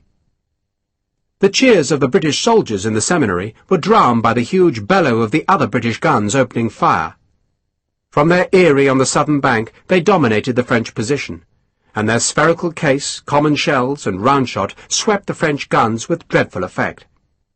The French gunners abandoned their pieces, left their horses squealing and dying, and fled. And then the British guns racked their elevating screws, or loosened the howitzer coins, and started to pour shot and shell into the massed ranks of the nearest French column. They raked it from the flank, pouring round-shot through close-packed files, exploding case-shot over their heads and killing with a terrible ease. The French officers took one panicked look at their broken artillery and ordered the infantry up the slope. Drummers at the heart of the two columns began their incessant rhythm, and the front rank stepped off as another round shot whipped through the files to plough a red furrow in the blue uniforms. Men screamed and died, yet still the drums beat, and the men chanted their war cry, "Vive l'Empereur!" Sharpe had seen columns before and was puzzled by them. The British Army fought against other infantry arrayed in two ranks, and every man could use his musket, and if cavalry threatened, they marched and wheeled into a square of four ranks, and still every man could use his musket.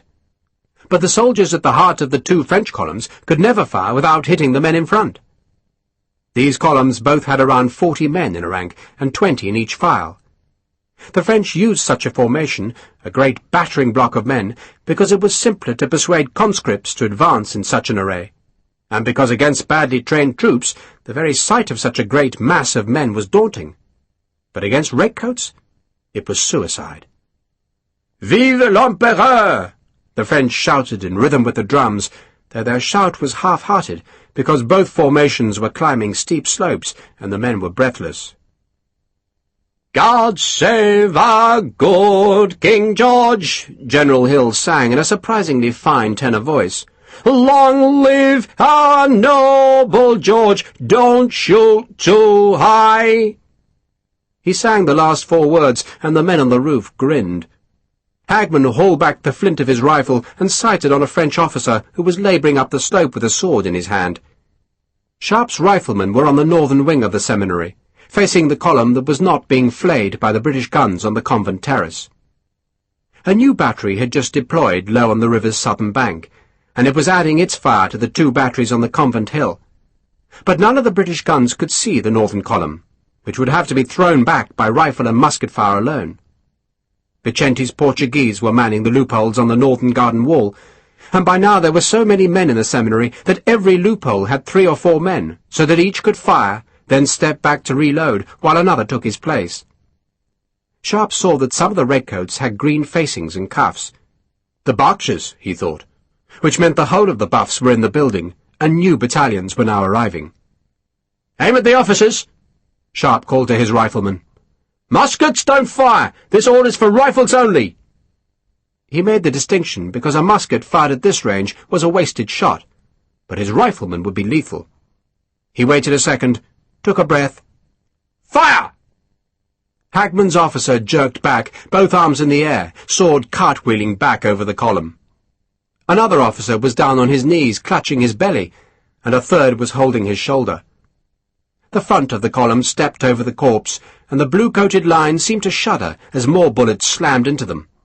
And then the long leading French ranks, panicked by the whistle of rifle bullets about their ears, fired up at the seminary. The volley was ear-splitting. The smoke smothered the slope like sea fog, and the musket balls rattled on the seminary walls and shattered its glass windows. The volley at least served to hide the French for a few yards, but then they reappeared through the smoke, and more rifles fired, and another officer went down. The column divided to pass the solitary tree, then the long ranks reunited when they were past it. The men in the garden began firing. Then the redcoats crammed into the seminary windows, and arrayed with Sharpe's men on the roof, pulled their triggers. Muskets crashed, smoke thickened, the balls plucked at men in the column's front ranks and put them down. And the men advancing behind lost their cohesion as they tried not to step on their dead or wounded colleagues. "Fire low!" a sergeant of the Buffs called to his men. "Don't waste His Majesty's lead!" Colonel Waters was carrying spare canteens about the roof for men who were parched by biting the cartridges. The saltpetre and the gunpowder dried the mouth fast, and men gulped the water between shots. The column attacking the seminary's western face was already shredded. Those Frenchmen were being assailed by rifle and musket fire. But the cannonade from the southern bank of the river was far worse. Gunners had rarely been offered such an easy target, the chance to rake the flank of an enemy's infantry column, and they worked like demons. Spherical case cracked in the air, shooting fiery strands of smoke in crazy trajectories. Round shots bounced and hammered through the ranks, and shells exploded in the column's heart. 3 drummers were hit by case shot. Then a round shot whipped the head off another drummer boy. and when the instruments went silent, the infantrymen lost heart and began to edge backwards. Musket volleys spat from the seminary's 3 upper floors, and the big building now looked as though it was on fire because powder smoke was writhing thick from every window. The loopholes jetted flame, the balls struck wavering ranks, and then the French in the western column began to retreat faster, and the backward movement turned to panic, and they broke. Some of the French, instead of retreating to the cover of the houses on the valley's far side, houses that were even now being struck by round shot so that their rafters and masonry were being splintered and the first fires were burning in the wreckage, ran to join the northern attack, which was shielded by the seminary from the cannon fire. That northern column kept coming. It was taking dreadful punishment, but it was soaking up the bullets and musket balls, and the sergeants and officers continually pushed men into the front ranks to replace the dead and the wounded. And so the column came ponderously uphill. But no one in the French ranks had really thought what they would do when they reached the hilltop, where there was no door facing them. They would have to skirt the building and try to break through the big gates leading to the garden, and when the men in the front ranks saw no place to go, they simply stopped advancing and began shooting instead. A ball plucked at Sharpe's sleeve. A newly arrived lieutenant of the Northamptonshire regiment fell back with a sigh, a bullet in his forehead. He lay on his back, dead before he fell, looking strangely peaceful. The redcoats had placed their cartridges and propped their ramrods on the red tile parapet to make loading quicker, but there were now so many on the roof that they jostled each other as they fired down into the dim mass of Frenchmen who were wreathed in their own smoke. One Frenchman ran bravely forward to fire through a loophole, but he was hit before he could reach the wall. Sharpe had fired one shot. Then he just watched his men. Pendleton and Perkins, the youngest, were grinning as they fired. Cooper and Tongue were reloading for Hagman, knowing he was a better shot, and the old poacher was calmly picking off one man after the other. A cannonball screamed overhead, and Sharpe twisted round to see that the French had placed a battery on the hill to the west, at the city's edge. There was a small chapel there, with a bell tower, and Sharpe saw the bell tower vanish in smoke, then crumble into ruin as the British batteries at the convent hammered the newly arrived French guns. A Berkshire man turned to watch, and a bullet whipped through his mouth, mangling his teeth and tongue, and he swore incoherently, spitting a stream of blood. "Don't watch the city!" Sharpe bellowed. "Keep shooting! Keep shooting!" Hundreds of Frenchmen were firing muskets uphill, and the vast majority of the shots were simply wasted against stone walls, but some found targets. Dodd had a flesh wound in his left arm, but he kept firing. A redcoat was hit in the throat and choked to death. The solitary tree on the northern slope was twitching as it was struck by bullets, and shreds of leaf were flying away with the French musket smoke. A sergeant of the Buffs fell back with a bullet in his ribs, and then Sir Edward Paget sent men from the western side of the roof, who had already seen their column defeated, to add their fire to the northern side. The muskets flared and coughed and spat down. The smoke thickened, and Sir Edward grinned at Daddy Hill. "Brave bastards!" Sir Edward had to shout over the noise of muskets and rifles. "They won't stand, Ned!" Hill called back. "They won't stand!" Hill was right.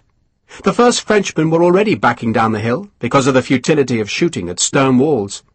Sir Edward, exultant at this easy victory, went to the parapet to look at the retreating enemy, and he stood there, gold-braid catching the smoke-dimmed sun, watching the enemy column disintegrate and run away. But a few stubborn Frenchmen still fired, and suddenly Sir Edward gasped, clapped a hand to his elbow, and Sharpe saw that the sleeve of the general's elegant red coat was torn, and that a jagged piece of white bone was showing through the ripped wool and bloody mangled flesh. "Jesus!" Paget swore. He was in terrible pain. The ball had shattered his elbow and seared up through his biceps. He was half bent over with the agony and very pale. "Take him down to the doctor's," Hill ordered. "He'll be all right, Ned." Paget forced himself to stand straight. An aide had taken off a neckcloth and was trying to bind his general's wound, but Paget shook him off. "The command is yours," he said to Hill through clenched teeth. "So it is," Hill acknowledged. "Keep firing!" Sharpe shouted at his men. It did not matter that the rifle barrels were almost too hot to touch.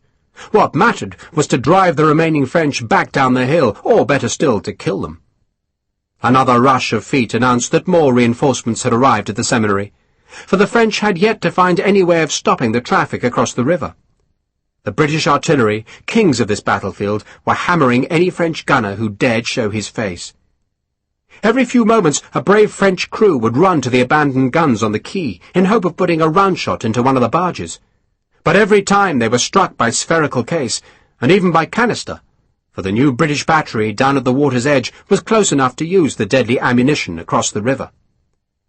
The musket balls flared from the cannons' mouths like duckshot, killing 6 or 7 men at a time, and after a while the French gunners abandoned their efforts and just hid in the houses at the back of the quay. And then, quite suddenly, there were no Frenchmen firing on the northern slope. The grass was horrid with dead men and wounded men, and with fallen muskets and with little flickering fires where the musket wadding had set light to the grass. But the survivors had fled to the Amaranti road in the valley. The single tree looked as though it had been attacked by locusts. A drum trundled down the hill, making a rattling noise. Sharpe saw a French flag through the smoke, but could not see whether the staff was topped by an eagle. "Stop firing!" Hill called. "Clean your barrels!" Sharpe shouted. "Check your flints!" For the French would be back. Of that he was certain. They would be back. Chapter 9. More men came to the seminary. A score of Portuguese civilians arrived with hunting guns and bags of ammunition, escorted by a plump priest who was cheered by the redcoats when he arrived in the garden with a bell-mouthed blunderbuss like those carried by stagecoach drivers to repel highwaymen.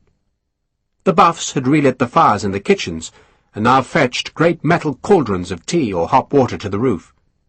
The tea cleaned out the soldiers' throats, and the hot water swilled out their muskets and rifles.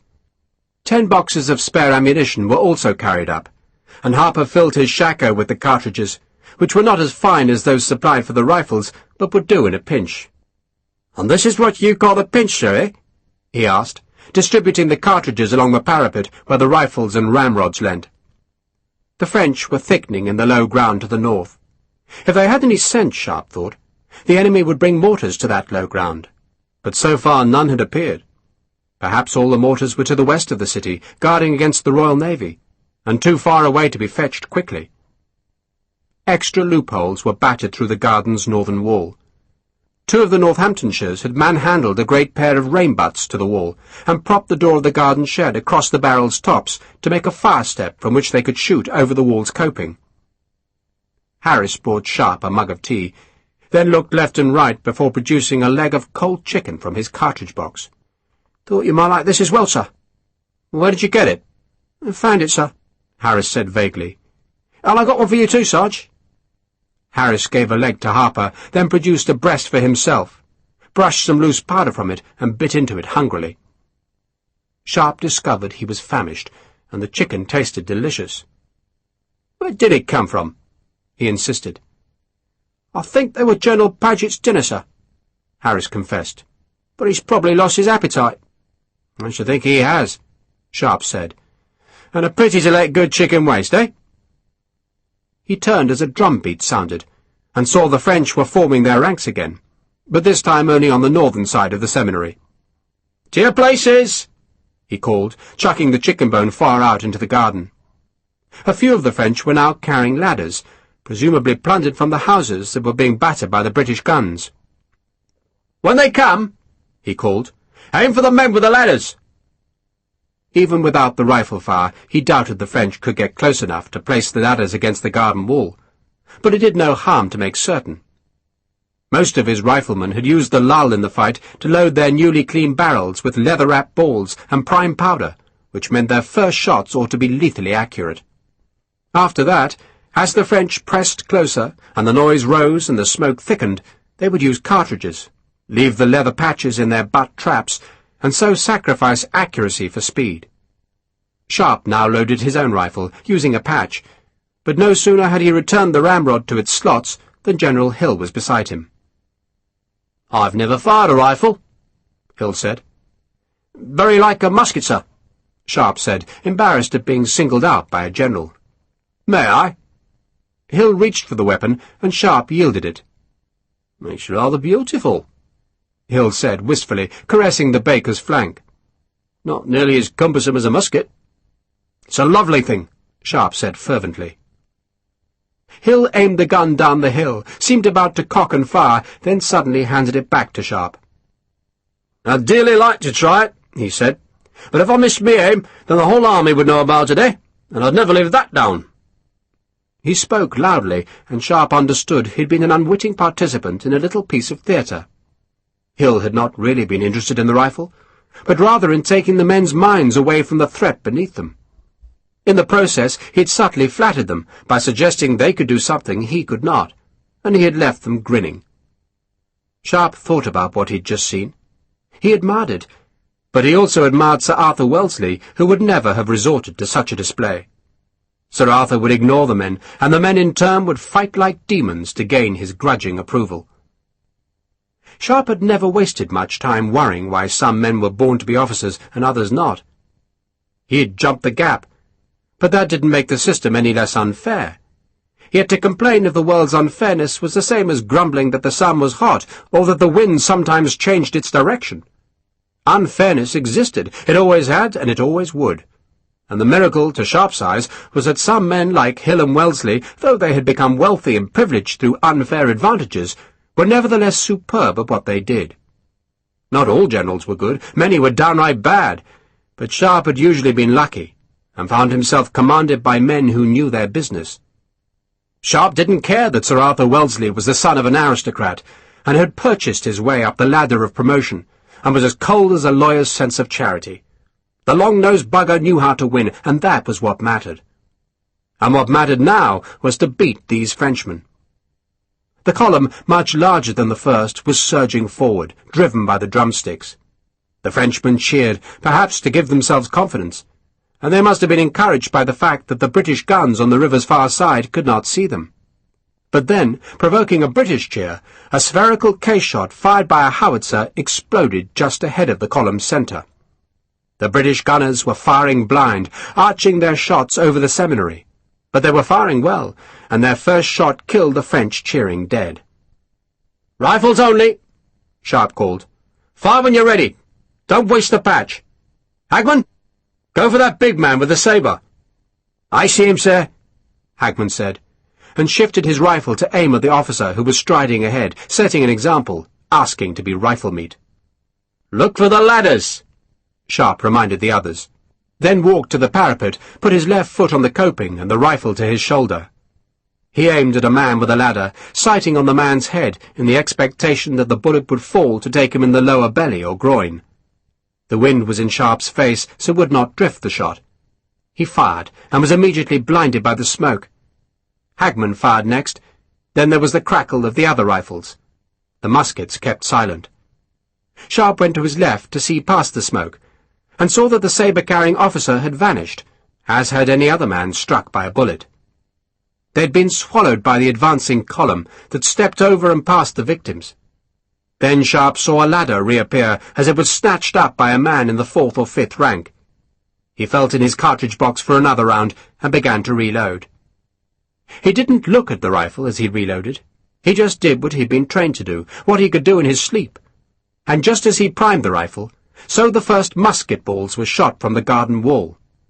Then the muskets opened fire from the windows and roof, and the seminary was again wreathed in smoke and noise.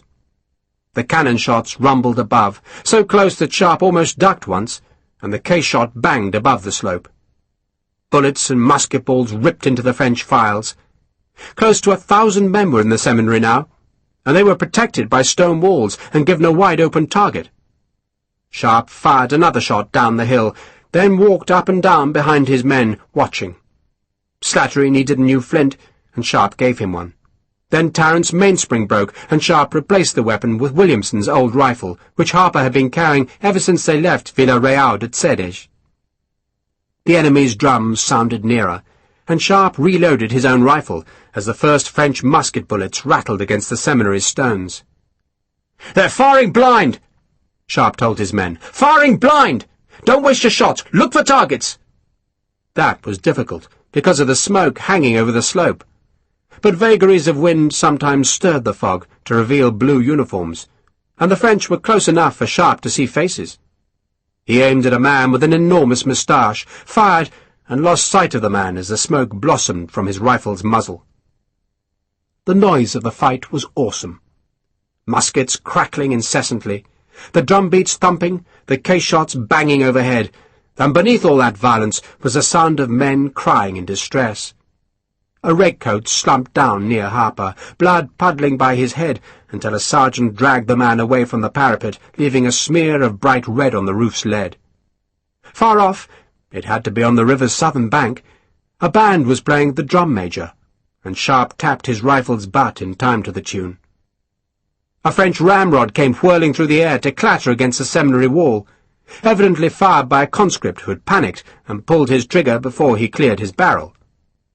Sharpe remembered how in Flanders, at his very first battle as a red-coated private, a man's musket had misfired, but he'd gone on reloading, pulling the trigger, reloading, and when they drilled out his musket after the battle, they found 16 useless charges crammed down the barrel.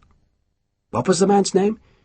He'd been from Norfolk, despite being in a Yorkshire regiment, and he'd called everyone Boar. Sharpe couldn't remember the name, and it annoyed him.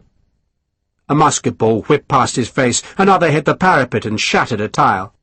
Down in the garden, Vicente's men in the redcoats were not aiming their muskets, but just pushing the muzzles into the loopholes, pulling the triggers, and getting out of the way so the next man could use the embrasure. There were some greenjackets in the garden now, and Sharpe guessed a company of the 60th, the Royal American Rifles, must be attached to Hill's brigade, and was now joining the fight. They would do better, he thought, to climb to the roof than try to fire their bakers through the loopholes. The single tree on the northern slope was thrashing, as though in a gale, and there was scarcely one leaf left on its splintered branches. Smoke drifted through the winter-bare twigs that twitched continually from the bullet strikes. Sharpe primed his rifle, put it to his shoulder, looked for a target, saw a knot of blue uniforms very close to the garden wall, and put the bullet into them. The air hissed with bullets. God damn it, but why didn't the bastards pull back?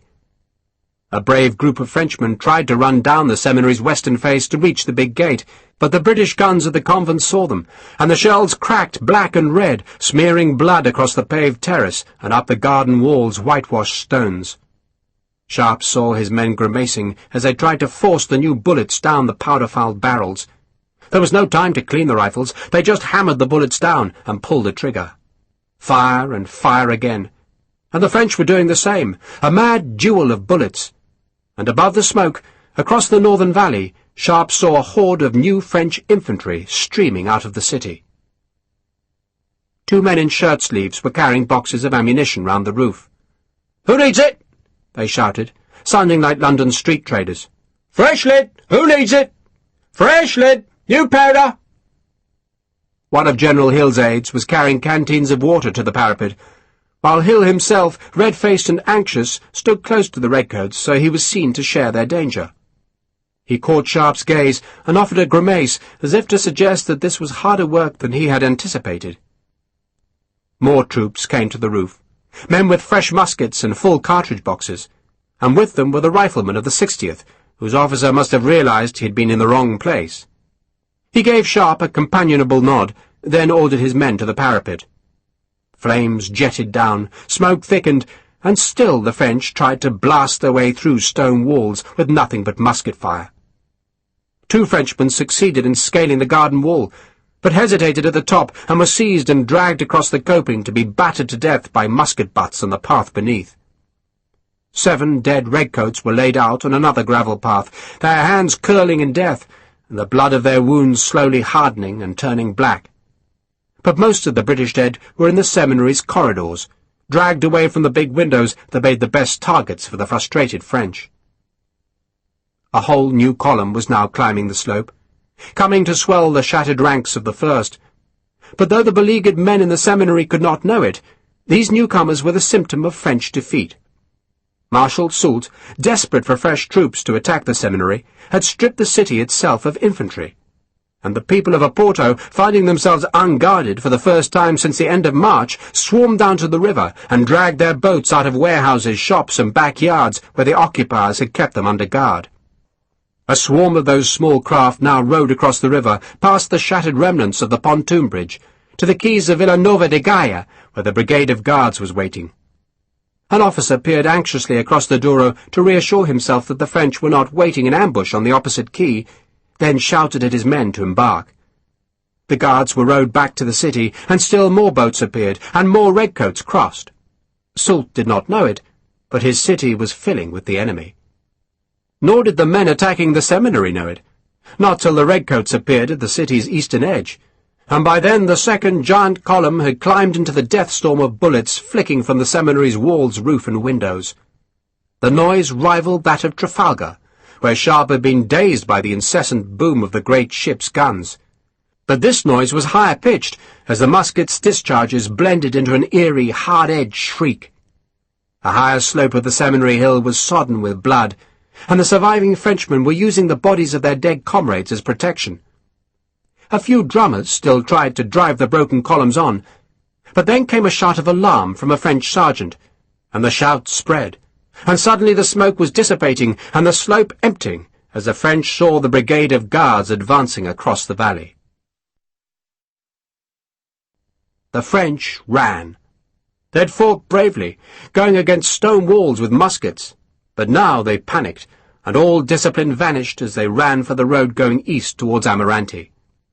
Other French forces, cavalry and artillery among them, were hurrying from the higher part of the city, escaping the flood of redcoats ferried across the Douro, and fleeing the revenge of the townsfolk who hunted up the alleys and streets to find wounded Frenchmen whom they attacked with fish-filleting knives or battered with clubs. There was screaming and howling in Oporto's streets, but only a strange silence in the bullet-scarred seminary. Then General Hill cupped his hands. "Follow them!" he shouted. "Follow them! I want a pursuit! Rifles, to me!" Sharpe called. He held his men back from the pursuit. They'd already endured enough, he reckoned, and it was time to give them a rest. "Clean your guns!" he ordered them. And so they stayed, as the redcoats and riflemen of the 1st Brigade formed ranks outside the seminary and then marched away eastwards. A score of dead men were left on the roof. There were long streaks of blood, showing where they had been pulled away from the parapet. The smoke about the building slowly cleared until the air felt clean again. The slopes beneath the seminary were strewn with discarded French packs and French bodies, not all of them dead. A wounded man crawled away between the blood-spattered blossoms of ragweed. A dog sniffed at a corpse. Ravens came on black wings to taste the dead, and women and children hurried from the houses in the valley to begin the plunder. A wounded man tried to twitch away from a girl who could not have been more than 11, and she drew a butchering knife from her apron belt, a knife that had been sharpened so often that its blade was little more than a whisper of thin steel attached to a bone handle, and she sliced it across the Frenchman's throat, then grimaced because his blood had splashed onto her lap. Her little sister was dragging 6 muskets by their slings. The small fires started by wadding smoked between the corpses, where the plump Portuguese priest, the blunderbuss still in one hand, made the sign of the cross over the Frenchman he had helped to kill. While the living French, in panic disarray, ran, and the city of Oporto had been recaptured. The letter, addressed to Richard Sharpe, Esquire, was waiting on the mantel of the parlour in the House Beautiful, and it was a miracle that it survived, because that afternoon a score of Royal Artillery gunners made the house into their billet, and the first thing they did was to break up the parlour's furniture to make a fire, and the letter was an ideal piece of kindling. But then Captain Hogan arrived just before the fire was lit and managed to retrieve the paper. He'd come looking for Sharpe, and had asked the gunners if any messages had been left in the house, thinking Sharpe might have left one. "English folk live here, lads," he told the gunners as he opened the unsealed letter. "So wipe your feet and clean up behind yourselves." He read the brief message and thought for a while. "I suppose none of you have seen a tall rifle officer from the 95th? No? Well, if he shows up, tell him to go to the Palacio des Carancas." "The what, sir?" a gunner asked. "Big building down the hill," Hogan explained. "Headquarters." Hogan knew Sharpe was alive, for Colonel Waters had told him of meeting Sharpe that morning. But though Hogan roamed the streets, he hadn't found Sharpe, and so a pair of orderlies were sent to search the city for the stray rifleman. A new pontoon bridge was already being floated across the Douro. The city was free again, and it celebrated with flags, wine, and music. Hundreds of French prisoners were under guard in a warehouse, and a long row of captured French guns was parked on the river's quay, where the British merchant ships that had been captured when the city fell now flew their own flags again. Marshal Soult and his army had marched away east towards the bridge at Amarante that the French had captured so recently, and they were blissfully unaware that General Beresford, the new commander of the Portuguese army, had recaptured the bridge and was waiting for them. "If they can't cross at Amarante," Wellesley demanded that evening, "then where will they go?" The question was asked in the blue reception room of the Palacio de Scarancas, where Wellington and his staff had eaten a meal that had evidently been cooked for Marshal Soult, and which had been found still hot in the palace's ovens. The meal had been lamb, which Sir Arthur liked, but so tricked out with onions, scraps of ham, and mushrooms that its taste had been quite spoilt for him. "I thought the French appreciated cooking," he'd grumbled, then demanded that an orderly bring him a bottle of vinegar from the kitchens. He'd doused the lamb, scraped away the offending mushrooms and onions, and decided the meal was much improved. Now, with the remnants of the meal cleared away, the officers crowded about a hand-drawn map that Captain Hogan had spread on the table. Sir Arthur traced a finger across the map. "They'll want to get back to Spain, of course," he said. "But how?" He had expected Colonel Waters, the most senior of the exploring officers, to answer the question, but Waters had not ridden the North Country, and so the colonel nodded to Captain Hogan, the most junior officer in the room. Hogan had spent the weeks before Soult's invasion mapping the Trasos Montes, the wild northern mountains where the roads twisted and the rivers ran fast and the bridges were few and narrow. Portuguese troops were even now marching to cut off those bridges, and so deny the French the roads which would lead them back to their fortresses in Spain. And Hogan now tapped the vacant space on the map north of the road from Oporto to Amarante. "If Amarante's taken, sir, and our fellows capture Braga tomorrow—" Hogan paused and glanced at Sir Arthur, who gave an irritable nod. "Then Soult is in a pickle, a real pickle.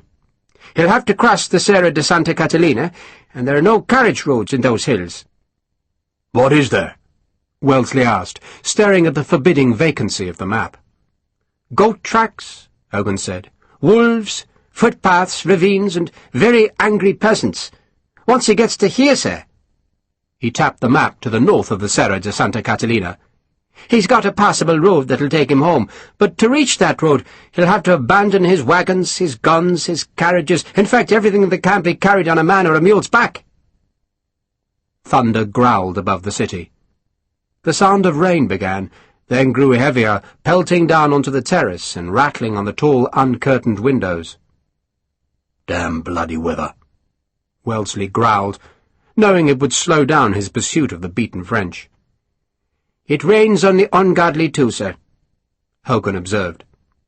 "Damn them as well." Wellesley bridled. He was not sure how much he liked Hogan, whom he'd inherited from Craddock. The damn man was Irish for a start, which reminded Wellesley that he himself had been born in Ireland, a fact of which he was not particularly proud. And the man was plainly not high-born, and Sir Arthur liked his aides to come from good families. Yet he recognized that prejudice as quite unreasonable, and he was beginning to suspect that the quiet-spoken Hogan had a good deal of competence, while Colonel Waters, of whom Wellesley did approve, spoke very warmly of the Irishman. "So," Wellesley summed up the situation, "they're on the road between here and Amarante, and they can't come back without fighting us, and they can't go forward without meeting Beresford. So they must go north into the hills. And where do they go after that?" "To this road here, sir," Hogan answered, pointing a pencil at the map. "It goes from Braga to Sharpe, sir, and if he manages to get past the Ponte Nova and reach Frivanche, which is a village here—" He paused to make a pencil mark on the map. "Then there's a track that'll take him north across the hills to Montalegre, and that's just a stone's throw from the frontier." Sir Arthur's aides were huddled about the dining table, looking down at the candle-lit map, though one man, a slight and pale figure dressed in elegant civilian clothes, did not bother to take any interest, but just stretched languidly in an armchair, where he managed to convey the insulting impression that he was bored by this talk of maps, roads, hills, and bridges. "And this road, sir," Hogan went on, tracing his pencil from the Ponte Nova to Montalegre, "is a real devil. It's a twister, sir. You have to walk 5 miles to go a half-mile forwards. And better still, sir, it crosses a couple of rivers, small ones, but in deep gorges with quick water, and that means high bridges, sir. And if the Portuguese can cut one of those bridges, then Monsieur Soult is lost, sir. He's trapped. He can only lead his men across the mountains, and they'll have the devil on their heels all the way." "Godspeed the Portuguese," Wellesley grunted, grimacing at the sound of the rain which he knew would slow his allies, who were advancing inland in an attempt to sever the roads by which the French could reach Spain. They'd already cut them off at Amarante, but now they would need to march further north, while Wellesley's army, fresh from its triumph at Oporto, would have to chase the French. The British were the beaters driving their game towards the Portuguese guns. Wellesley stared at the map. "You drew this, Hogan?" "I did, sir." "And it's reliable?" "It is, sir." Sir Arthur grunted. If it were not for the weather, he thought, he would bag Soult and all his men. But the rain would make it a damned difficult pursuit, which meant the sooner it began the better. And so aides were sent with orders that would start the British army on its march at dawn. Then, the orders given, Sir Arthur yawned. He badly needed some sleep before the morning, and he was about to turn in when the big doors were thrown open, and a very wet, very ragged, and very unshaven rifleman entered. He saw General Wellesley, looked surprised, and instinctively came to attention. "Good God," Wellesley said sourly. "I think you know, Lieutenant—" Hogan began. "Of course I know, Lieutenant Sharpe," Wellesley snapped. "But what I want to know is what the devil he's doing here. The 95th aren't with us?" Hogan removed the candlesticks from the corners of the map and let it roll up. "That's my doing, Sir Arthur," he said calmly. "I found Lieutenant Sharpe and his men wandering like lost sheep and took them into my care, and ever since he's been escorting me on my journeys to the frontier. I couldn't have coped with the French patrols on my own, Sir Arthur, and Mr. Sharpe was a great comfort." Wellesley, while Hogan offered the explanation, just stared at Sharpe. "You were lost?" he demanded coldly. "Cut off, sir," Sharpe said. "During the retreat to Corunna?" "Yes, sir," Sharpe said. In fact, his unit had been retreating towards Vigo, but the distinction was not important, and Sharpe had long learned to keep replies to senior officers as brief as possible. "So where the devil have you been these last few weeks?" Wellesley asked tartly. "Skulking?" "Yes, sir," Sharpe said, and the staff officers stiffened at the whiff of insolence that drifted through the room. "I ordered the lieutenant to find a young Englishwoman who was lost, sir," Hogan hurried to explain. "In fact, I ordered him to accompany Colonel Christopher." The mention of that name was like a whip-crack. No one spoke, though the young civilian who'd been pretending to sleep in the armchair, and who'd opened his eyes wide with surprise when Sharpe's name was first mentioned, now paid very close attention. He was a painfully thin young man, and pallid, as though he feared the sun, and there was something feline, almost feminine, in his delicate appearance. His clothes, so very elegant, would have been well suited to a London drawing-room or a Paris salon. But here, amidst the unwashed uniforms and sun-tanned officers of Wellesley's staff, he looked like a pampered lapdog among hounds. He was sitting up straight now and staring intently at Sharpe. "Colonel Christopher." Wellesley broke the silence. "So you've been with him?" he demanded of Sharpe. "General Craddock ordered me to stay with him, sir," Sharpe said, and took the general's order from his pouch and laid it on the table. Wellesley did not even glance at the paper. "What the devil was Craddock doing?" he snapped. "Christopher's not even a properly commissioned officer. He's a damned Foreign Office flunky." These last words were spat at the pale young man, who, rather than respond, made an airily dismissive gesture with the delicate fingers of his right hand. He caught Sharpe's eye then, and turned the gesture into a small wave of welcome, and Sharpe realized with a start of recognition that it was Lord Pumphrey whom he had last met in Copenhagen. His lordship, Sharpe knew, was mysteriously prominent in the Foreign Office, but Pumphrey offered no explanation of his presence in Oporto, as Wellesley snatched up General Craddock's order, read it, and then threw the paper down. "So what did Christopher order you to do?" he asked Sharpe. "To stay at a place called Villa Real de Tsede, sir." "And do what there, pray?" "Be killed, sir." "Be killed?" Sir Arthur asked in a dangerous tone. He knew Sharpe was being impudent, and though the rifleman had once saved his life, Sir Arthur was quite ready to slap him down. "He brought a French force to the village, sir. They attacked us." "Not very effectively, it seems," Wellesley said sarcastically. "Not very, no, sir," Sharpe agreed. "But there were 1,200 of them, sir, and only 60 of us." He said no more, and there was silence in the big room as men worked out the odds. 20 to 1. Another peal of thunder racked the sky, and a shard of lightning flickered to the west. 1,200, Richard?" Hogan asked in a voice which suggested Sharpe might like to amend the figure downwards. "There were probably more, sir," Sharpe said stoically. "The 31st Leger attacked us, but they were backed up by at least 1 regiment of dragoons and a howitzer. Only the one, though, sir, and we saw them off." He stopped, and no one spoke again. And Sharpe remembered he hadn't paid tribute to his ally, and so turned back to Wellesley. "I had Lieutenant Vicente with me, sir, of the 18th Portuguese, and his 30-odd lads helped us a lot. But I'm sorry to report he lost a couple of men, and I lost a couple too. And one of my men deserted, sir. I'm sorry about that." There was another silence, a much longer one, in which the officers stared at Sharpe, and Sharpe tried to count the candles on the big table. And then Lord Pumphrey broke the silence. "You tell us, Lieutenant, that Mr. Christopher brought these troops to attack you?" "Yes, sir." Pumphrey smiled. "Did he bring them, or was he brought by them?" "He brought them," Sharpe said vigorously. "And then he had the bloody nerve to come up the hill and tell me the war was over, and we ought to walk down and let the French take care of us." "Thank you, Lieutenant," Pumphrey said with exaggerated civility. There was another silence. Then Colonel Waters cleared his throat. "You will recall, sir," he said softly, "that it was Lieutenant Sharpe who provided us with our navy this morning." In other words, he was saying to Sir Arthur Wellesley, "Show some damned gratitude." But Sir Arthur was in no mood to show gratitude. He just stared at Sharpe. And then Hogan remembered the letter that he had rescued from the House Beautiful, and he took it from his pocket. "It's for you, Lieutenant," he said, holding the paper towards Sharpe. "But it wasn't sealed, and so I took the liberty of reading it." Sharpe unfolded the paper. "He is going with the French," Sharpe read, "and forcing me to accompany him, and I do not want to." It was signed Kate, and had plainly been written in a tearing hurry. "The him, I assume," Hogan asked, "is Christopher?" "Yes, sir."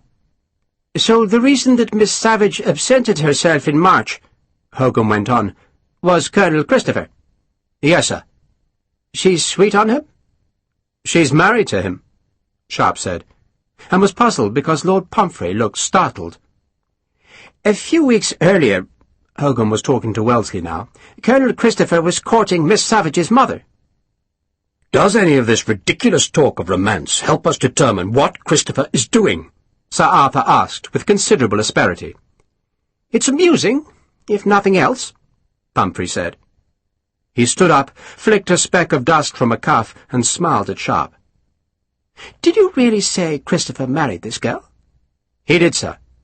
"Then he is a bad boy," Lord Pumphrey said happily, "because he's already married." His lordship plainly enjoyed that revelation. "He married Pierce Cornwell's daughter 10 years ago, in the happy belief that she was worth 8,000 a year, then discovered she was hardly worth 6pence. It is not, I hear, a contented marriage, and might I observe, Sir Arthur, that Lieutenant Sharpe's news answers our questions about Colonel Christopher's true allegiance?" "It does?" Wellesley asked, puzzled. "Christopher cannot hope to survive a bigamous marriage if he intends to make his future in Britain or in a free Portugal," Lord Pumphrey observed. "But in France, or in a Portugal ruled by France, the French won't care how many wives he left in London." "But you said he wants to return." "I tended a surmise that he would wish to do so," Pumphrey corrected the General.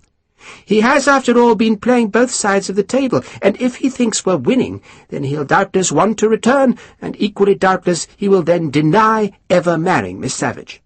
"She might have another opinion," Wellesley observed dryly. "If she's alive to utter it, which I doubt," Pumphrey said. "No, sir. He cannot be trusted, and dare I say that my masters in London would be immensely grateful if you were to remove him from their employment." "That's what you want?" "It's not what I want." Pumphrey contradicted Wellesley, and for a man of such delicate and frail appearance, he did it with considerable force. "It's what London would want." "You can be certain of that?" Wellesley asked, plainly disliking Pumphrey's insinuations. "He has knowledge that would embarrass us," Pumphrey admitted, "including the Foreign Office codes." Wellesley gave his great horse neigh of a laugh. "He's probably given those to the French already." "I doubt it, sir," Pumphrey said, examining his fingernails with a slight frown. "A man usually holds his best cards till last, and in the end Christopher will want to bargain, either with us or with the French, and I must say that His Majesty's government does not wish either eventuality." "Then I leave his fate to you, my lord," Wellesley said with obvious distaste. "And as it doubtless means filthy work, then I'd better lend you the services of Captain Hogan and Lieutenant Sharpe.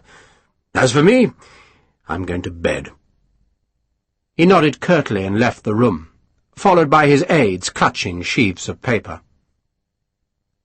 Lord Pumphrey took a decanter of vino verde from the table and crossed to his armchair, where he sat with an exaggerated sigh.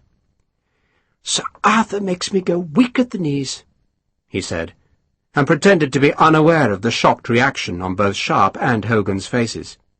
"Did you really save his life in India, Richard?" Sharpe said nothing, and Hogan answered for him. "That's why he treats Sharpe so badly," the Irishman said. "Knows he can't stand being beholden, and especially can't stand being beholden to a misbegotten rogue like Sharpe." Pumphrey shivered. "Do you know what we in the Foreign Office dislike doing most of all? Going to foreign places. They are so uncomfortable. But here I am, and I suppose we must attend to our duties." Sharpe had crossed to one of the tall windows where he was staring out into the wet darkness. "What are my duties?" he asked. Lord Pumphrey poured himself a liberal glass of wine. "Not to put too fine a point on it, Richard," he said, "your duty is to find Mr. Christopher, and then—" He did not finish the sentence, but instead drew a finger across his throat, a gesture Sharpe saw mirrored in the dark window. "Who is Christopher, anyway?" Sharpe wanted to know. "He was a thruster, Richard," Pumphrey said, his voice acid with disapproval. "A rather clever thruster in the Foreign Office." A thruster was a man who would bully and whip his way to the head of the field, while riding to hounds, and in doing so upset dozens of other hunters. "Yet he was thought to have a very fine future," Pumphrey continued, "if he could just curb his compulsion to complicate affairs. He likes intrigue, does Christopher. The Foreign Office, of necessity, deals in secret matters, and he rather indulges in such things. Still, despite that, he was reckoned to have the makings of an excellent diplomat, and last year he was sent out here to determine the temper of the Portuguese. There were rumours, happily ill-founded, that a large number of folk, especially in the north, were more than a little sympathetic to the French, and Christopher was merely supposed to be determining the extent of that sympathy." "Couldn't the embassy do that?" Hogan demanded. "Not without being noticed," Pumphrey said, "and not without occasioning some offence to a nation which is, after all, our most ancient ally. And I rather suspect that if you dispatch someone from the embassy to ask questions, then you will merely fetch the answers people think you want to hear. No, Christopher was supposed to be an English gentleman travelling in North Portugal, but, as you observe, the opportunity went to his head. Craddock was then half-witted enough to give him brevet rank, and so Christopher began hatching his plots." Lord Pumphrey gazed up at the ceiling, which was painted with revelling deities and dancing nymphs. "My own suspicion is that Mr. Christopher has been laying bets on every horse in the race. We know he was encouraging a mutiny, but I strongly suspect he betrayed the mutineers. The encouragement was to reassure us that he worked for our interests, and the betrayal endeared him to the French. He's determined, is he not, to be on the winning side. But the main intrigue, of course, was to enrich himself at the expense of the savage ladies. Pumphrey paused, then offered a seraphic smile. I've always rather admired bigamists. One wife would be altogether too much for me, but for a man to take two— "Did I hear you say he wants to come back?" Sharpe asked. I surmise as much. James Christopher is not a man to burn his bridges unless he has no alternative. Oh, yes, I'm sure he'll be designing some way to return to London, if he finds a lack of opportunity with the French. "Now I'm supposed to shoot the shit-faced bastard," Sharpe said. Not precisely how we in the Foreign Office would express the matter, Lord Pumphrey said severely. but you are, I see, seized of the essence. Go and shoot him, Richard, and God bless your little rifle. "And what are you doing here?" Sharpe thought to ask. Other than being exquisitely uncomfortable, Pumphrey asked, I was sent to supervise Christopher. He approached General Craddock with news of a proposed mutiny. Craddock, quite properly, reported the affair to London, and London became excited at the thought of suborning Bonaparte's army in Portugal and Spain, but felt that someone of wisdom and good judgment was needed to propel the scheme, and so, quite naturally, they asked me to come. "And we can forget the scheme now," Hogan observed. Indeed we can, Pumphrey replied tartly. Christopher brought a Captain Argentan to talk with General Craddock, he explained to Sharpe. And when Craddock was replaced, Argentan made his own way across the lines to confer with Sir Arthur. He wanted promises that our forces wouldn't intervene in the event of a French mutiny, but Sir Arthur wouldn't hear of his plots, and told him to tuck his tail between his legs and go back into the outer darkness whence he came. So, no plots, no mysterious messengers with cloaks and daggers, just plain old-fashioned soldiering. It seems, alas, that I am surplus to requirements, and Mr. Christopher, if your lady friend's note is to be believed, has gone with the French, which must mean, I think, that he believes they will still win this war." Hogan had opened the window to smell the rain, but now turned to Sharpe. "We must go, Richard. We have things to plan." "Yes, sir." Sharpe picked up his battered shako and tried to bend the visor back into shape, then thought of another question.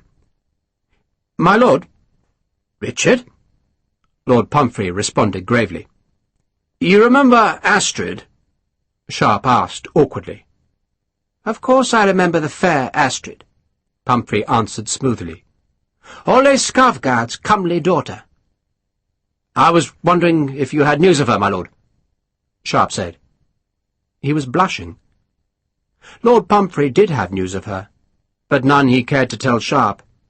For the truth was that both Astrid and her father were in their graves, their throats cut on Pumphrey's orders.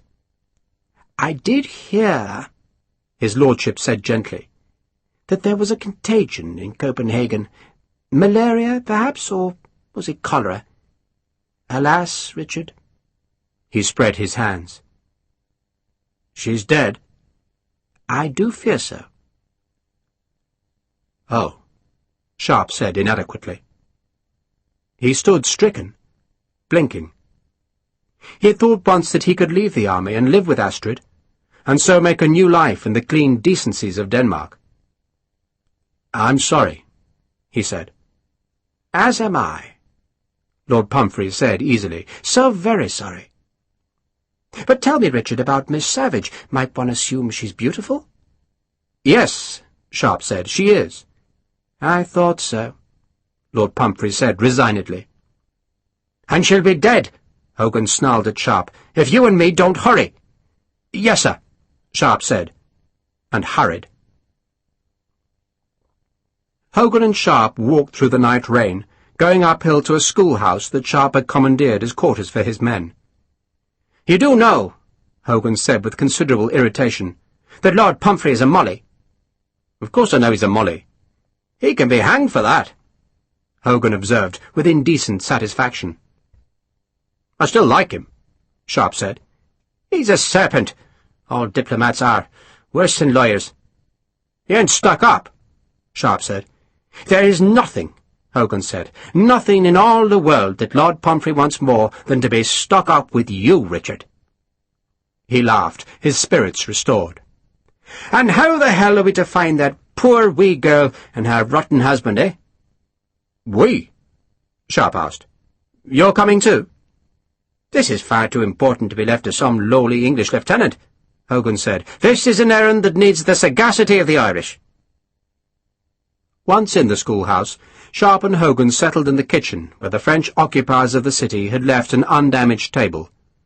And because Hogan had left his good map at the General's headquarters, he used a piece of charcoal to draw a cruder version on the table's scrubbed top. From the main schoolroom, where Sharpe's men had spread their blankets, came the sound of women's laughter. His men, Sharpe reflected, had been in the city less than a day, yet they had already found a dozen girls. "Best way to learn the language, sir," Harper had assured him. "And we're all very short on education, sir, as you doubtless know." "Right!" Hogan kicked the kitchen door shut. "Look at the map, Richard." He showed how the British had come up the coast of Portugal and dislodged the French from Oporto, and how at the same time the Portuguese army had attacked in the east. "They've retaken Amarante," Hogan said, "which is good, because it means Soult can't cross that bridge.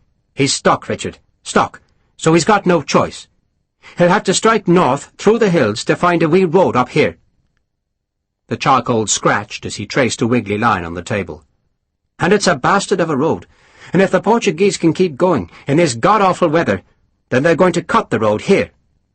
The charcoal made a cross. "It's a bridge called Ponte Nova. Do you remember it?" Sharpe shook his head. He'd seen so many bridges and mountain roads with Hogan that he could no longer remember which was which. "The Ponte Nova," Hogan said, "means the new bridge. And naturally it's as old as the hills, and one tub of powder will send it crashing down into the gorge. And then, Richard, Monsieur Soult is properly buggered. But he's only buggered if the Portuguese can get there." He looked gloomy, for the weather was not propitious for a swift march into the mountains. "And if they can't stop Soult at the Ponte Nova, then there's a half-chance they'll catch him at the Saltador. You remember that, of course." "I do remember that, sir," Sharpe said. The Saltador was a bridge high in the mountains, a stone span that leapt across a deep and narrow gorge, and the spectacular arch had been nicknamed the Leaper, the Saltador. Sharpe remembered Hogan mapping it, remembered a small village of low stone houses, but chiefly remembered the river tumbling in a seething torrent beneath the soaring bridge. "If they get to the Saltador and cross it," Hogan said, "then we can kiss them good-bye and wish them luck. They'll have escaped." He flinched as a crash of thunder reminded him of the weather. "Ah, well," he sighed, "we can only do our best." "And just what are we doing?" Sharpe wanted to know. "Now that, Richard, is a very good question," Hogan said. He helped himself to a pinch of snuff, paused, then sneezed violently. "God help me, but the doctors say it clears the bronchial tubes, whatever the hell they are. Now, as I see it, one of two things can happen." He tapped the charcoal streak marking the Ponte Nova. "If the French are stopped at that bridge, then most will surrender. They'll have no choice. Some will take to the hills, of course, but they'll find armed peasants all over the place looking for throats and other parts to cut. So we'll either find Mr. Christopher with the army when it surrenders, or, more likely, he'll run away and claim to be an escaped English prisoner. In which case, we go into the mountains, find him and put him up against a wall." "Truly? That worries you?" "I'd rather hang him." "Ah, well, we can discuss the method when the time comes. Now, the second thing that might happen, Richard, is that the French are not stopped at the Ponte Nova, in which case we need to reach the Saltador." "Why?" "Think what it was like, Richard," Hogan said. "A deep ravine, steep slopes everywhere, the kind of place where a few riflemen could be very vicious. And if the French are crossing the bridge, then we'll see him, and your Baker rifles will have to do the necessary." "We can get close enough?" Sharpe asked, trying to remember the terrain about the leaping bridge. "There are cliffs, high bluffs. I'm sure you can get within 200 paces. "That'll do," Sharpe said grimly. "So one way or another, we have to finish him. Hogan said, leaning back. "He's a traitor, Richard. He's probably not as dangerous as he thinks he is, but if he gets to Paris, then no doubt the monsieurs will suck his brain dry, and so learn a few things we'd rather they didn't know. And if he got back to London, he's slippery enough to convince those fools that he was always working for their interests. So, all things considered, Richard, I'd say he was better off dead." "And Kate?" "Oh, we're not going to shoot her," Hogan said reprovingly. "Back in March, sir," Sharpe said, "you ordered me to rescue her. Does that order still stand?" Hogan stared at the ceiling, which was smoke-blackened and pierced with lethal-looking hooks. "In the short time I've known you, Richard," he said, "I've noticed you possess a lamentable tendency to put on shining armour and look for ladies to rescue. King Arthur, God rest his soul, would have loved you. He'd have had you fighting every evil knight in the forest. Is rescuing Kate Savage important? Not really. The main thing is to punish Mr. Christopher, and I fear that Miss Kate will have to take her chances." Sharpe looked down at the charcoal map. "How do we get to the Ponte Nova?" "We walk, Richard, we walk. We cross the mountains, and those tracks aren't fit for horses. You'd spend half the time leading them, worrying about their feed, looking after their hooves, and wishing you didn't have them. Mules, now. I'd saddle some mules and take them, but where will we find mules tonight? It's either mules or Shanks's pony, but either way we can only take a few men, your best and your fittest, and we have to leave before dawn." "What do I do with the rest of my men?" Hogan thought about it. "Major Potter could use them," he suggested, "to help guard the prisoners here." "I don't want to lose them back to Shorncliffe," Sharpe said. He feared that the 2nd Battalion would be making inquiries about their lost riflemen. They might not care that Lieutenant Sharpe was missing, but the absence of several prime marksmen would definitely be regretted. "My dear Richard," Hogan said, "if you think Sir Arthur is going to lose even a few good riflemen, then you don't know him half as well as you think. He'll move hell and high water to keep you here, and you and I have to move like hell to get to Ponte Nova before anyone else." Sharpe grimaced. "The French have a day's start on us." "Oh, they don't. Like fools they went towards Amarante, which means they didn't know that the Portuguese had recaptured it. By now they'll have discovered their predicament, but I doubt they'll start north till dawn. If we hurry, we beat them." He frowned, looking down at the map.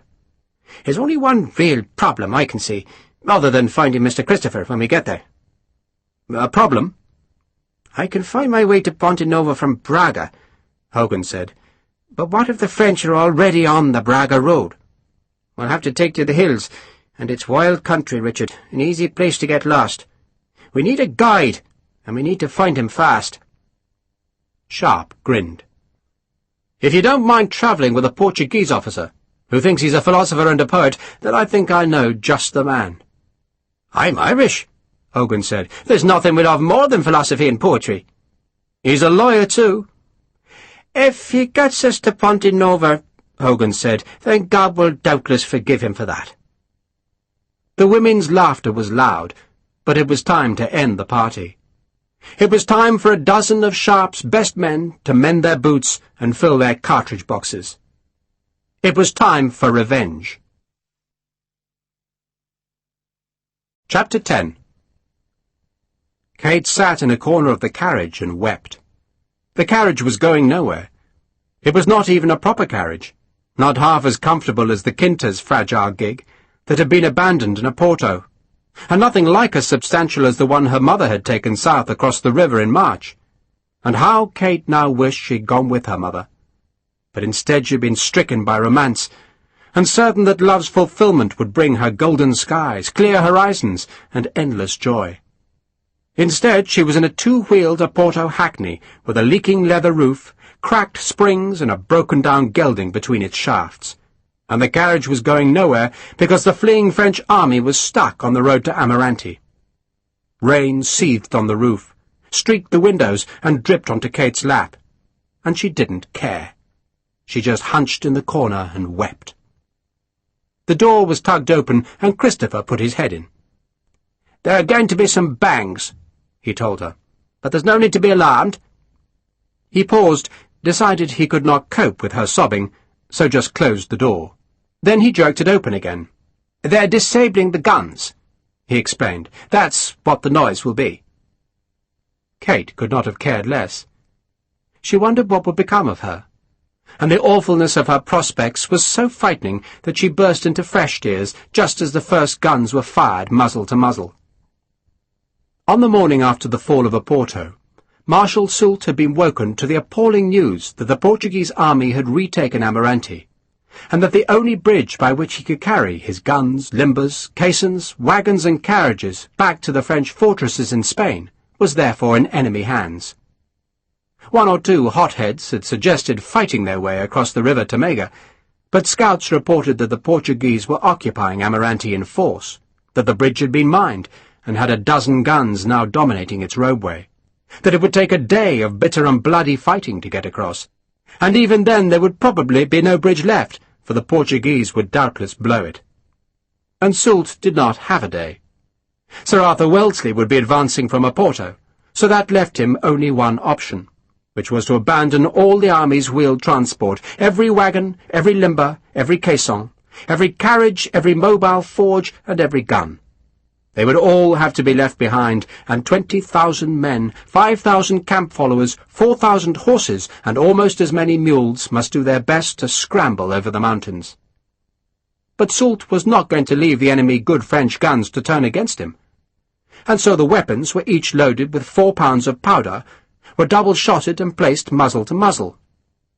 Gunners struggled to keep their port-fires alight in the rain, and then, on a word of command, touched the 2 reed fuses, and the powder flashed down to the overcharged chambers. The guns fired into each other, leapt back in a wrenching explosion of smoke and flames, and then were left with ripped, torn barrels. Some of the gunners were weeping as they destroyed their weapons, while others just cursed as they used knives and bayonets to rip open the powder bags that were left to spoil in the rain. The infantry were ordered to empty their packs and haversacks of everything except food and ammunition. Some officers ordered inspections and insisted their men throw away the plunder of the campaign.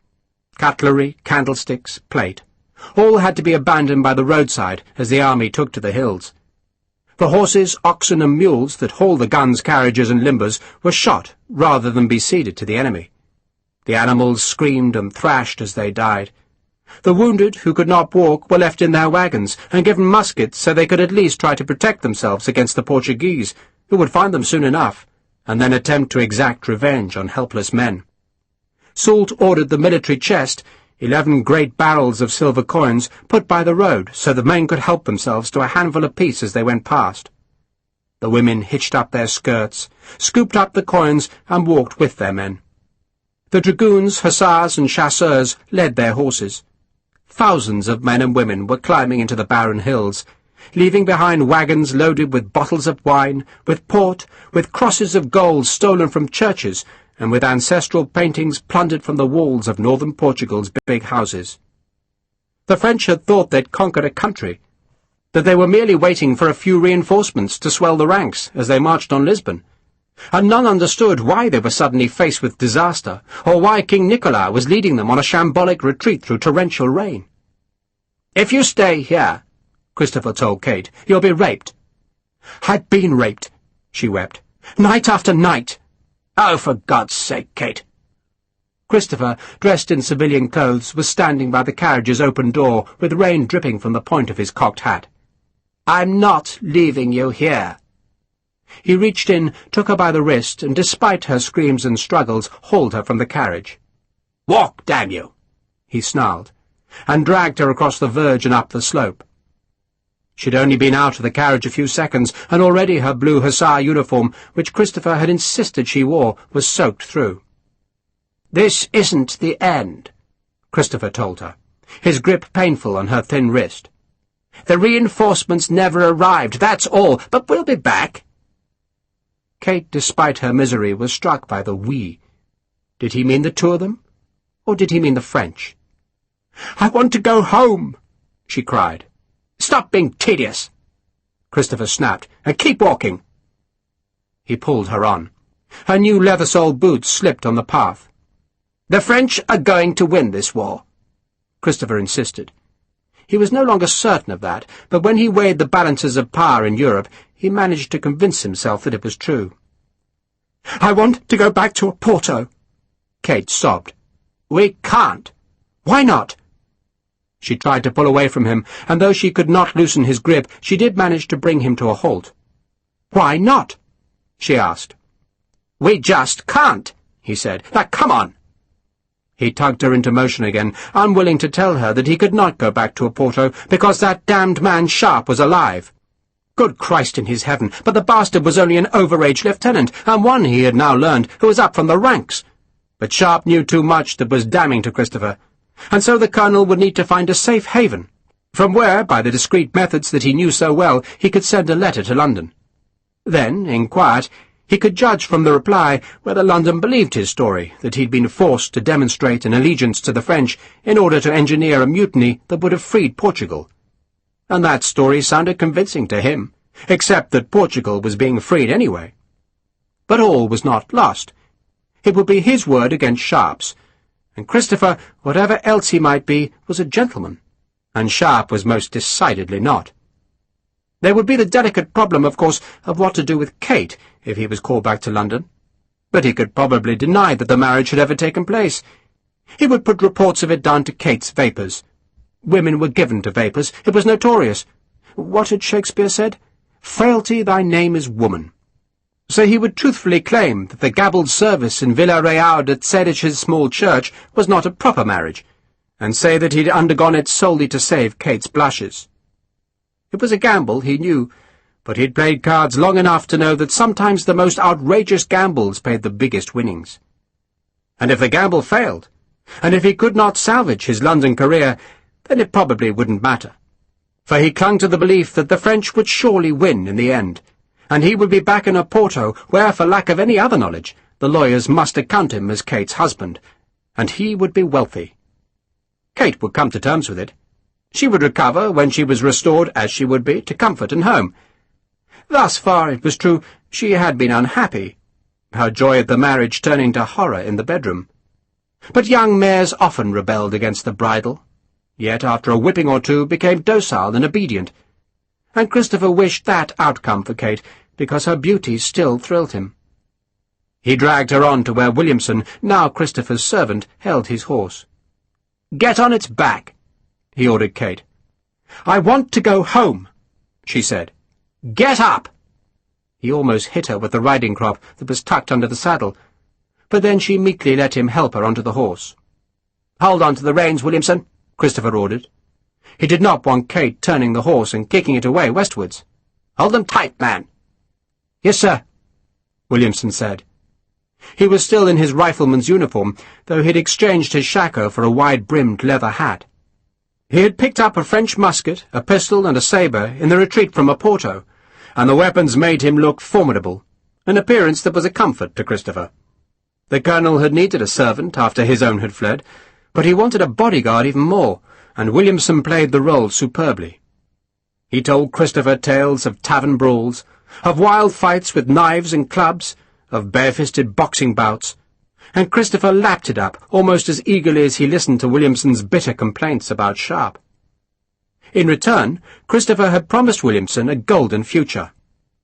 "Learn French," he had advised the deserter, "and you can join their army. Show that you're good and they'll give you a commission.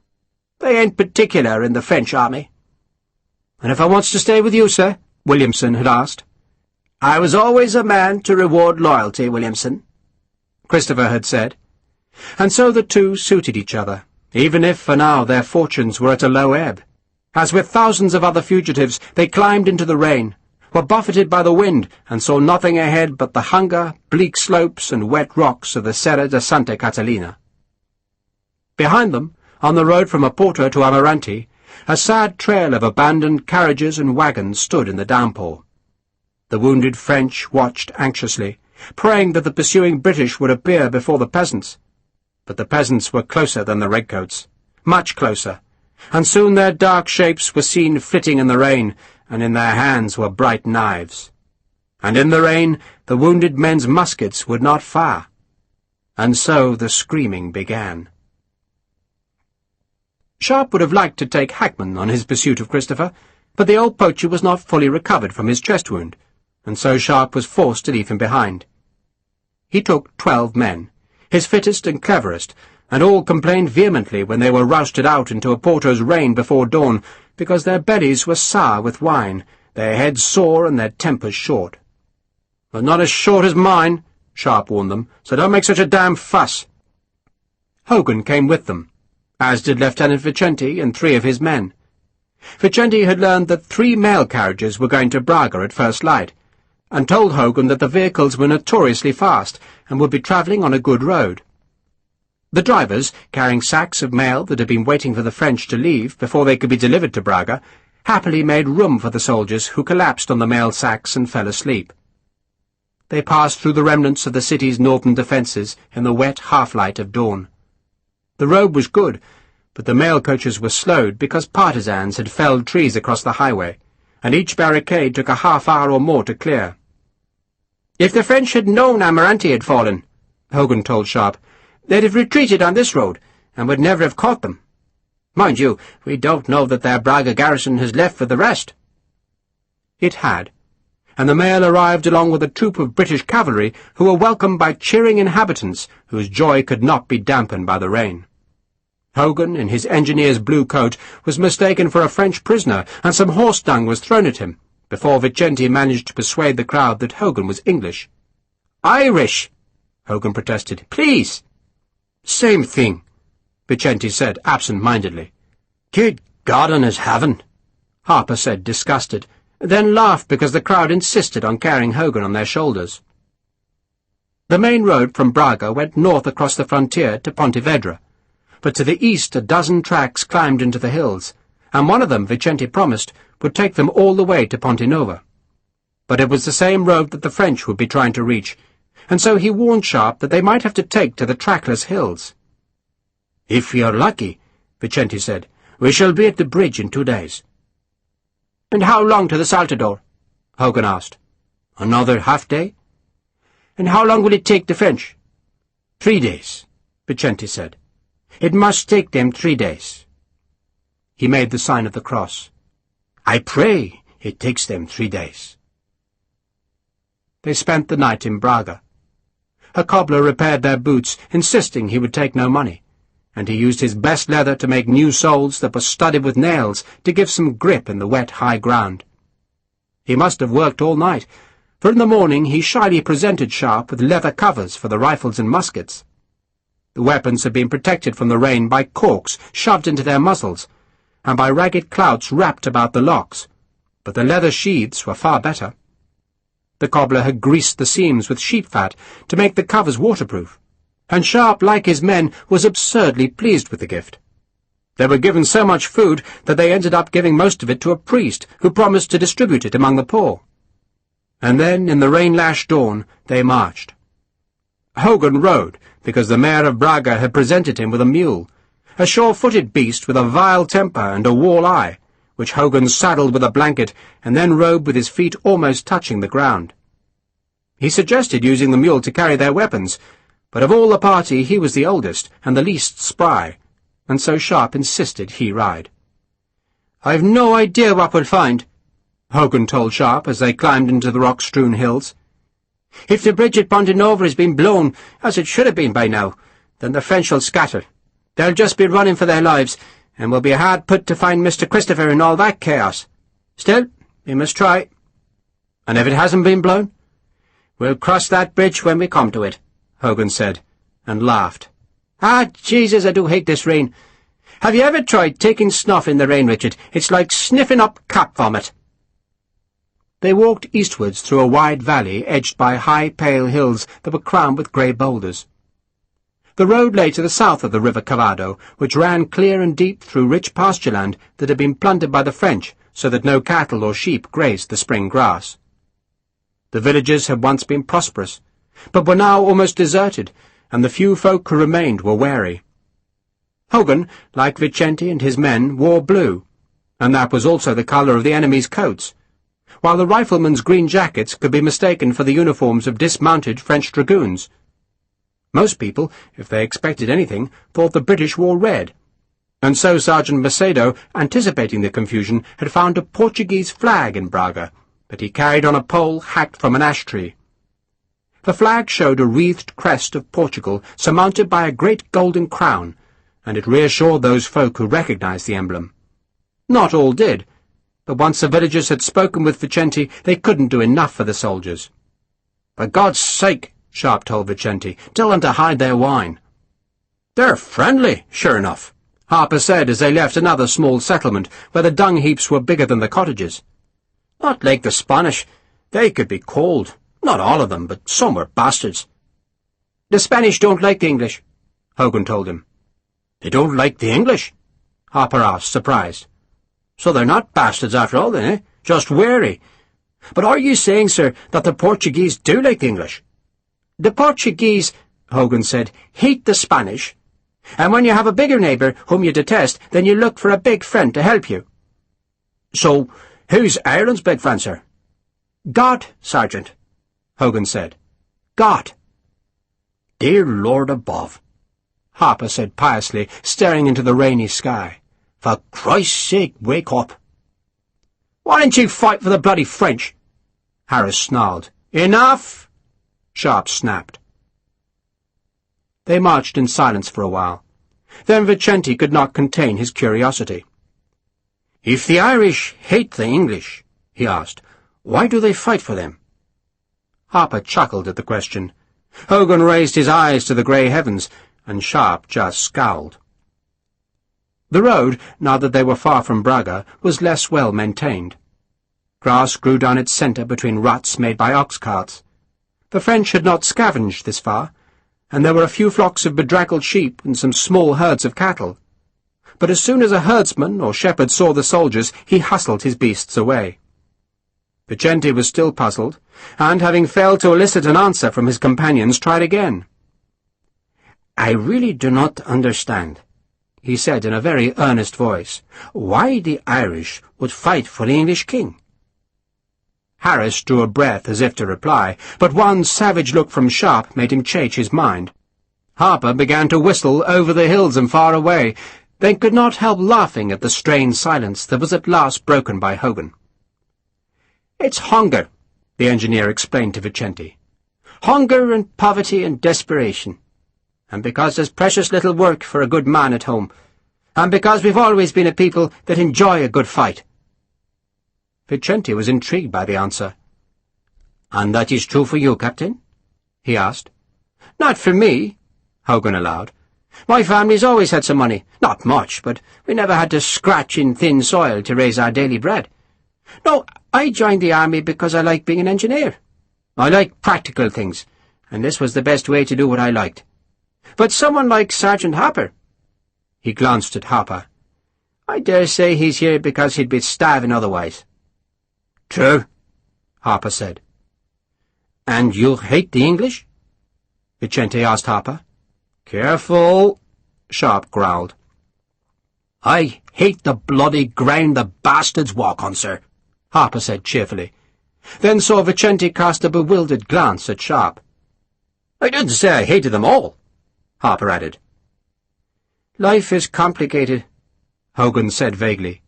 "I mean, there's a Portuguese legion in the French army, I hear." Vicente looked embarrassed. "They believe in French ideas, sir." "Ah, ideas," Hogan said. "They're much more dangerous than big or little neighbours. I don't believe in fighting for ideas." He shook his head ruefully. "And nor does Sergeant Harper." "He don't?" Harper asked. "No, you bloody don't," Sharpe snarled. "So what do you believe in?" Vicente wanted to know. "The Trinity, sir," Harper said sententiously. "The Trinity?" Vicente was surprised. "The Baker rifle," Sharpe said, "the sword bayonet, and me." "Those two," Harper acknowledged, and laughed. "What it is," Hogan tried to help Vicente, "is that it's like being in a house where there's an unhappy marriage, and you ask a question about fidelity. You cause embarrassment. No one wants to talk about it." "Harris?" Sharpe warned, seeing the red-headed rifleman open his mouth. "I was only going to say, sir," Harris said, "that there's a dozen horsemen on that hill over there." Sharpe turned just in time to see the horsemen vanish across the crest. The rain was too thick, and the light too poor to see if they were in uniform. But Hogan suggested the French might well have sent cavalry patrols far ahead of their retreat. "They'll be wanting to know whether we've taken Braga," he explained. "Because if we hadn't, then they'd turn this way and try to escape up to Pontevedra." Sharpe gazed at the far hill. "If there's bloody cavalry about," he said, "then I don't want to be caught on the road." It was the one place in a nightmare landscape where horsemen would have an advantage. So, to avoid enemy horsemen, they struck north into the wilderness. It meant crossing the Cavado, which they managed at a deep ford which led only to the high summer pastures. Sharpe continually looked behind, but saw no sign of the horsemen. The path climbed into a wild land. The hills were steep, the valleys deep, and the high ground bare of anything except gorse, ferns, thin grass, and vast rounded boulders, some balanced on others so precariously that they looked as if a child's touch would send them bounding down the precipitous slopes. The grass was fit only for a few tangle-haired sheep, and scores of feral goats, on which the mountain wolves and wild lynx fed. The only village they passed was a poor place with high rock walls about its small vegetable gardens. Goats were hobbled on pastures the size of inn-yards, and a few bony cattle stared at the soldiers as they passed. They climbed still higher, listening to the goat bells among the rocks, and passing a small shrine heaped with faded gorse blossom. Vicente crossed himself as he passed the shrine. They turned eastwards again, following a stony ridge where the great rounded boulders would make it impossible for any cavalry to form and charge, and Sharpe kept watching southwards and saw nothing. Yet there had been horsemen, and there would be more, for he was making a rendezvous with a desperate army that had been bounced from imminent success to abject defeat in one swift day. It was hard travelling in the hills. They rested every hour, then trudged on. All were soaked, tired, and chilled. The rain was relentless, and the wind had now gone into the east, so that it came straight into their faces. The rifle slings rubbed their wet shoulders raw, but at least the rain lifted that afternoon, even if the wind stayed brisk and cold. At dusk, feeling as weary as he ever had on the terrible retreat to Vigo, Sharpe led them down from the ridge to a small deserted hamlet of low stone cottages roofed with turf. "Just like home," Harper said happily. The driest places to sleep were two long, coffin-shaped granaries that protected their contents from rats by being raised on mushroom-shaped stone pillars, and most of the men crammed themselves into the narrow spaces, while Sharpe, Hogan, and Vicente shared the least damaged cottage where Sharpe conjured a fire from damp kindling and brewed tea. "The most essential skill of a soldier," Hogan said, when Sharpe brought him the tea. "What's that?" Vicente asked, ever eager to learn his new trade. "Making fire from wet wood," Hogan said. "Aren't you supposed to have a servant?" Sharpe asked. "I am, but so are you, Richard." "I'm not one for servants," Sharpe said. "Nor am I," Hogan said. "But you've done a grand job with that tea, Richard, and if His Majesty ever decides he doesn't want a London rogue to be one of his officers, then I'll give you a job as a servant." Pickets were set, more tea brewed, and moist tobacco coaxed alight in clay pipes. Hogan and Vicente began an impassioned argument about a man called Hume, of whom Sharpe had never heard, and who turned out to be a dead Scottish philosopher. But, as it seemed the dead Scotsman had proposed that nothing was certain, Sharpe wondered why anyone bothered to read him, let alone argue about him. Yet the notion diverted Hogan and Vicente. Sharpe, bored with the talk, left them to their debate and went to inspect the pickets. It started to rain again. Then peals of thunder shook the sky and lightning whipped into the high rocks.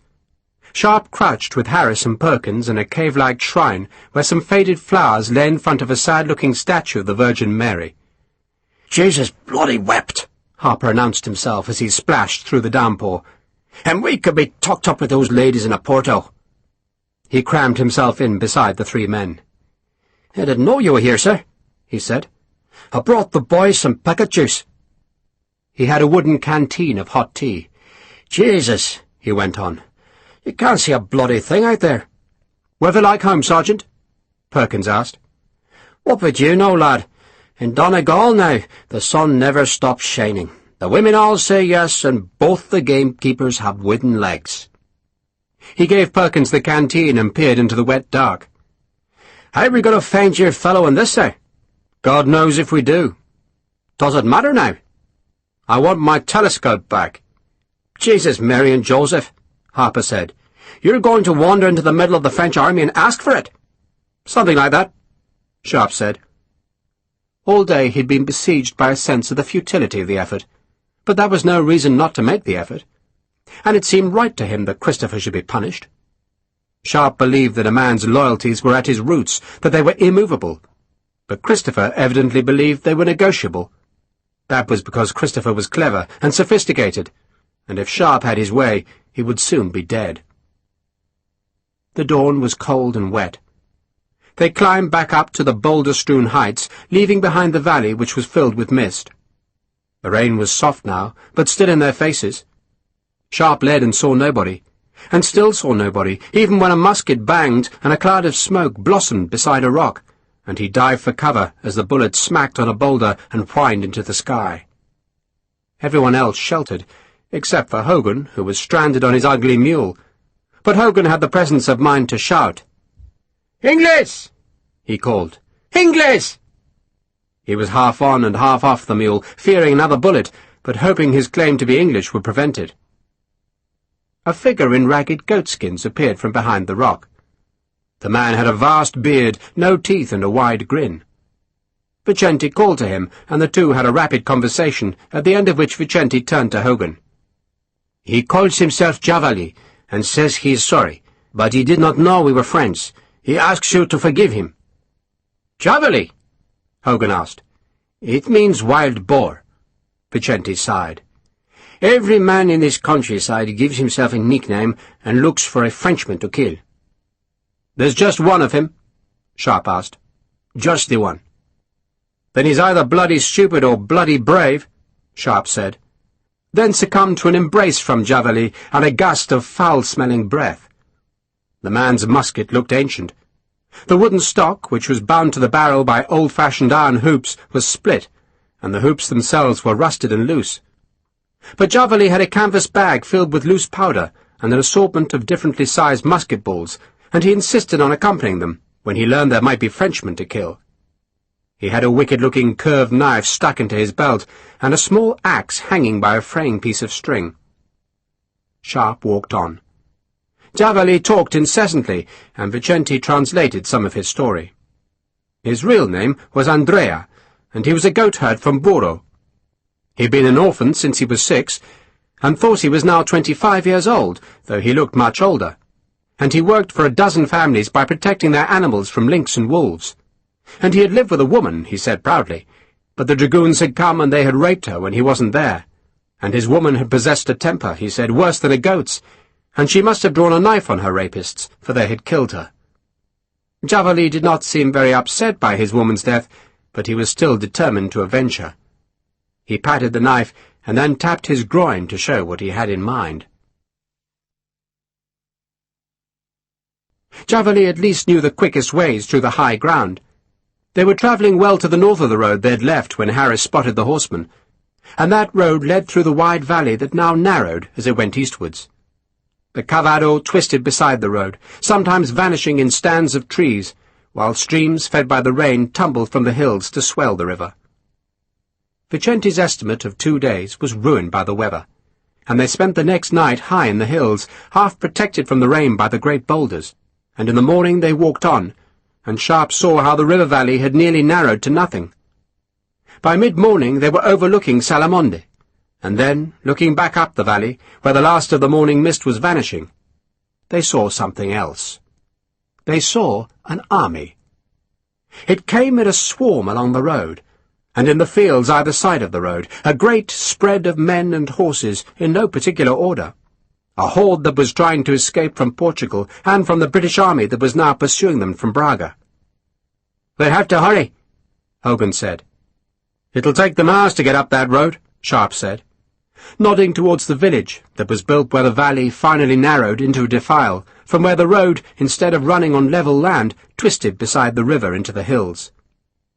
For the moment the French could spread themselves in fields and march with a broad front, but once past Salamonde they were restricted to the narrow and deep-rutted road. Sharpe borrowed Hogan's good telescope and stared down at the French army. Some units, he could see, marched in good order, but most were straggling loosely. There were no guns, wagons, or carriages, so that if Marshal Soult did manage to escape, he would have to crawl back into Spain and explain to his master how he had lost everything of value. "There must be 30,000 down there," he said in wonderment as he handed back Hogan's glass. "It'll take them the best part of the day to get through that village." "But they've got the devil on their heels," Hogan pointed out, "and that encourages a man to swiftness." They pressed on. A weak sun at last lit the pale hills, though grey showers fell to north and south. Behind them the French were a great dark mass, pressing up against the valley's narrow end, where, like grains of sand trickling through an hourglass, they streamed through Salamonde. Smoke rose from the village as the passing troops plundered and burned. The French road to safety began to climb now. It followed the defile made by the white-watered Cavado, which twisted out of the hills in great loops and sometimes leapt down series of precipices in misted waterfalls. A squadron of dragoons led the French retreat, riding ahead to smell out any partisans who might try to ambush the vast column. If the dragoons saw Hogan and his men high on the northern hills, they made no effort to reach them, for the riflemen and Portuguese soldiers were too far away and much too high, and then the French had other things to worry about, for late in the afternoon the dragoons arrived at the Ponte Nova. Sharpe was already above the Ponte Nova, gazing down at the bridge. It was here that the French retreat might be stopped, for the tiny village that clung to the high ground just beyond the bridge bristled with men, and on first seeing the Ponte Nova from high in the hills, Hogan had been jubilant. "We've done it!" he said. "We've done it!" But then he trained his telescope on the bridge, and his good mood died. "They're ordnancer," he said. "Not a proper uniform there." He gazed for another minute. "There's not a single bloody gun," he said bitterly, "and the bloody fools haven't even destroyed the bridge." Sharpe borrowed Hogan's glass to stare at the bridge. It possessed two hefty stone abutments, one on each bank, and the river was spanned by two great beams over which a wooden roadway had once been laid. The ordnancer, presumably not wanting to rebuild the bridge entirely once the French were defeated, had removed the plank roadway, but left the two enormous beams in place. Then, at the edge of the village on the bridge's eastern side, they'd dug trenches from which they could smother the half-dismantled bridge with musket fire. "It might serve," Sharpe grunted. "And what would you do if you were the French?" Hogan asked. Sharpe stared down into the defile, then looked back westwards. He could see the dark snake of the French army coming along the road, but further back there was no sign yet of any British pursuit. "Wait till dark," he said. "Then attack across the beams." The ordnancer was enthusiastic, but it was little more than a rabble, ill-armed and with scarce any training, and such troops might easily be panicked. Worse, there were not many ordnancer at the Ponte Nova. There would have been more than enough if the bridge had been fully broken, but the twin beams were an invitation to the French. Sharpe trained the telescope on the bridge again. "Those beams are wide enough to walk on," he said. "They'll attack in the night. Hope to catch the defenders sleeping." "Let's just hope the ordnancer stay awake," Hogan said. He slid off the mule. "And what we do," he said, "is wait." "Wait?" "If they're stopped here," Hogan explained, "then this is as good a place as any to watch out for Mr. Christopher. And if they get across—" He shrugged. "I should go down there," Sharpe said, "and tell them to get rid of those beams." "And how will they accomplish it?" Hogan wanted to know. "With dragoons firing at them from the other bank." The dragoons had dismounted and spread along the western bank, and Hogan could see the white puffs of their carbine smoke. "It's too late to help, Richard," he said. "Too late. You stay here." They made a rough camp in the boulders. Night fell swiftly because the rain had come again, and the clouds shrouded the setting sun. Sharpe let his men light fires so they could brew tea. The French would see the fires, but that didn't matter, for as the darkness shrouded the hills, a myriad flames showed in the high grounds. The partisans were gathering, They were coming from all across northern Portugal to help destroy the French army. An army that was cold, wet, hungry, bone-weary, and trapped. Major Dulong still smarted from his defeat at Villarreal de Cedes. The bruise on his face had faded, but the memory of the repulse hurt. He sometimes thought of the rifleman who'd beaten him, and wished the man was in the 31st Léger. He also wished that the 31st Léger could be armed with rifles, but that was like wishing for the moon, because the Emperor would not hear of rifles. Too fiddly, too slow. A woman's weapon, he said. Vive le fusil.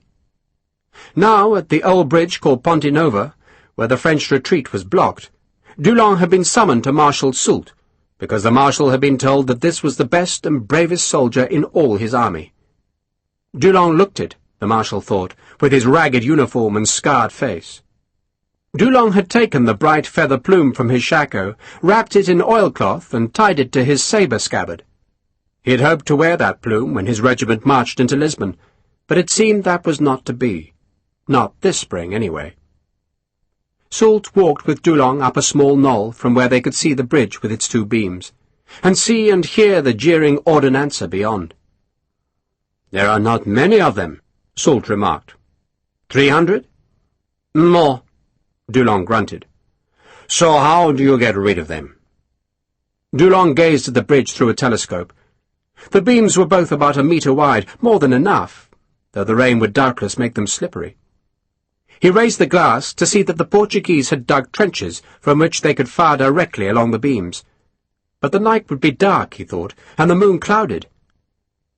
"I would take 100 volunteers," he said, 50 for each beam, and go at midnight. The rain was getting worse, and the dusk was cold. The Portuguese muskets, Dulong knew, would be soaked, and the men behind them chilled to the bone. 100 men, he promised the Marshal, "and the bridge is yours." Soult nodded. "If you succeed, Major," he said, "then send me word, but if you fail, I do not want to hear." He turned and walked away. Dulong went back to the 31st Léger, and he called for volunteers, and was not surprised when the whole regiment stepped forward. So he chose a dozen good sergeants, and let them pick the rest, and he warned them that the fight would be messy, cold, and wet. "We will use the bayonet," he said, "because the muskets won't fire in this weather. And besides, once you have fired one shot, you will not have time to reload." He thought about reminding them that they owed him a display of bravery after their reluctance to advance into the rifle fire on the watchtower hill at Villarreal de Cedes, then decided they all knew that anyway, and so held his tongue. The French lit no fires. They grumbled, but Marshal Soult insisted. Across the river, the ordinancer believed they were safe, and so they made a fire in one of the cottages high above the bridge where their commanders could keep warm. The cottage had one small window, and just enough flamelight escaped through the unshuttered glass to reflect off the wet crossbeams that spanned the river. The feeble reflections shimmered in the rain, but they served as a guide for Dulong's volunteers. They went at midnight. 2 columns, 50 men in each, and Dulong told them they must run across the bridge. And he led the right-hand column, his sabre drawn, and the only sounds were the river hissing beneath, the wind shrieking in the rocks, the pounding of their feet, and a brief scream as one man slipped and fell into the cavado.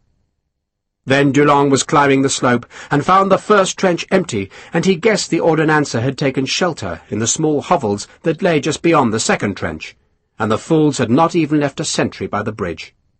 Even a dog would have served to warn them of a French attack, but men and dogs alike were sheltering from the weather. "Sergeant!" the Major hissed. "The houses! Clean them out!" The Portuguese were still asleep when the Frenchmen came. They arrived with bayonets and no mercy. The first 2 houses fell swiftly, their occupants killed scarcely before they were awake. But their screams alerted the rest of the ordinancer, who ran into the darkness to be met by the best-trained infantry in the French army. The bayonets did their work, and the cries of the victims completed the victory, because the survivors, confused and terrified by the terrible sounds in the dark night, fled. By 1:15 midnight, Dulong was warming himself by the fire that had lit his way to victory. Marshal Soult took the medal of the Légion d'honneur from his own coat and pinned it to the turnback of Major Dulong's frayed jacket. Then, with tears in his eyes, the Marshal kissed the Major on both cheeks. Because the miracle had happened, and the first bridge belonged to the French. Kate wrapped herself in a damp saddle blanket, then stood beside her tired horse and watched dully as French infantry cut down pine trees, slashed off their branches, then carried the trimmed trunks to the bridge.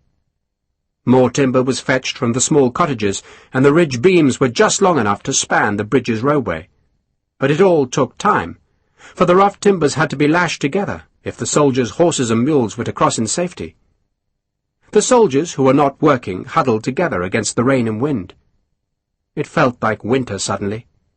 Musket shots sounded far away, and Kate knew it was the country people come to shoot at the hated invaders. A cantinière, one of the tough women who sold the soldiers coffee, tea, needles, thread, and dozens of other small comforts, took pity on Kate, and brought her a tin mug of lukewarm coffee laced with brandy. "If they take much longer," she nodded at the soldiers rebuilding the bridge's roadway, "we'll all be on our backs with an English dragoon on top. So at least we'll get something out of this campaign." She laughed and went back to her 2 mules which were laden with her wares. Kate sipped the coffee. She had never been so cold, wet, or miserable, and she knew she only had herself to blame. Williamson stared at the coffee, and Kate, unsettled by his gaze, moved to the far side of her horse. She disliked Williamson, disliked the hungry look in his eyes, and feared the threat in his naked desire of her. Were all men animals? Christopher, for all his elegant civility by day, liked to inflict pain at night. But then Kate remembered the single soft kiss that Sharpe had given her, and she felt the tears come to her eyes. And Lieutenant Vicente, she thought, was a gentleman. Christopher liked to say how there were 2 sides in the world, just as there were black pieces and white pieces on a chessboard, and Kate knew she had chosen the wrong side. Worse, she didn't know how she was to find her way back to the right one. Christopher strode back down the stalled column. "Is that coffee?" he asked cheerfully. "Good. I need something warming." He took the mug from her, drained it, then tossed it away. "Another few minutes, my dear," he said, "and we'll be on our way. 1 more bridge after this, then we'll be over the hills and far away in Spain. You'll have a proper bed again, eh? And a bath? How are you feeling?" "Cold." "Hard to believe it's May, eh? Worse than England. Still, don't they say rain's good for the complexion? You'll be prettier than ever, my dearest." He paused as some muskets sounded from the west.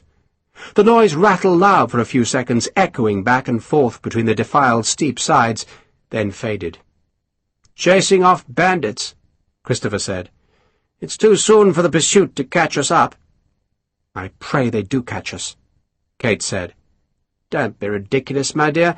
Besides, we've got a brigade of good infantry, and a pair of cavalry regiments as rearguard."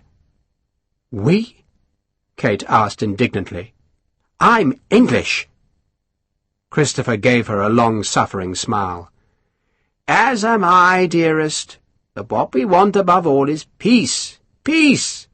And perhaps this retreat will be just the thing to persuade the French to leave Portugal alone. That's what I'm working on. Peace." There was a pistol holstered in Christopher's saddle just behind Kate, and she was tempted to pull the weapon free, thrust it into his belly, and pull the trigger. But she'd never fired a gun, didn't know if the long-barreled pistol was loaded, and besides, what would happen to her if Christopher were not here? Williamson would maul her, she thought, and for some reason she remembered the letter she had succeeded in leaving for Lieutenant Sharpe, putting it on the House Beautiful's mantel without Christopher seeing what she was doing. She thought now what a stupid letter it was. What was she trying to tell Sharpe? And why him? What did she expect him to do? She stared up the far hill. There were men on the high crest line, and Christopher turned to see what she was looking at. "More of the scum," he said. "Patriots," Kate insisted. "Peasants with rusted muskets," Christopher said acidly, "who torture their prisoners and have no idea, none, what principles are at stake in this war. They are the forces of old Europe," he insisted, "superstitious and ignorant, the enemies of progress."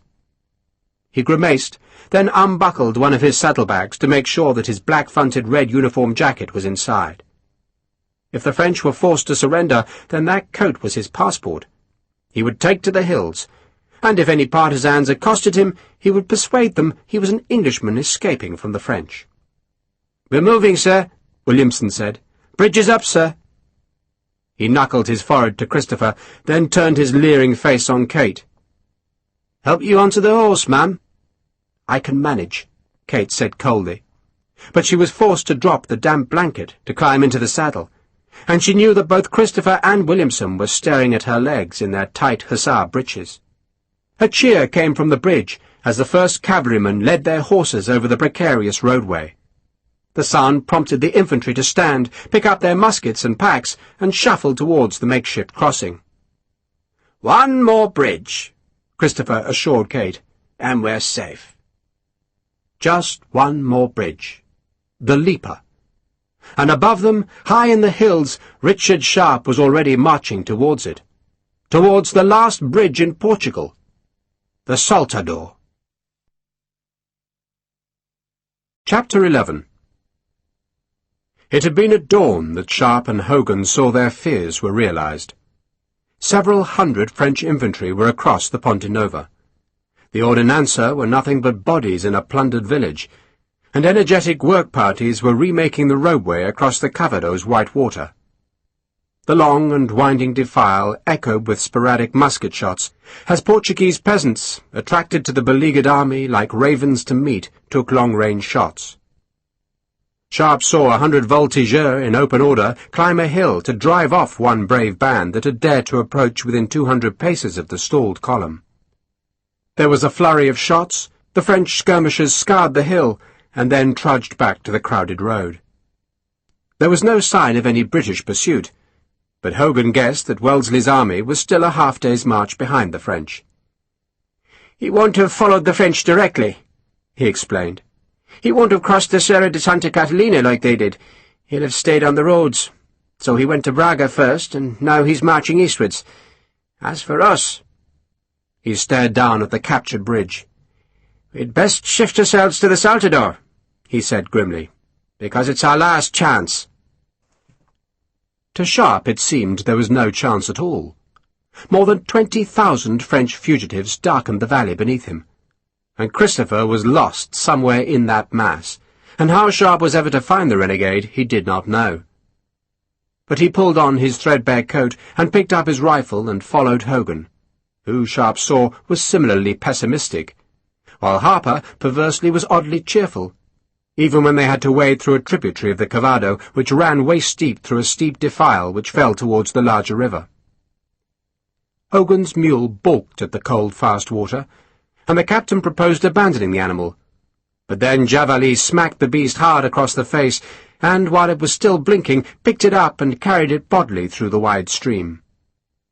The rifleman cheered the display of strength, while the mule, safe on the opposite bank, snapped its yellow teeth at the goatherd, who simply smacked it again. "Useful lad, that," Harper said approvingly. The big Irish sergeant was soaked to the skin, and as cold and tired as any of the other men, but he seemed to relish the hardship. "That's no worse than herding back home," he maintained as they trudged on.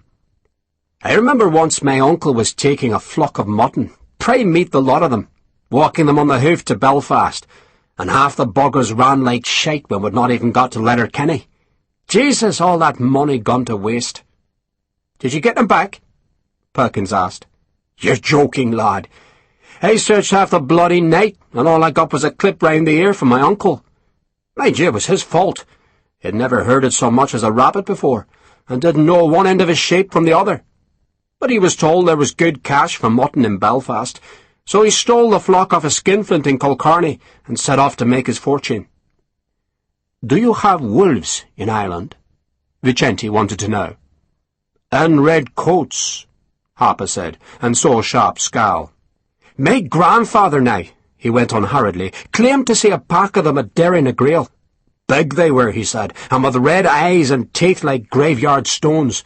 And he told my grandmother that they chased him all the way to the Glenloheel Bridge. But he was a drunk. Jesus, he could soak the stuff up." Javeley wanted to know what they were talking about, and immediately had his own tales of wolves attacking his goats, and how he had fought one with nothing but a stick and a sharp-edged stone. And then he claimed to have raised a wolf cub, and told how the village priest had insisted on killing it, because the devil lived in wolves. And Sergeant Macedo said that was true, and described how a sentry at Almeida had been eaten by wolves one cold winter's night. "Do you have wolves in England?"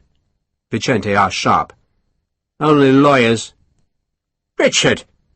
Hogan chided him. They were going north now.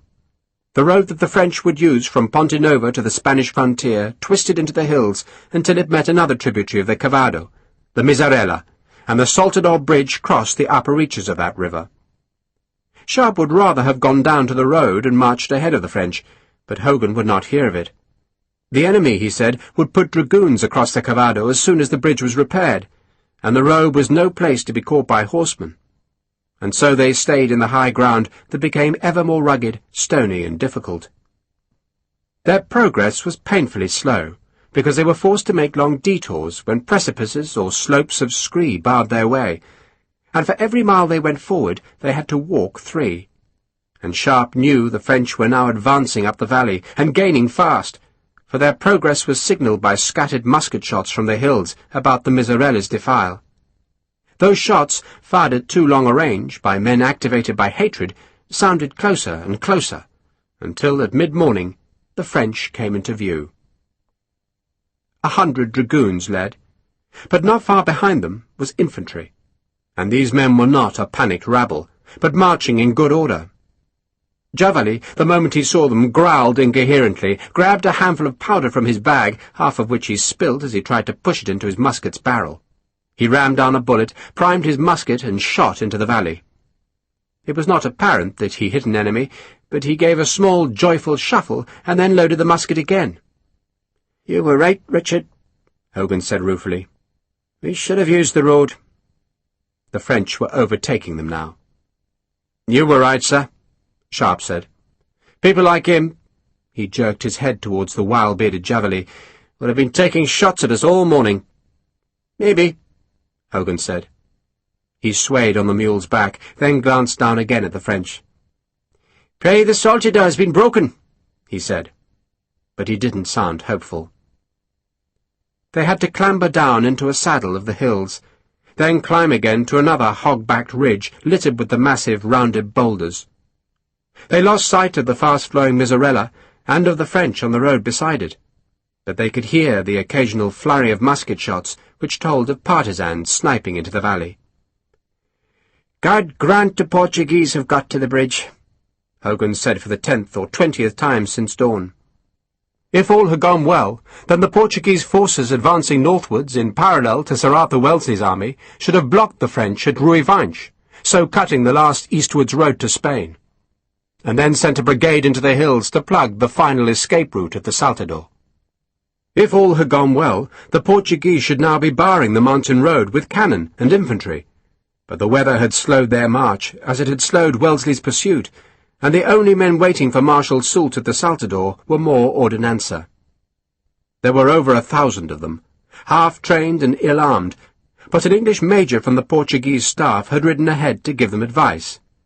His strongest recommendation was to destroy the bridge, but many of the ordinanza came from the hard frontier hills, and the soaring arch across the Miserella was the lifeline of their commerce, and so they refused to heed Major War's advice. Instead, they compromised by knocking off the bridge's parapets and narrowing its roadway by breaking the roadway's stones with great sledgehammers, but they insisted on leaving a slim strip of stone to leap the deep ravine, and to defend the ribbon-like arch they barricaded the northern side of the bridge with an abachish made from thorn bushes. And behind that formidable obstacle, and on either side of it, they scraped earthworks behind which they could shelter as they fired at the French with ancient muskets and fowling guns. There was no artillery.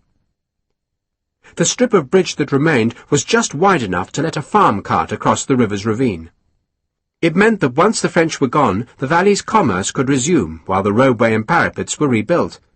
But to the French, that narrow strip would mean only one thing: safety. Hogan was the first to see that the bridge was not fully destroyed. He climbed off the mule and swore viciously, then handed Sharpe his telescope and Sharpe stared down at the bridge's remnants. Musket smoke already shrouded both banks as the dragoons of the French vanguard fired across the ravine, and the ordnancer in their makeshift redoubts shot back. The sound of the muskets was faint. "They'll get across," Hogan said sadly. "They'll lose a lot of men, but they'll clear that bridge." Sharpe did not answer. Hogan was right, he thought. The French were making no effort to take the bridge now, but doubtless they were assembling an assault party, and that meant he would have to find a place from where his riflemen could shoot at Christopher as he crossed the narrow stone arch. There was nowhere on this side of the river, but on the Miserella's opposite bank there was a high stone bluff where 100 or more ordnancer were stationed. The bluff had to be less than 200 paces from the bridge, too far for the Portuguese muskets, but it would provide a perfect vantage for his rifles, and if Christopher reached the centre of the bridge, he'd be greeted by a dozen rifle bullets. The problem was reaching the bluff. It was not far away, perhaps a half-mile, but between Sharpe and that enticing high ground was the Miserella. "We have to cross that river," Sharpe said. "How long will that take?" Hogan asked. "As long as it takes," Sharpe said. "We don't have a choice." The musketry grew in intensity, crackling like burning thorn, then fading before bursting back into life. The dragoons were crowding the southern bank to swamp the defenders with fire, but Sharpe could do nothing to help. So, for the moment, he walked away. In the valley of the Cavado, just 12 miles from the advance guard that fought the ordnancer across the ravine of the Miserella, the first British troops caught up with Soult's rearguard, which protected the men and women still crossing the Ponte Nova. The British troops were light dragoons, and they could do little more than exchange carbine fire with the French troops, who were drawn across the road to fill the valley between the river and the southern cliffs. But not far behind the dragoons, the brigade of guards was marching, and behind them was a pair of 3-pounder cannons, guns that fired shots so light that they were derided as toys. But on this day, when no one else could deploy artillery, the 2 toys were worth their weight in gold. The French rearguard waited, while a dozen miles away the vanguard readied to attack the Saltador. 2 battalions of infantry would assault the bridge, but it was plain that they would become mincemeat if the thick barrier of thorn were not removed from the bridge's far end. The abachish was 4 feet high, and just as thick, and made from 24 thorn bushes that had been tied together and weighted down with logs, and it made a formidable obstacle. And so a forlorn hope was proposed. A forlorn hope was a company of men who were expected to die, but in doing so they would clear a path for their comrades, and usually such suicidal bands were deployed against the heavily defended breaches of enemy fortresses. But today's band must cross the narrow remnant of a bridge and die under the flail of musket fire, and as they died they were to clear away the thorn abachish. Major Dulon of the 31st Léger, the new Légion d'Honneur medal still bright on his chest, volunteered to lead the forlorn hope. This time he could not use darkness, and the enemy was far more numerous, but his hard face showed no apprehension as he pulled on a pair of gloves and then twisted the loops of his sabre cords about his wrist so that he would not lose the weapon in the chaos he anticipated as the thorns were wrenched aside. General Loison, who commanded the French vanguard, ordered every available man to the riverbank to swamp the ordnancer with musket, carbine, and even pistol fire. And when the noise had swelled to a deafening intensity, Dulon raised his sabre, then swung it forward as a signal to advance. The skirmishing company of his own regiment ran across the bridge. 3 men could just go abreast on the narrow ribbon of stone, and Dulon was in the very first rank. The ordnancer roared their defiance, and a volley blasted from the closest earthwork. Dulon was hit in the chest. He heard the bullet strike his new medal, and then distinctly heard the snap as a rib broke, and he knew the bullet must be in his lung. But he felt no pain. He tried to shout, but his breath was very short. Yet he began hauling at the thorns with his gloved hands. More men came, cramming themselves on the bridge's thin roadway. One slipped and fell screaming into the white tumult of the Miserella. Bullets smacked into the forlorn hope. The air was nothing but smoke and splintering noise and hissing bullets. But then Dulon managed to pitch a whole section of the abachish into the river, and there was a gap wide enough to let a man through and big enough to save a trapped army. and he staggered through it, sabre raised, spitting bubbles of blood as his breath laboured. A huge shout came from behind him, as the first of the support battalions ran towards the bridge with fixed bayonets. Dulong's surviving men cleared away the last of the thorn abachish. A dozen dead voltigeurs were unceremoniously kicked over the roadway's edge into the ravine, and suddenly the Saltador was dark with French troops. They screamed a war cry as they came, and the ordonnancer, most of whom were still reloading after trying to stop Dulong's forlorn hope, now fled. Hundreds of men ran westwards, climbing into the hills to escape the bayonets. Dulong paused by the nearest abandoned earthwork, and there he bent over, his sabre dangling by the cords tied to his wrist, and a long dribble of mingled blood and saliva trickling from his mouth. He closed his eyes and tried to pray. "A stretcher!" a sergeant shouted. "Make a stretcher! Find a doctor!"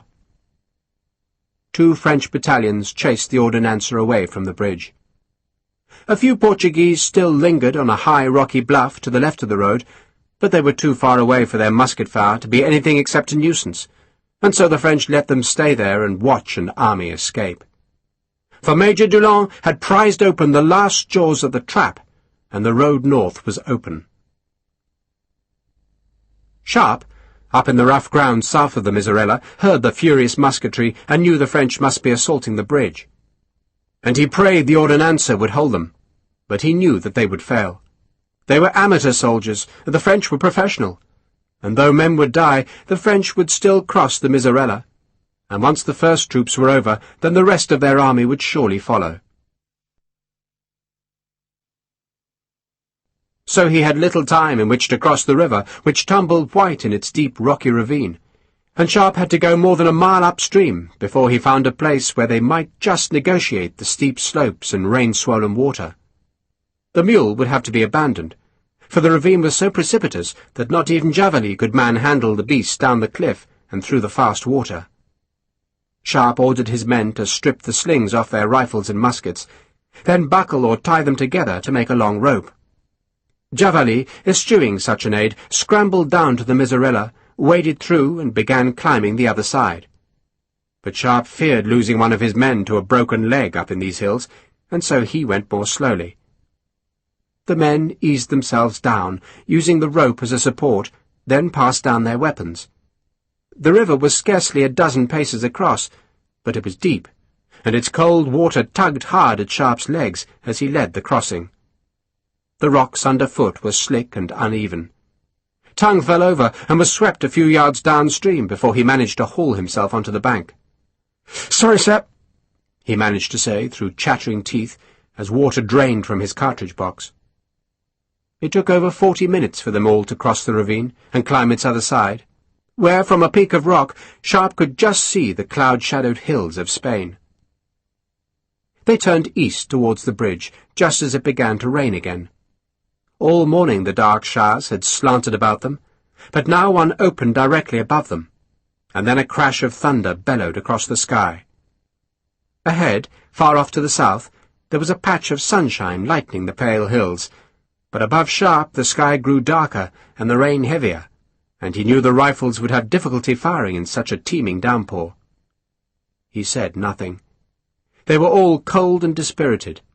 The French were escaping, and Christopher might already be over the Miserella and on his way into Spain. To their left, the grass-grown road twisted up into the last Portuguese hills, and they could see dragoons and infantry slogging up the road's tortuous bends. But those men were a half-mile away, and the rocky bluff was just ahead. Javali was already on its summit, and he warned the remnants of the ordonnancer, who waited among the ferns and boulders, that the uniformed men who approached were friends. The Portuguese, whose muskets were useless in the heavy rain, had been reduced to throwing rocks that bounded down the bluff's eastern face and were nothing but a minor nuisance to the stream of French who crossed the thin lifeline across the Miserella. Sharpe shrugged off the ordonnancer who wanted to welcome him, and threw himself down on the bluff's lip. Rain thrashed the rocks, poured down the cliff's face, and drummed on his shako. A crash of thunder sounded overhead, to be echoed by another from the southwest, and Sharpe recognized the second peal as the sound of guns. It was cannon fire, and the noise meant that Sir Arthur Wellesley's army must have caught up with the French, and that his artillery had opened fire. But that fight was miles away, back beyond the Ponte Nova, and here, at the final obstacle, the French were escaping. Hogan, panting from the exertion of climbing the bluff, dropped beside Sharpe. They were so close to the bridge they could see the moustaches on the faces of the French infantry, see the striped brown and black pattern of a woman's long skirt. She walked beside her man, carrying his musket and his child, and had a dog tied to her belt by a length of string. Behind them, an officer led a limping horse. "Is that cannon I'm hearing?" Hogan asked. "Yes, sir." "Must be the 3-pounders," Hogan guessed. "We could do with a couple of those toys here." But they had none. Only Sharpe, Vicente, and their men. And an army that was escaping. Back at the Ponte Nova, the gunners had manhandled their 2 toy cannon to the crest of a knoll that overlooked the French rearguard. It was not raining here. An occasional flurry whipped down from the mountains, but the muskets could still fire, and the brigade of guards loaded their weapons, fixed bayonets, and then formed to advance in column of companies. And the guns, the despised 3-pounders, opened on the French, and the small balls, scarcely bigger than an orange each, whipped through the tight ranks and bounced on rock to kill more Frenchmen. And the band of the Coldstream Guards struck up Rule Britannia, and the great colours were unfurled to the damp air, and the 3-pound balls struck again, each shot leaving a long spray of blood in the air, as though a giant unseen knife were slashing through the French ranks. The 2 light companies of the Guards, and a company of the green-jacketed 60th, the Royal American Rifles, were advancing among a jumble of rocks and low stone walls on the French left flank, and the muskets and Baker rifles began taking their toll of French officers and sergeants. French skirmishers, men from the renowned 4th Léger, a regiment chosen by Soult to guard his rear because the 4th was famous for its steadiness, ran forward to drive the British skirmishers back, but the rifles were too much for them. They had never faced such long-range accurate fire before, and the voltigeurs backed away. "Take them forward, Campbell! Take them forward!" Sir Arthur Wellesley called to the brigade's commander. And so the 1st Battalion of the Coldstreamers and the 1st Battalion of the 3rd Foot Guards marched towards the bridge. Their bearskins made them seem huge. The band's drummers thumped for all they were worth. The rifles snapped, and the 2 3-pounders crashed back onto their trails to cut 2 more bloody furrows through the long lines of Frenchmen. "They're going to break," Colonel Waters said. He had served as Sir Arthur's guide all day, and was watching the French rearguard through his glass. He could see them wavering, see the sergeants dashing back and forth behind the ranks to push men into file. "They're going to break, sir." "Pray they do," Sir Arthur said. "Pray they do." And he wondered what was happening far ahead, whether the French escape route had been blocked. He already had a victory, but how complete would it be? The 2 battalions of guards, both twice the size of an ordinary battalion, marched steadily, and their bayonets were 2,000 specks of light in the cloud-dimmed valley, and their colours were red, white, blue, and gold above them. And in front of them the French shivered, and the cannons fired again, and the blood mist flickered in 2 long lines to show where the round shots ploughed the files. And Sir Arthur Wellesley did not even watch the guards. He was staring up into the hills, where a great black rainfall blotted the view. "God grant," he said fervently, "that the road is cut." "Amen," Colonel Waters said. "Amen." The road was not blocked, because a leaping strip of stone spanned the Miserella, and a seemingly endless line of French made their way across the humpbacked arch. Sharpe watched them. They walked like beaten men, tired and sullen, and he could see from their faces how they resented the handful of engineer officers who chivied them across the bridge. In April, these men had been the conquerors of northern Portugal, and they had thought they were about to march south and capture Lisbon. They had plundered all the country north of the Douro. They had ransacked houses and churches, raped women, killed men, and strutted like the cocks of the dunghill. But now they had been whipped, broken, and chased, and the distant sound of the 2 cannon told them that their ordeal was not yet over. And above them, on the rock-strewn hill crests, they could see dozens of bitter men who just waited for a straggler. And then the knives would be sharpened, the fires lit, and every Frenchman in the army had heard the stories of the horribly mutilated corpses found in the Highlands. Sharpe just watched them. Every now and then the bridge arch would be cleared so that a recalcitrant horse could be coaxed over the narrow span. Riders were peremptorily ordered to climb down from their saddles, and 2 hussars were on hand to blindfold the horses and lead them across the stone remnant. The rain eased and then became heavy again. It was getting dark, an unnatural dusk brought by black cloud and veils of rain. A general, his uniform heavy with sodden braid, followed his blindfolded horse across the bridge. The water seethed white far below him, bouncing off the rocks of the ravine, twisting in pools, foaming on down to the Cavado. The general hurried off the bridge, and then had trouble remounting his horse. The ordnancer jeered him and hurled a volley of rocks, but the missiles merely bounced on the bluff's lower slopes and rolled harmlessly towards the road. Hogan was watching the French bunched behind the bridge through his telescope, which he constantly wiped clear of water. "Where are you, Mr. Christopher?" he asked bitterly. "Maybe the bastard's gone ahead," Harper said tonelessly. "If I was him, sir, I'd be in the front. Get away. That's what he wants to do." "Maybe," Sharpe acknowledged. "Maybe." He thought Harper was probably right, and that Christopher might already be in Spain, with the French vanguard, but there was no way of knowing that. "We'll watch till nightfall, Richard," Hogan suggested, in a flat voice that couldn't hide his disappointment. Sharpe could see a mile back down the road, which was crammed thick as the men, women, horses and mules shuffled towards the bottleneck of the Saltador. 2 stretchers were carried over the bridge, the sight of the wounded men prompting shouts of triumph from the ordnancer on the bluff. Another man, his leg broken, limped over on a makeshift crutch. He was in agony, but it was better to struggle on with blistered hands and a bleeding leg than fall behind and be caught by the partisans. His crutch slipped on the bridge's stone, and he fell heavily, and his predicament provoked another flurry of curses from the ordnancer. A French infantryman aimed his musket up at the taunting Portuguese, but when he pulled his trigger, the spark fell on damp powder, and nothing happened except that the jeering became louder. And then Sharpe saw him. Saw Christopher. Or rather, he saw Kate first, recognized the oval of her face, the contrast of her pale skin and jet-black hair, her beauty apparent even in this dark, wet horror of an early dusk. And he saw, surprised, that she was wearing a French uniform, which was strange, he thought. But then he saw Christopher and Williamson beside her horse. The colonel was dressed in civilian clothes, and was trying to edge and bully and force his way through the crowd so that he could get across the bridge, and so know himself to be safe from his pursuers. Sharpe snatched up Hogan's telescope, wiped its lens, and stared. Christopher, he thought, looked older, almost aged, with something grey about his face. Then he edged the lens to the right and saw Williamson's sullen face, and felt a surge of pure anger. "Have you seen him?" Hogan asked. "He's there," Sharpe said, and he put the glass down, slid his rifle from its new leather case, and eased the barrel forward across a lip of rock. "That's him, so it is." Harper had seen Christopher now. "Where?" Hogan wanted to know. 20 yards back from the bridge there," Harper said.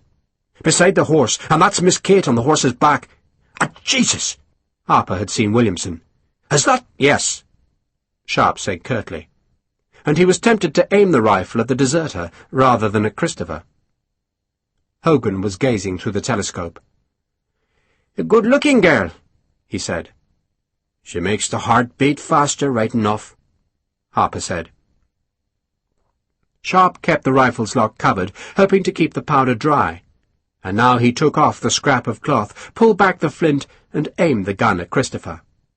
And just then the heavens bellowed with thunder, and the rain, which was already heavy, increased in malevolence. It crashed in torrents to make Sharpe curse. He could not even see Christopher now. He jerked the rifle up and stared down into the blurred air, which was filled with silver streaks, a cloud-bursting rain, a deluge fit to make a man build an ark. Jesus! And he could see nothing. And just then a slash of lightning sliced the sky in two, and the rain drummed like the devil's hoofbeats, and Sharpe pointed the barrel towards the heavens and pulled the trigger. He knew what would happen, and it did. The spark died, the rifle was useless, and so he threw the weapon down, stood up, and drew his sword. "What the hell are you doing?" Hogan asked. "Going to fetch my damn telescope," Sharpe said, and went towards the French. The 4th Léger, counted as one of the best infantry units in Soult's army, broke, and the 2 cavalry regiments broke with them. The 3 regiments had been well posted, dominating a slight ridge that ran athwart the road as it approached the Ponte Nova. But the sight of the brigade of guards, and the constant smack of rifle bullets, and the stinging blows of the twin 3-pounders had finished the French rearguard. Their task had been to halt the British pursuit, then withdraw slowly and destroy the repaired Ponte Nova behind them. But instead they ran. 2,000 men and 1,400 horses were converging on the makeshift roadway across the Cavado. None tried to fight. They turned their backs and they fled, and the whole dark, panicked mass of them was crushed against the river's bank as the guards came up behind. "Move the guns!" Sir Arthur spurred his horse towards the gunners, whose weapons had scorched 2 wide fans of grass in front of the barrels. "Move them up!" he shouted. "Move them up! Keep at them!" It was beginning to rain harder. The sky was darkening, and forked lightning slithered above the northern hills. The guns were moved 100 yards nearer the bridge, and then rolled up the southern slope of the valley to a small terrace, from where they could slam their round-shot into the crowded French. Rain hissed and steamed on the barrels as the first rounds crashed out, and the blood flickered its red haze above the broken rearguard. A dragoon's horse screamed, reared, and killed a man with its flailing hooves. More round-shots slammed home. A few Frenchmen, those at the back who knew they'd never reach the bridge alive, turned back, threw down their muskets, and held up their hands. The guards opened ranks to let the prisoners through, closed ranks, and loosed a volley that punched into the rear of the French rabble. The fugitives were jostling, pushing, and fighting their way onto the bridge, and the congestion on the unbalustraded roadway was so great that men and horses were forced off the edge to fall screaming into the Cavado. And still the 2 guns kept at them, slamming shots onto the Ponte Nova itself now, blooding the rafters and the felled trunks that were the rearguard's only escape. The round shots drove more men and horses off the span's unprotected edges, so many that the dead and dying made a dam beneath the bridge. The high point of the French invasion of Portugal had been a bridge at Oporto, where hundreds of folk had drowned in panic. And now the French were on another broken bridge, and the dead of the Douro were being avenged. And still the guns hammered the French, and now and then a musket or rifle would fire, despite the rain, and the British were a vengeful line converging on the horror that was the Ponte Nova. More French surrendered. Some were weeping with shame, misery, hunger, and cold, as they staggered back. A captain of the 4th Léger threw down his sword, and then in disgust picked it up and snapped the thin blade across his knee, before letting himself be taken captive. "Cease fire!" a Coldstreamer officer shouted. A dying horse whinnied. The smoke of muskets and cannon was lost in the rain, and the bed of the river was pitiful with the moans of men and beasts who had broken their bones when they fell from the roadway. The dam of dying and dead, of soldiers and horses, was so high that the Cavado was piling up behind them and drying up downstream of them, though a trickle of blood-reddened water escaped from the human spillway. A wounded Frenchman tried to drag himself up from the river, and died just as he reached the top of the bank where the Coldstreamer bandsmen were collecting their wounded enemies. The doctors stropped their scalpels on leather belts and took fortifying slugs of brandy. The guards took the bayonets from their muskets, and the gunners rested beside their 3-pound cannon. For the pursuit was over, and Soult was gone from Portugal. Sharpe went headlong down the bluff's steep escarpment, leaping recklessly between rocks and praying that he would not lose his footing on the soaking grass. The rain was hammering down, and thunder was drowning the distant noise of the guns at the Ponte Nova. It was getting darker and darker, twilight and storm combining to throw a hellish gloom across Portugal's wild northern hills, though it was the sheer intensity of the rain that did most to obscure the bridge. But as Sharpe neared the foot of the bluff, where the ground began to level, he saw that the saltador was suddenly empty. A riderless horse was being led across the narrow span, and the beast had held back the men behind. And then Sharpe saw a hussar leading the horse, and Christopher, Williamson, and Kate were just behind the saddle beast. A group of infantrymen were walking away from the bridge as Sharpe came from the rain with his drawn sword, and they stared at him, astonished, and one half moved to intercept him, but Sharpe told him in 2 short words what to do, and the man, even if he did not speak English, had the good sense to obey. Then Sharpe was on the saltador, and the hussar leading the horse just gaped at him. Christopher saw him, and turned to escape, but more men were already climbing the roadway, and so there was no way off the bridge's other side. "Kill him!" Christopher shouted at both Williamson and the hussar, and it was the Frenchman who obediently began to draw his sabre. But Sharpe's sword hissed in the rain, and the man's sword hand was almost cut off at the wrist. And then Sharpe rammed the blade at the hussar's chest, and there was a scream as the cavalryman fell into the miserella. The horse, terrified by the lightning and by the uncertain footing on the bridge, gave a great whinny and then bolted past Sharpe, almost knocking him off the roadway. Its horseshoes made sparks from the stones. Then it was gone, and Sharpe faced Christopher and Williamson on the saltador's thin crest. Kate screamed at the sight of the longsword. "Get up the hill!" Sharpe shouted at her. "Move, Kate, move! And you bastard, give me my telescope!" Christopher reached out to stop Kate, but Williamson darted past the colonel and obstructed his hand. And Kate, seeing safety a few feet away, had the sense to run past Sharpe. Williamson tried to grab her, then saw Sharpe's sword swinging towards him, and he managed to parry the cut with his French musket. The clash of sword and gun drove Williamson back a pace, and Sharpe was already following, snarling, the sword flickering out like a snake's tongue to force Williamson another pace backwards. And then Christopher shoved the deserter forward again. "Kill him!" he screamed at Williamson, and the deserter did his best, swinging the musket like a great club. But Sharpe stepped back from the wild blow, then came forward, and the sword seared through the rain to catch Williamson on the side of his head, half severing his ear. Williamson staggered. The wide-brimmed leather hat had taken some of the blade's sting, but the sheer force of the blow still sent Williamson lurching sideways towards the roadway's ragged edge. And Sharpe was still attacking, this time lunging, and the point of the blade pierced the deserter's green jacket, jarred on a rib, and sent Williamson over the edge. He screamed. Then Christopher was alone with Sharpe on the high arched summit of the saltador. Christopher stared at his green-jacketed enemy. He did not believe what he saw. He tried to speak, because words had always been Christopher's best weapon. But now he found he was struck dumb, and Sharpe walked towards him. And then a surge of Frenchmen came up behind the colonel, and they were going to force him onto Sharpe's sword, and Christopher did not have the courage to draw his own. And so, in sheer desperation, he followed Williamson into the rainy dark of the Miserella's ravine. He jumped.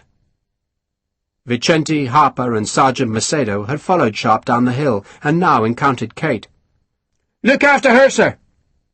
Harper called to Vicente, and then with Sergeant Macedo he hurried towards the bridge just in time to see Sharpe leap off the roadway. "Sir!" Harper shouted. "Oh, Jesus bloody God!" he swore. "The daft bloody bastard!" He led Macedo across the road just as a flood of blue-coated infantrymen spilled off the bridge. But if any of the Frenchmen thought it strange that enemy soldiers were on the Miserella's bank, they showed no sign of it. They just wanted to escape. And so they hurried north towards Spain, as Harper prowled the bank and stared into the ravine for a sight of Sharpe. He could see dead horses among the rocks and half submerged in the white water, and he could see the sprawling bodies of a dozen Frenchmen who'd fallen from the saltador's high span. But of Christopher's dark coat and Sharpe's green jacket he could see nothing. Williamson had fallen straight into the deepest part of the ravine, and by chance had landed in a swirling pool of the river that was deep enough to break his fall, and he'd pitched forward onto the corpse of a horse that had further cushioned him. Christopher was less fortunate. He fell close to Williamson, but his left leg struck rock, and his ankle was suddenly a mass of pain, and the river water was cold as ice. He clung to Williamson and looked about desperately and saw no sign of any pursuit, and he reasoned that Sharpe could not stay long on the bridge in the face of the retreating French.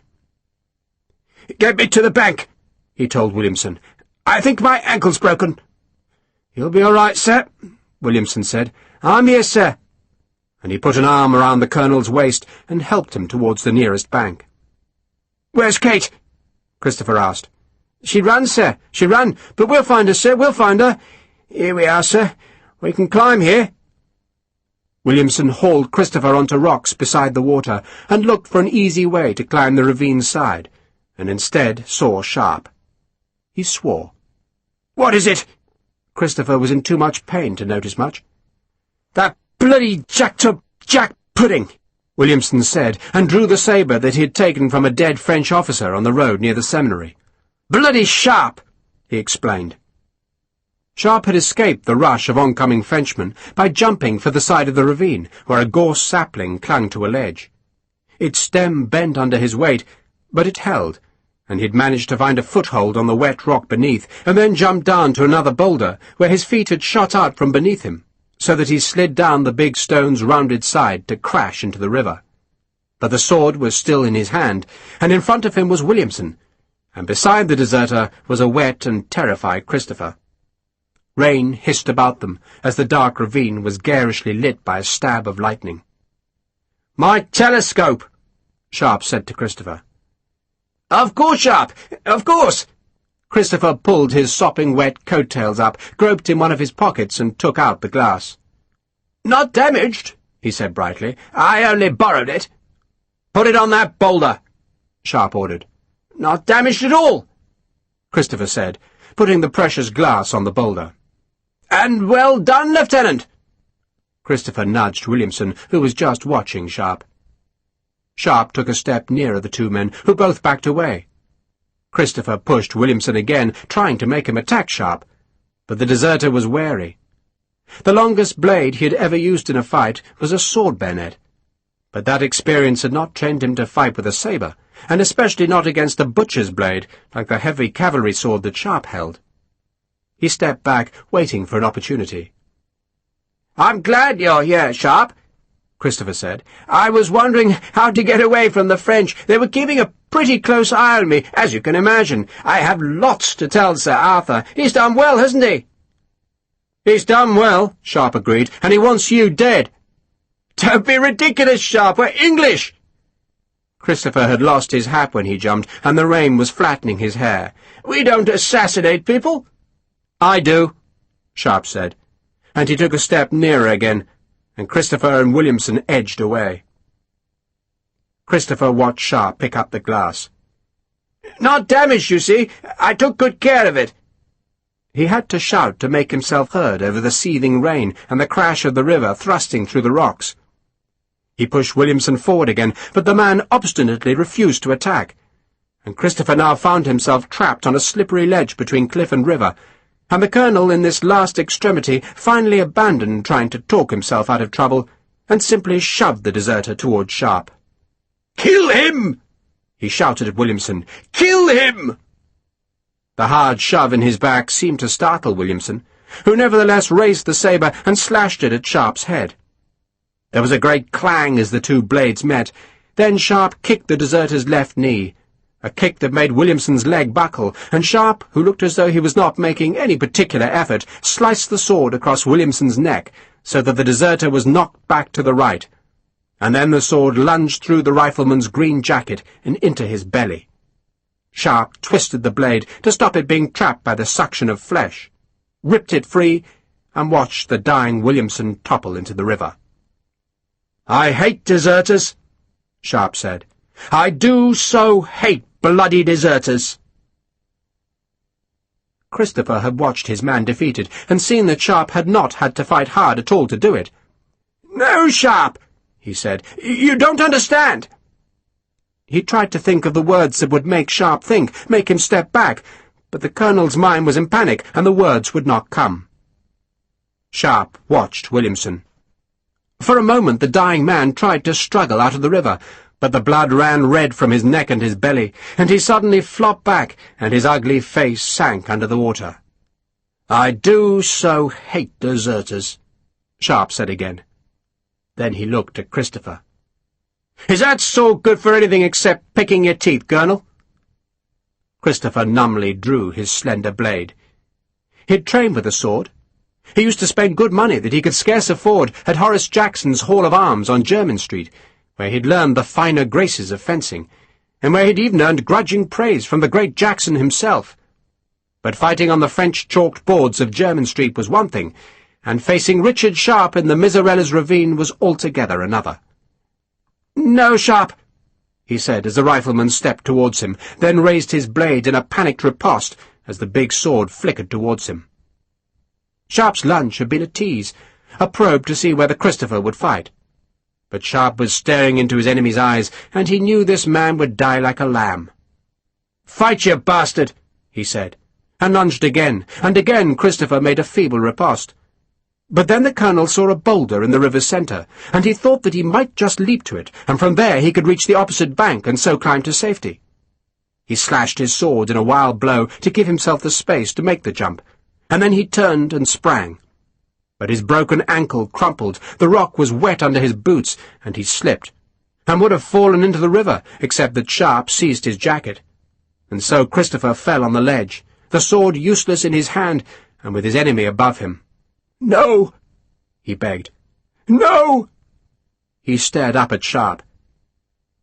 "You saved me, Sharpe," he said, realizing what had just happened, and with a sudden hope surging through him. "You saved me!" "Can't pick your pockets, Colonel, if you're under water," Sharpe said, and then his face twisted in rage as he rammed the sword down.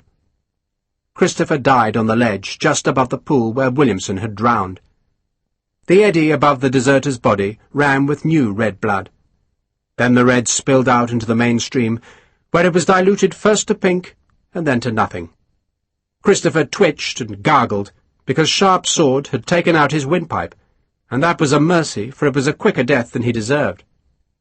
Sharpe watched the colonel's body jerk and then go still, and he dipped his blade in the water to clean it, dried it as best he could on Christopher's coat, and then gave the colonel's pockets a quick search and came up with 3 gold coins, a broken watch with a silver case, and a leather folder crammed with papers that would probably interest Hogan.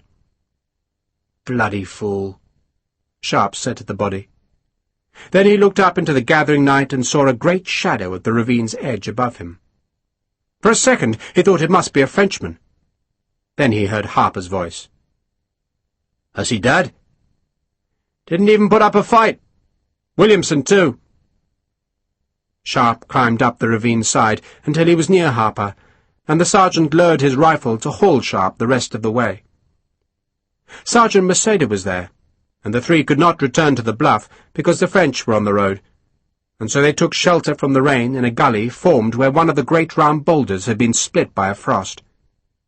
Sharpe told Harper what had happened, then asked if the Irishman had seen Kate. "The lieutenant's got her, sir," Harper answered. "The last I saw of her she was having a good cry, and he was holding hard onto her and giving her a nice pat on the back. Women like a good cry, have you noticed that, sir?" "I have," Sharpe said. "I have. Makes him feel better," Harper said. "Funny how it doesn't work for us." Sharpe gave one of the gold coins to Harper, the second to Mercedo, and kept the third. Darkness had fallen. It promised to be a long, cold, and hungry night, but Sharpe didn't mind. "Got my telescope back," he told Harper. "I thought you would." "Wasn't even broken. At least I don't think so." The glass had not rattled when he shook it, so he assumed it was fine. The rain eased, and Sharpe listened, and heard nothing but the scrape of French feet on the Saltador's stones, the gusting of the wind, the sound of the river, and the fall of the rain. He heard no gunfire. So that faraway fight at the Ponte Nova was over, and he did not doubt that it was a victory. The French were going. They had met Sir Arthur Wellesley, and he had licked them good and proper, and Sharpe smiled at that. For though Wellesley was a cold beast, unfriendly and haughty, he was a bloody good soldier, and he had made havoc for King Nicolas. And Sharpe had helped. He had done his bit. It was Sharpe's havoc.